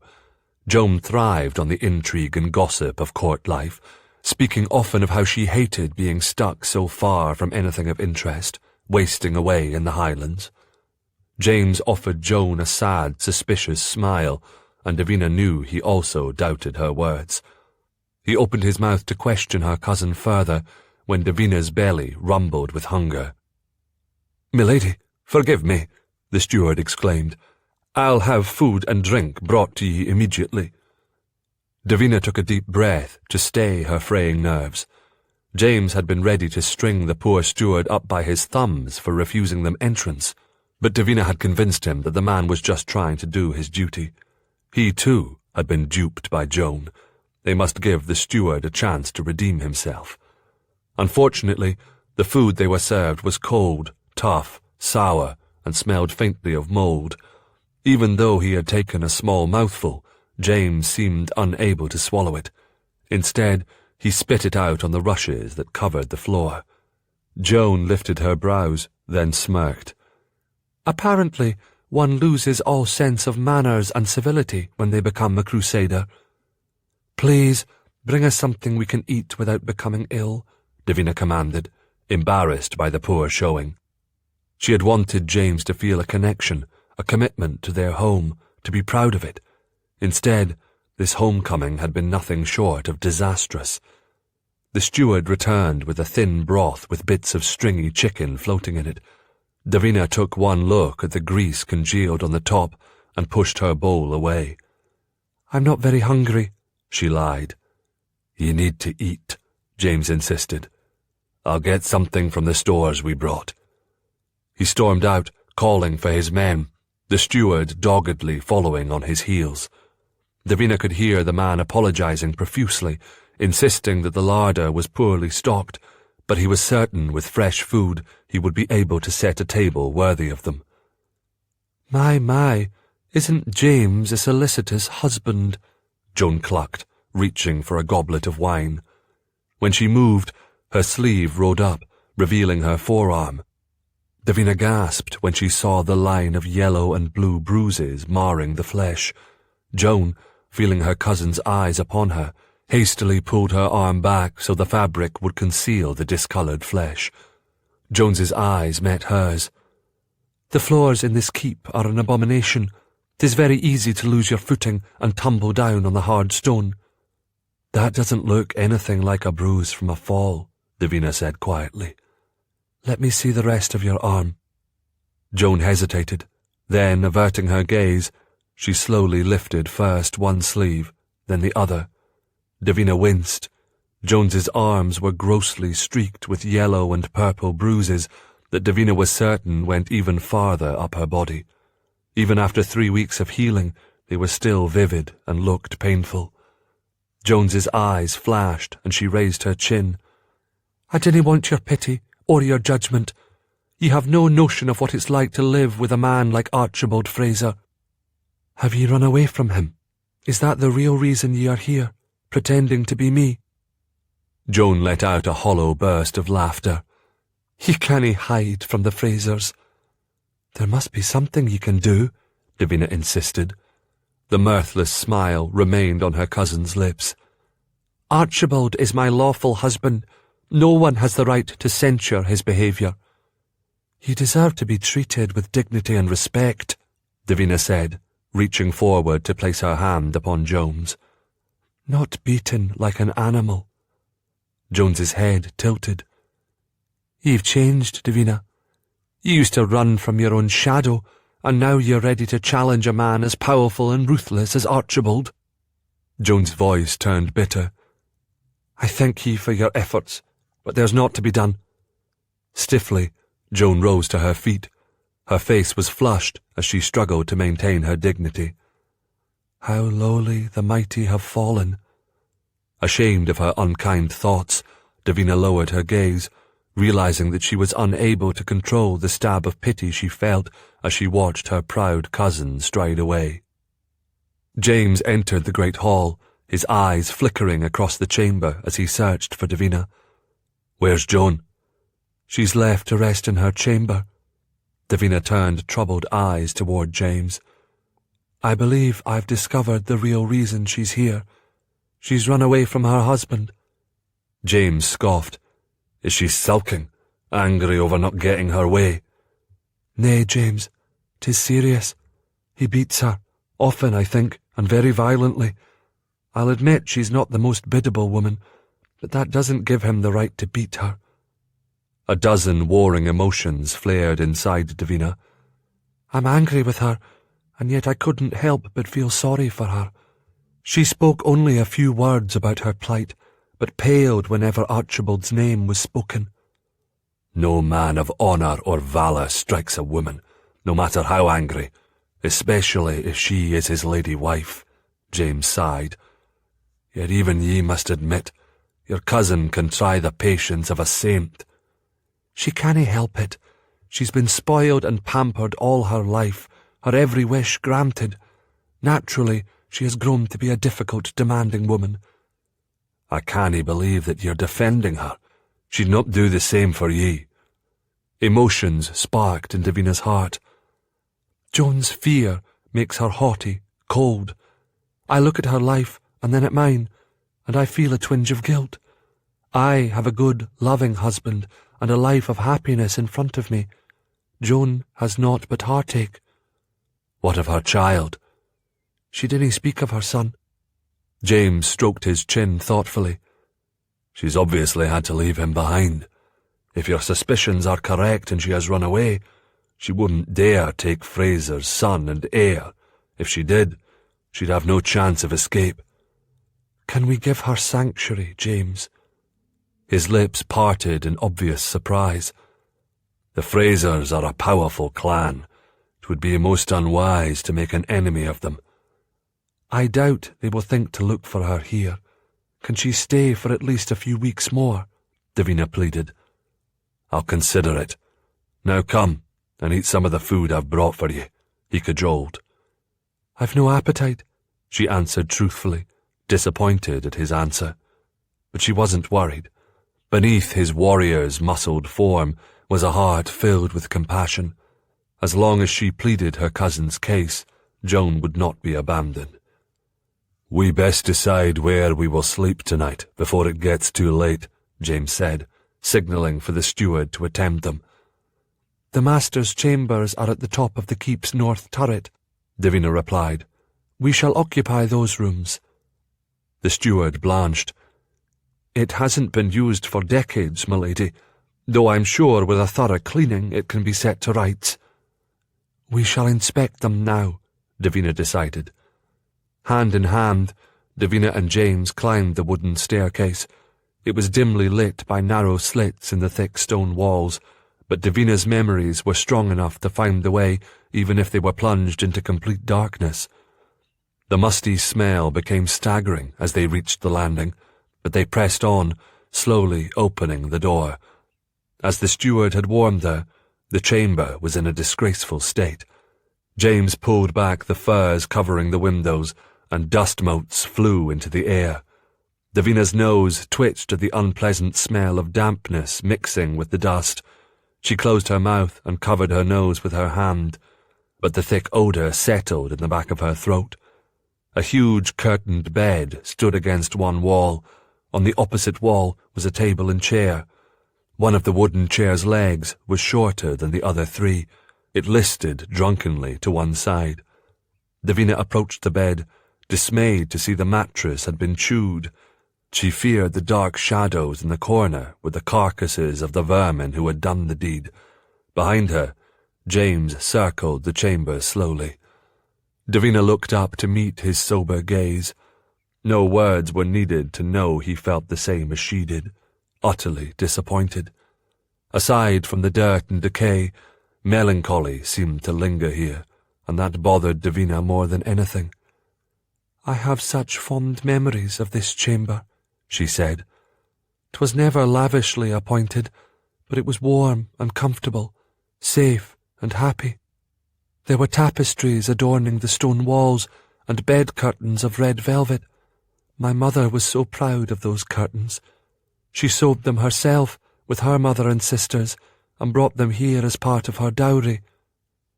"We will sleep here tonight," James declared. Davina rubbed her forehead. "Och, James, it will take an army a month to get this place cleaned." "Then we shall rouse an army." James bellowed for the steward, and the man came running. His expression grew increasingly horrified as James gave him instructions, but the steward didn't dare protest. Once they were alone again, James pulled Davina into his strong embrace, and she went willingly, in need of his comfort. "'Tis only a minor problem, easily solved," he insisted. "Aye, James," she sighed wearily. "As long as we have each other, nothing can defeat us." "That's my lass," he whispered, kissing her brow. Yet the following morning, James sent a message to McKenna Castle, asking for reinforcements. Chapter 19. "Are ye awake, Davina?" James's voice rumbled, deep and sensual, in the silence of the night. Davina turned on her side, punched the pillow beneath her head, and sighed. "Sorry," she answered. "Did I wake ye?" "Aye, from a sound sleep. Clearly I have not done my duty as a husband if ye aren't fully exhausted from our earlier coupling." The feel of his fingers against her naked breast startled her. Stiffening, she pushed his hand away. "James, making love is not the answer to every problem," Davina exclaimed, glad that in the darkness he could not see the flush spreading across her cheeks. Nearly 6 weeks married, and she still suffered bouts of modesty when he acted so boldly. Worse, he found her blushes vastly amusing and greatly enjoyed teasing her about them, a situation she normally didn't mind. But tonight she was too upset. "I was trying to distract ye," he said softly, easing her into his arms. "We haven't slept a peaceful night since we arrived." "I know, and I feel foolish because of it." "It's not an uncommon problem," James said sympathetically. "Well, judging by the volume of your snoring, I can safely say that ye didn't have any trouble sleeping here," Davina retorted. "When ye live the life of a crusader, ye quickly learn to sleep anywhere. My brothers in arms liked to joke that I could easily sleep standing up, like a horse." He kissed the top of her head. "You merely need time to adjust." "McKenna Castle was unfamiliar to me, yet I didn't have nearly this much difficulty drifting off to sleep." Davina's heart twisted. It had been the realization of a dream having James as her husband, and the chance to return to her childhood home as its mistress. The sorry state of the keep had been an unexpected letdown, but she had never shied away from hard work. Labouring all day and making love with James each night should have left her exhausted and contented. Yet instead, she felt oddly unsettled, and that feeling of unease grew with each passing day.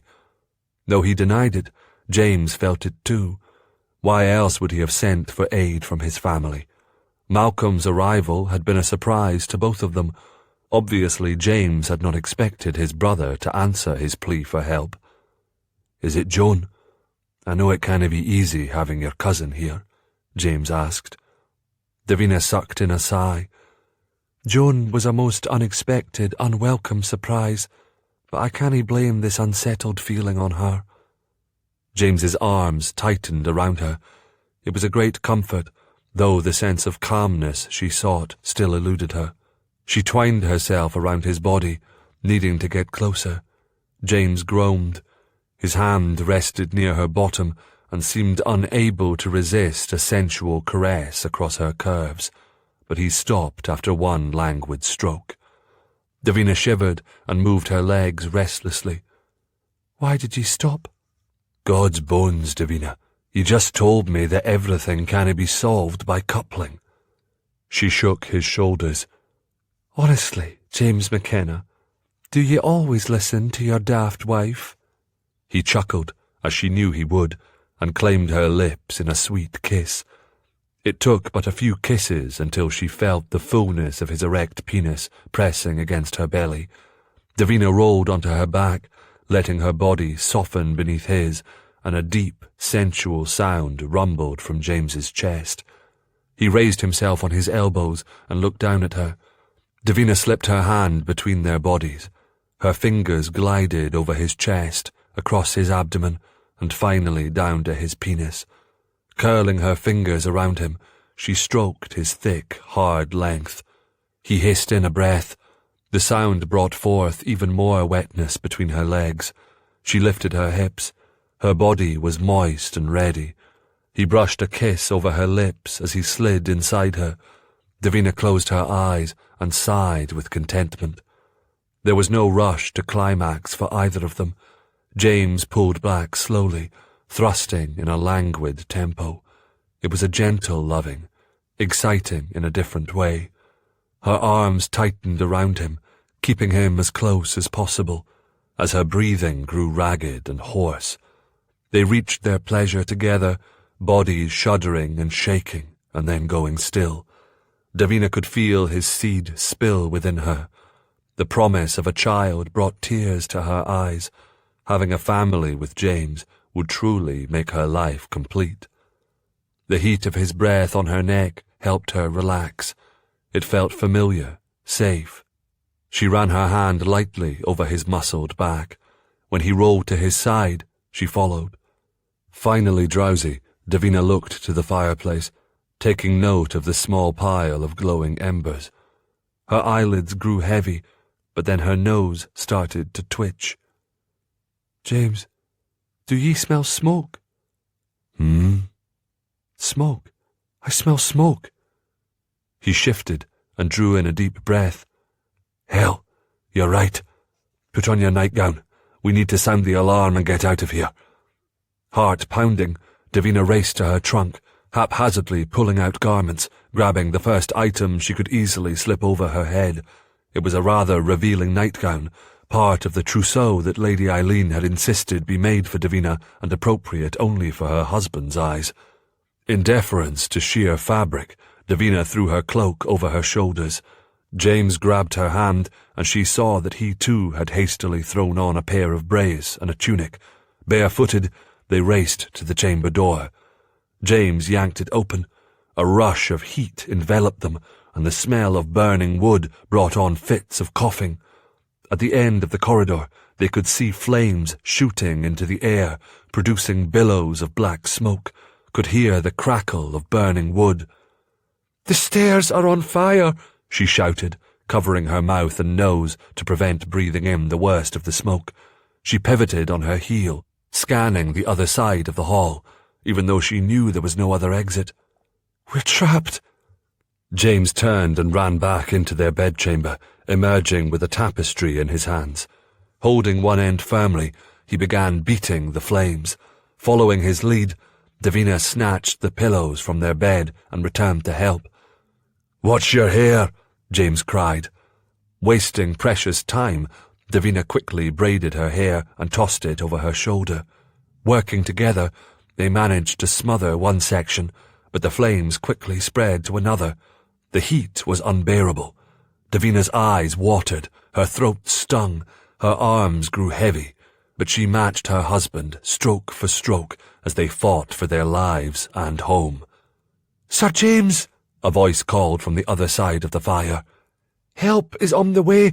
The villagers are gathering buckets and water." "Colin!" Davina shouted. "Aye, milady." "Be careful. Dinna get too close." "I saw the flames from my pallet and roused the household," Colin called excitedly. "Are we under attack?" James asked. I'm not sure, the lad answered. Sir Malcolm is on the wall with the guard, but they've not sounded a battle alarm. That's good, isn't it? Davina rasped, turning to her husband. James coughed long and loud. A deep frown of concern lined his forehead. If necessary, Malcolm will defend the keep, but we must contain the blaze here. If any sparks hit the thatched roofs in the village, every cottage could be lost. It seemed to take an eternity, but in truth was no more than a few minutes before the sound of water being hurled at the flames filled the hall. Female cries could be heard, mixed with the male voices shouting commands, and Davina was heartened to realize the women had also joined the bucket line.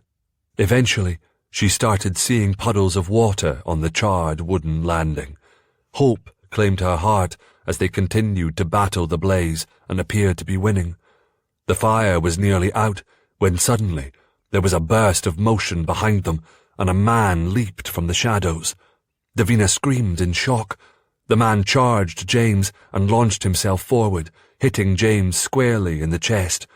James caught his attacker by the arms, attempting to hold him off.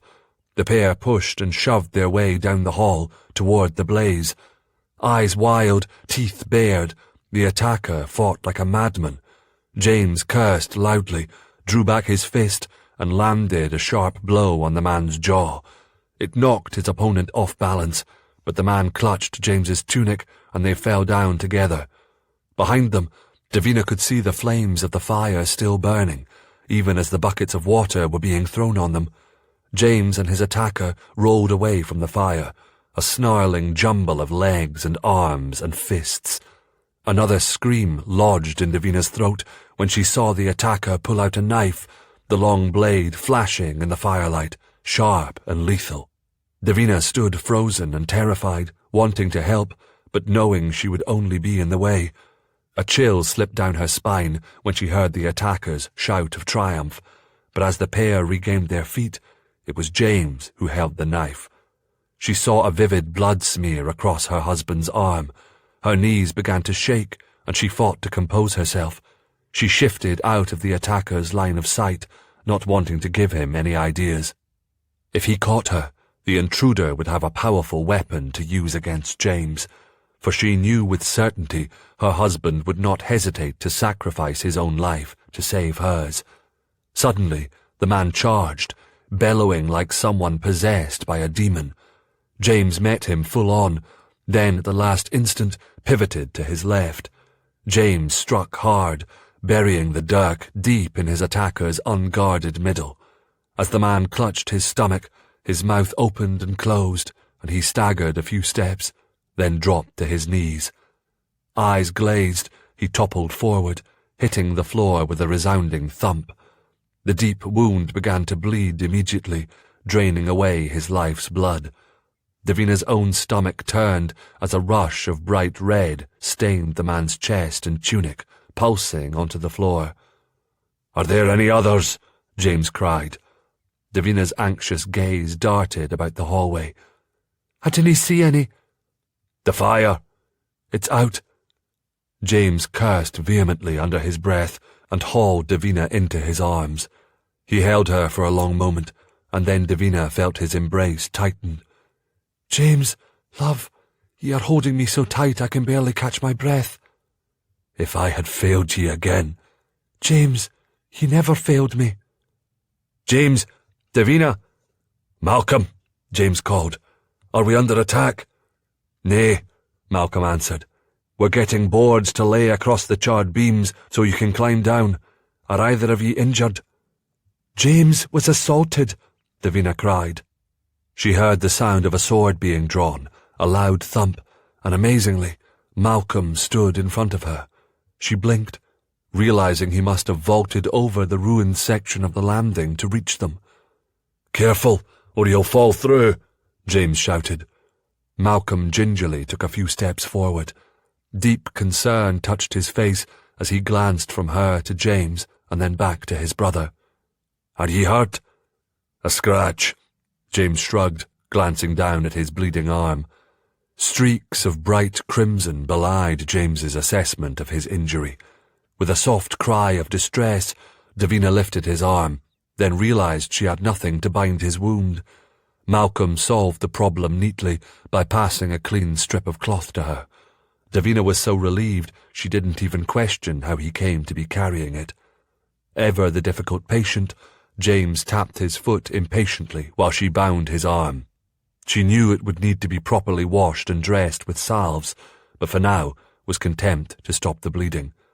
Malcolm's lips thinned into a grim line as he gazed down at the body. "Do you think he set the fire?" "It seems highly likely, yet he waited at the other end of the hallway once it flared into life," James replied.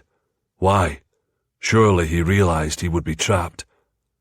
"Perhaps he meant to draw ye from the chamber, but the blaze grew too quickly," Malcolm suggested. "Well, we certainly can't ask him about it now," James cried, throwing down the dirk in frustration. "I was hoping he would live long enough to tell us why he did it. Or, more importantly, who paid him." Malcolm moved closer to the body. The attacker lay face down, a pool of dark blood surrounding him. Using the tip of his boot, Malcolm rolled the body over. The man's head lolled awkwardly to one side, his eyes glassy in death. "Do you recognize him?" Davina gasped. "My God, he's just a lad, no more than 15 or 16. Why would he do such a thing?" "Most likely he was paid," Malcolm speculated. Davina wrapped her arms around James's waist and leaned her cheek against his strong shoulder. The smell of smoke and blood clogged her nostrils. Tears rose. She'd almost lost him, first to fire and then to an assassin's dirk. It didn't bear thinking. "Is this keep cursed?" she asked, daring to voice yet another fear. "Not by ghostly spirits," James said. "Aye," Malcolm said grimly. "I found a pool of melted wax on the charred staircase. This was no accident. Whoever set the fire meant to kill ye both." The acrid smell of smoke tinged James's nostrils, bringing back memories of the sieges he had endured while on crusades. Thankfully, the nauseating smell of burnt flesh was not present. According to Malcolm, no one was injured, except for the knife wound James had sustained. Holding Davina's hand, he navigated over the thick wooden planks that Malcolm had placed over the charred stairs and landing. Once safely down, they gathered in the great hall. James's throat was dry and parched, his lungs sore from inhaling the smoke. He walked rapidly, felt the ground begin to spin, and abruptly sat, not wanting to draw any additional attention to himself. He downed a tankard of ale and a second tankard of water. The liquids helped to invigorate him, and his mind soon began tripping over itself with questions. Why would someone want them dead? He turned his head, glancing suspiciously at the soot-lined faces of the people gathered in the great hall. They had worked hard to save him and Davina. Was one or more of them a traitor? "Sit down, James, and let me tend to your arm," Davina pleaded. "Colleen has brought medicine from the still room." Davina lifted a basket, and he saw clean linen strips of bandages and a poultice filled with pungent herbs. He sincerely hoped that she did not intend to put that on his arm, as the smell was turning his stomach. He fidgeted while Davina fussed, holding on to his patience with effort. He could see that she was still shaken, and realized tending to him helped keep her calm. His arm stung and throbbed, but he stayed silent, even when she sewed his torn flesh with her needle. 'Twas no question that he would do anything to give solace to his wife, even suffer her medical care. "There, all done," she smiled, but he could see a furrow in her brow. "'Tis a nasty gash, though not as brutal as it might have been. I've put in a few stitches, which will help stop the bleeding. We must keep it dry and clean to make certain it heals without bringing on a fever." Davina's furrowed brow deepened when she mentioned the possibility of an infection, as if the thought had just occurred to her. Anxiously, she pressed her hand to his cheek and temple. "I'm fine, Davina, truly." "I'll prepare a dram to ward off the fever." Heads pressed together, Davina and Colleen started rummaging through her basket. His arm was on fire, but the love and concern he saw in his wife's face eased his physical pain. "Where is Lady Joan?" Malcolm asked. "She couldn't possibly have slept through all this mayhem," James commented. "Have someone fetch her." It took Joan nearly an hour to answer his summons. By then, James had drunk Davina's medicinal dram and drank several tankards of ale. The pain in his arm had finally dulled, but his wits remained sharp. Joan entered the great hall and strolled regally toward them, her maid trailing dutifully behind her. She waited while the servant cleaned the bench of soot, then perched on the edge of it, crossed her ankles, and arranged the skirt of her gown artfully over her legs. She was dressed in a formal silk gown that matched the colour of her eyes. The neck and sleeves were intricately embroidered with gold threads. There was a long white silk veil and a jewel-encrusted gold circlet upon her head. Her hair was neatly plaited and pinned atop her head. She was, in truth, the very picture of a wealthy noblewoman. She was dressed in feminine splendour, more suited to a social gathering. No wonder it had taken her so long to make an appearance. She made no inquiries as to their welfare, nor asked to know what had occurred. Her composure was practised to the extent that it almost seemed false. James felt an almost overwhelming urge to grab her by the arm and pull her to her feet, but he refrained. He glanced over at his brother, noting by Malcolm's annoyed expression that his brother held with a similar notion. Yet neither would act upon it. They had been raised to respect and revere women, no matter their character. James took a sip of his ale and regarded Joan steadily for a long moment. "'Tis good of ye to finally join us, Joan. I assume that ye suffered no ill effects from the fire." "I am fine." She let out a dramatic sigh and pressed the back of her hand to her forehead. "Badly shaken, of course, but unharmed." "Truly," Malcolm drawled. "Ye appear quite calm. Aye, calm and dressed as though ye're attending court." Joan bristled and sat straighter. "Would ye have preferred that I come in my night-clothes, Sir Malcolm?" Malcolm glared, but Joan seemed unaffected by the taunt. She met his gaze unflinchingly. "No one recognizes the man who attacked James," Malcolm said. "We want ye to also view the body to see if he is known to ye." Joan shuddered with maidenly distress. "I'd prefer not to do something so gruesome." Malcolm's expression narrowed. "It's not a request, my lady." Jones's lips firmed. "If ye command it, then I will gaze upon the corpse. Though if others cannae identify him, there is no earthly reason why I would know him." "You've been here longer than we have, and therefore have had more exposure to the locals," James said.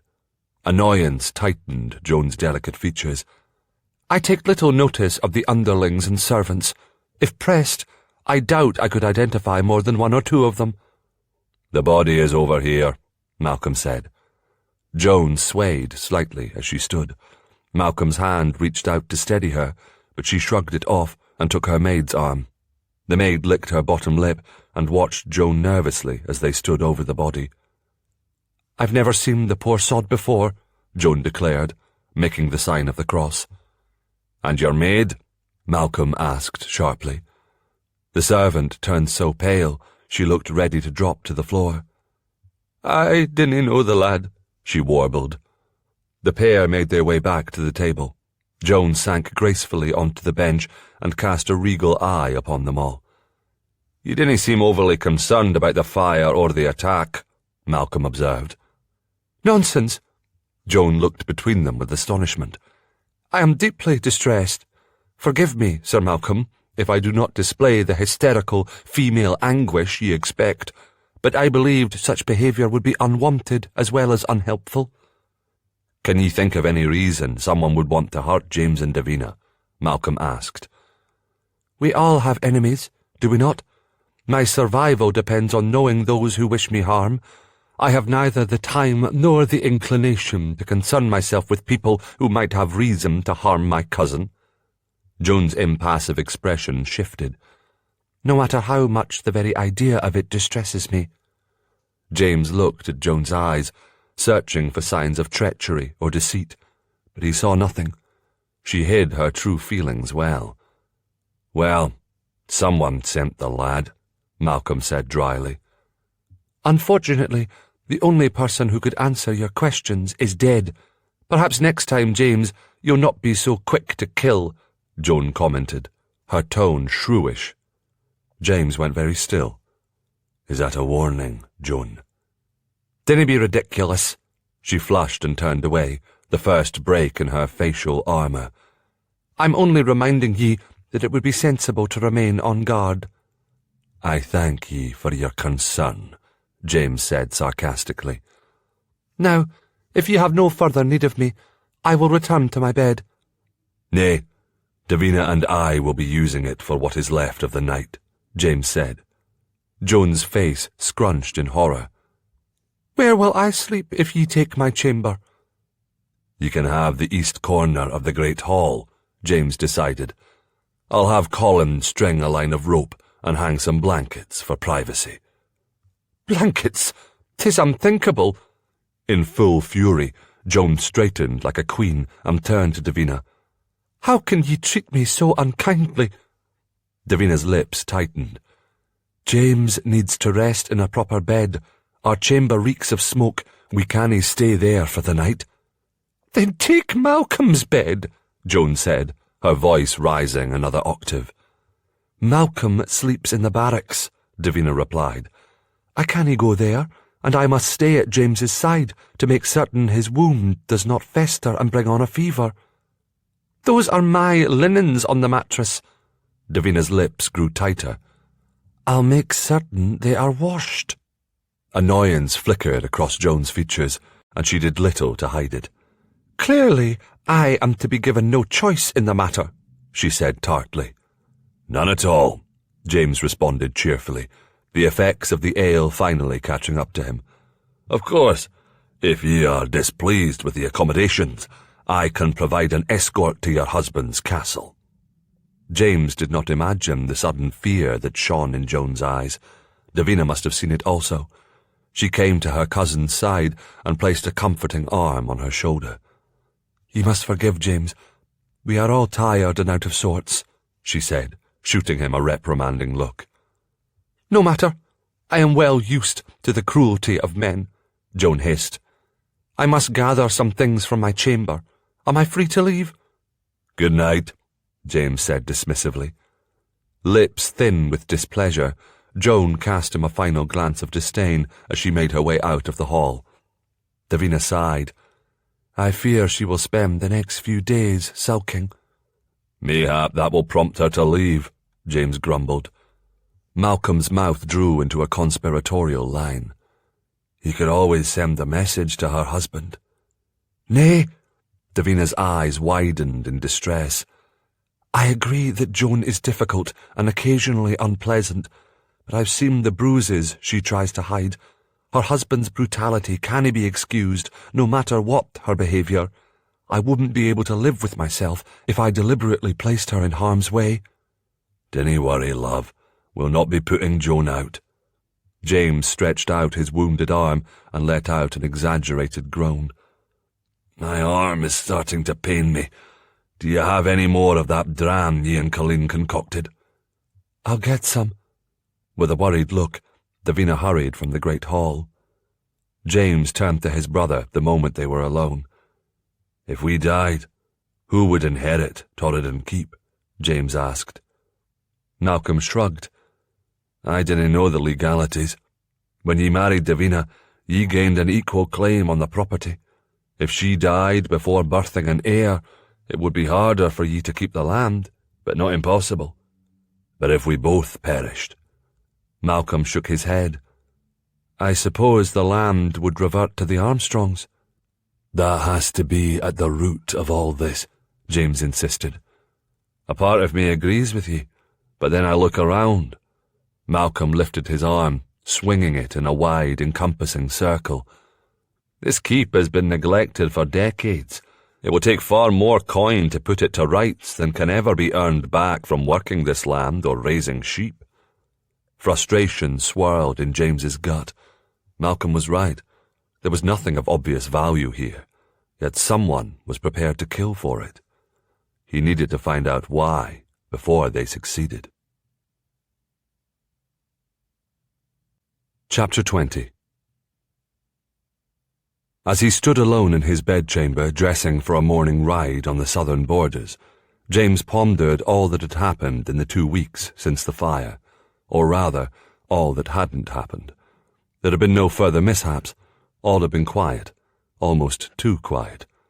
Then again, he and Malcolm had been constantly vigilant, shoring up the keep's defences, riding the borders daily, training with the McKenna guard.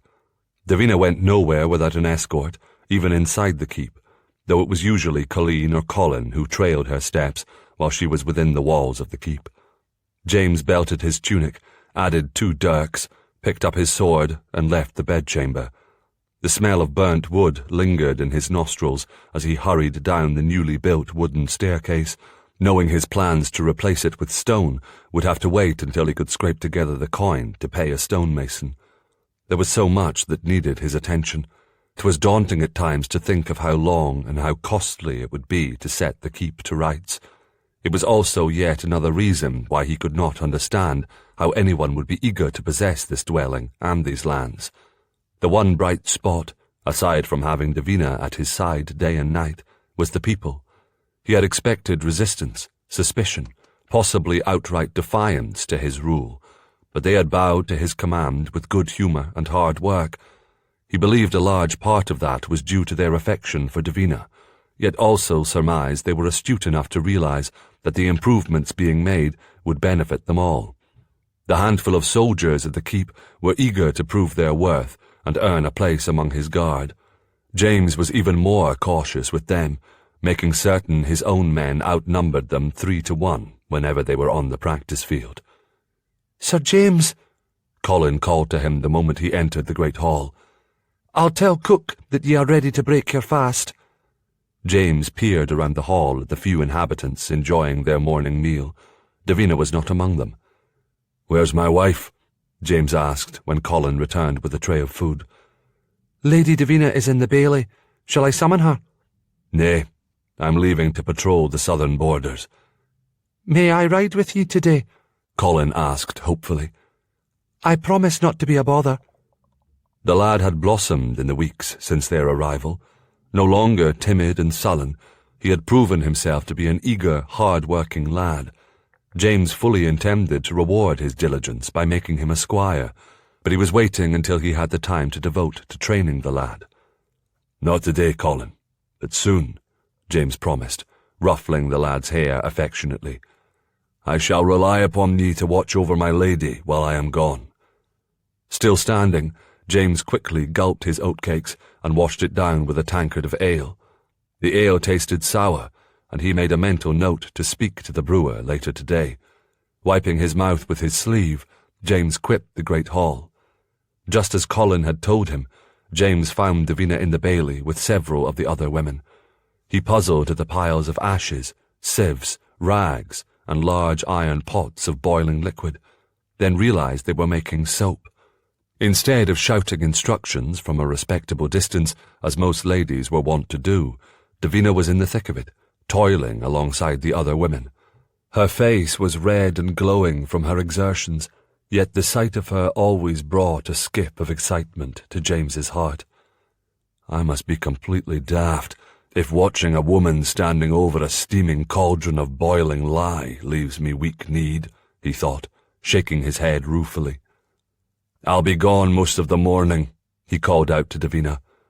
She turned toward him and lifted her arm, shading her eyes from the sun. "You'll be taking an escort?"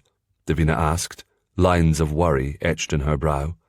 "Aye, 4 of our best men." She nodded with approval and returned to her work. His step was light when he walked to the stables.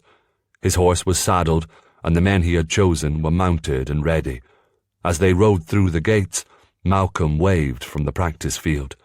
James saluted his brother, acknowledging the reason he felt confident leaving the keep was because Malcolm would be there to protect it, to protect Davina.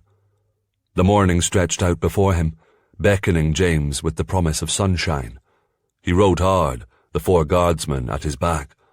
All around him, he could see the signs of spring bursting forth in buds of green.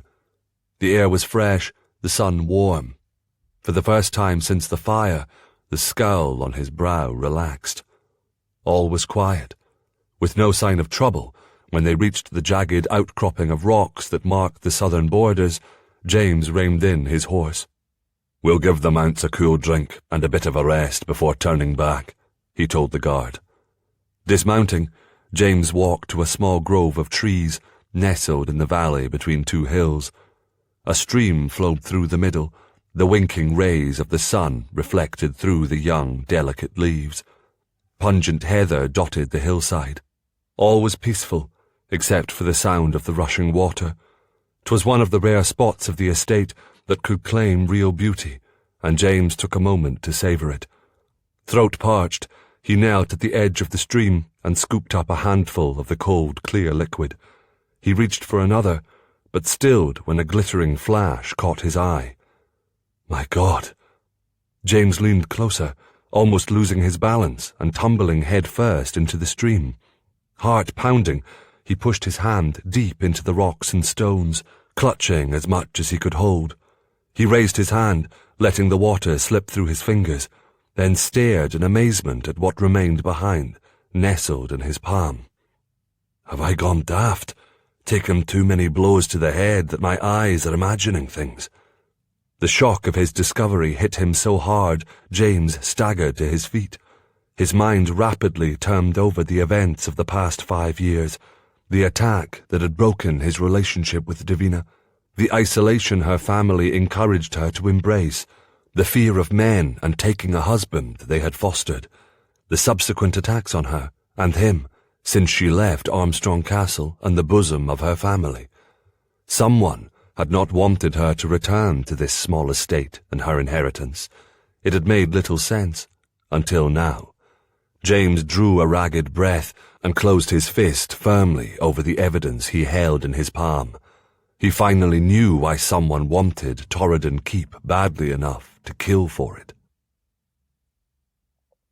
Davina entered the keep with a strong feeling of satisfaction.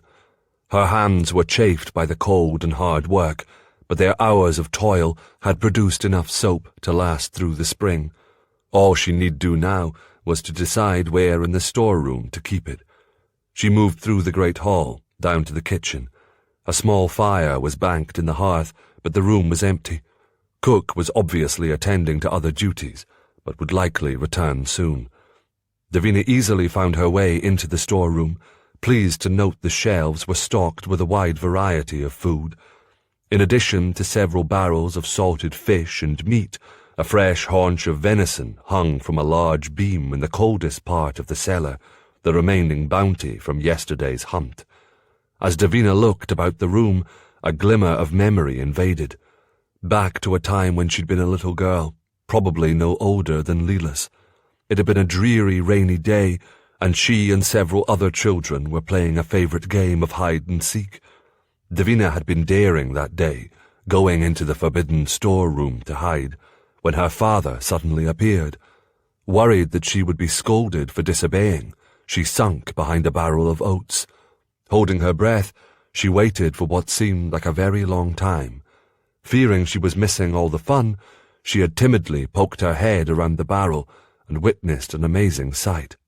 Spurred by this long-forgotten memory, Davina lit a candle and moved to the spot where her father had stood. She reached behind the various jugs and baskets on the shelf, running her fingers slowly over the wall, just as her father had done. Suddenly, her hand caught on a piece of metal jutting out of the stone. She lifted the candle higher for a closer look. "'Tis a lever," she whispered in surprise. She tugged on the mechanism. It didn't move. Determined, she pulled harder. Once, twice. On the third try, there was a click, and a narrow section of the wall separated. Amazed, Davina pushed, and it slowly creaked open. She took a half-step forward, her flickering candle creating eerie shadows against the stone. Expecting to see a hidden chamber, she instead found herself looking down a narrow spiral of stone steps. Unable to resist, she went down a few. The air was damp and musty, the walls glistening with moisture. She only intended to go down a few more, but each step pulled at her curiosity, and she'd descend deeper. At last, she reached the bottom. She looked up, trying to judge how far she had come down, but saw only darkness. Excited at what she might discover, Davina held her candle high. The chamber in which she stood was oblong in shape, narrowing at the far end to complete darkness. She batted away the cobwebs that clung to her face and proceeded through the chamber, this time finding what she expected. A tunnel. Her excitement grew. Was this an escape tunnel, or perhaps a secret passageway into the keep?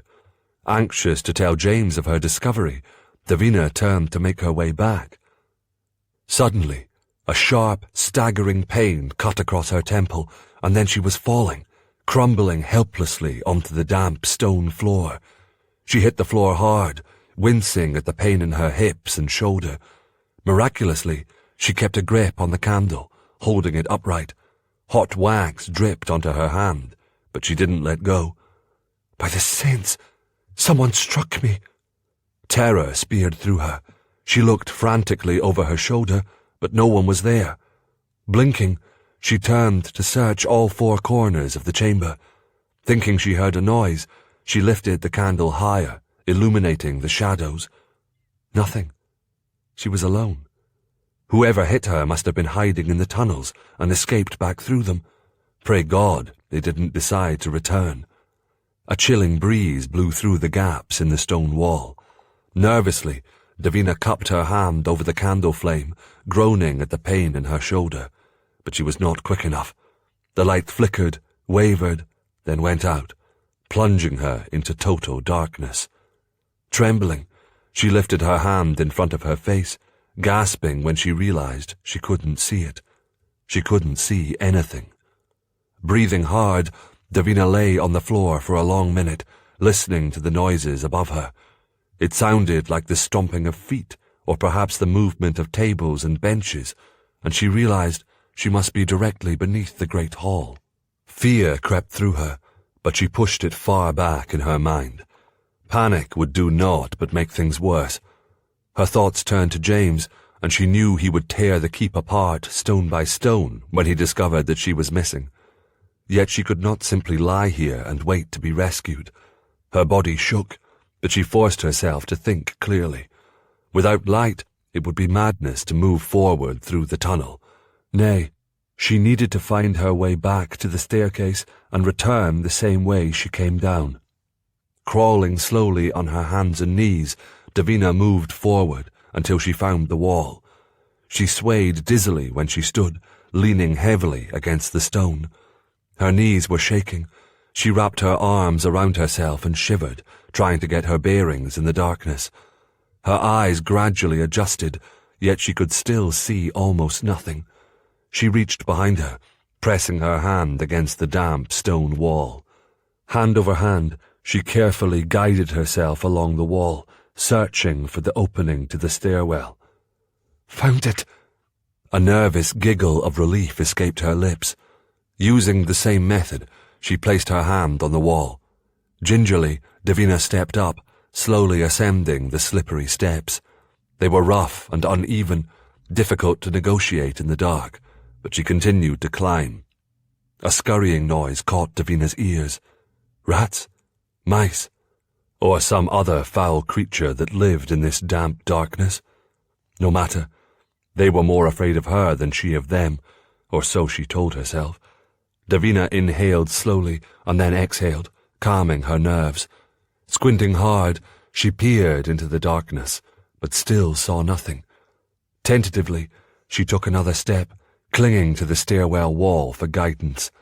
She managed to rise 3 more steps before feeling something brush over her hand as it raced over the wall. Shrieking, she yanked her hand away, and in the process lost her balance.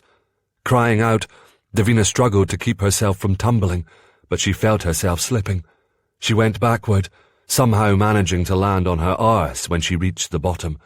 The fall knocked the breath from her lungs, and she gulped, struggling to pull in air.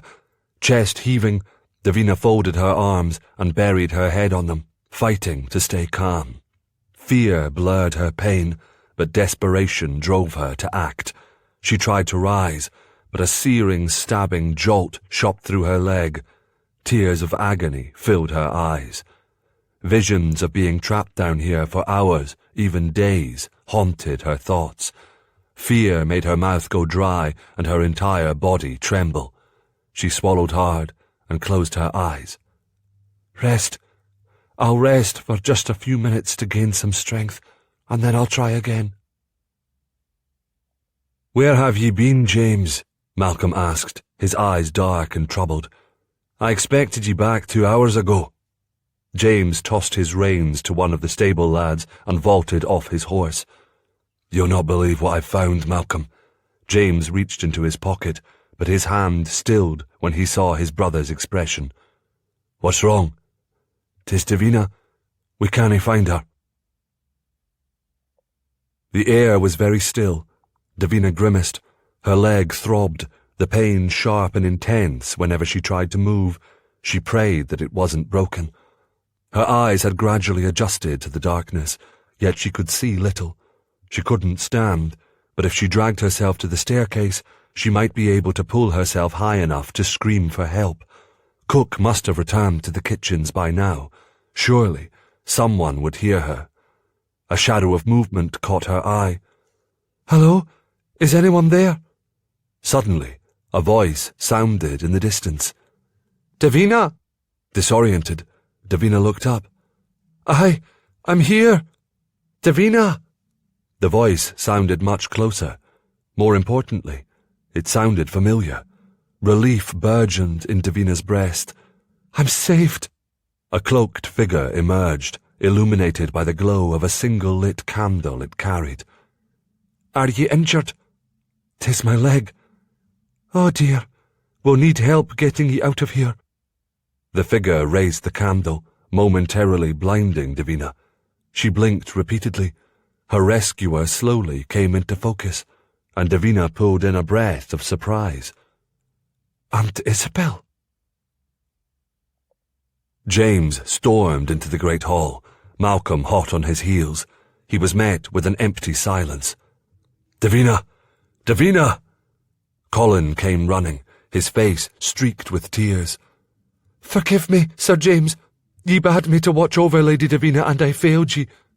Colleen soon joined them, her eyes filled with alarm. We've searched everywhere, inside and out. The older woman's voice quivered as she spoke. I just didn't know what could have happened to her. The soldiers on the ramparts saw nothing, James questioned his brother. No one has entered or exited through the gates, Malcolm replied. Davina must be inside the keep. Where?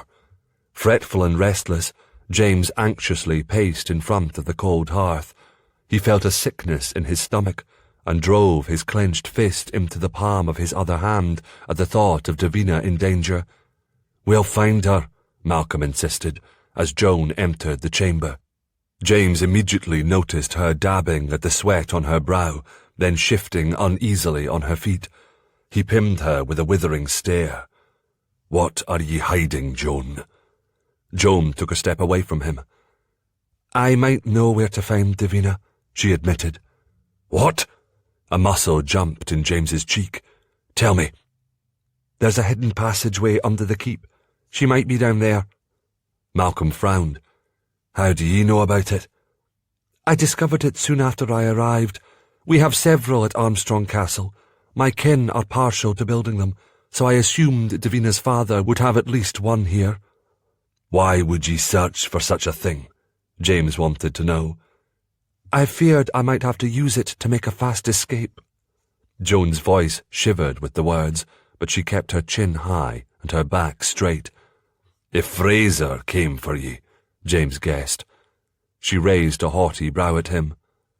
Aye. Show me, James demanded, pushing on Joan's back. She scurried from the great hall, and they all followed. After what seemed like an eternity, they entered the storeroom. Confused, James turned menacingly toward Joan. If this is some sort of trickery.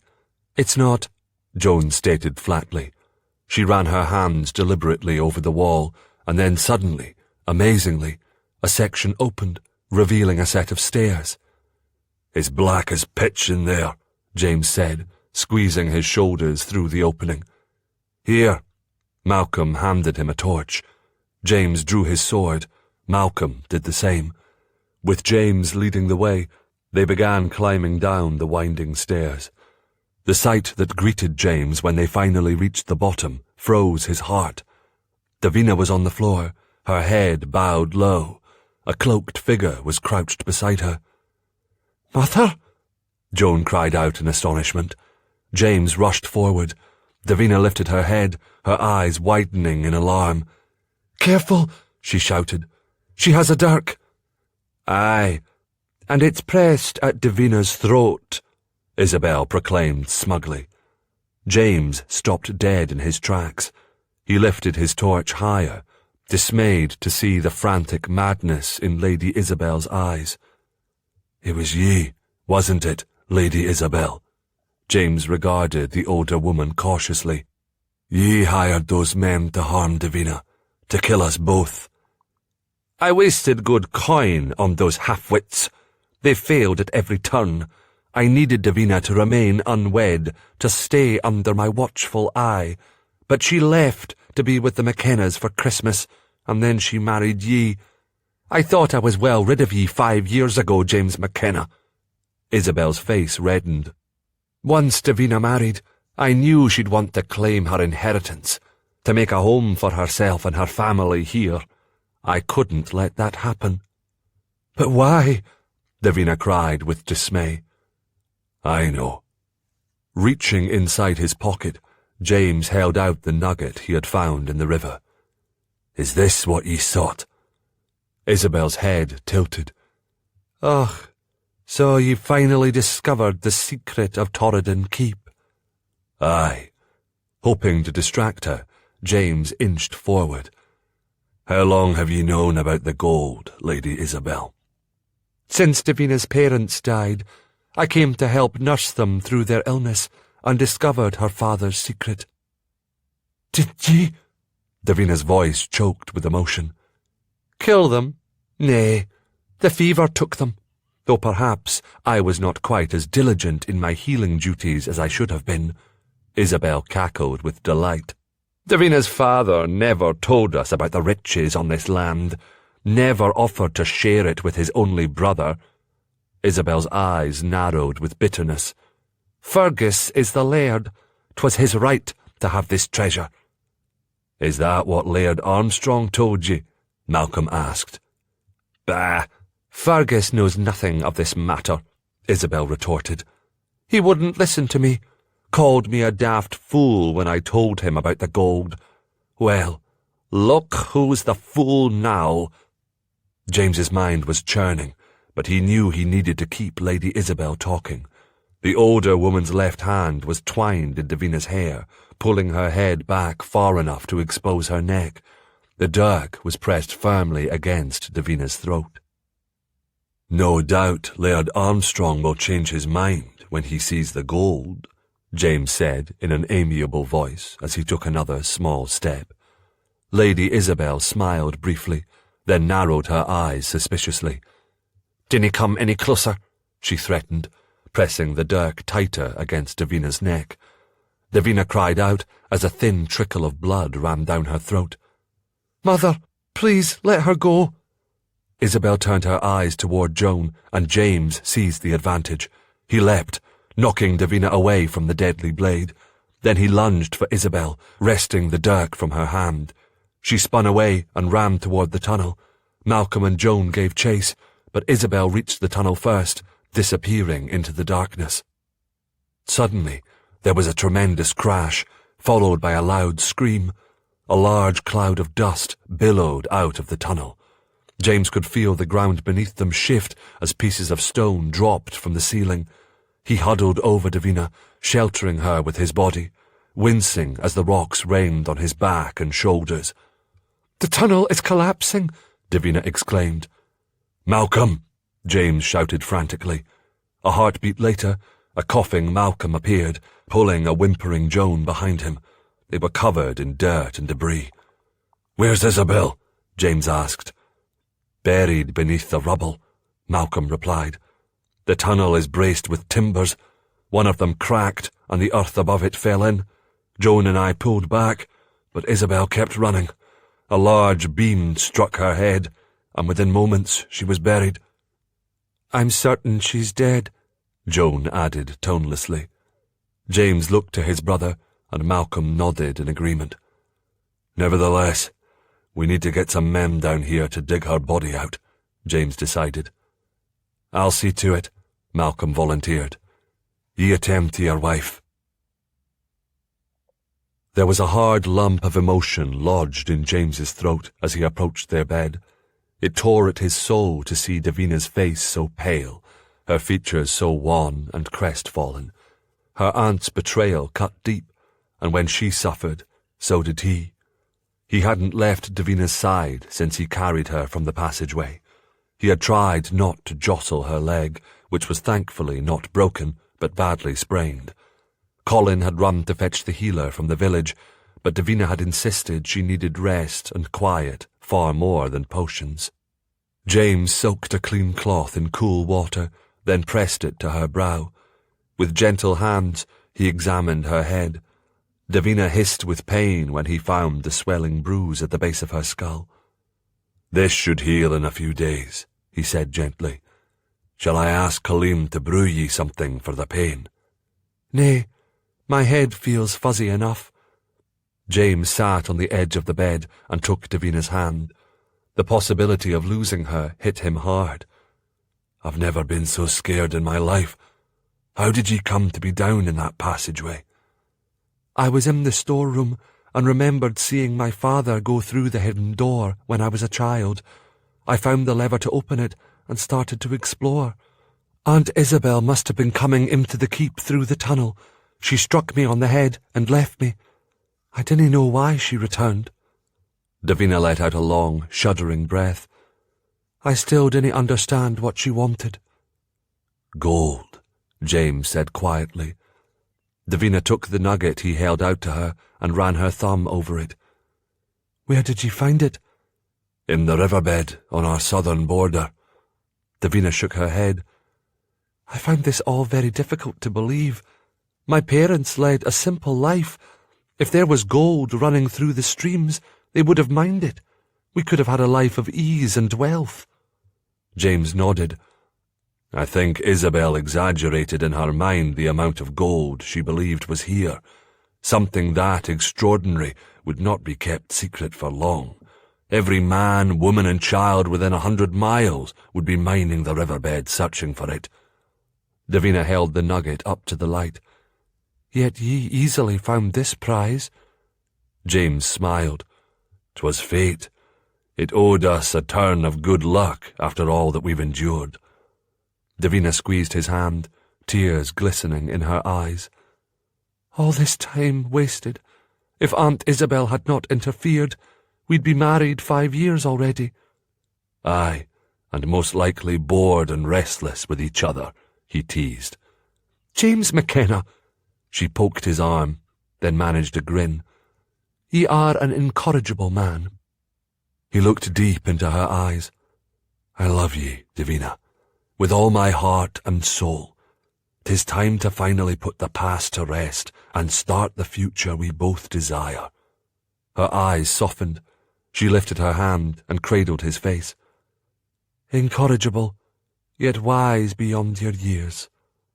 I love ye, James." Their lips met in a passionate kiss. Though edged with desire, their kiss conveyed the deep feelings they had for each other. James knew their love was something that couldn't ever be found with another. They belonged together, in this life and the next. They had from the beginning. It might have taken them longer than most to reach for a life of happiness, but now that it was firmly within their grasp, James knew he would never let it go. Epilogue. 1 year later. Davina opened her eyes and gave a lazy yawn. then snuggled closer to the warmth. Her palm lay flat over James's heart, the steady beating a comforting lull, his familiar scent teasing her nostrils. Cocooned with her husband, Davina could momentarily forget the demands and responsibilities of the outside world and simply enjoy the bliss of a peaceful slumber. But not for long. A cock crowed, loud and shrill, and the bleating of sheep filled the air. Reluctantly, she pulled herself away from the delicious warmth and rose from the bed, heading straight for the window. A spring chill hung in the air, but the clear morning promised sunshine for the day. She smiled. 'Twas a good sign. Today the shearing would start, and old Mangus had told her it would be easier for all, including the sheep, if the weather was fair. She heard the mournful call of a bullfinch and glanced down at the cluster of cottages that surrounded the keep. All looked in fine condition, with many boasting newly thatched roofs and neat rows of freshly planted home gardens. The variety of seeds Lady Eileen had gifted to her had been put to good use, and she was glad there had been enough to give each family a share. Her eyes drifted to the bailey. Smoke from the forge billowed and twisted into the sky, and the sound of cattle and chickens cut through the quiet. Stones lay at the ready to complete the fortifications on the south side of the curtain wall, and next to the newly built weaver's hut, the area where the chapel would be built was outlined with stakes and rope. The sight filled her with pride and hope. They had managed so many improvements in such a short time, though there was still much work to be done. 'Twas not easy, ensuring that all at the keep had warm shelter and enough food, but it was a task she and James had embraced with determination and optimism. The people of the village had been suspicious at first, but eventually realized that she had returned to make a home. Their moist, boggy land would never grow enough food, but it could produce goods that would supplement what they needed to ensure that none went hungry. Davina understood that many of the villagers were doubtful that a knight crusader would choose to become a steward of the land. But James surprised everyone with his natural affinity for running a keep. 'Twas an even greater comfort knowing his sword and ability to lead and train men would protect them all. Bits of gold were found in the stream at the southern border, but it took a considerable amount of time and effort. As James had suspected, they could not rely on the gold for a steady source of income to maintain the estate. Uncle Fergus had made a half-hearted effort to repay them for his dead wife's crimes, but Davina had wanted something more precious than coin, her independence. Her uncle had reluctantly agreed with her demand that the keep no longer be considered part of Clan Armstrong.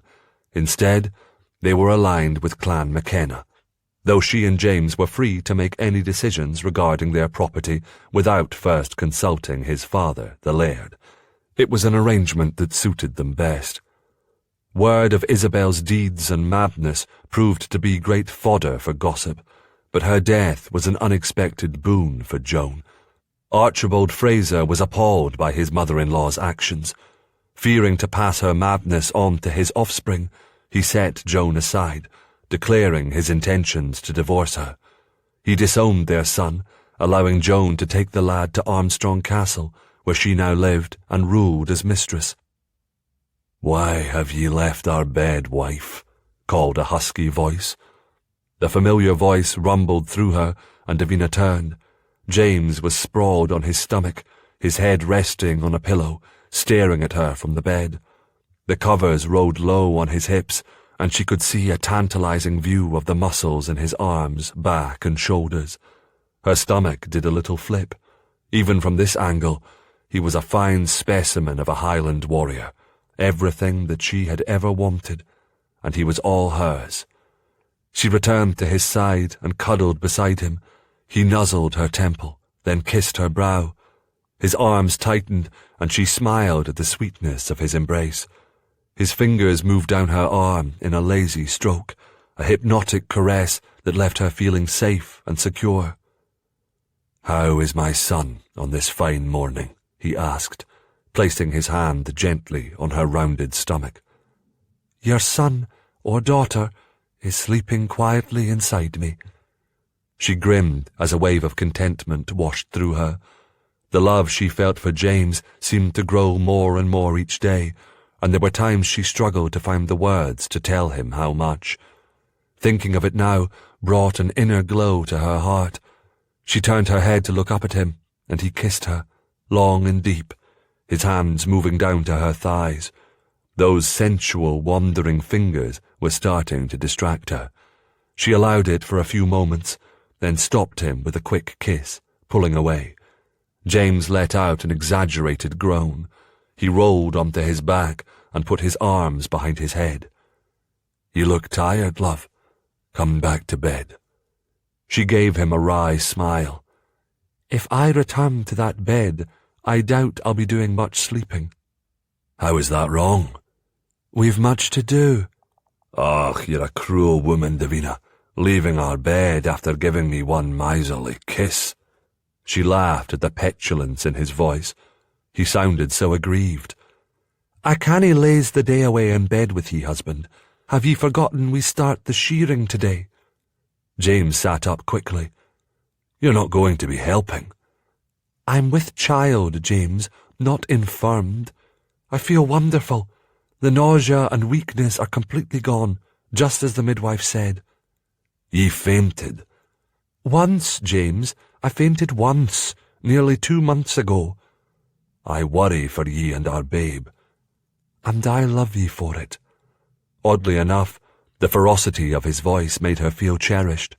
She returned to his side, sitting on the edge of the bed. James wrapped her in his arms, pulling her back so she leaned into him. "My mother told me that I must make certain to treat ye tenderly and with great care." "Ye do, James, even when I'm not carrying our child." She framed his face in her hands and kissed him lovingly, reverently. "But ye must not smother me with so much constant kindness, or else I'll go mad." "There's no need for ye to be at the shearing. The shepherds know their duties, and I trust they will work hard, if only to please ye," James said.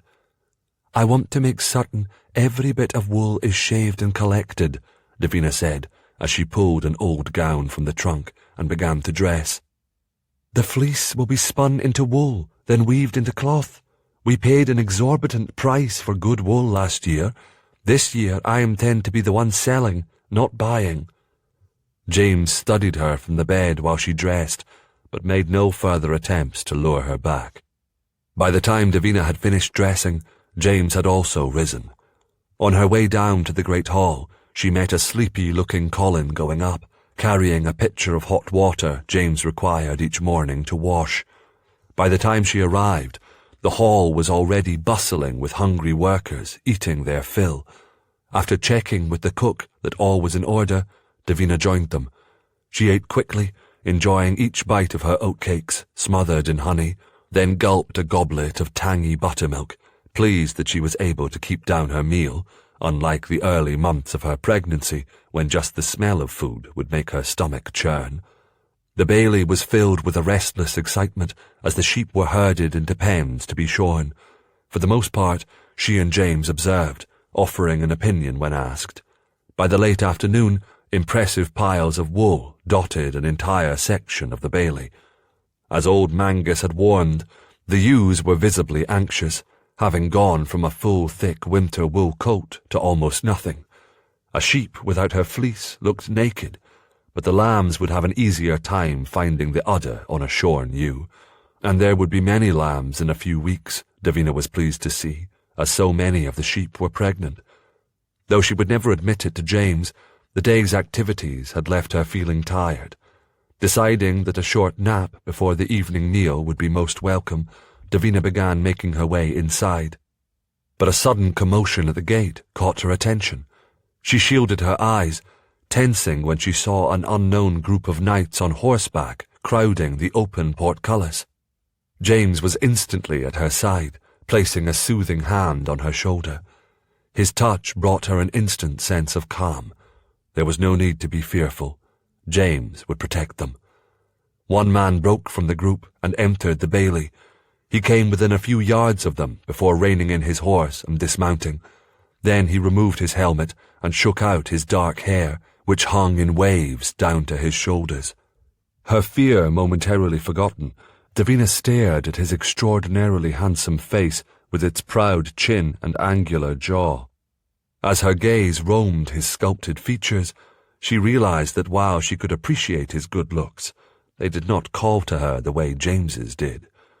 The stranger approached, and when he was near enough, James astonished her by taking his hand off his sword hilt and reaching out his arm. The man grasped it, and they locked arms, their muscles bulging as they held tightly to each other. "My God, Gideon, is it really ye?" James asked. "Aye, James. I thought the Scottish soil had opened and swallowed you whole, but then heard you were living out here," Gideon answered. The two men laughed. "Come, meet my lady wife." James's chest and shoulders puffed out with pride as he brought her forward. "Davina, this ugly cur is Sir Gideon Croft, a brother crusader." Sir Gideon executed a faultless, courtly bow. "I can see that you have made a conquest of this rogue. Well done, my lady." Davina smiled, deciding that she liked the affable Sir Gideon. "I assure ye, 'tis a mutual affection." James always did have the best damn luck when it came to the ladies. "Oh, really?" Davina looked between the two men with great interest. "Do tell me more." "Pay no heed to this glib-tongued rogue. Have you come looking for a position?" James asked, hastily changing the subject. "I have a solid contingent of warriors, but would gladly make room for a knight with your skills." Looking pensive, Sir Gideon surveyed the desolate landscape, but when he turned back, Davina caught a fleeting furrow in his brow. "There are some advantages to living in such a remote area," she said. A blush of red covered Sir Gideon's cheeks. "I mean no disrespect, my lady. 'Tis a fine holding." "No need to make a decision right now," James said cheerfully. "Once given, the offer remains, if and when ye ever decide it would suit ye." Sir Gideon seemed relieved.